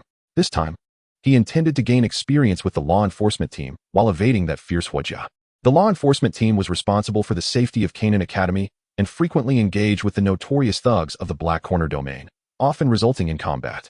This was precisely what Yunxiao sought. The path of the sword was one of slaughter, and the experience of bloodshed would facilitate his rapid ascent in strength. Moreover, joining the law enforcement team would yield contribution points, which he could accumulate to later observe the advanced swordsmanship duels. Upon entering the reception hall on the first floor, bustling with people engaged in lively conversation, Yunxiao stepped forward. Behind the counter stood a young lady clad in the robes of the law enforcement team, seemingly in charge of registrations, animatedly conversing with a tall female officer. The female law enforcement officer stood with her back to him, obscuring her features. However, as Yunxiao cast a fleeting glance, he felt a pang of familiarity, as if he had encountered her somewhere before. Suppressing this curiosity, Yunxiao approached the counter. Excuse me, miss, I hope I'm not intruding. I would like to register.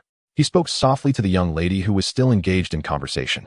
Upon hearing his voice, the counter attendant finally turned around, causing the tall female officer beside her to do the same. As she turned, her face was revealed, and Yunxiao slightly raised his head.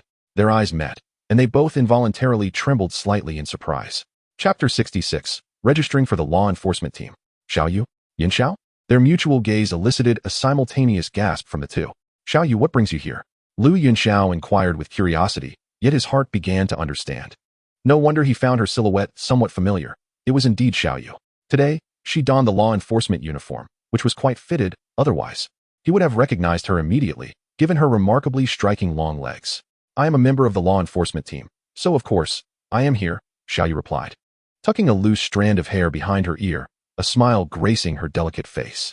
She felt a surge of joy at encountering Yunxiao, especially since it had been nearly 2 weeks since they last met.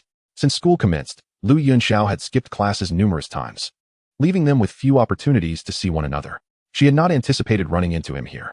You've joined the law enforcement team? Yunxiao raised an eyebrow. The law enforcement team was no ordinary place, often entangled with the darker realms, which posed significant dangers. Could Xiaoyu, with her mere 2-star fighter status, truly navigate such risks? Indeed, I sensed my abilities were lacking, so I came to the law enforcement team for some training, Xiaoyu replied with a gentle smile. Her tone soft. Ever since witnessing Lu Yunxiao's battle in Class 4 of the Xian stage, she felt her strength was far from sufficient. During his fights, all she could do was cheer him on, feeling helpless otherwise. She harbored feelings for Lu Yunxiao, but was acutely aware of the vast chasm between them. He showed little interest, or else he would not have kept his distance. Moved by her thoughts, she decided to join the law enforcement team, hoping to hone her skills and enhance her strength. While she did not expect to win Lu Yunxiao's affection, she merely wished to be of assistance if he ever found himself in trouble again. This was her primary motivation. Ultimately, her desire to grow stronger was intertwined with her connection to Lu Yunxiao. I see, Lu Yunxiao nodded, though he sensed the underlying emotions. He chose not to reveal his insights.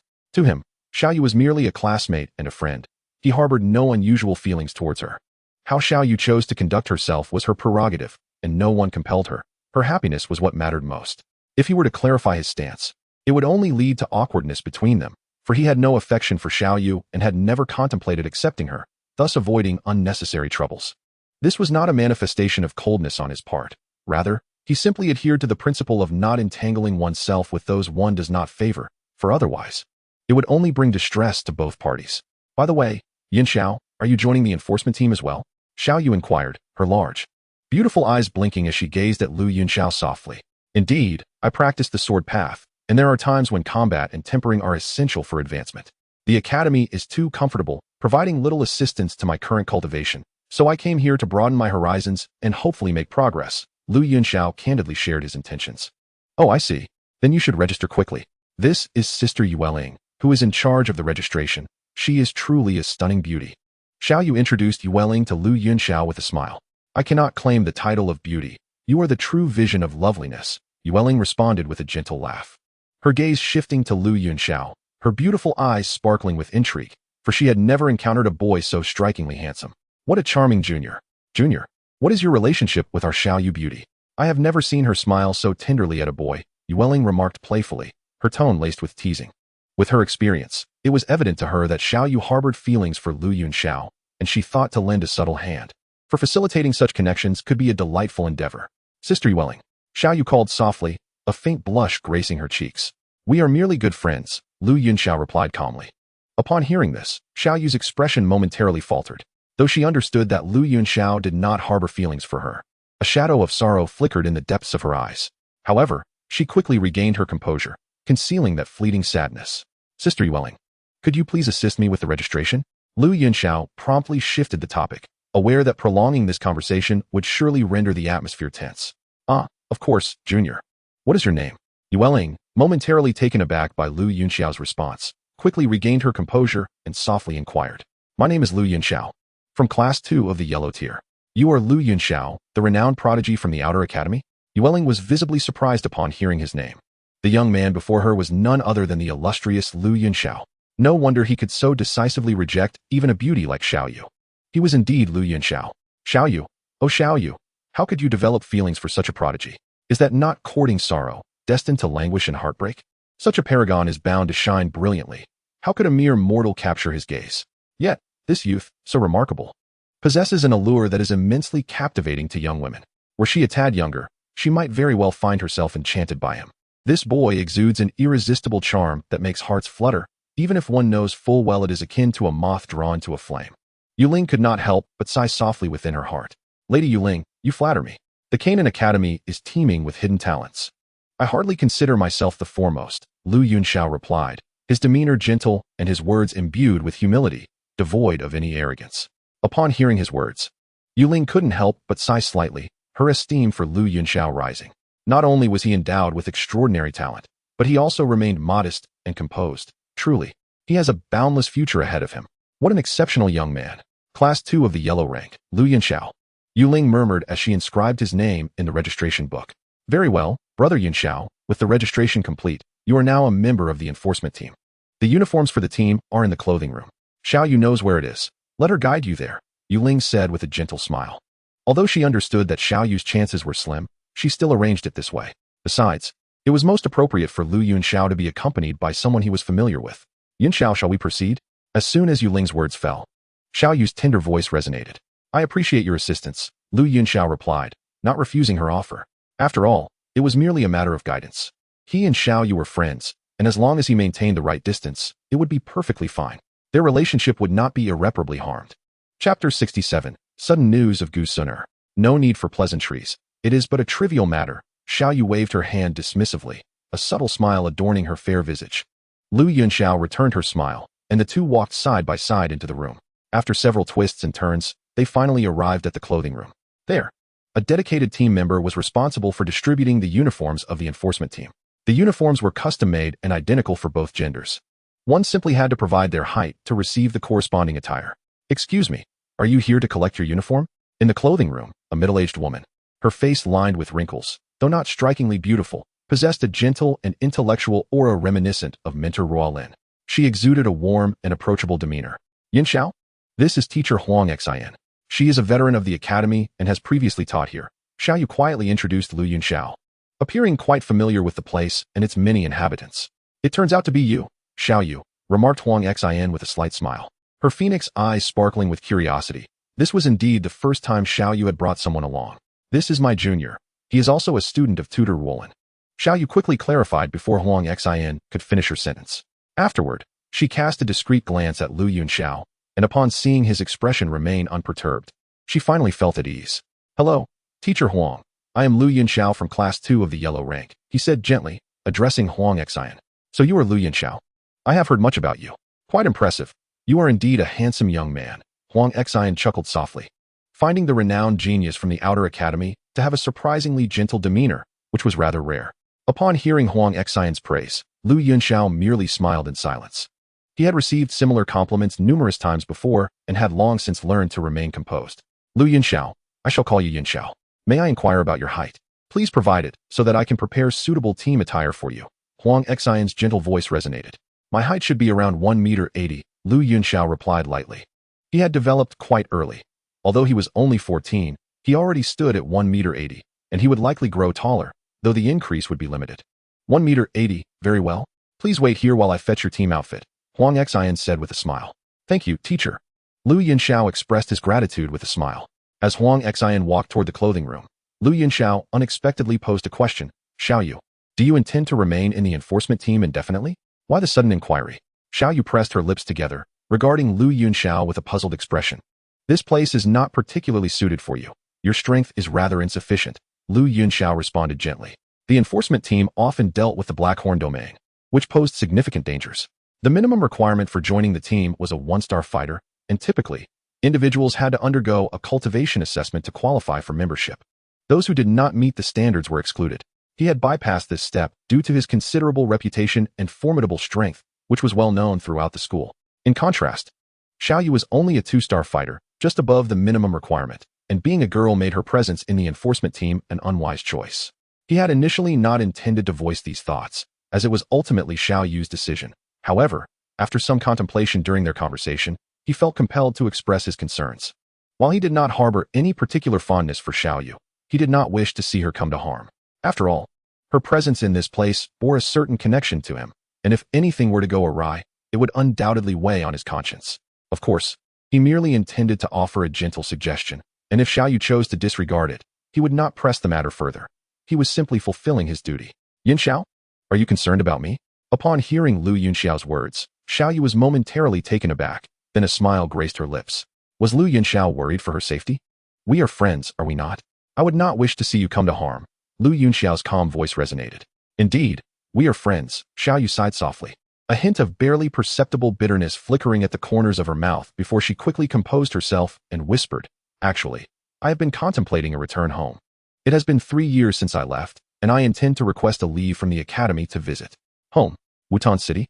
Xiao Yu's words piqued Yunxiao's interest, as this place was home to numerous characters from the original narrative, not to mention the likes of medicine masters and prominent figures. He wondered if Suner was still there.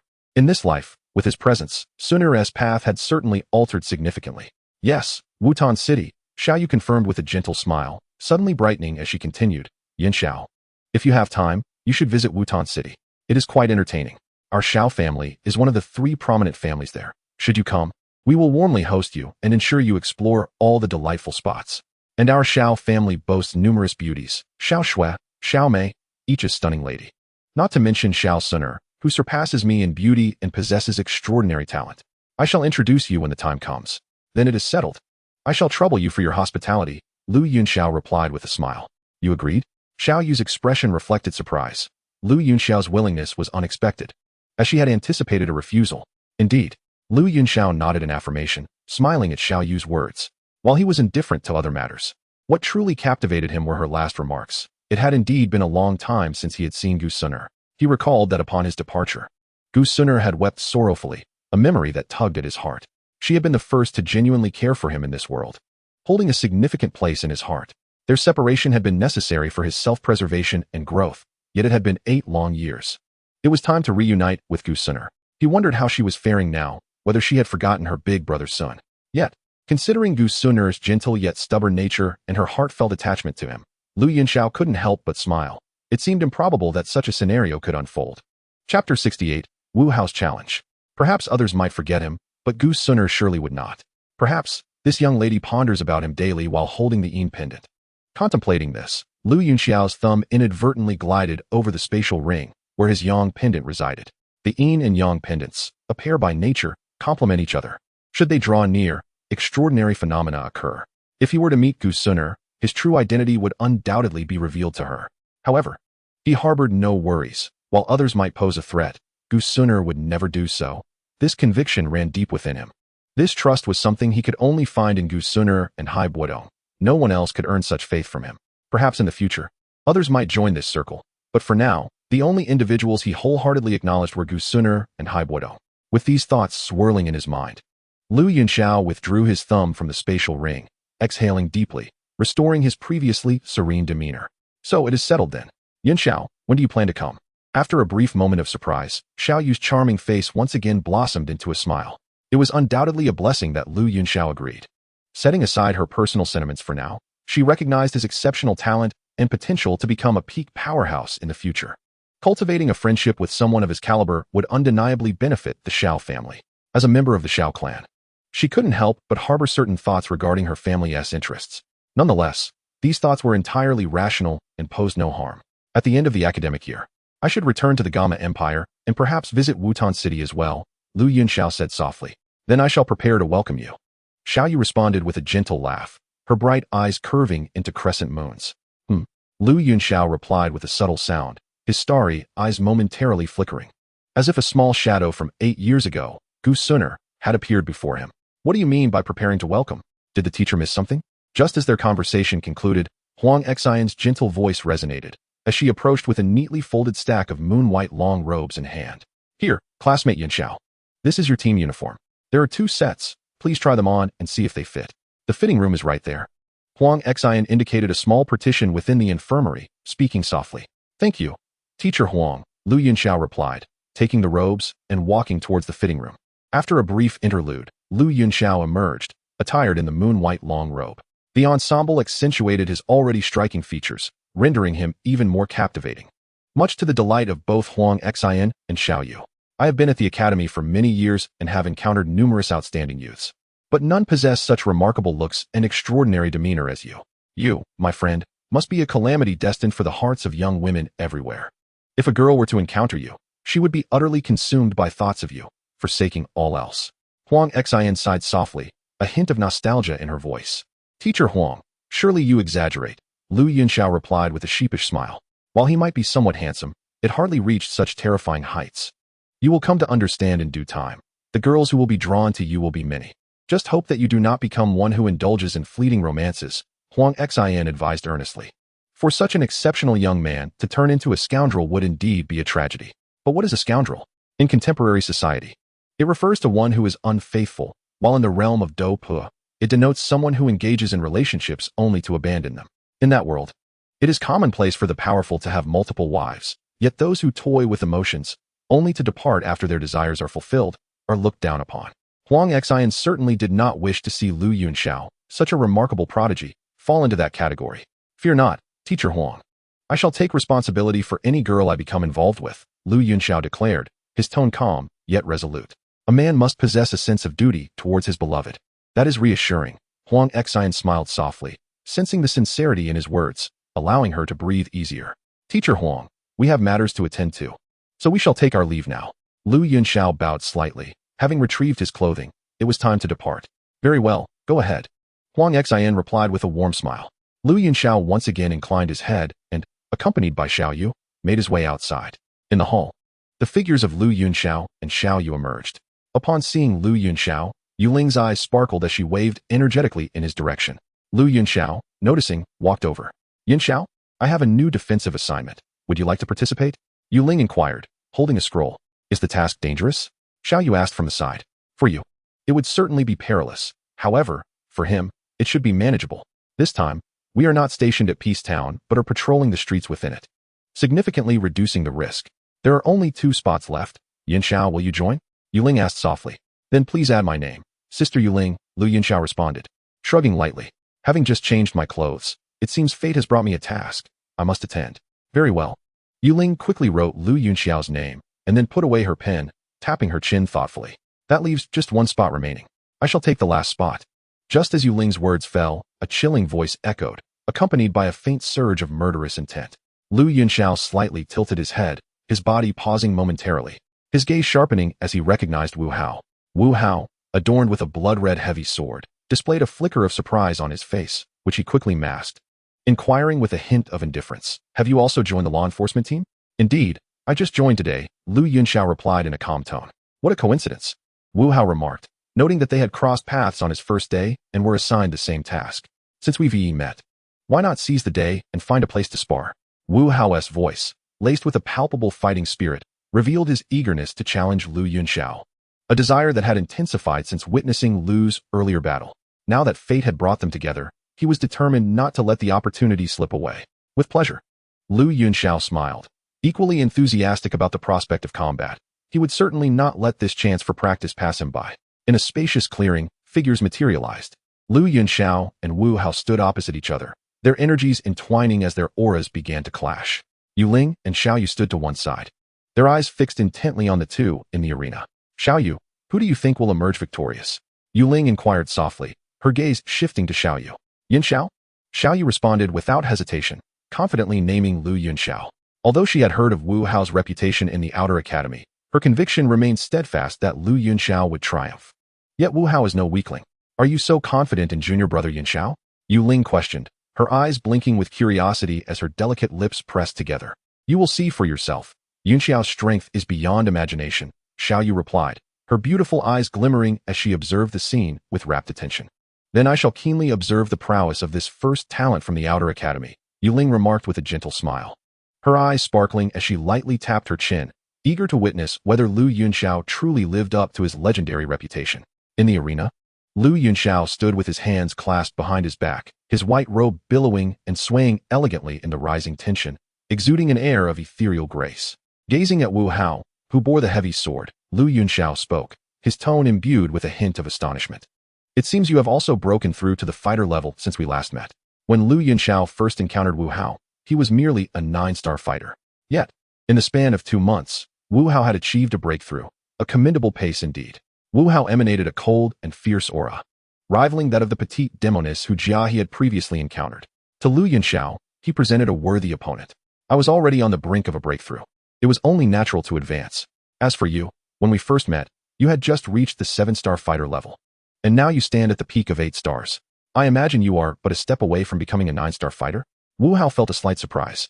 Although it is often said that geniuses at the fighter stage experience a significantly swifter advancement than those in the chi of combat phase, it is quite rare to witness someone like Lu Yunxiao progress at such a remarkable pace, almost a star per month. Well, nearly so. Lu Yunxiao replied affirmatively, and with a flicker of light from his left hand, the flying rainbow sword materialized in his grasp. Wu Hao's gaze sharpened as he reached behind him with his right hand, pulling forcefully.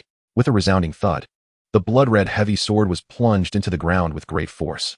Wu Hao's sword was both large and heavy, emanating a sanguine glow. Lu Yunxiao cast a quick glance, silently estimating that its weight must exceed 30 pounds. It is known that a sword must possess a certain lightness, making 30 pounds already quite hefty. And this sword was over 4 times the weight of Lu Yunxiao's flying rainbow sword. Wu Hao's blood sword was more than twice the width of an ordinary longsword, and considerably thicker. Such a heavy blade possessed formidable cleaving power. Judging by its appearance, Wu Hao certainly favored a bold and aggressive style, a demeanor well suited for direct confrontation. Excellent sword, Lu Yunxiao praised, firmly grasping the hilt of his sword. The flying rainbow sword instantly unsheathed with a ringing sound, vibrating slightly as the song of the blade echoed in the air. Indeed, a remarkable sword. Wu Hao could not help but murmur in admiration, gazing at the elegant blade of the flying rainbow sword, which radiated a chilling aura. It is truly a fine sword. Yunxiao chuckled lightly, holding the flying rainbow sword aloft. Be cautious, he warned, as the sword emitted a sharp aura. Yunxiao thrust the sword forward, aiming directly at Wu Hao. Come at me, Wu Hao shouted, brandishing his blood-colored longsword and advancing boldly towards Yunxiao. Clang, clang, clang.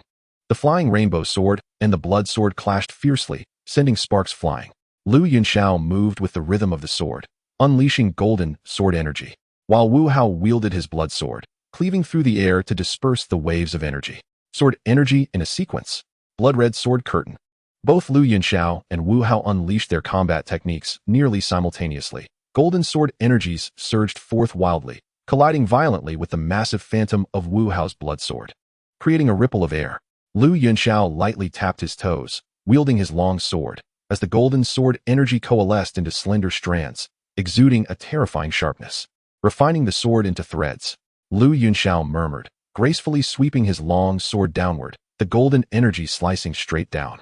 Sensing the chilling aura, Wu Hao hastily evaded, while the energy within his blood sword swirled, erupting into a crimson sword light in an instant. Yunxiao raised his long sword once more, and the golden strands of sword energy brushed past. With a faint sound, Wu Hao's cleaved blood sword light was severed in two, and the remaining strands of sword energy surged rapidly towards Wu Hao. With a sudden constriction of his pupils, Wu Haodong hurriedly attempted to evade, but ultimately was a fraction too late. A slender thread of sword energy grazed his shoulder, tearing through his aura-infused attire. He felt a chilling sensation at his shoulder, followed by a trickle of blood cascading down. Injured? Wu Haodong was momentarily stunned, then a sense of dread washed over him. Though Yunxiao's assault appeared unassuming, its ferocity was astonishing. The defense of his aura attire was as flimsy as paper, proving utterly ineffective. What is the name of this technique? Wu Haodong raised his gaze and inquired softly. Sword practice transformed into threads, Yunxiao replied, wielding his long sword with a calm demeanor. Impressive, Wu Haodong acknowledged, his expression once again turning icy, his eyes glimmering with a fierce and brutal intensity, a terrifying killing intent emanating from him. Blood sword Wu Haodong, formidable for his ruthless and reckless fighting style, had now become utterly serious. He let out a low roar, crimson aura swirling around him, his eyes flashing with a sanguine glint, and his overall presence surged with an explosive coldness. Prepare yourself, Yunxiao. Blood sword slash. Wu Haodong bellowed, swinging his blood sword directly at Yunxiao.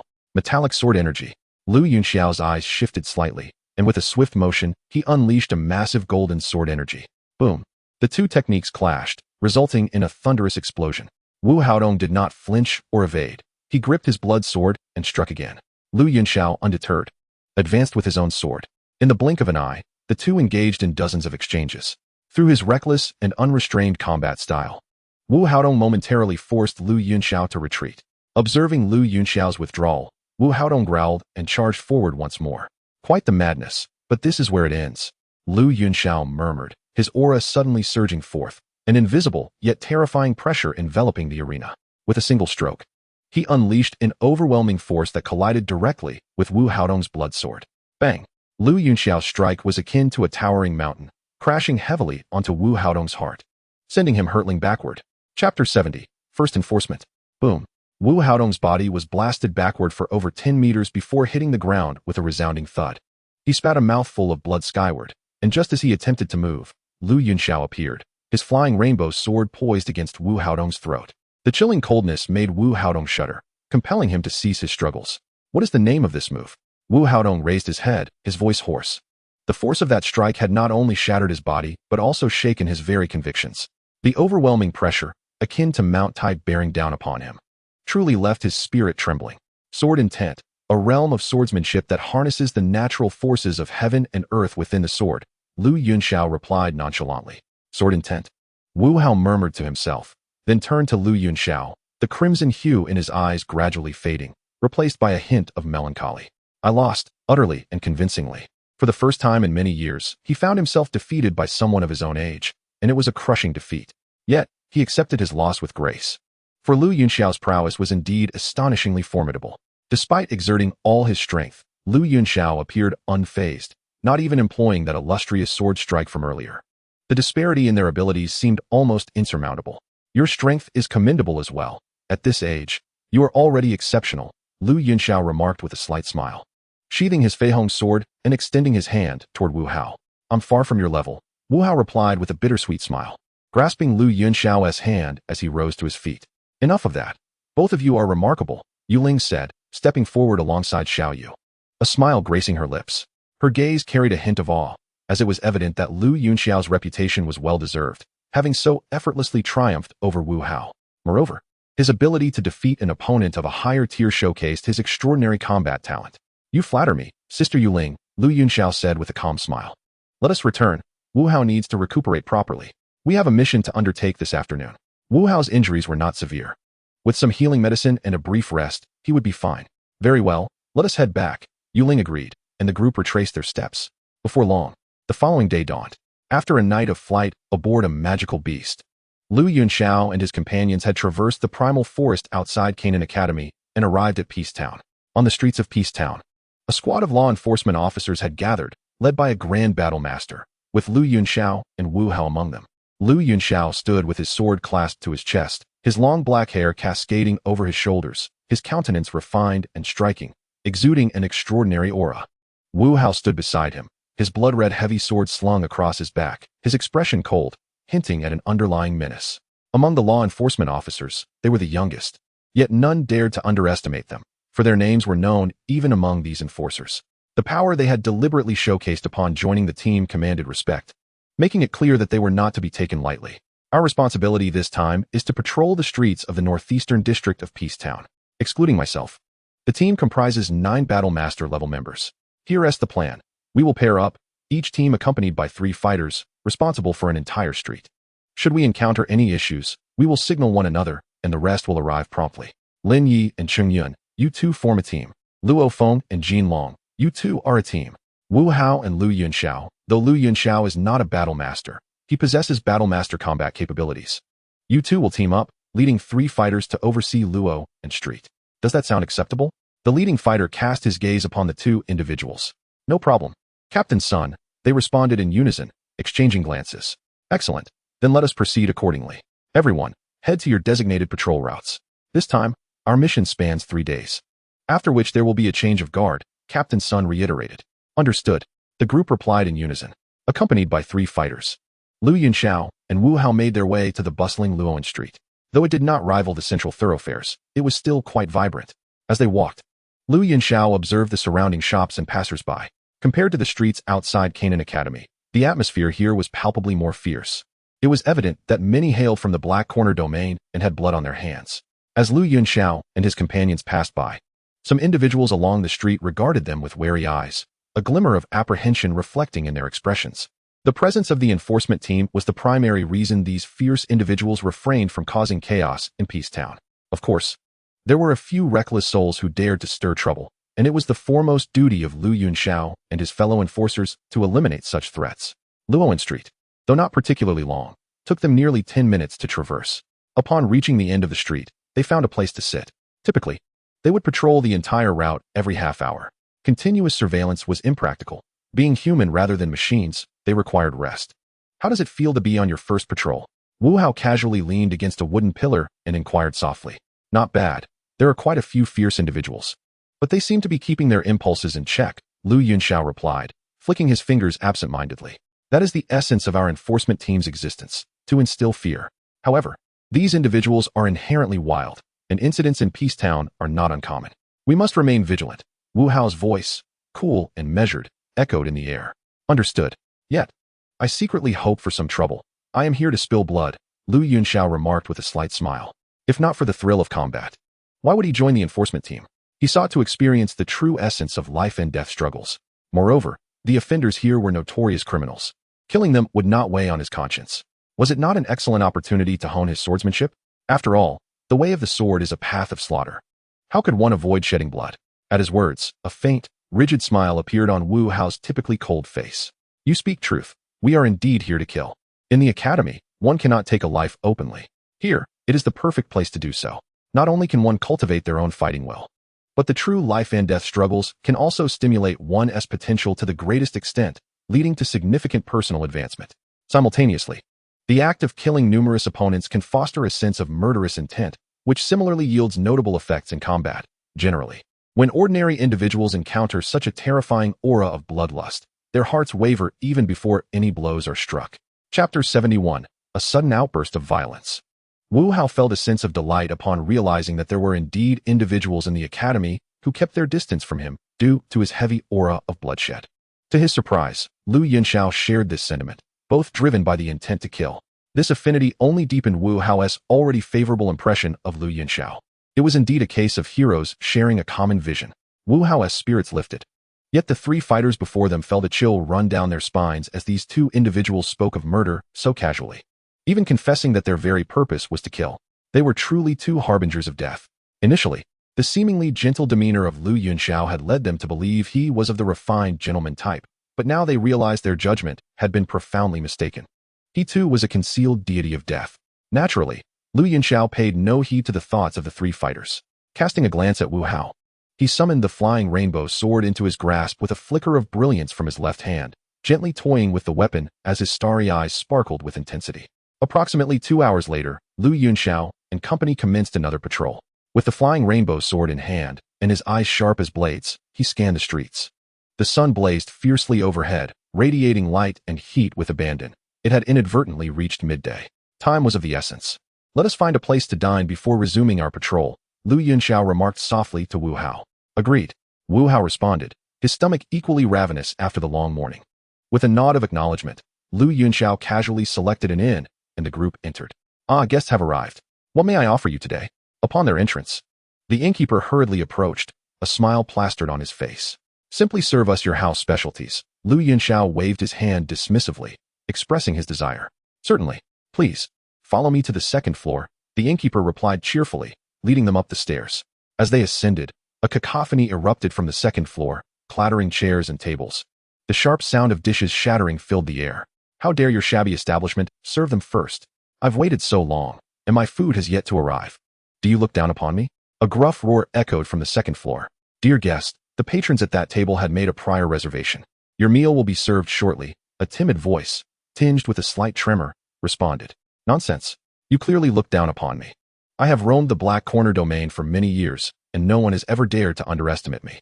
How dare you lowly wretches belittle me? This is a death wish. A rough roar echoed once more, tinged with palpable fury. Guest, no? A piercing scream erupted, infused with sheer terror. Bad news. Something has gone awry. Yunxiao and Wu Hao exchanged glances, their forms swiftly darting upward. Thief, dare you? Just as Yunxiao ascended to the second floor, he beheld a robust middle-aged man gripping a waiter by the throat, poised to strike. With urgency, Yunxiao bellowed, thrusting his feihong sword directly at the man. Alas, he was too late. With a sickening crunch, the man crushed the waiter's throat and then hurled the lifeless body towards Yunxiao. Simultaneously, a surge of crimson light erupted from the brute, a result of the elixir consumed upon entering Peace Town. Once one commits murder, such bloodlust manifests outwardly. You seek death. Yunxiao caught the corpse and laid it gently upon the ground, his face shrouded in frost, eyes ablaze with fury. No one could have anticipated that such a trivial matter would provoke this man into a murderous rage.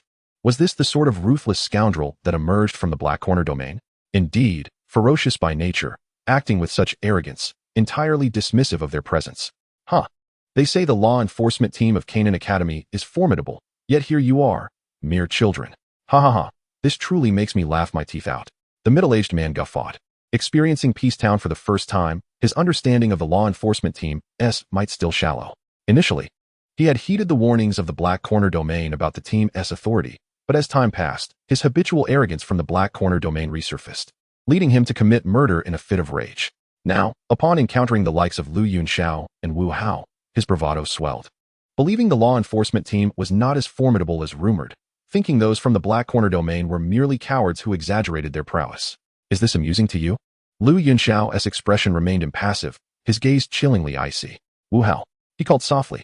Wu Hao nodded, brandishing his heavy sword as they charged forward together. How presumptuous. You seek your own demise. I shall grant it. Observing Yunxiao and Wu Hao rushing towards him, a wicked grin spread across his face, his eyes glinting with menace. He was a 9-star dome master, these two youngsters were hardly worthy of his consideration. River of Sword Qi, Blood Sword Slash. Lu Yunxiao and Wu Hao unleashed their techniques in unison, the Fei Hong sword and blood sword radiating fierce sword energy as they cleaved down upon the brute. A sweeping strike against 1,000 foes. With a thunderous roar, the burly man swung his large blade. The sharp gleam of the weapon colliding fiercely with the attacks from Lu Yunxiao and Wu Hao. The impact generated a shockwave that overturned tables and chairs in the vicinity, leaving deep scratches on the walls from the fierce energy. Both Lu Yunxiao and Wu Hao staggered back 3 steps, while the burly man was sent crashing against the windowsill. This is bad. I've encountered a formidable opponent, he cursed silently, charging directly towards the window. The wooden frame shattered upon impact, and he darted through, sprinting wildly into the street. Not a chance to escape. Lu Yunxiao leapt down from the windowsill, closely followed by Wu Hao, leaving 3 combatants on the 2nd floor in stunned silence. On the street, the burly man was running for his life, finally realizing the might of the enforcement team. He anticipated that 2 mere youths could repel him, stirring a twinge of regret regarding his murderous intentions. Yet, it was too late for remorse. He could only focus on fleeing. With the Fei Hong sword in hand, Lu Yunxiao pursued closely, his feet barely touching the ground as he closed the distance to the burly man. Get out of my way. The burly man bellowed, bloodlust emanating from him, his blade glinting ominously. Passers-by hastily avoided him, fearing trouble, as the man's speed surged unexpectedly. Nowhere to run. Windstep. Lu Yunxiao shouted, his feet enveloped in golden energy, significantly enhancing his speed. Simultaneously, he unleashed waves of sword energy towards the fleeing man. Having mastered the art of transforming swordplay into silk-like precision, Lu Yunxiao's sword energy, even from dozens of meters away, possessed terrifying penetrating power. Sensing the chilling threat approaching from behind, the burly man hastily dodged, as the sword energy struck where he had stood moments before, leaving deep gashes on the cobblestone pavement. Seizing the opportunity created by the man's evasion, Lu Yunxiao swiftly closed the gap between them. Reckless fool, prepare to meet your end, Lu Yunxiao declared, the energy from the Fei Hong sword erupting forth as he transformed into a swift arrow, darting toward the burly man. This technique, known as one sword without regret, allowed him to attack swiftly from a distance, proving remarkably effective in pursuit of a strong adversary. Feeling an acute sense of danger locking onto him, the burly man, no longer daring to flee, turned to face Lu Yunxiao, his gleaming blade flashing as he swung downward. Clang! The clash of sword and blade forced the burly man to retreat 3 steps, while Lu Yunxiao executed a graceful pirouette in midair before landing, his Fei Hong sword held firmly. A murderous glint flickered in his eyes. Thanks to the one sword without regret technique, he had successfully caught up with the burly man. Go on, try to run. Lu Yunxiao spoke coldly, his voice imbued with an icy chill. This time, the distance between him and the burly man did not exceed 3 meters, leaving no opportunity for escape. During his inaugural mission, witnessing a murder unfold beneath his very eyes had already ignited a surge of wrath within him. While violence was commonplace in such a realm, and he himself had taken many lives, the senseless slaughter of an innocent server was utterly excessive. More critically, this was the domain overseen by the Canaan Academy's law enforcement team, and the burly man's brazen actions displayed a blatant disregard for their authority, intensifying the murderous intent brewing within Lu Yunxiao. Foolish boy, you seek your own demise. I shall oblige, he thought, noting that Wu Hao lingered far behind. The burly man's gaze darkened with ferocity. With no path to flee, he resolved to eliminate Lu Yunxiao and then Wu Hao, ensuring his own escape. With this resolution, the burly man swung his long blade towards Lu Yunxiao. Such audacity! Lu Yunxiao's eyes flashed with determination as he unleashed the flying rainbow sword, its majestic aura surging forth to confront the burly man directly. The latter, a formidable 9-star Dou master, was far superior to the likes of Yi Ling and his companions, compelling Lu Yunxiao to summon his true power for this encounter. Clang! The clash of blade and sword resonated sharply as the burly man's fierce crimson Dou Qi collided with the sword aura emanating from Lu Yunxiao's flying rainbow sword. A tempest erupted from the impact, shattering the surrounding bluestone tiles into fragments. Lu Yunxiao felt a numbing sensation in his right hand as a tremendous force struck him, causing him to stagger back over 10 paces before regaining his balance. Conversely, the burly man also retreated a similar distance before stabilizing himself, his eyes reflecting disbelief. He could scarcely fathom that Lu Yunxiao, merely an 8-star Dou practitioner, could hold his ground against a 9-star Dou master in such a direct confrontation. Little did he know, Lu Yunxiao's extraordinary performance was attributed to his exceptionally solid foundation, the terrifying might of his innate golden energy, and his swordsmanship refined to a point of finesse. complemented by an awe-inspiring sword momentum. These elements enabled him to engage in combat beyond his rank. For others, achieving such a feat would be exceedingly arduous. As soon as Lu Yunxiao regained his footing, he charged once more, denying the burly man any chance to escape. The latter cursed under his breath and retaliated with his blade. The two engaged in a fierce exchange, sword and knife clashing violently. The terrifying energies of sword and blade exploding outward, clearing the area of any witnesses within a 30-meter radius. Just as Lu Yunxiao and the burly man battled intensely, Wu Hao finally arrived, wielding his blood sword to unleash a sweeping arc of crimson light. The burly man swiftly brandished his blade in defense. But Lu Yunxiao seized the opportunity, thrusting the Fei Hong's sword with precision. The man, unable to evade in time, suffered a deep wound to his chest, blood gushing forth in torrents. With a furious roar, he swung his heavy blade forcefully, yet both Lu Yunxiao and Wu Hao remained undaunted, advancing with their swords drawn, overpowering him in a 2-on-1 assault that forced the man into a series of retreats. Yuan Gong Sword Qi, Blood Sea Surge. They simultaneously unleashed their combat techniques. The razor-sharp sword energy cleaving against the heavy blade, sending the man hurtling backward. "It is over," Lu Yunxiao declared with a low voice, positioning the Fei Hong sword horizontally. His left hand forming a sword gesture, gliding over the blade. In an instant, the tip of the Fei Hong sword emitted a crimson beam stretching 100 meters. And with a decisive slash, the red light swept across the man's body. "I regret this." The man sighed deeply, momentarily stunned, before a fissure opened at his brow. And his body was cleaved in two, blood erupting forth and staining the vicinity crimson. Lu Yunxiao sheathed his sword, his complexion slightly pale. Although the power of the sword that transcended realms was formidable, it exacted a significant toll. Witnessing this scene, Wu Hao gaped in astonishment, realizing the extent to which Lu Yunxiao had held back during their previous encounter. With such a technique in his arsenal, it would be arduous to find an opponent beneath the rank of a great Dou master. Lu Yunxiao maintained a tranquil demeanor, sheathing the Fei Hong's sword with a swift motion. The slaughter had commenced, and the inevitable bloodshed to follow would be substantial. He resolved to forge his sword foundation amidst the law enforcement team with the blood of the fierce denizens of the Black Horn domain, crafting an unparalleled path of sharpness.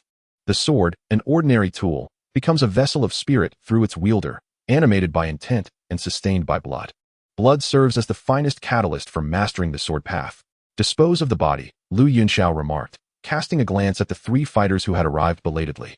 His tone measured. "Understood," they responded, their gazes filled with reverence. Witnessing one blow that cleaved a 9-star Dou master in two left them awestruck. This killer was indeed formidable.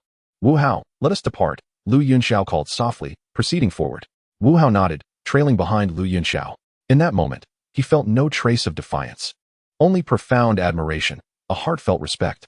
Chapter 73, Breakthrough to Dou Master. In the days that followed, Lu Yunxiao diligently pursued his ambitions, continuously undertaking one perilous task after another. The number of ruthless criminals from the Black Horn domain falling beneath his sword increased, and a chilling aura of murderous intent gradually enveloped him, blending with his previously gentle demeanor. Concurrently, his strength grew ever more formidable. This relentless cycle persisted for a full 3 months. In the tranquil town of Peace, within a modest dwelling belonging to the law enforcement team, Lu Yunxiao materialized. He sat serenely cross-legged upon a wooden bed, his eyes gently closed, exuding an aura of profound energy. A soft golden glow enveloped him as his white robe billowed gracefully in the currents of his fighting spirit, the flowing ribbons dancing in the air, and his hair cascading like a waterfall, radiating an ethereal elegance. Suddenly, the fighting spirit within him surged violently, emanating an immense gravitational force that drew the invisible energy from the surrounding air toward him. As this energy converged, it transformed into a dazzling array of colors. The elemental channels within his body began to activate autonomously, swiftly guiding the strands of fighting spirit into a rapid circulation, refining it into the purest essence, which coalesced into the vortex in his dantian. The vortex had grown significantly, from the size of a palm at the time of his initial ascension as a fighter. It now approached that of a football. Were it not for the extraordinary nature of the human dantian, a unique space theoretically capable of infinite expansion, such a vortex within him could have ruptured his abdomen. Lu Yunxiao's fighting spirit vortex was golden and shaped like a nebula, adorned with luminous points that revolved like stars in the heavens, enigmatic and exquisite. With a mere thought, his powerful soul surged forth, exerting pressure on the vortex, which resisted fiercely but began to rotate rapidly under the weight of his soul's force. To advance from fighter to master, one must condense the fighting spirit vortex and compress it into fighting spirit liquid.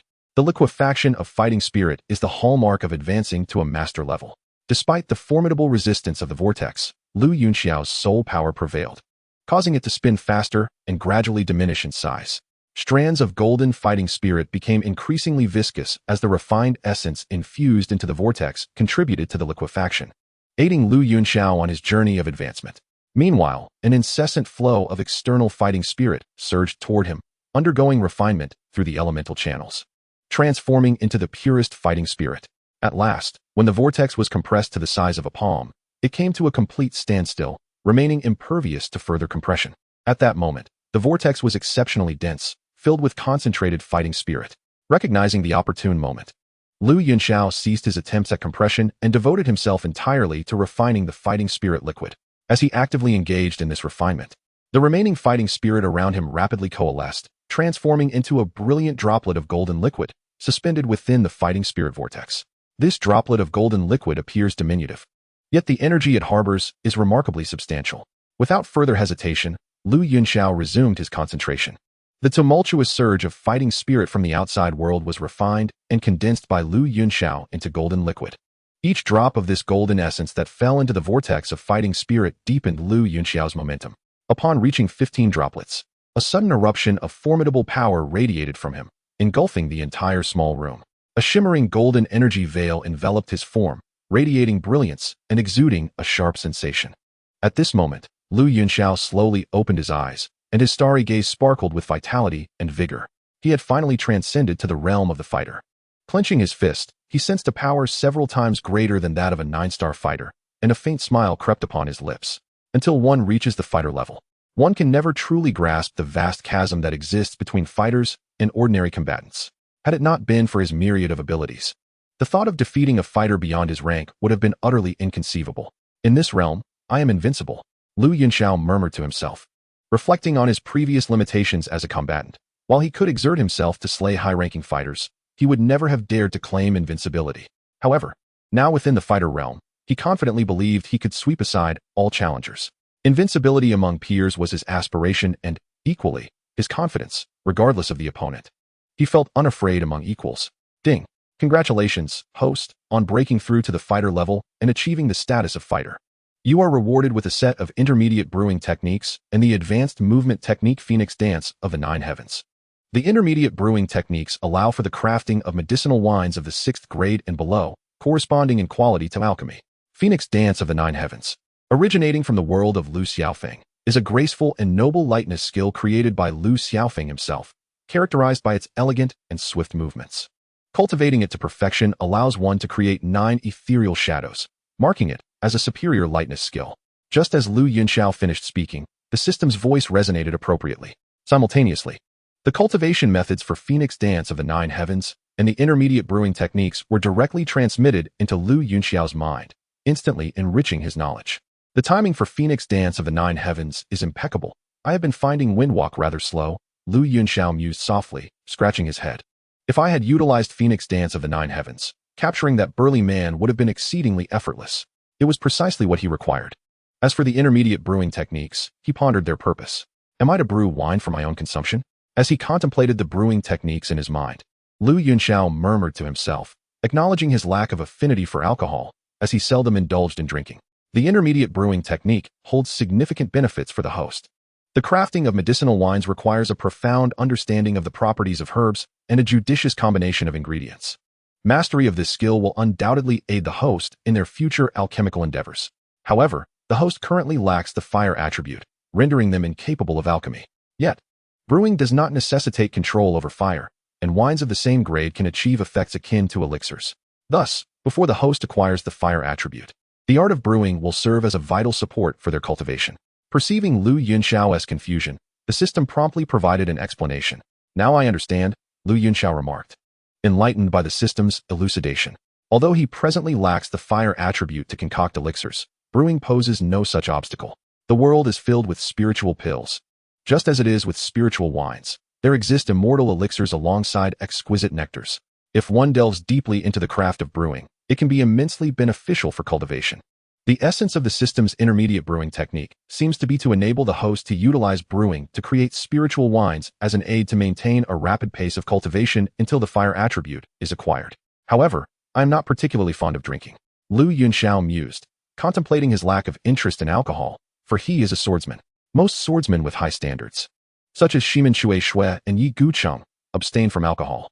Like them, he believes drinking clouds one's clarity and impedes the acute awareness of the sword in hand, which is undeniably crucial for a swordsman. Clearly, you have little experience with alcohol, the system interjected. A small amount can invigorate the spirit and enhance focus. Fear of inebriation? Simply drink sparingly. Besides, I am not suggesting you guzzle it during combat. Moreover, the spiritual wines brewed through the system's technique are exceptionally delightful. I assure you will enjoy them. Is that truly the case? Yunxiao inquired skeptically. Although he now possesses the knowledge of intermediate brewing, the taste of the wine remains unknown until it is crafted. Indeed, the system never deceives, it replied confidently. That is more like it. Well, I have no further questions. You may withdraw now. Yunxiao waved his hand nonchalantly. Are you truly casting me aside once you've used me? Oh, doesn't your conscience ache? The system lamented. Not at all. You are rather bothersome. It is better for you to remain silent unless there is something important. Yunxiao replied with utmost seriousness. System, an ungrateful host. I have been misguided in my expectations. The system emitted a soft murmur before falling silent, for this was the 9th host, the final one. Alas, in pursuit of a grand endeavor and the aspiration to truly become a living being, one must endure in silence. Sigh, it is perhaps the most inconspicuous system in history. However, Yunxiao felt quite pleased. Rising to his feet, he adjusted his attire, having ascended to the rank of a Dou master. There was little necessity for him to linger in the law enforcement team any longer. He could return to the academy. Yunxiao opened the door and stepped outside. Emerging from his humble abode, he made his way to the dining hall. It was now morning, and after a night devoid of sustenance, a pang of hunger gnawed at his stomach. Wu Hao was also present. Yunxiao prepared a modest breakfast and took a seat before him.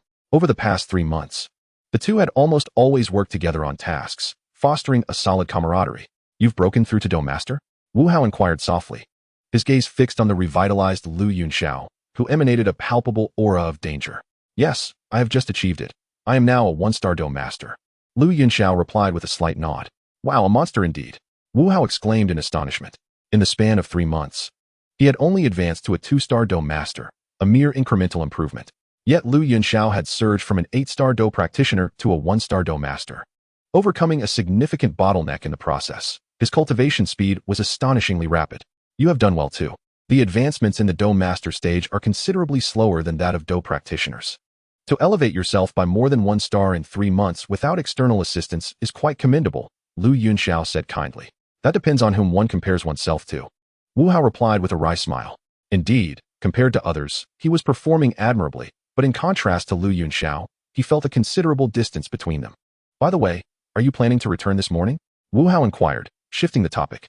Yes, I am going back. It has been 3 months, and it is time to relax a bit.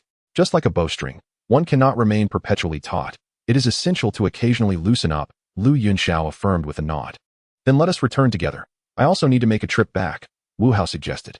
Very well, Yunxiao readily agreed. The griffins soared through the skies. And after nearly a day of travel, around 4 in the afternoon, Yunxiao and Wu Hao finally returned to Canaan Academy. After a visit to the law enforcement hall to submit their tasks and collect contribution points, the two made their way toward the martial arts arena. Having undergone 3 months of rigorous trials, Yunxiao was shrouded in a chilling aura of lethality. Accompanied by Wu Hao, their journey was smooth. Although many senior female students greeted him, none dared to approach too closely.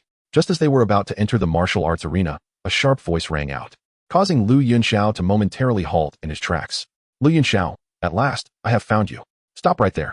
Yunxiao turned around to see Hu Jia, clad in vibrant red, swiftly approaching him with her long legs. In a mere moment, she stood before him, her lively eyes fixated on him, exuding an unmistakable aura of wildness. Hu Jia, are you a persistent spirit, determined to cling to me so tenaciously?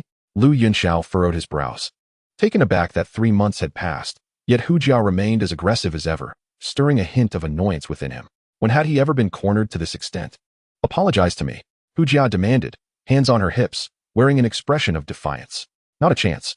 Yunxiao shook his head, resolutely dismissing her request. Then I challenge you to a duel, a fair contest. Yunxiao, if you are still a man, agree to my terms. Should you emerge victorious, I shall relent and cease my pursuit for an apology. However, if you lose, not only must you apologize before the entire academy, but you must also declare your affection for me in front of all the students." Hu Jia proclaimed loudly, aware that her wager with Hu Qian was still unresolved. Coupled with the humiliation she endured when Yunxiao publicly rejected her before, she was determined to reclaim her dignity. He had once spurned her confession in front of everyone. Now, she demanded a public declaration of his love. Once he complied, she would swiftly cast him aside, thus avenging her pride while fulfilling her bet with Hu Qian. This encapsulated her thoughts, a beautifully crafted plan in her mind. Chapter 75, The Duel with Hu Jia. "So, Yunxiao, do you dare?" Hu Jia raised her chin slightly. Her expressive eyes locked onto his, brimming with defiance. "Are you truly seeking a fight? Although I have indulged your fiery temperament in the past, recognizing you as a girl, I will not hold back when it comes to a real duel." Yunxiao stated impassively. Everyone's patience has its limits, and he sensed his tolerance for Hu Jia was nearing its breaking point. Should it come to blows, he would show no mercy. He was fully capable of ruthlessly striking down a flower. Particularly after undergoing rigorous training, his mindset was still uncalibrated, and if he lost control, he might severely injure Hu Jia. In these 3 months, many formidable foes had met their end at his hands, and the chilling aura of his murderous intent served as undeniable proof. "I demand that you do not hold back. I wish to defeat you honorably." Hu Jia gazed intently at Yunxiao, enunciating each word with conviction. Overconfident. Upon hearing Hu Jia's words, Wu Hao, standing nearby, couldn't help but mutter softly. Ignorance breeds fearlessness. After 3 months of collaboration and shared missions, none are more aware of Yunxiao's formidable prowess than he. Hu Jia's abilities are indeed commendable, yet they merely match his. In comparison to Yunxiao, she falls significantly short. Wu Hao found himself perplexed as to the origin of her audacity, daring to utter such bold proclamations. "What did you say?" Who lacked self-awareness? Hu Jia, with keen ears, caught Wu Hao's mutterings, however hushed, and immediately turned to him, bellowing in outrage. "Isn't it quite obvious?" Wu Hao replied, arms crossed, his tone icy. "Ah, you seek death." Hu Jia's eyes blazed with fury upon hearing Wu Hao's words. A flash of light emanated from her hand as she brandished her whip, poised to strike at Wu Hao. In response, Wu Hao's gaze hardened, his right hand instinctively gripping the hilt of his blood sword, the tension between them palpable. "Enough." Yunxiao's thunderous voice rang out as he swiftly positioned himself between them, an aura of power swirling around him, separating the two combatants. He lowered his head slightly, fixing his gaze on the defiant Hu Jia, his voice chillingly calm, yet laced with suppressed anger. "You wish to challenge me, do you? Very well, I accept. However, I must caution you that the consequences may not be as pleasant as you anticipate. Weigh your decision carefully. There's no need for deliberation, whatever the outcome. Even if you were to grievously injure me, so be it. That would merely demonstrate your strength, and I assure you, no one will trouble you on my behalf." Hu Jia retorted immediately, her tone resolute and unwavering. She was not one to seek assistance when facing defeat, for that was not her character. Moreover, she believed in her own capabilities. Her previous encounter with Yunxiao had been a mere accident, and she felt stronger now, confident that she could match him. "Very well. You have my word." Yunxiao replied coldly, his left hand glowing as the Feihong sword appeared in his grasp. "Yunxiao, are you truly intent on battling her? This wager is decidedly skewed. Should she lose, all she needs to do is refrain from troubling you, which bears little consequence for her. Yet if you lose, you must apologize before the entire school and confess your feelings. Such stakes are hardly equitable." Wu Hao interjected, observing the imminent confrontation. "A duel is permissible, yet the terms of this wager seem unjust. What alterations do you propose? I am open to suggestions." Hu Jia inquired, her eyes, bright and clear, reflecting a hint of curiosity. She had already stated her demands. If Yunxiao found the terms unfair and wished to amend them, she had no strong objections. "No modifications are necessary, for I shall not lose." Yunxiao shot Hu Jia a sidelong glance, casually uttering his confidence. Hu Jia, being merely a 2-star Dou master, posed no threat to him. "Indeed," Wu Hao murmured softly, crossing his arms and stepping back a few paces. Yunxiao's strength far surpassed that of Hu Jia, rendering any conditions irrelevant, as Yunxiao had no need to fulfill them. "Arrogant, this time I shall ensure your utter defeat. Witness the whip." Upon hearing Yunxiao's words, Hu Jia felt a surge of anger. She sensed that she was being underestimated. With a swift motion, she unleashed her long whip, infused with formidable fighting spirit, aimed directly at Yunxiao. "Is that all?" Yunxiao raised an eyebrow, his Feihong sword remaining sheathed as he effortlessly countered, meeting Hu Jia's whip head-on. "Do you dare to belittle me?" With a fierce cry, Hu Jia transformed her whip into a flurry of striking shadows, enveloping Lu Yunxiao's figure entirely. The red whip struck with the ferocity of a venomous serpent, relentlessly assaulting Lu Yunxiao. Sword chi in a chain. With a ringing sound, the Feihong sword was instantly drawn, releasing a torrent of sharp circular sword energy that deflected all incoming whip shadows. Lu Yunxiao thrust his sword forward, aiming directly at Hu Jia. She let out a soft huff, her whip becoming increasingly frenzied as she attempted to force Lu Yunxiao back. Futile. Lu Yunxiao's agile form evaded each of Hu Jia's whip shadows, unleashing waves of sword energy that left her flustered. Whip of Fury. After being cornered several times, Hu Jia's irritation grew, prompting her to unleash her ultimate move. This technique, Whip of Fury, was no trivial matter, reaching a high level of the Xian tier. As the granddaughter of the vice president of Canaan Academy, it was not difficult for Hu Jia to access advanced Xian tier combat techniques. With this technique unleashed, an endless barrage of whip shadows surged towards Lu Yunxiao, the terrifying fighting spirit forming a colossal wave, seemingly intent on engulfing him entirely. With a light scoff, Lu Yunxiao summoned an imposing aura from his Feihong sword, delivering a decisive slash that dissipated the multitude of whip shadows. With the emergence of his sword's might, Hu Jia's Whip of Fury was rendered inconsequential. How could this be? My Whip of Fury. As her technique was shattered, Hu Jia staggered back several steps before regaining her balance, her delicate face displaying a hint of disbelief. This was an advanced Xian tier technique. How could it have been so effortlessly defeated? Phoenix dance in the nine heavens. In a graceful motion, Lu Yunxiao glided behind Hu Jia like a phoenix soaring through the sky. Give me your hand. Lu Yunxiao delivered a swift kick, catching the unsuspecting Hu Jia off guard, sending her sprawling to the ground in utter disarray. Beside them, Wu Hao couldn't help but cover his face. Lu Yunxiao was indeed merciless. He had thought Lu Yunxiao was merely boasting, but it seemed he was serious after all. Chapter 76, Hu Jia's Earth-tier combat technique. But what was this inexplicable sense of satisfaction? Was it genuinely amusing to see Hu Jia being so thoroughly beaten? Recalling the earlier capriciousness of Hu Jia and reflecting on her reputation within the academy, Wu Hao suddenly comprehended the situation. Indeed, how could the little enchantress not feel something after being so thoroughly trounced? Moreover, the notion of a fierce assault on a delicate flower was undeniably amusing. Observing the gathering crowd outside, his conviction in this thought grew ever stronger. At this moment, Hu Jia was utterly bewildered. Before she could even register her surroundings, she found herself unceremoniously kicked to the ground by Lu Yunxiao. Her proud bosom collided painfully with the earth, sending a cloud of dust into the air, which she inadvertently inhaled, prompting a series of uncontrollable sneezes. Her lovely countenance, typically a blend of charm and ire, was now smeared with dirt, her hair in disarray, utterly devoid of the gallant demeanor she once possessed. Staring blankly, Hu Jia remained in a daze until her peripheral vision caught sight of the increasingly large crowd. Only then did she regain her senses, as an invisible fury welled up within her heart. The sight of her undignified predicament being witnessed by so many filled her with embarrassment and rage, causing her to bite down hard on her silver teeth and unleash a thunderous roar. Lu Yunxiao, I will kill you. With a determined grunt, Hu Jia scrambled to her feet, disregarding her disheveled appearance, and brandished her whip as she charged furiously at Lu Yunxiao. Her eyes blazed with fire, filled with a wild mix of humiliation and wrath, as if she intended to devour him whole.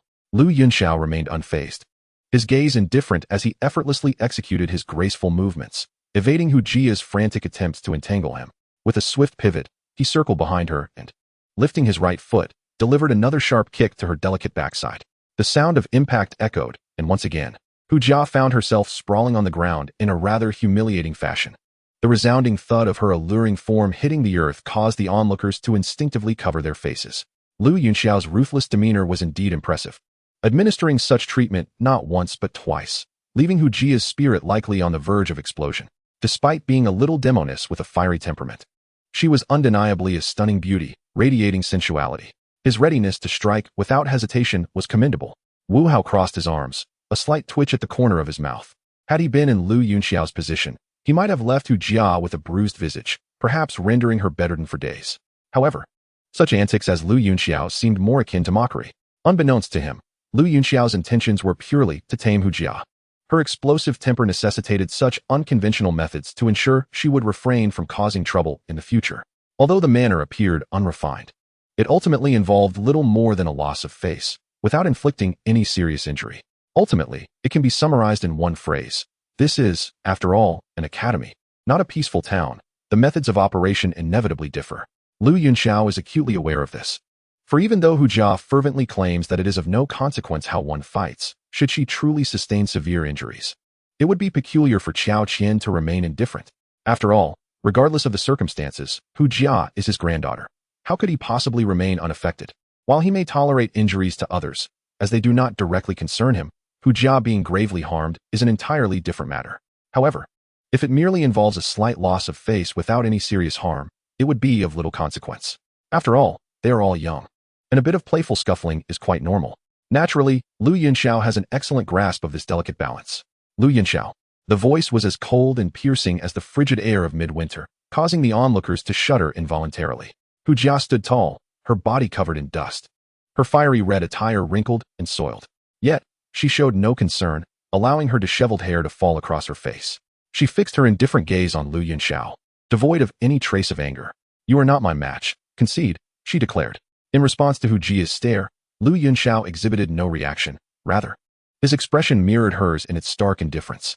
He was indeed at his wit's end with Hu Jia's persistent entanglement, having reached a point of utter exasperation, which is why he accepted the challenge. And now that he had accepted, he was determined to subdue Hu Jia completely today, for he had truly had enough. "Concede? Lu Yunxiao, today, it's either you or me." Hu Jia's voice was icy as she spoke, her aura suddenly surging with intensity. The red energy flared around her as she wielded a long whip, which burst into crimson flames, unleashing a formidable presence. Earth-tier combat techniques? Lu Yunxiao furrowed his brow. Having practiced Earth-tier techniques himself, he understood the implications of such energy fluctuations, and his starry eyes instinctively narrowed. Could she truly have mastered Earth-tier techniques at the Combat Master stage? A flicker of surprise crossed Lu Yunxiao's mind. Generally, even combat masters or great combat masters seldom grasp Earth-tier techniques, even at the Canaan Academy. This scarcity and value of Earth-tier techniques, coupled with innate talent and ability, made them exceptionally challenging to learn. His own proficiency stemmed from being a martial arts prodigy with a robust physique. He could master a technique after only one demonstration. In the original narrative, Xiaoyan had only just begun to grasp the Flame Division's devouring wave at the combat stage, thanks to the guidance of Yao Lao and his status as the protagonist. Yet now, Hu Jia, merely a two-star combat master, was capable of executing Earth-tier techniques. Her talent was indeed formidable. In the distance, Wu Hao's eyes widened as he clenched his fists tightly. It was unexpected that Hu Jia could unleash Earth-tier combat techniques, indicating that he might not stand a chance against her. The onlookers around him instinctively slowed their breathing. Recognizing the fluctuations of the combat technique as an Earth-tier skill, their hearts unable to conceal their astonishment. However, something was amiss. Her execution seemed forced, suggesting she had only just begun to grasp it.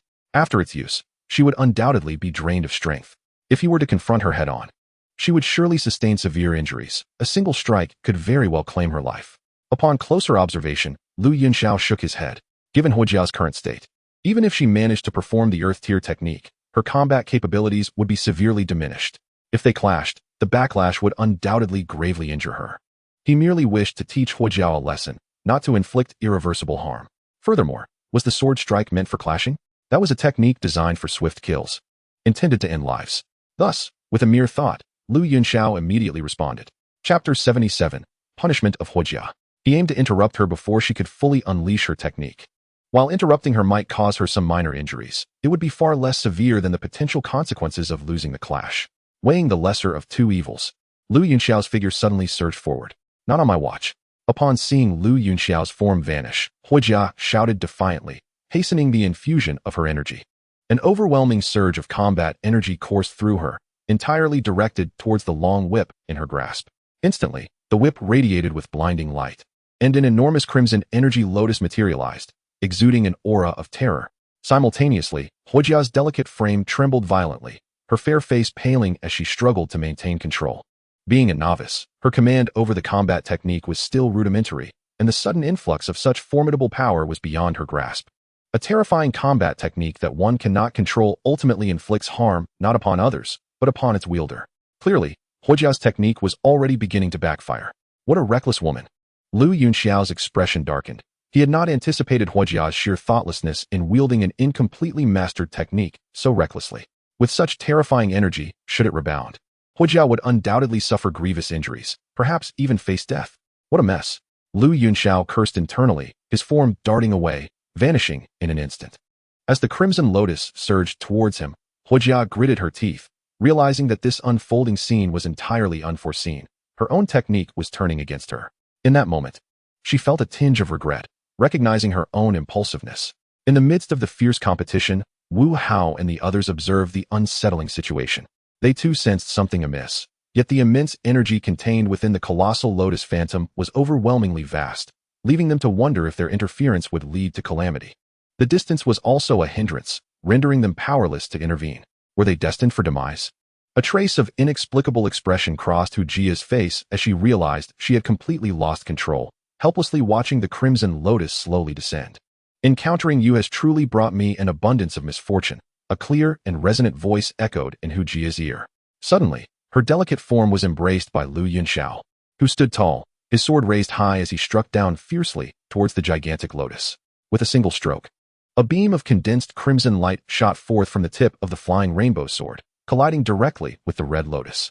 Instantly, a violent explosion erupted in the sky, dazzling brilliance obscuring the fading rays of the setting sun. Boom! From the epicenter of the explosion came a terrifying roar, energy waves cascading wildly, the air rippling furiously, as dust and debris filled the atmosphere. Wu Hao could not help but retreat over 10 meters before halting, his gaze fixated on the site of the explosion. The surrounding onlookers shared his astonishment, their eyes wide in disbelief, glued to the direction of the blast. Amidst the swirling dust, a soft sound emerged, and Yunxiao's figure gradually materialized, with his left arm around Hu Jia's waist and the flying rainbow sword in his right hand. He remained pristine in his snowy white robes, not a speck of dust upon him. Upon seeing him, the crowd collectively breathed a sigh of relief. It seemed all was well, and that was the most important thing. At that moment, Hu Jia, nestled against Yunxiao, leaned her head on his shoulder. Her large, expressive eyes gazed intently at his flawless profile, the anger and resentment that had once filled her gaze now replaced by a mysterious radiance.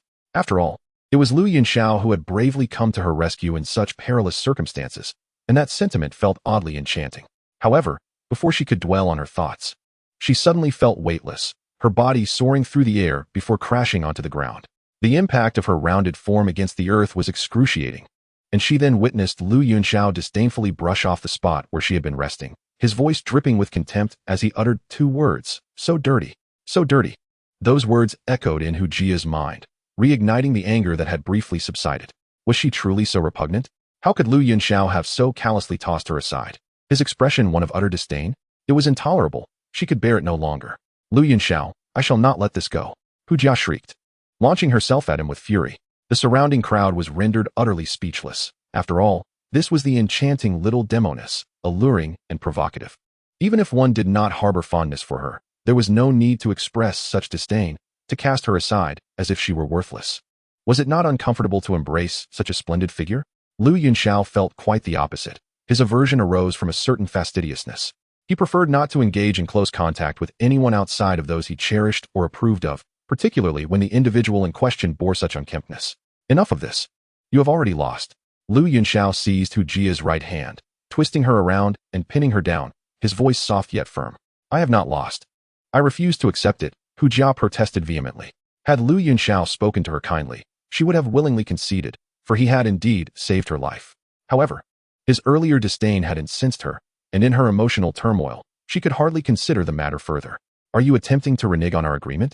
Yunxiao furrowed his brow, incredulous at her inability to accept defeat. What if I do? Hu Jia retorted defiantly, still struggling, her left hand twisting behind her in an attempt to scratch Yunxiao, her wildness unmistakable. Very well, I had no desire to resort to this. But you have brought it upon yourself. Yunxiao's eyes narrowed, and with a swift motion of his left hand, he summoned the whip that had fallen to the ground into his grasp. He then seized Hu Jia's left hand, binding both her hands together with the whip. With a flick of the whip, he ensnared her slender form tightly, lifting her as he strode towards a grand banyan tree outside the Zhenwu garden. Yunxiao, what are you doing? Hu Jia demanded angrily, struggling fiercely against her restraints. I'm allowing you to catch a breath of fresh air, to awaken to your errors. He replied coolly, his toes barely touching the ground as he soared up to the tree. Finding a sturdy branch, he secured the whip to it with a firm knot, leaving Hu Jia suspended in midair. Indeed, she was truly suspended. What in the world? Gasped the onlookers in unison, bewildered by this audacious act. How could he bind the little demoness and hang her from a tree? Awaken to your senses. You shall remain here until you concede. Lu Yunxiao stated softly before descending from the banyan tree. Chapter 78. Analysis and Stubbornness. With a gentle tap of his toes, Lu Yunxiao descended gracefully. His demeanor elegant and carefree, his white robe billowing lightly, exuding an ethereal quality. The technique of Feng Wu Jiu Tian was exceptionally effective, far surpassing that of wind walking steps, and most importantly, it aligned perfectly with Lu Yunxiao's charismatic nature. Throughout his life, he intended to embody the essence of charm in all his endeavors. With a slight shake of his hand, Lu Yunxiao set forth, heading towards the Zhenwu garden. Lu Yunxiao, you scoundrel, release me at once. Beneath the banyan tree, the captive Hu Jia struggled fiercely, emitting a series of roars.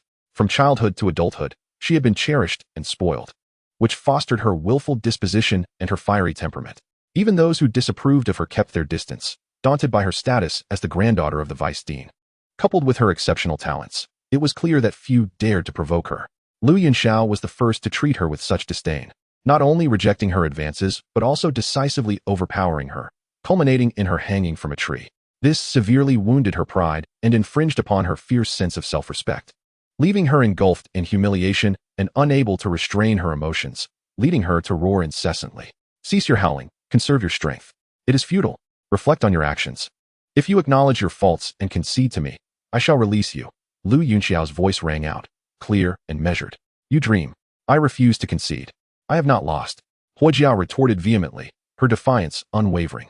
Stubborn as a dead duck, I am curious to see if after a night of this, you will still maintain such bravado. Lu Yunxiao scoffed, disinterested in further engagement with Hu Jia. Her stubbornness was a testament to her folly, and he deemed it best to let her remain suspended until she regained her senses. During his time at Canaan Academy, Lu Yunxiao had encountered many admirable women. Mentor Rolene was gentle and insightful, while Xiao Yu was straightforward and tender. Even the senior girls in his class, though overly enthusiastic, were generally reasonable. Yet, this little enchantress, Hu Jia, was undeniably peculiar in her thinking. He was not a man devoid of compassion. On the contrary, his demeanor was quite gentle, especially towards young women. However, Hu Jia tested his patience to the limit. Without teaching her a proper lesson, he could not quell the indignation simmering within him. Otherwise, given his nature, he would never resort to such measures against a girl. It was entirely Hu Jia's own doing. If he did not address her behavior now, he feared unrest in the academy would follow, as he had first-hand experience of her penchant for causing trouble. Turning back, Lu Yunxiao resumed his stride, soon reaching Wu Hao's side. The entrance to the martial arts garden lay in disarray due to the confrontation between him and Hu Jia. With a glance, he waved his sleeve, unleashing a surge of energy that swept away the dust and debris from the ground. Yunxiao, do you not think this is rather inappropriate? Wu Hao remarked, casting a sidelong glance at Hu Jia before addressing Lu Yunxiao softly. After all, she is the vice dean's granddaughter. It is of no consequence.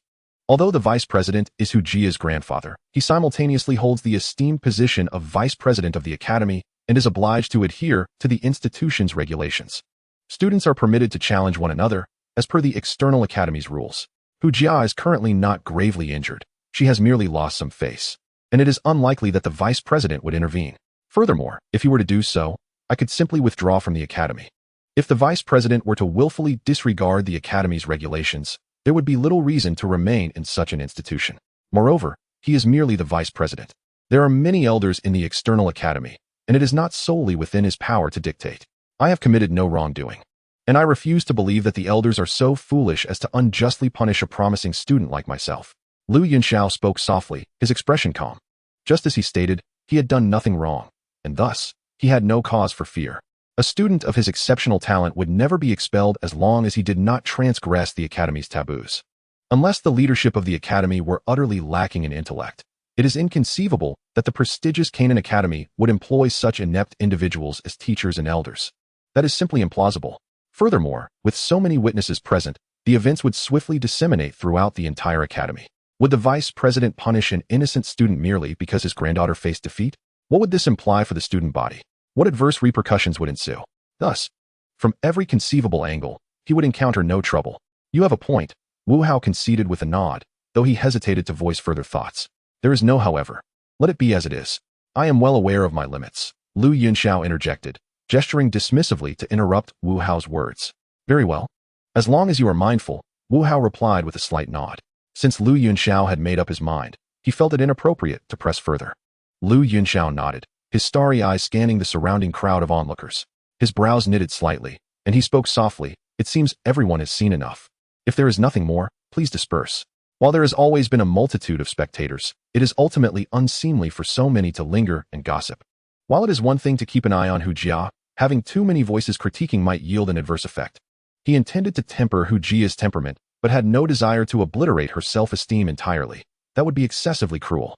After all, this is not a matter of life and death, and such actions are beyond him. Please disperse. Everyone, kindly leave. Although the crowd was eager to continue watching, with Lu Yunxiao's directive, they felt compelled to depart. Moreover, they had witnessed the battle in its entirety. The most riveting moments had passed. So it was time to take their leave. To remain stubbornly in place would serve no benefit to anyone, especially in defiance of Lu Yunxiao.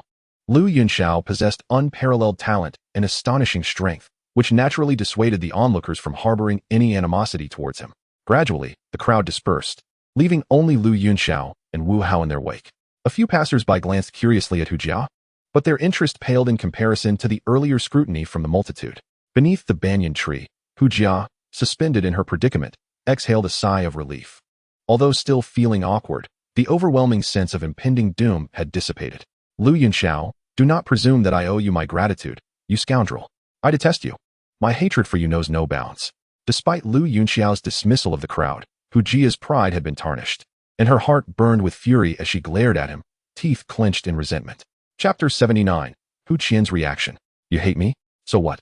That is of no concern to me, Lu Yunxiao scoffed, indifferent to Hu Jia's feelings. Her animosity held no significance for him. All he desired was for Hu Jia to concede defeat and maintain her distance. The thoughts swirling in her mind were of no interest to him. He preferred to invest his time in diligent training. Stay here. I shall take my leave, he said, waving a hand dismissively before striding into the Zhenwu courtyard. Wu Hao cast a sidelong glance at Hu Jia before following closely behind Lu Yunxiao. Lu Yunxiao, do not leave me. Release me. You wretched scoundrel, halt. Hu Jia's voice rose in fervent protest as she witnessed Lu Yunxiao's intent to depart. Struggling fiercely against her bindings, she found herself ensnared by the very weapon she wielded, rendering her attempts futile.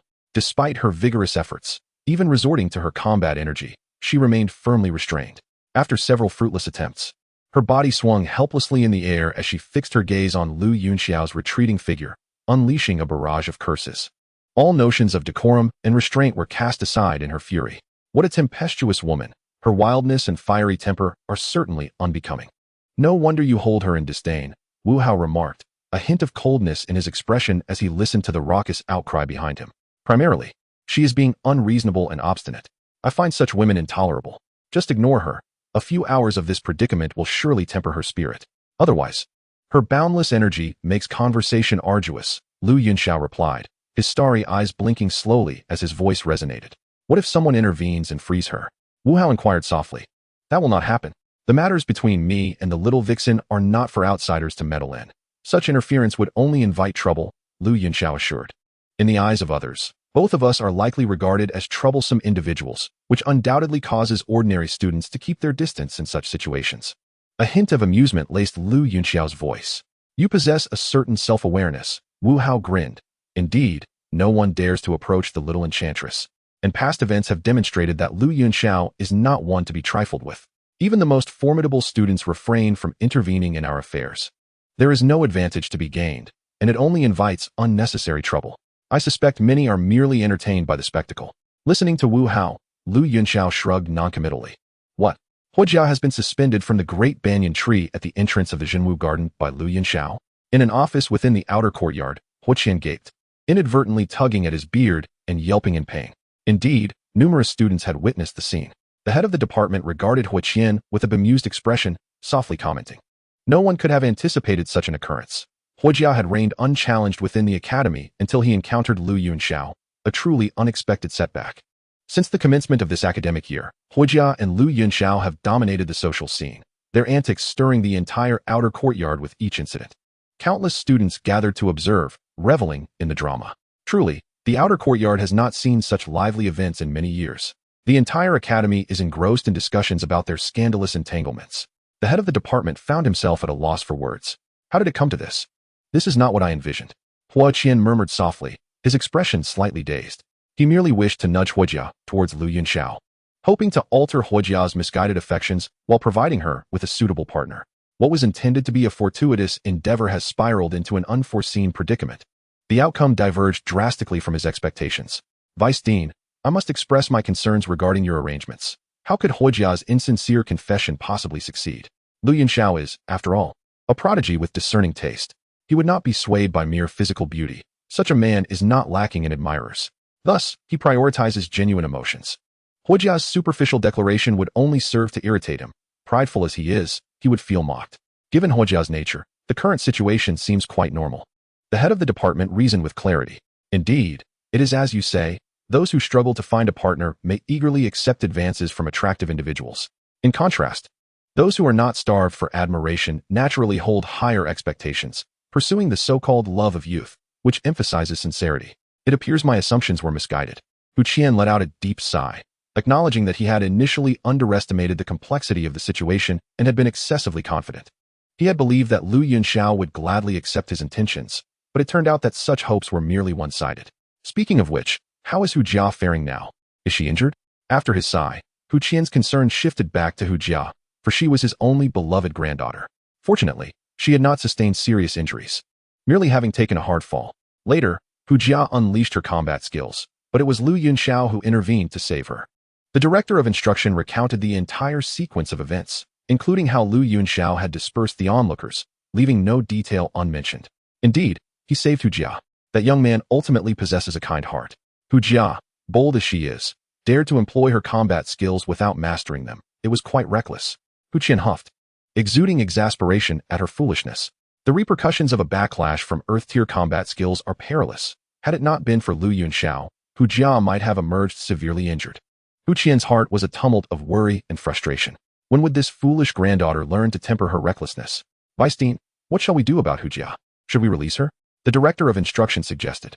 There's no need, Hu Qian replied. That lad intends to temper Hu Jia's character. Let him be. He knows how to handle it, and Hu Jia could truly benefit from a little refinement. This reckless girl has truly vexed me. Had I known, I would never have taught her Earth-tier combat skills. She treats her own safety with such disregard. Hu Qian muttered, his tone heavy with disappointment towards Hu Jia's impulsiveness. At this moment, the old man was genuinely angry at her thoughtless behavior. Very well, the director of instruction responded. Since you do not wish to intervene, it is indeed preferable. Normal challenges among students should not be meddled with by those of our rank. This approach aligns more closely with the Academy's principles. Chapter 80, Hu Jia relents. Otherwise, if we were to intervene hastily, it could lead to gossip and create an unfavorable impression. I shall take my leave then, Vice Dean. The director of instruction said softly. Upon hearing this, Hu Qian nodded in acknowledgement. With that, the director of instruction took his leave, stepping slowly out of the office. As night descended, darkness enveloped the earth, and lights flickered to life within the Zhanwu garden. Yet beneath the great banyan tree, shadows loomed. The previously bustling students had vanished, and the entrance to Zhanwu garden was eerily silent, with only the gentle night breeze stirring the stillness.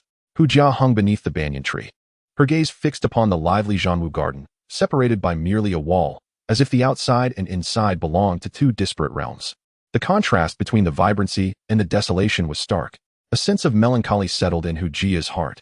Such an environment was undeniably tormenting. Nevertheless, she clenched her teeth, her red lips taut, her eyes brimming with defiance. The audacity and wildness remained formidable. Yunxiao strode forward, his footsteps echoing softly, drawing Hu Jia's attention involuntarily. Have you come to terms with your defeat? Yunxiao lifted his gaze, observing Hu Jia, who hung disheveled in midair, and inquired with an unperturbed tone. Your fantasies are misguided. I shall not concede. I refuse to do so. Hu Jia roared defiantly, struggling fiercely, as if contemplating another confrontation with Yunxiao. Her untamed demeanor resembled that of a young beast, proud and obstinate, unwilling to admit defeat. Hu Jia, you have already lost, and everyone has witnessed it. Can you not bear the truth of your failure? Yunxiao's starry eyes shifted, his voice calm as he regarded Hu Jia with an air of tranquility. I have not lost. I will not accept that I have lost. Hu Jia bellowed vehemently, resolute in her denial regardless of Yunxiao's assertions. Such futile obstinacy. Yunxiao frowned, his tone turning cold. You blame me for rejecting you, for calling you a pretender. Look at yourself. Who could possibly find you appealing? Go ask Wu Hao, or anyone else for that matter, in your current state, who would willingly be your boyfriend. Have you never considered reflecting upon yourself? Look at you. You bear no semblance of a girl. Yunxiao's voice, though indifferent, was laced with piercing clarity, striking at Hu Jia's heart with precision. Silence yourself. How can you cast judgment upon me, you scoundrel devoid of conscience? What gives you the right to criticize me? Am I truly so unworthy that you find me repugnant? Hu Jia shouted hoarsely, tears streaming down her cheeks, her anger stemming not from past grievances, but from the disdainful expression Yunxiao wore when he cast her aside. How could her proud spirit endure such contempt? Although Yunxiao had once saved her, she had forgiven him, yet his recent actions reignited her fury, leading to this confrontation. I have a phobia of dirt. Yunxiao, perceptive and aware, noticed the glimmer of tears in Hu Jia's eyes and softened his tone slightly. You have a phobia of dirt? Is it that I am too filthy? Hu Jia was taken aback, surprised that the underlying reason was so mundane. She glanced down at herself, noting the dust that clung to her and her disheveled hair. Indeed, she appeared quite unkempt. Rolling on the ground several times could hardly leave one unsoiled. This is still your fault. Had you not knocked me down, I would not be in such a state. Hu Jia struggled once more, pressing her inquiry. If you had not challenged me first, would I have kicked you? Yunxiao replied, then spoke gently. Surrender. And utter but a single word of defeat, and I shall grant you your freedom. Let our entanglement cease here. I refuse. Hu Jia shook her head, steadfast in her rejection. Then you may remain suspended here indefinitely. Frustrated by her obstinacy, Yunxiao turned away, leaving Hu Jia to struggle and cry out in the darkness. In the blink of an eye, night had deepened, approaching the hour of the rat. The temperature outside had plummeted, for autumn was in full swing, and the evening air was particularly frigid. Beneath the banyan tree, Hu Jia endured the biting wind, her body trembling with the cold. Having expended much of her energy and spirit earlier, the gusts now rendered her nearly incapacitated. Footsteps echoed softly, and Yunxiao returned. Observing Hu Jia's shivering form, he gently inquired, Do you still refuse to concede? If this continues, even a fighter like you may fall ill. Are you not hungry? Surrender, and the feast shall be yours. With a flick of his right hand, a tray materialized, presenting a golden, aromatic roast chicken, its enticing fragrance wafting through the night air. Hu Jia, whose stomach had been growling from hunger, swallowed hard, the sounds of her belly betraying her. Do not attempt to tempt me. I will not yield, she replied, turning her head reluctantly, her voice soft yet resolute. This was a war of endurance, and the first to falter would surely face ruin. Are you truly unwilling to surrender? This chicken leg is quite delectable, Yunxiao teased, tearing off a drumstick. With a light leap, he soared into the air, the chicken leg sweeping past Hu Jia's nose. The rich aroma assaulted her senses, causing her mouth to water uncontrollably, and she could not resist the urge to take a bite. Yet, as swift as she was, Yunxiao was swifter. When she lunged, he had already withdrawn the leg, leaving her to bite at nothingness. Ah, it seems you are quite eager to eat. Surrender, and it shall be yours. Yunxiao stood on the ground, the drumstick in hand, a playful smile gracing his lips as he watched Hu Jia. Never. Despite her longing for the food, Hu Jia remained resolute. So stubborn, he mused. I had hoped for a more civil discussion, but alas. It appears I must resort to other tactics. By the way, Hu Jia, do you fear snakes? Yunxiao's smile took on a slightly sinister edge. What are you planning? Hu Jia's caution was immediately aroused. Well, in my idle time, I caught a small snake. What do you suppose would happen if I placed it upon you? Yunxiao remarked with a grin. He had gone to considerable lengths to procure this snake, venturing into the dark recesses of the academy's back mountain. He was determined to see if this tactic would prove effective. Do you dare? In a state of panic, Hu Jia felt a serpent slithering upon her, causing her to lose her composure entirely, her body bristling with fear. Do you think I dare? Yunxiao chuckled softly, his toes touching the ground as he soared into the air. With a swift motion of his right hand, a venomous serpent with a triangular head and fiery red scales appeared in his grasp, a creature unmistakably lethal. As the deadly snake approached, Hu Jia's face drained of color. Just as the serpent was about to press against her, she could no longer contain herself and let out a piercing scream. I concede. Chapter 81, Wu Hao's Visit. I concede. Gazing at the menacing serpent's head and its sharp fangs so close, Hu Jia could no longer suppress her terror, shouting in desperation. While she could face a battle with a snake-like beast, the thought of it crawling upon her was utterly intolerable. To her, it would be preferable to face death. Despite her tenacity and wild spirit, she found herself compelled to yield before Yunxiao's powerful intimidation. Its impact was simply overwhelming, even for her. Have you surrendered? Upon hearing her words, a smile graced Yunxiao's face, suggesting that his threat had indeed been effective. He landed gracefully, still holding the fiery venomous snake, and remarked with a smile. In response, Hu Jia merely curled her lips in silence. In this round against Yunxiao, she had suffered a complete defeat, and her heart was filled with a sense of distaste. Noticing her expression, Lu Yunxiao remained unfazed. Since Hu Jia had accepted her defeat, he had fulfilled his purpose. Her displeasure was of no concern to him, as long as she refrained from bothering him in the future. Now that you have conceded, I shall no longer trouble you. We shall part ways here. Do not disturb me, and I shall not provoke you. Let our grievances end here, shall we? Lu Yunxiao spoke softly, lightly touching his toes to the ground once more as he ascended the grand banyan tree. Untying the bonds, he carried Hu Jia down from the branches. As they landed, Hu Jia steadied herself, her striking black and white eyes fixed on Lu Yunxiao as she demanded, "Aren't you going to help me untie this?" Lu Yunxiao, unperturbed, promptly released the whip that had ensnared her. Once liberated from her constraints, Hu Jia seized the whip and stowed it away, lifting her chin defiantly. Her eyes glaring at Lu Yunxiao, filled with indignation. "Are you going to strike again? Do not forget that you have already conceded. Are you truly willing to be a dishonorable person?" Lu Yunxiao raised an eyebrow, his tone laced with indifference. "Humph, having conceded, I shall not retract my words. However, Lu Yunxiao, I will remember you." Hu Jia huffed, extending her hand. "Give me that snake. What do you intend to do with it?" Lu Yunxiao waved his right hand, and a fiery red poisonous snake materialized in his grasp, which he directly handed over to Hu Jia. Without hesitation, Hu Jia seized it and flung it to the ground, channeling her energy to crush the serpent into a pulp beneath her foot. The corners of Lu Yunxiao's mouth twitched. This woman was something else. "Where's your chicken?" Hu Jia suddenly inquired, having just dispatched the snake. "My chicken?" Lu Yunxiao was taken aback, bewildered by her audacity. Yet, he quickly regained his composure. A flash of light emanating from his left hand as he retrieved a tray from his storage ring and offered it to Hu Jia. "Enjoy at your leisure." "I must take my leave," Lu Yunxiao stated, preparing to turn away. The matter was resolved, and he had no desire to become further entangled with Hu Jia. She was far too troublesome. "Wait a moment," Hu Jia called out as he began to depart. "Is there something else?" He asked softly. "Be wary of MO1 from the 9th class of the mystical stage. The last time you were troubled, he was behind it," she said, taking a bite from a chicken leg, her words somewhat muffled. "The 9th class of the mystical stage, MO1? Lu Yunxiao's gaze flickered. He was certain he had never wronged this individual. Each year, the Outer Academy held an inner selection competition, where the top 5 students could enter the library to select an item. The library housed numerous precious treasures, including Earth-level techniques and martial arts. However, the slots were limited, reserved only for the top 5. Among this year's students, 4 were exceptionally strong, all being 4-star great fighters, leaving the rest to vie for the 5th position. MO1, a 2-star great fighter, was initially the most formidable contender for that 5th spot. Yet, he perceived Lu Yunxiao's remarkable talent as a threat. After a year of study, he would undoubtedly ascend to the rank of great fighter, thus jeopardizing MO when standing.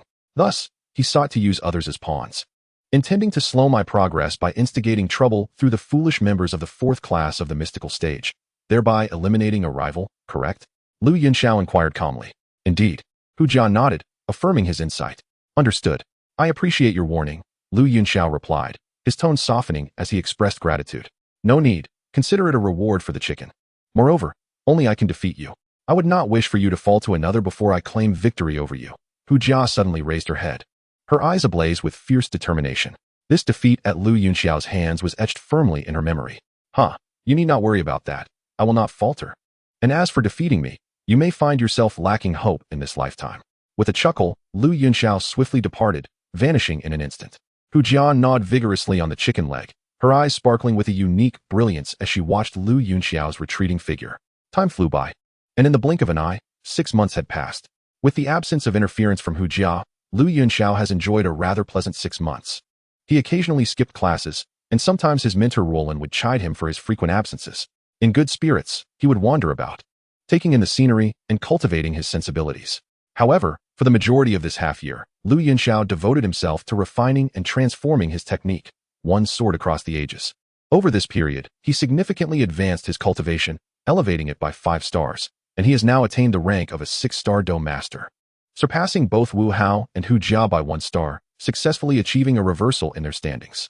Regarding one sword across the ages, after thoroughly studying the sword techniques from the Dou Skill Pavilion, he embarked on a journey of modification. Initially, this process proved to be quite arduous. However, just a week ago, he unexpectedly experienced an epiphany, entering a state of enlightenment. This experience allowed him to successfully eliminate the shortcomings of one sword across the ages. And now, while its power remains unchanged, its flaws have been entirely eradicated. This means that as long as his Dou Qi is sufficient, Lu Yunxiao can wield one sword across the ages with complete freedom and abandon, which undoubtedly represents a significant enhancement to his capabilities. On this particular day, while Lu Yunxiao was in seclusion, he was suddenly interrupted by a series of knocks on his door. "Who is it?" Lu Yunxiao opened his eyes. "It's me," came Wu Hao's voice from outside. "Wu Hao?"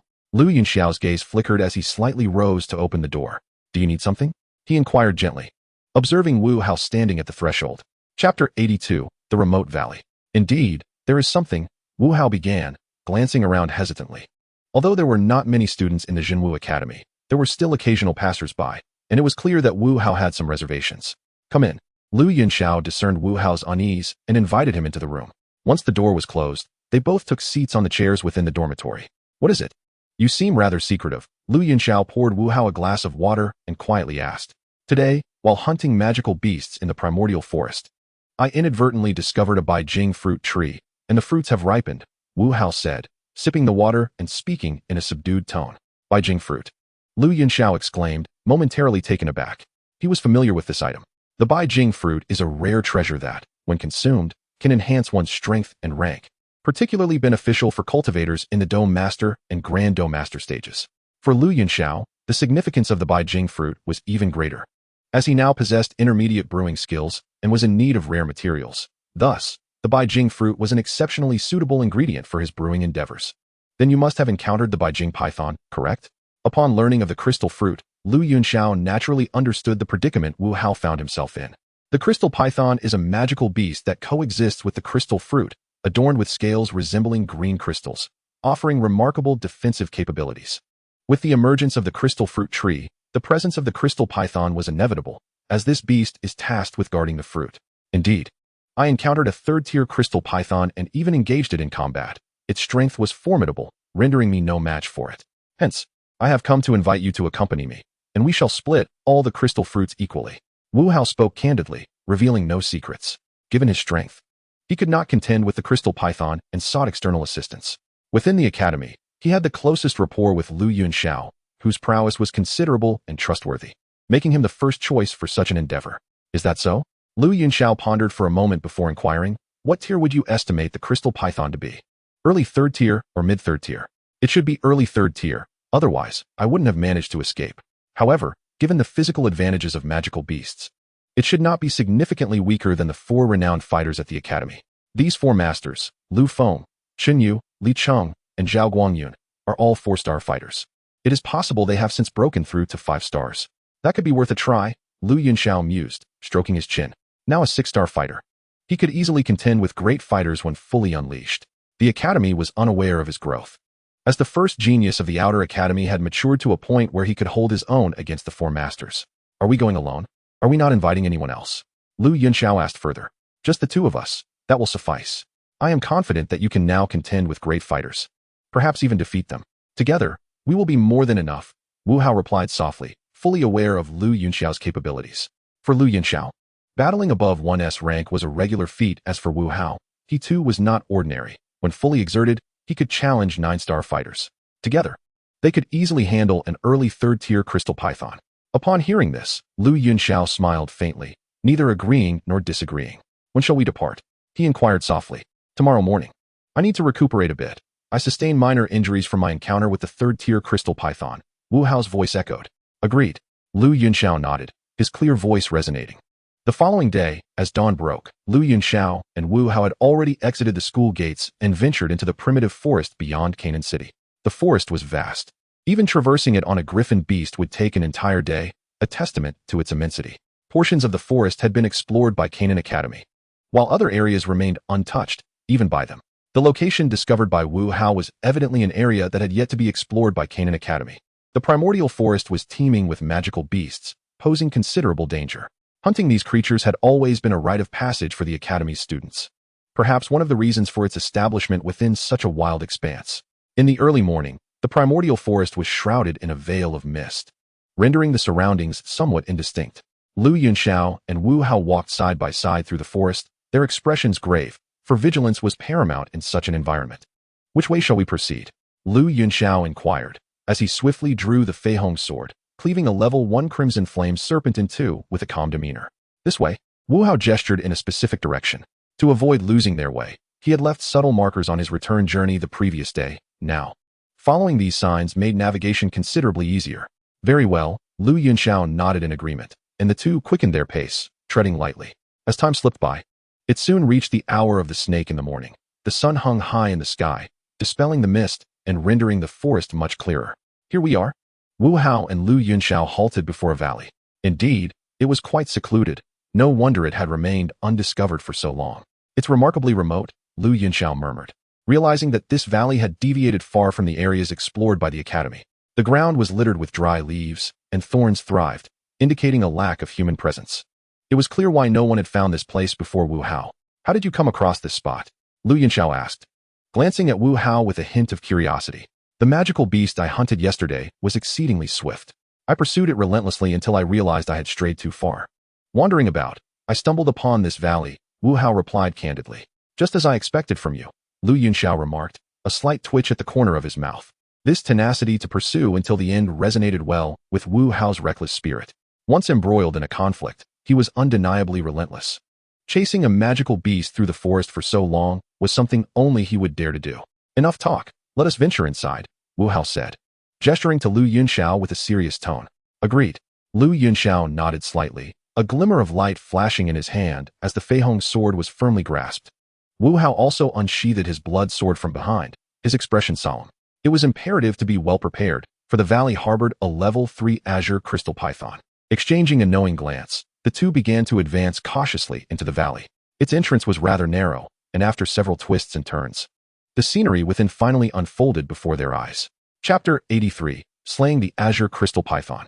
In the center of the valley lay a large pool, its edges adorned with a profusion of vibrant flowers, resplendent in hues of purple and red, filling the air with a delicate fragrance. The waters of the pool lay remarkably tranquil, a verdant hue akin to freshly washed jade, as wisps of mist gently ascended, exuding a faint, ethereal essence. In the center of the pool, there rose a small mound of earth, upon which stood a fruit tree, approximately 3 meters tall. This tree appeared to be composed of pure, transparent material, resembling a crystalline structure of emerald green, its clarity unmarred by any blemish. Adorning the branches of the tree were 4 resplendent fruits, roughly the size of a human fist, glistening with a translucent allure, delicately suspended and emanating an astonishingly alluring fragrance. Yunxiao could not resist the impulse to lick his lips. The enticing aroma was undeniably captivating. Be cautious, the 3rd tier by Jing python is concealed within the waters. Wu Hao whispered in a low tone. Understood, Yunxiao replied, his gaze continuing to scan the surroundings. This valley was not solely home to the Beijing fruit tree. The flora and herbs that flourished here were also of medicinal value. While not exceedingly rare, they were certainly sufficient for medicinal purposes. The valley's dense spiritual energy had nurtured a plethora of remarkable entities. However, an inexplicable sensation tugged at him, an elusive draw that he could not quite articulate. Since entering this valley, he had felt an irresistible allure rising from deep within his heart. Yet, despite his thorough scrutiny, he could not discern the source of this attraction. Does the host sense something that resonates with your innate golden energy, evoking a sense of familiarity? The system's voice unexpectedly echoed within Yunxiao's mind. Indeed. But I cannot locate the source of this familiarity, Yunxiao mused internally. Ah, the host's fortune has finally turned. It is rare to encounter such a thing. The system chuckled lightly. Do you know what it is? Yunxiao inquired with curiosity. I do, but first, you should secure the Beijing fruit. We can discuss that matter later, the system advised quietly. Still keeping secrets, Yunxiao muttered, channeling his energy. His innate golden aura coalesced into a golden battle attire, enveloping his form. Wu Hao, let's proceed, Yunxiao commanded with a firm tone, brandishing his Feihong sword and delivering a decisive strike. Metallic sword chi. A stream of golden sword energy erupted from the tip of the Feihong sword, piercing into the pool and sending a spray of water cascading. In the aftermath, a thunderous roar erupted, the waters convulsing violently as a colossal python, measuring over 10 meters in length, surged forth from the depths. Its scales shimmered with a crystalline green sheen, and its eyes glowed with a menacing intensity, fixed upon Yunxiao and Wu Hao, brimming with ferocity and malice. With a gaping maw revealing sharp fangs, the serpent coiled and lunged towards Yunxiao, its immense body poised to strike. Yunxiao, undaunted, brandished the flying rainbow sword and charged directly at the azure crystal python. Following closely behind, Wu Hao, wielding the blood sword, rushed forward as well. Clang, clang. The flying rainbow sword and the blood sword struck the azure crystal python in succession, with the sharpness of innate golden energy. Yunxiao's flying rainbow sword sliced through the scales, leaving a wound from which blood gushed forth. In contrast, Wu Hao's blood sword merely caused the outer scales to tremble slightly, failing to penetrate its formidable defenses. The azure crystal python's resilience was indeed remarkable. Provoked by the assault, the python roared in fury, its massive body vibrating as a tremendous force erupted from its serpentine form, sending both Yunxiao and Wu Hao sprawling backward.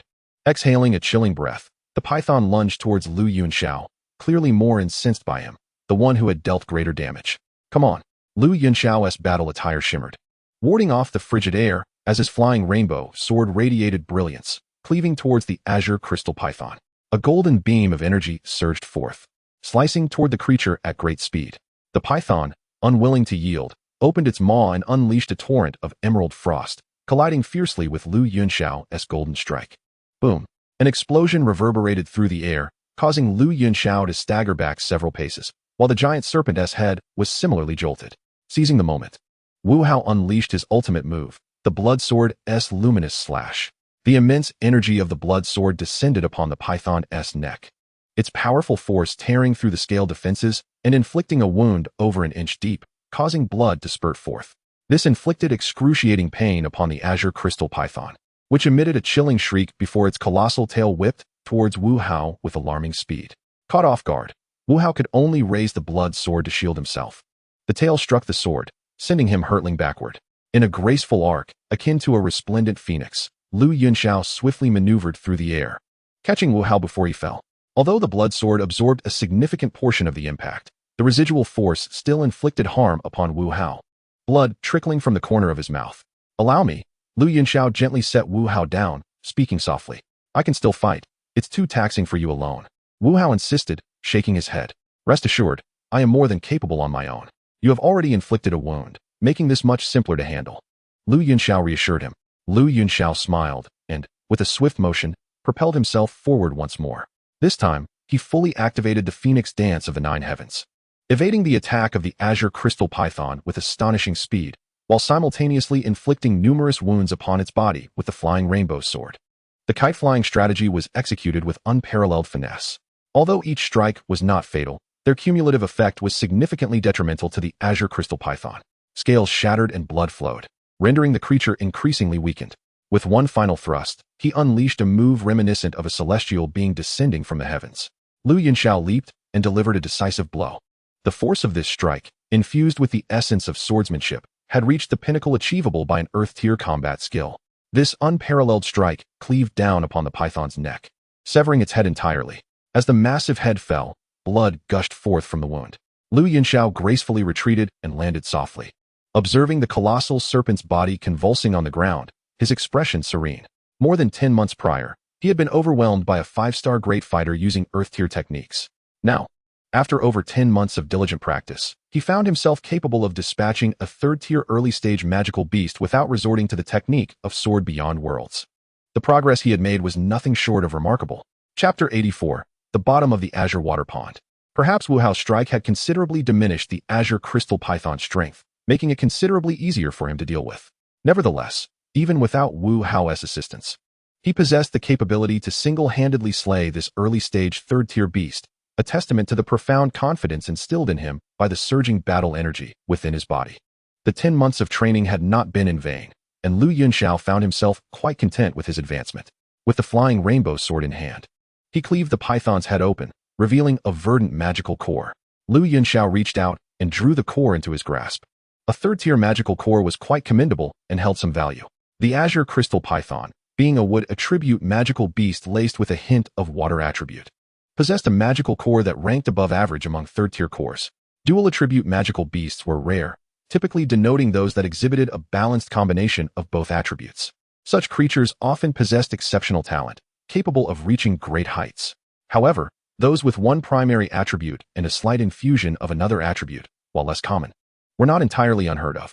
For instance, since Yunxiao's debut, he had encountered both the crimson-tailed flame sand serpent and today's azure crystal python, both serpentine beasts, which was indeed a curious coincidence.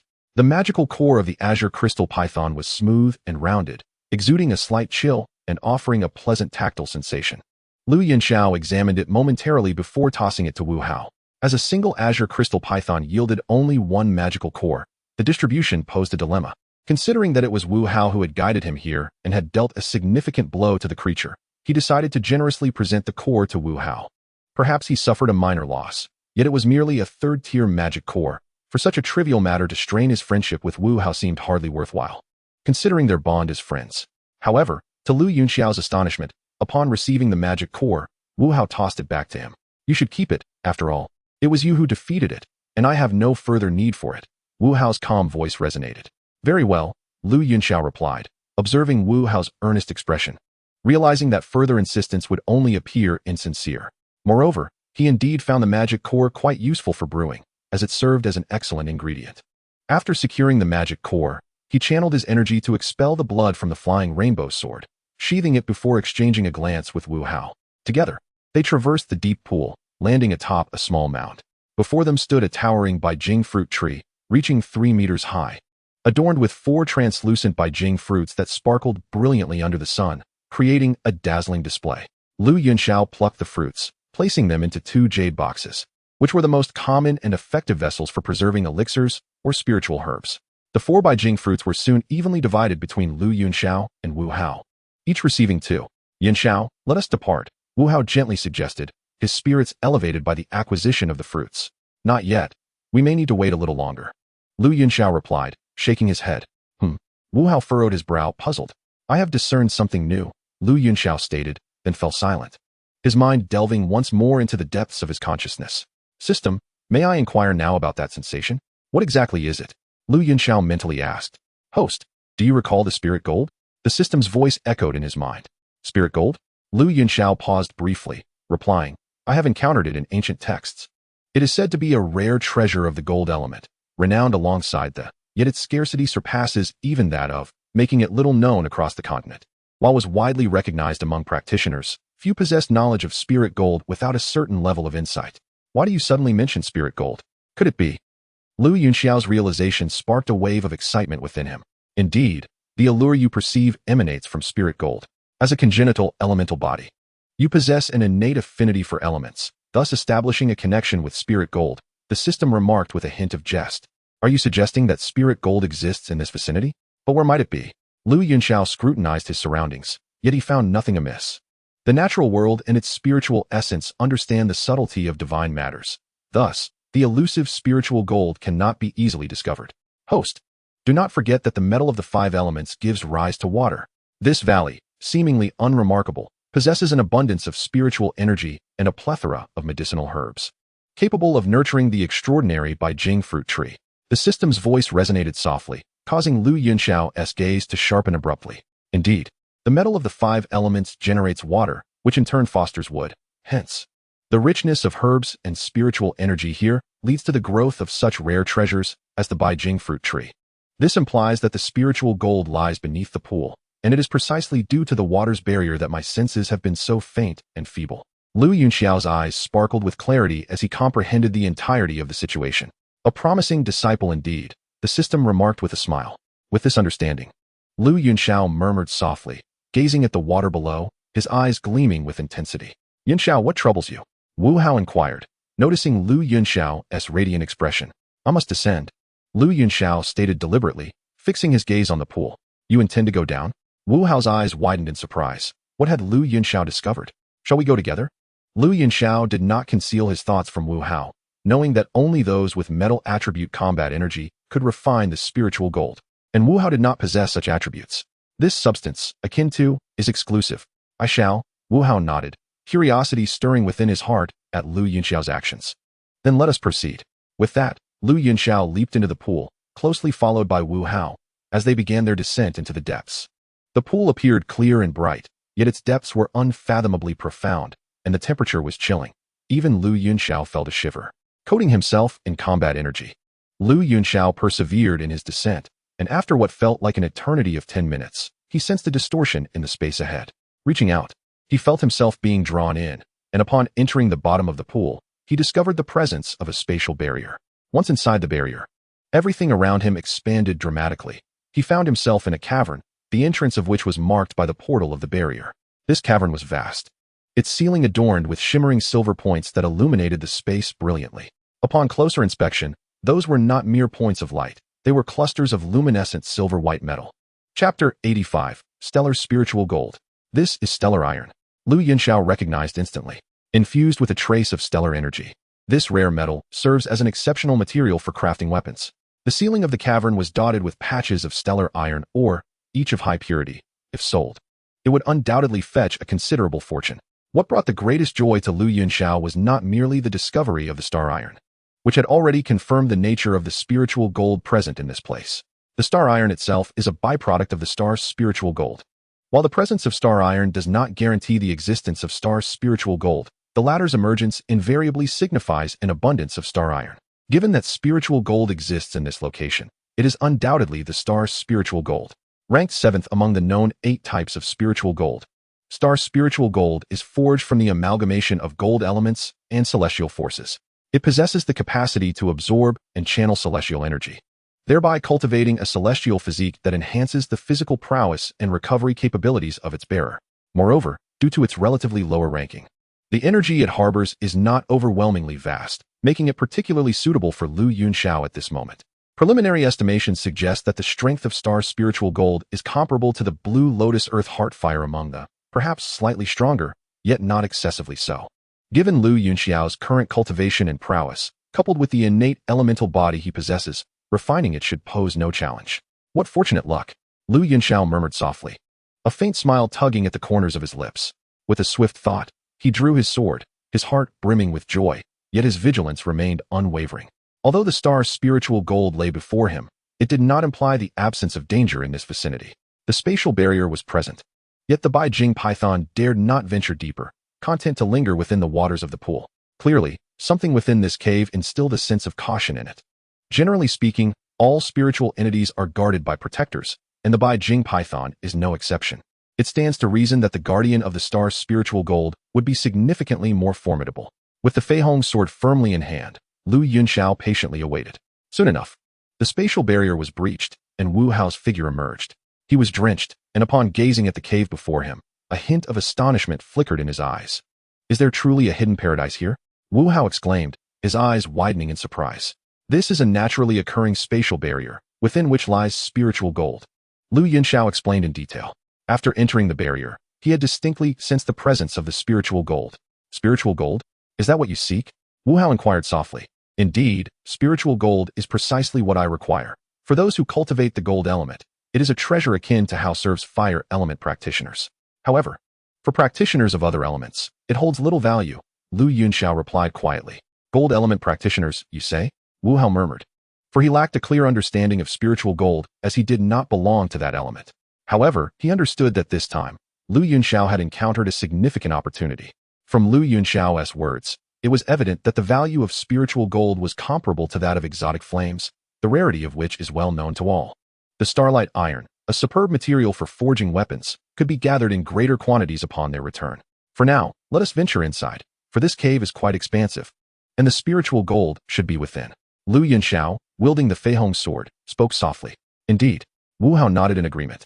While he might merely be a spectator this time, his curiosity was piqued regarding the nature of this spiritual gold. Having spent considerable time together, this was the first instance he observed a hint of impatience in Lu Yunxiao, which stirred a profound interest within him.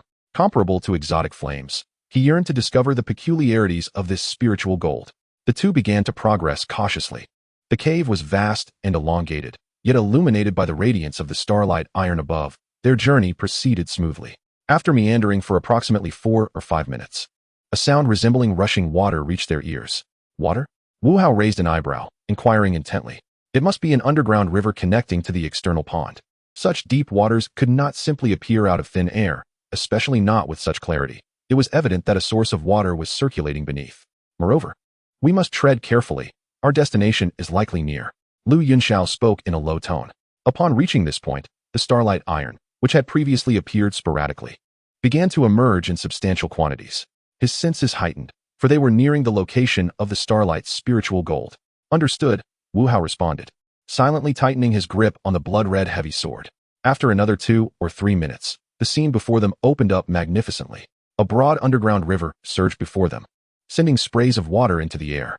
The ground and stone walls surrounding them were adorned with starlight iron, its silvery glow illuminating the entire cave.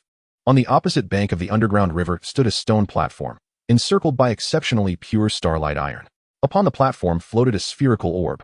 The orb, wholly silver-white and approximately the size of an infant's fist, was enveloped in a faint silvery mist that appeared almost alive, subtly shifting in a mesmerizing manner.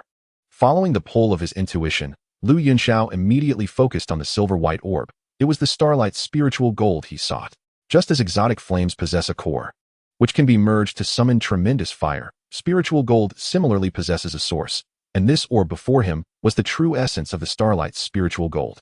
At last, I have found it. Yunxiao sighed with a hint of delight in his voice, relieved to have finally located the starlight's spiritual gold. Is this orb truly it? Wu Hao inquired softly, casting a glance at it. Though this object appears resplendent and captivating, it seemingly lacks any other remarkable qualities. This is it. It is called stellar spirit gold. Do not be deceived by its benign appearance as merely a bead, that is merely its exterior. When its true power is revealed, it is indeed exceedingly terrifying. Observing the form of this stellar spirit gold, it is evident that it has been nurtured over a considerable span of time. If I am not mistaken, this place must have witnessed the descent of meteoric or celestial fragments long ago. After countless years of evolution, it has given rise to the current manifestation of stellar spirit gold. This substance harbors the boundless power of countless stars, even at this distance. I can faintly sense the terrifying energy concealed beneath its tranquil faade. Yunxiao softly remarked, his eyes glimmering with brilliance. Should he successfully integrate this stellar spirit gold, his strength would undoubtedly ascend to a remarkable degree.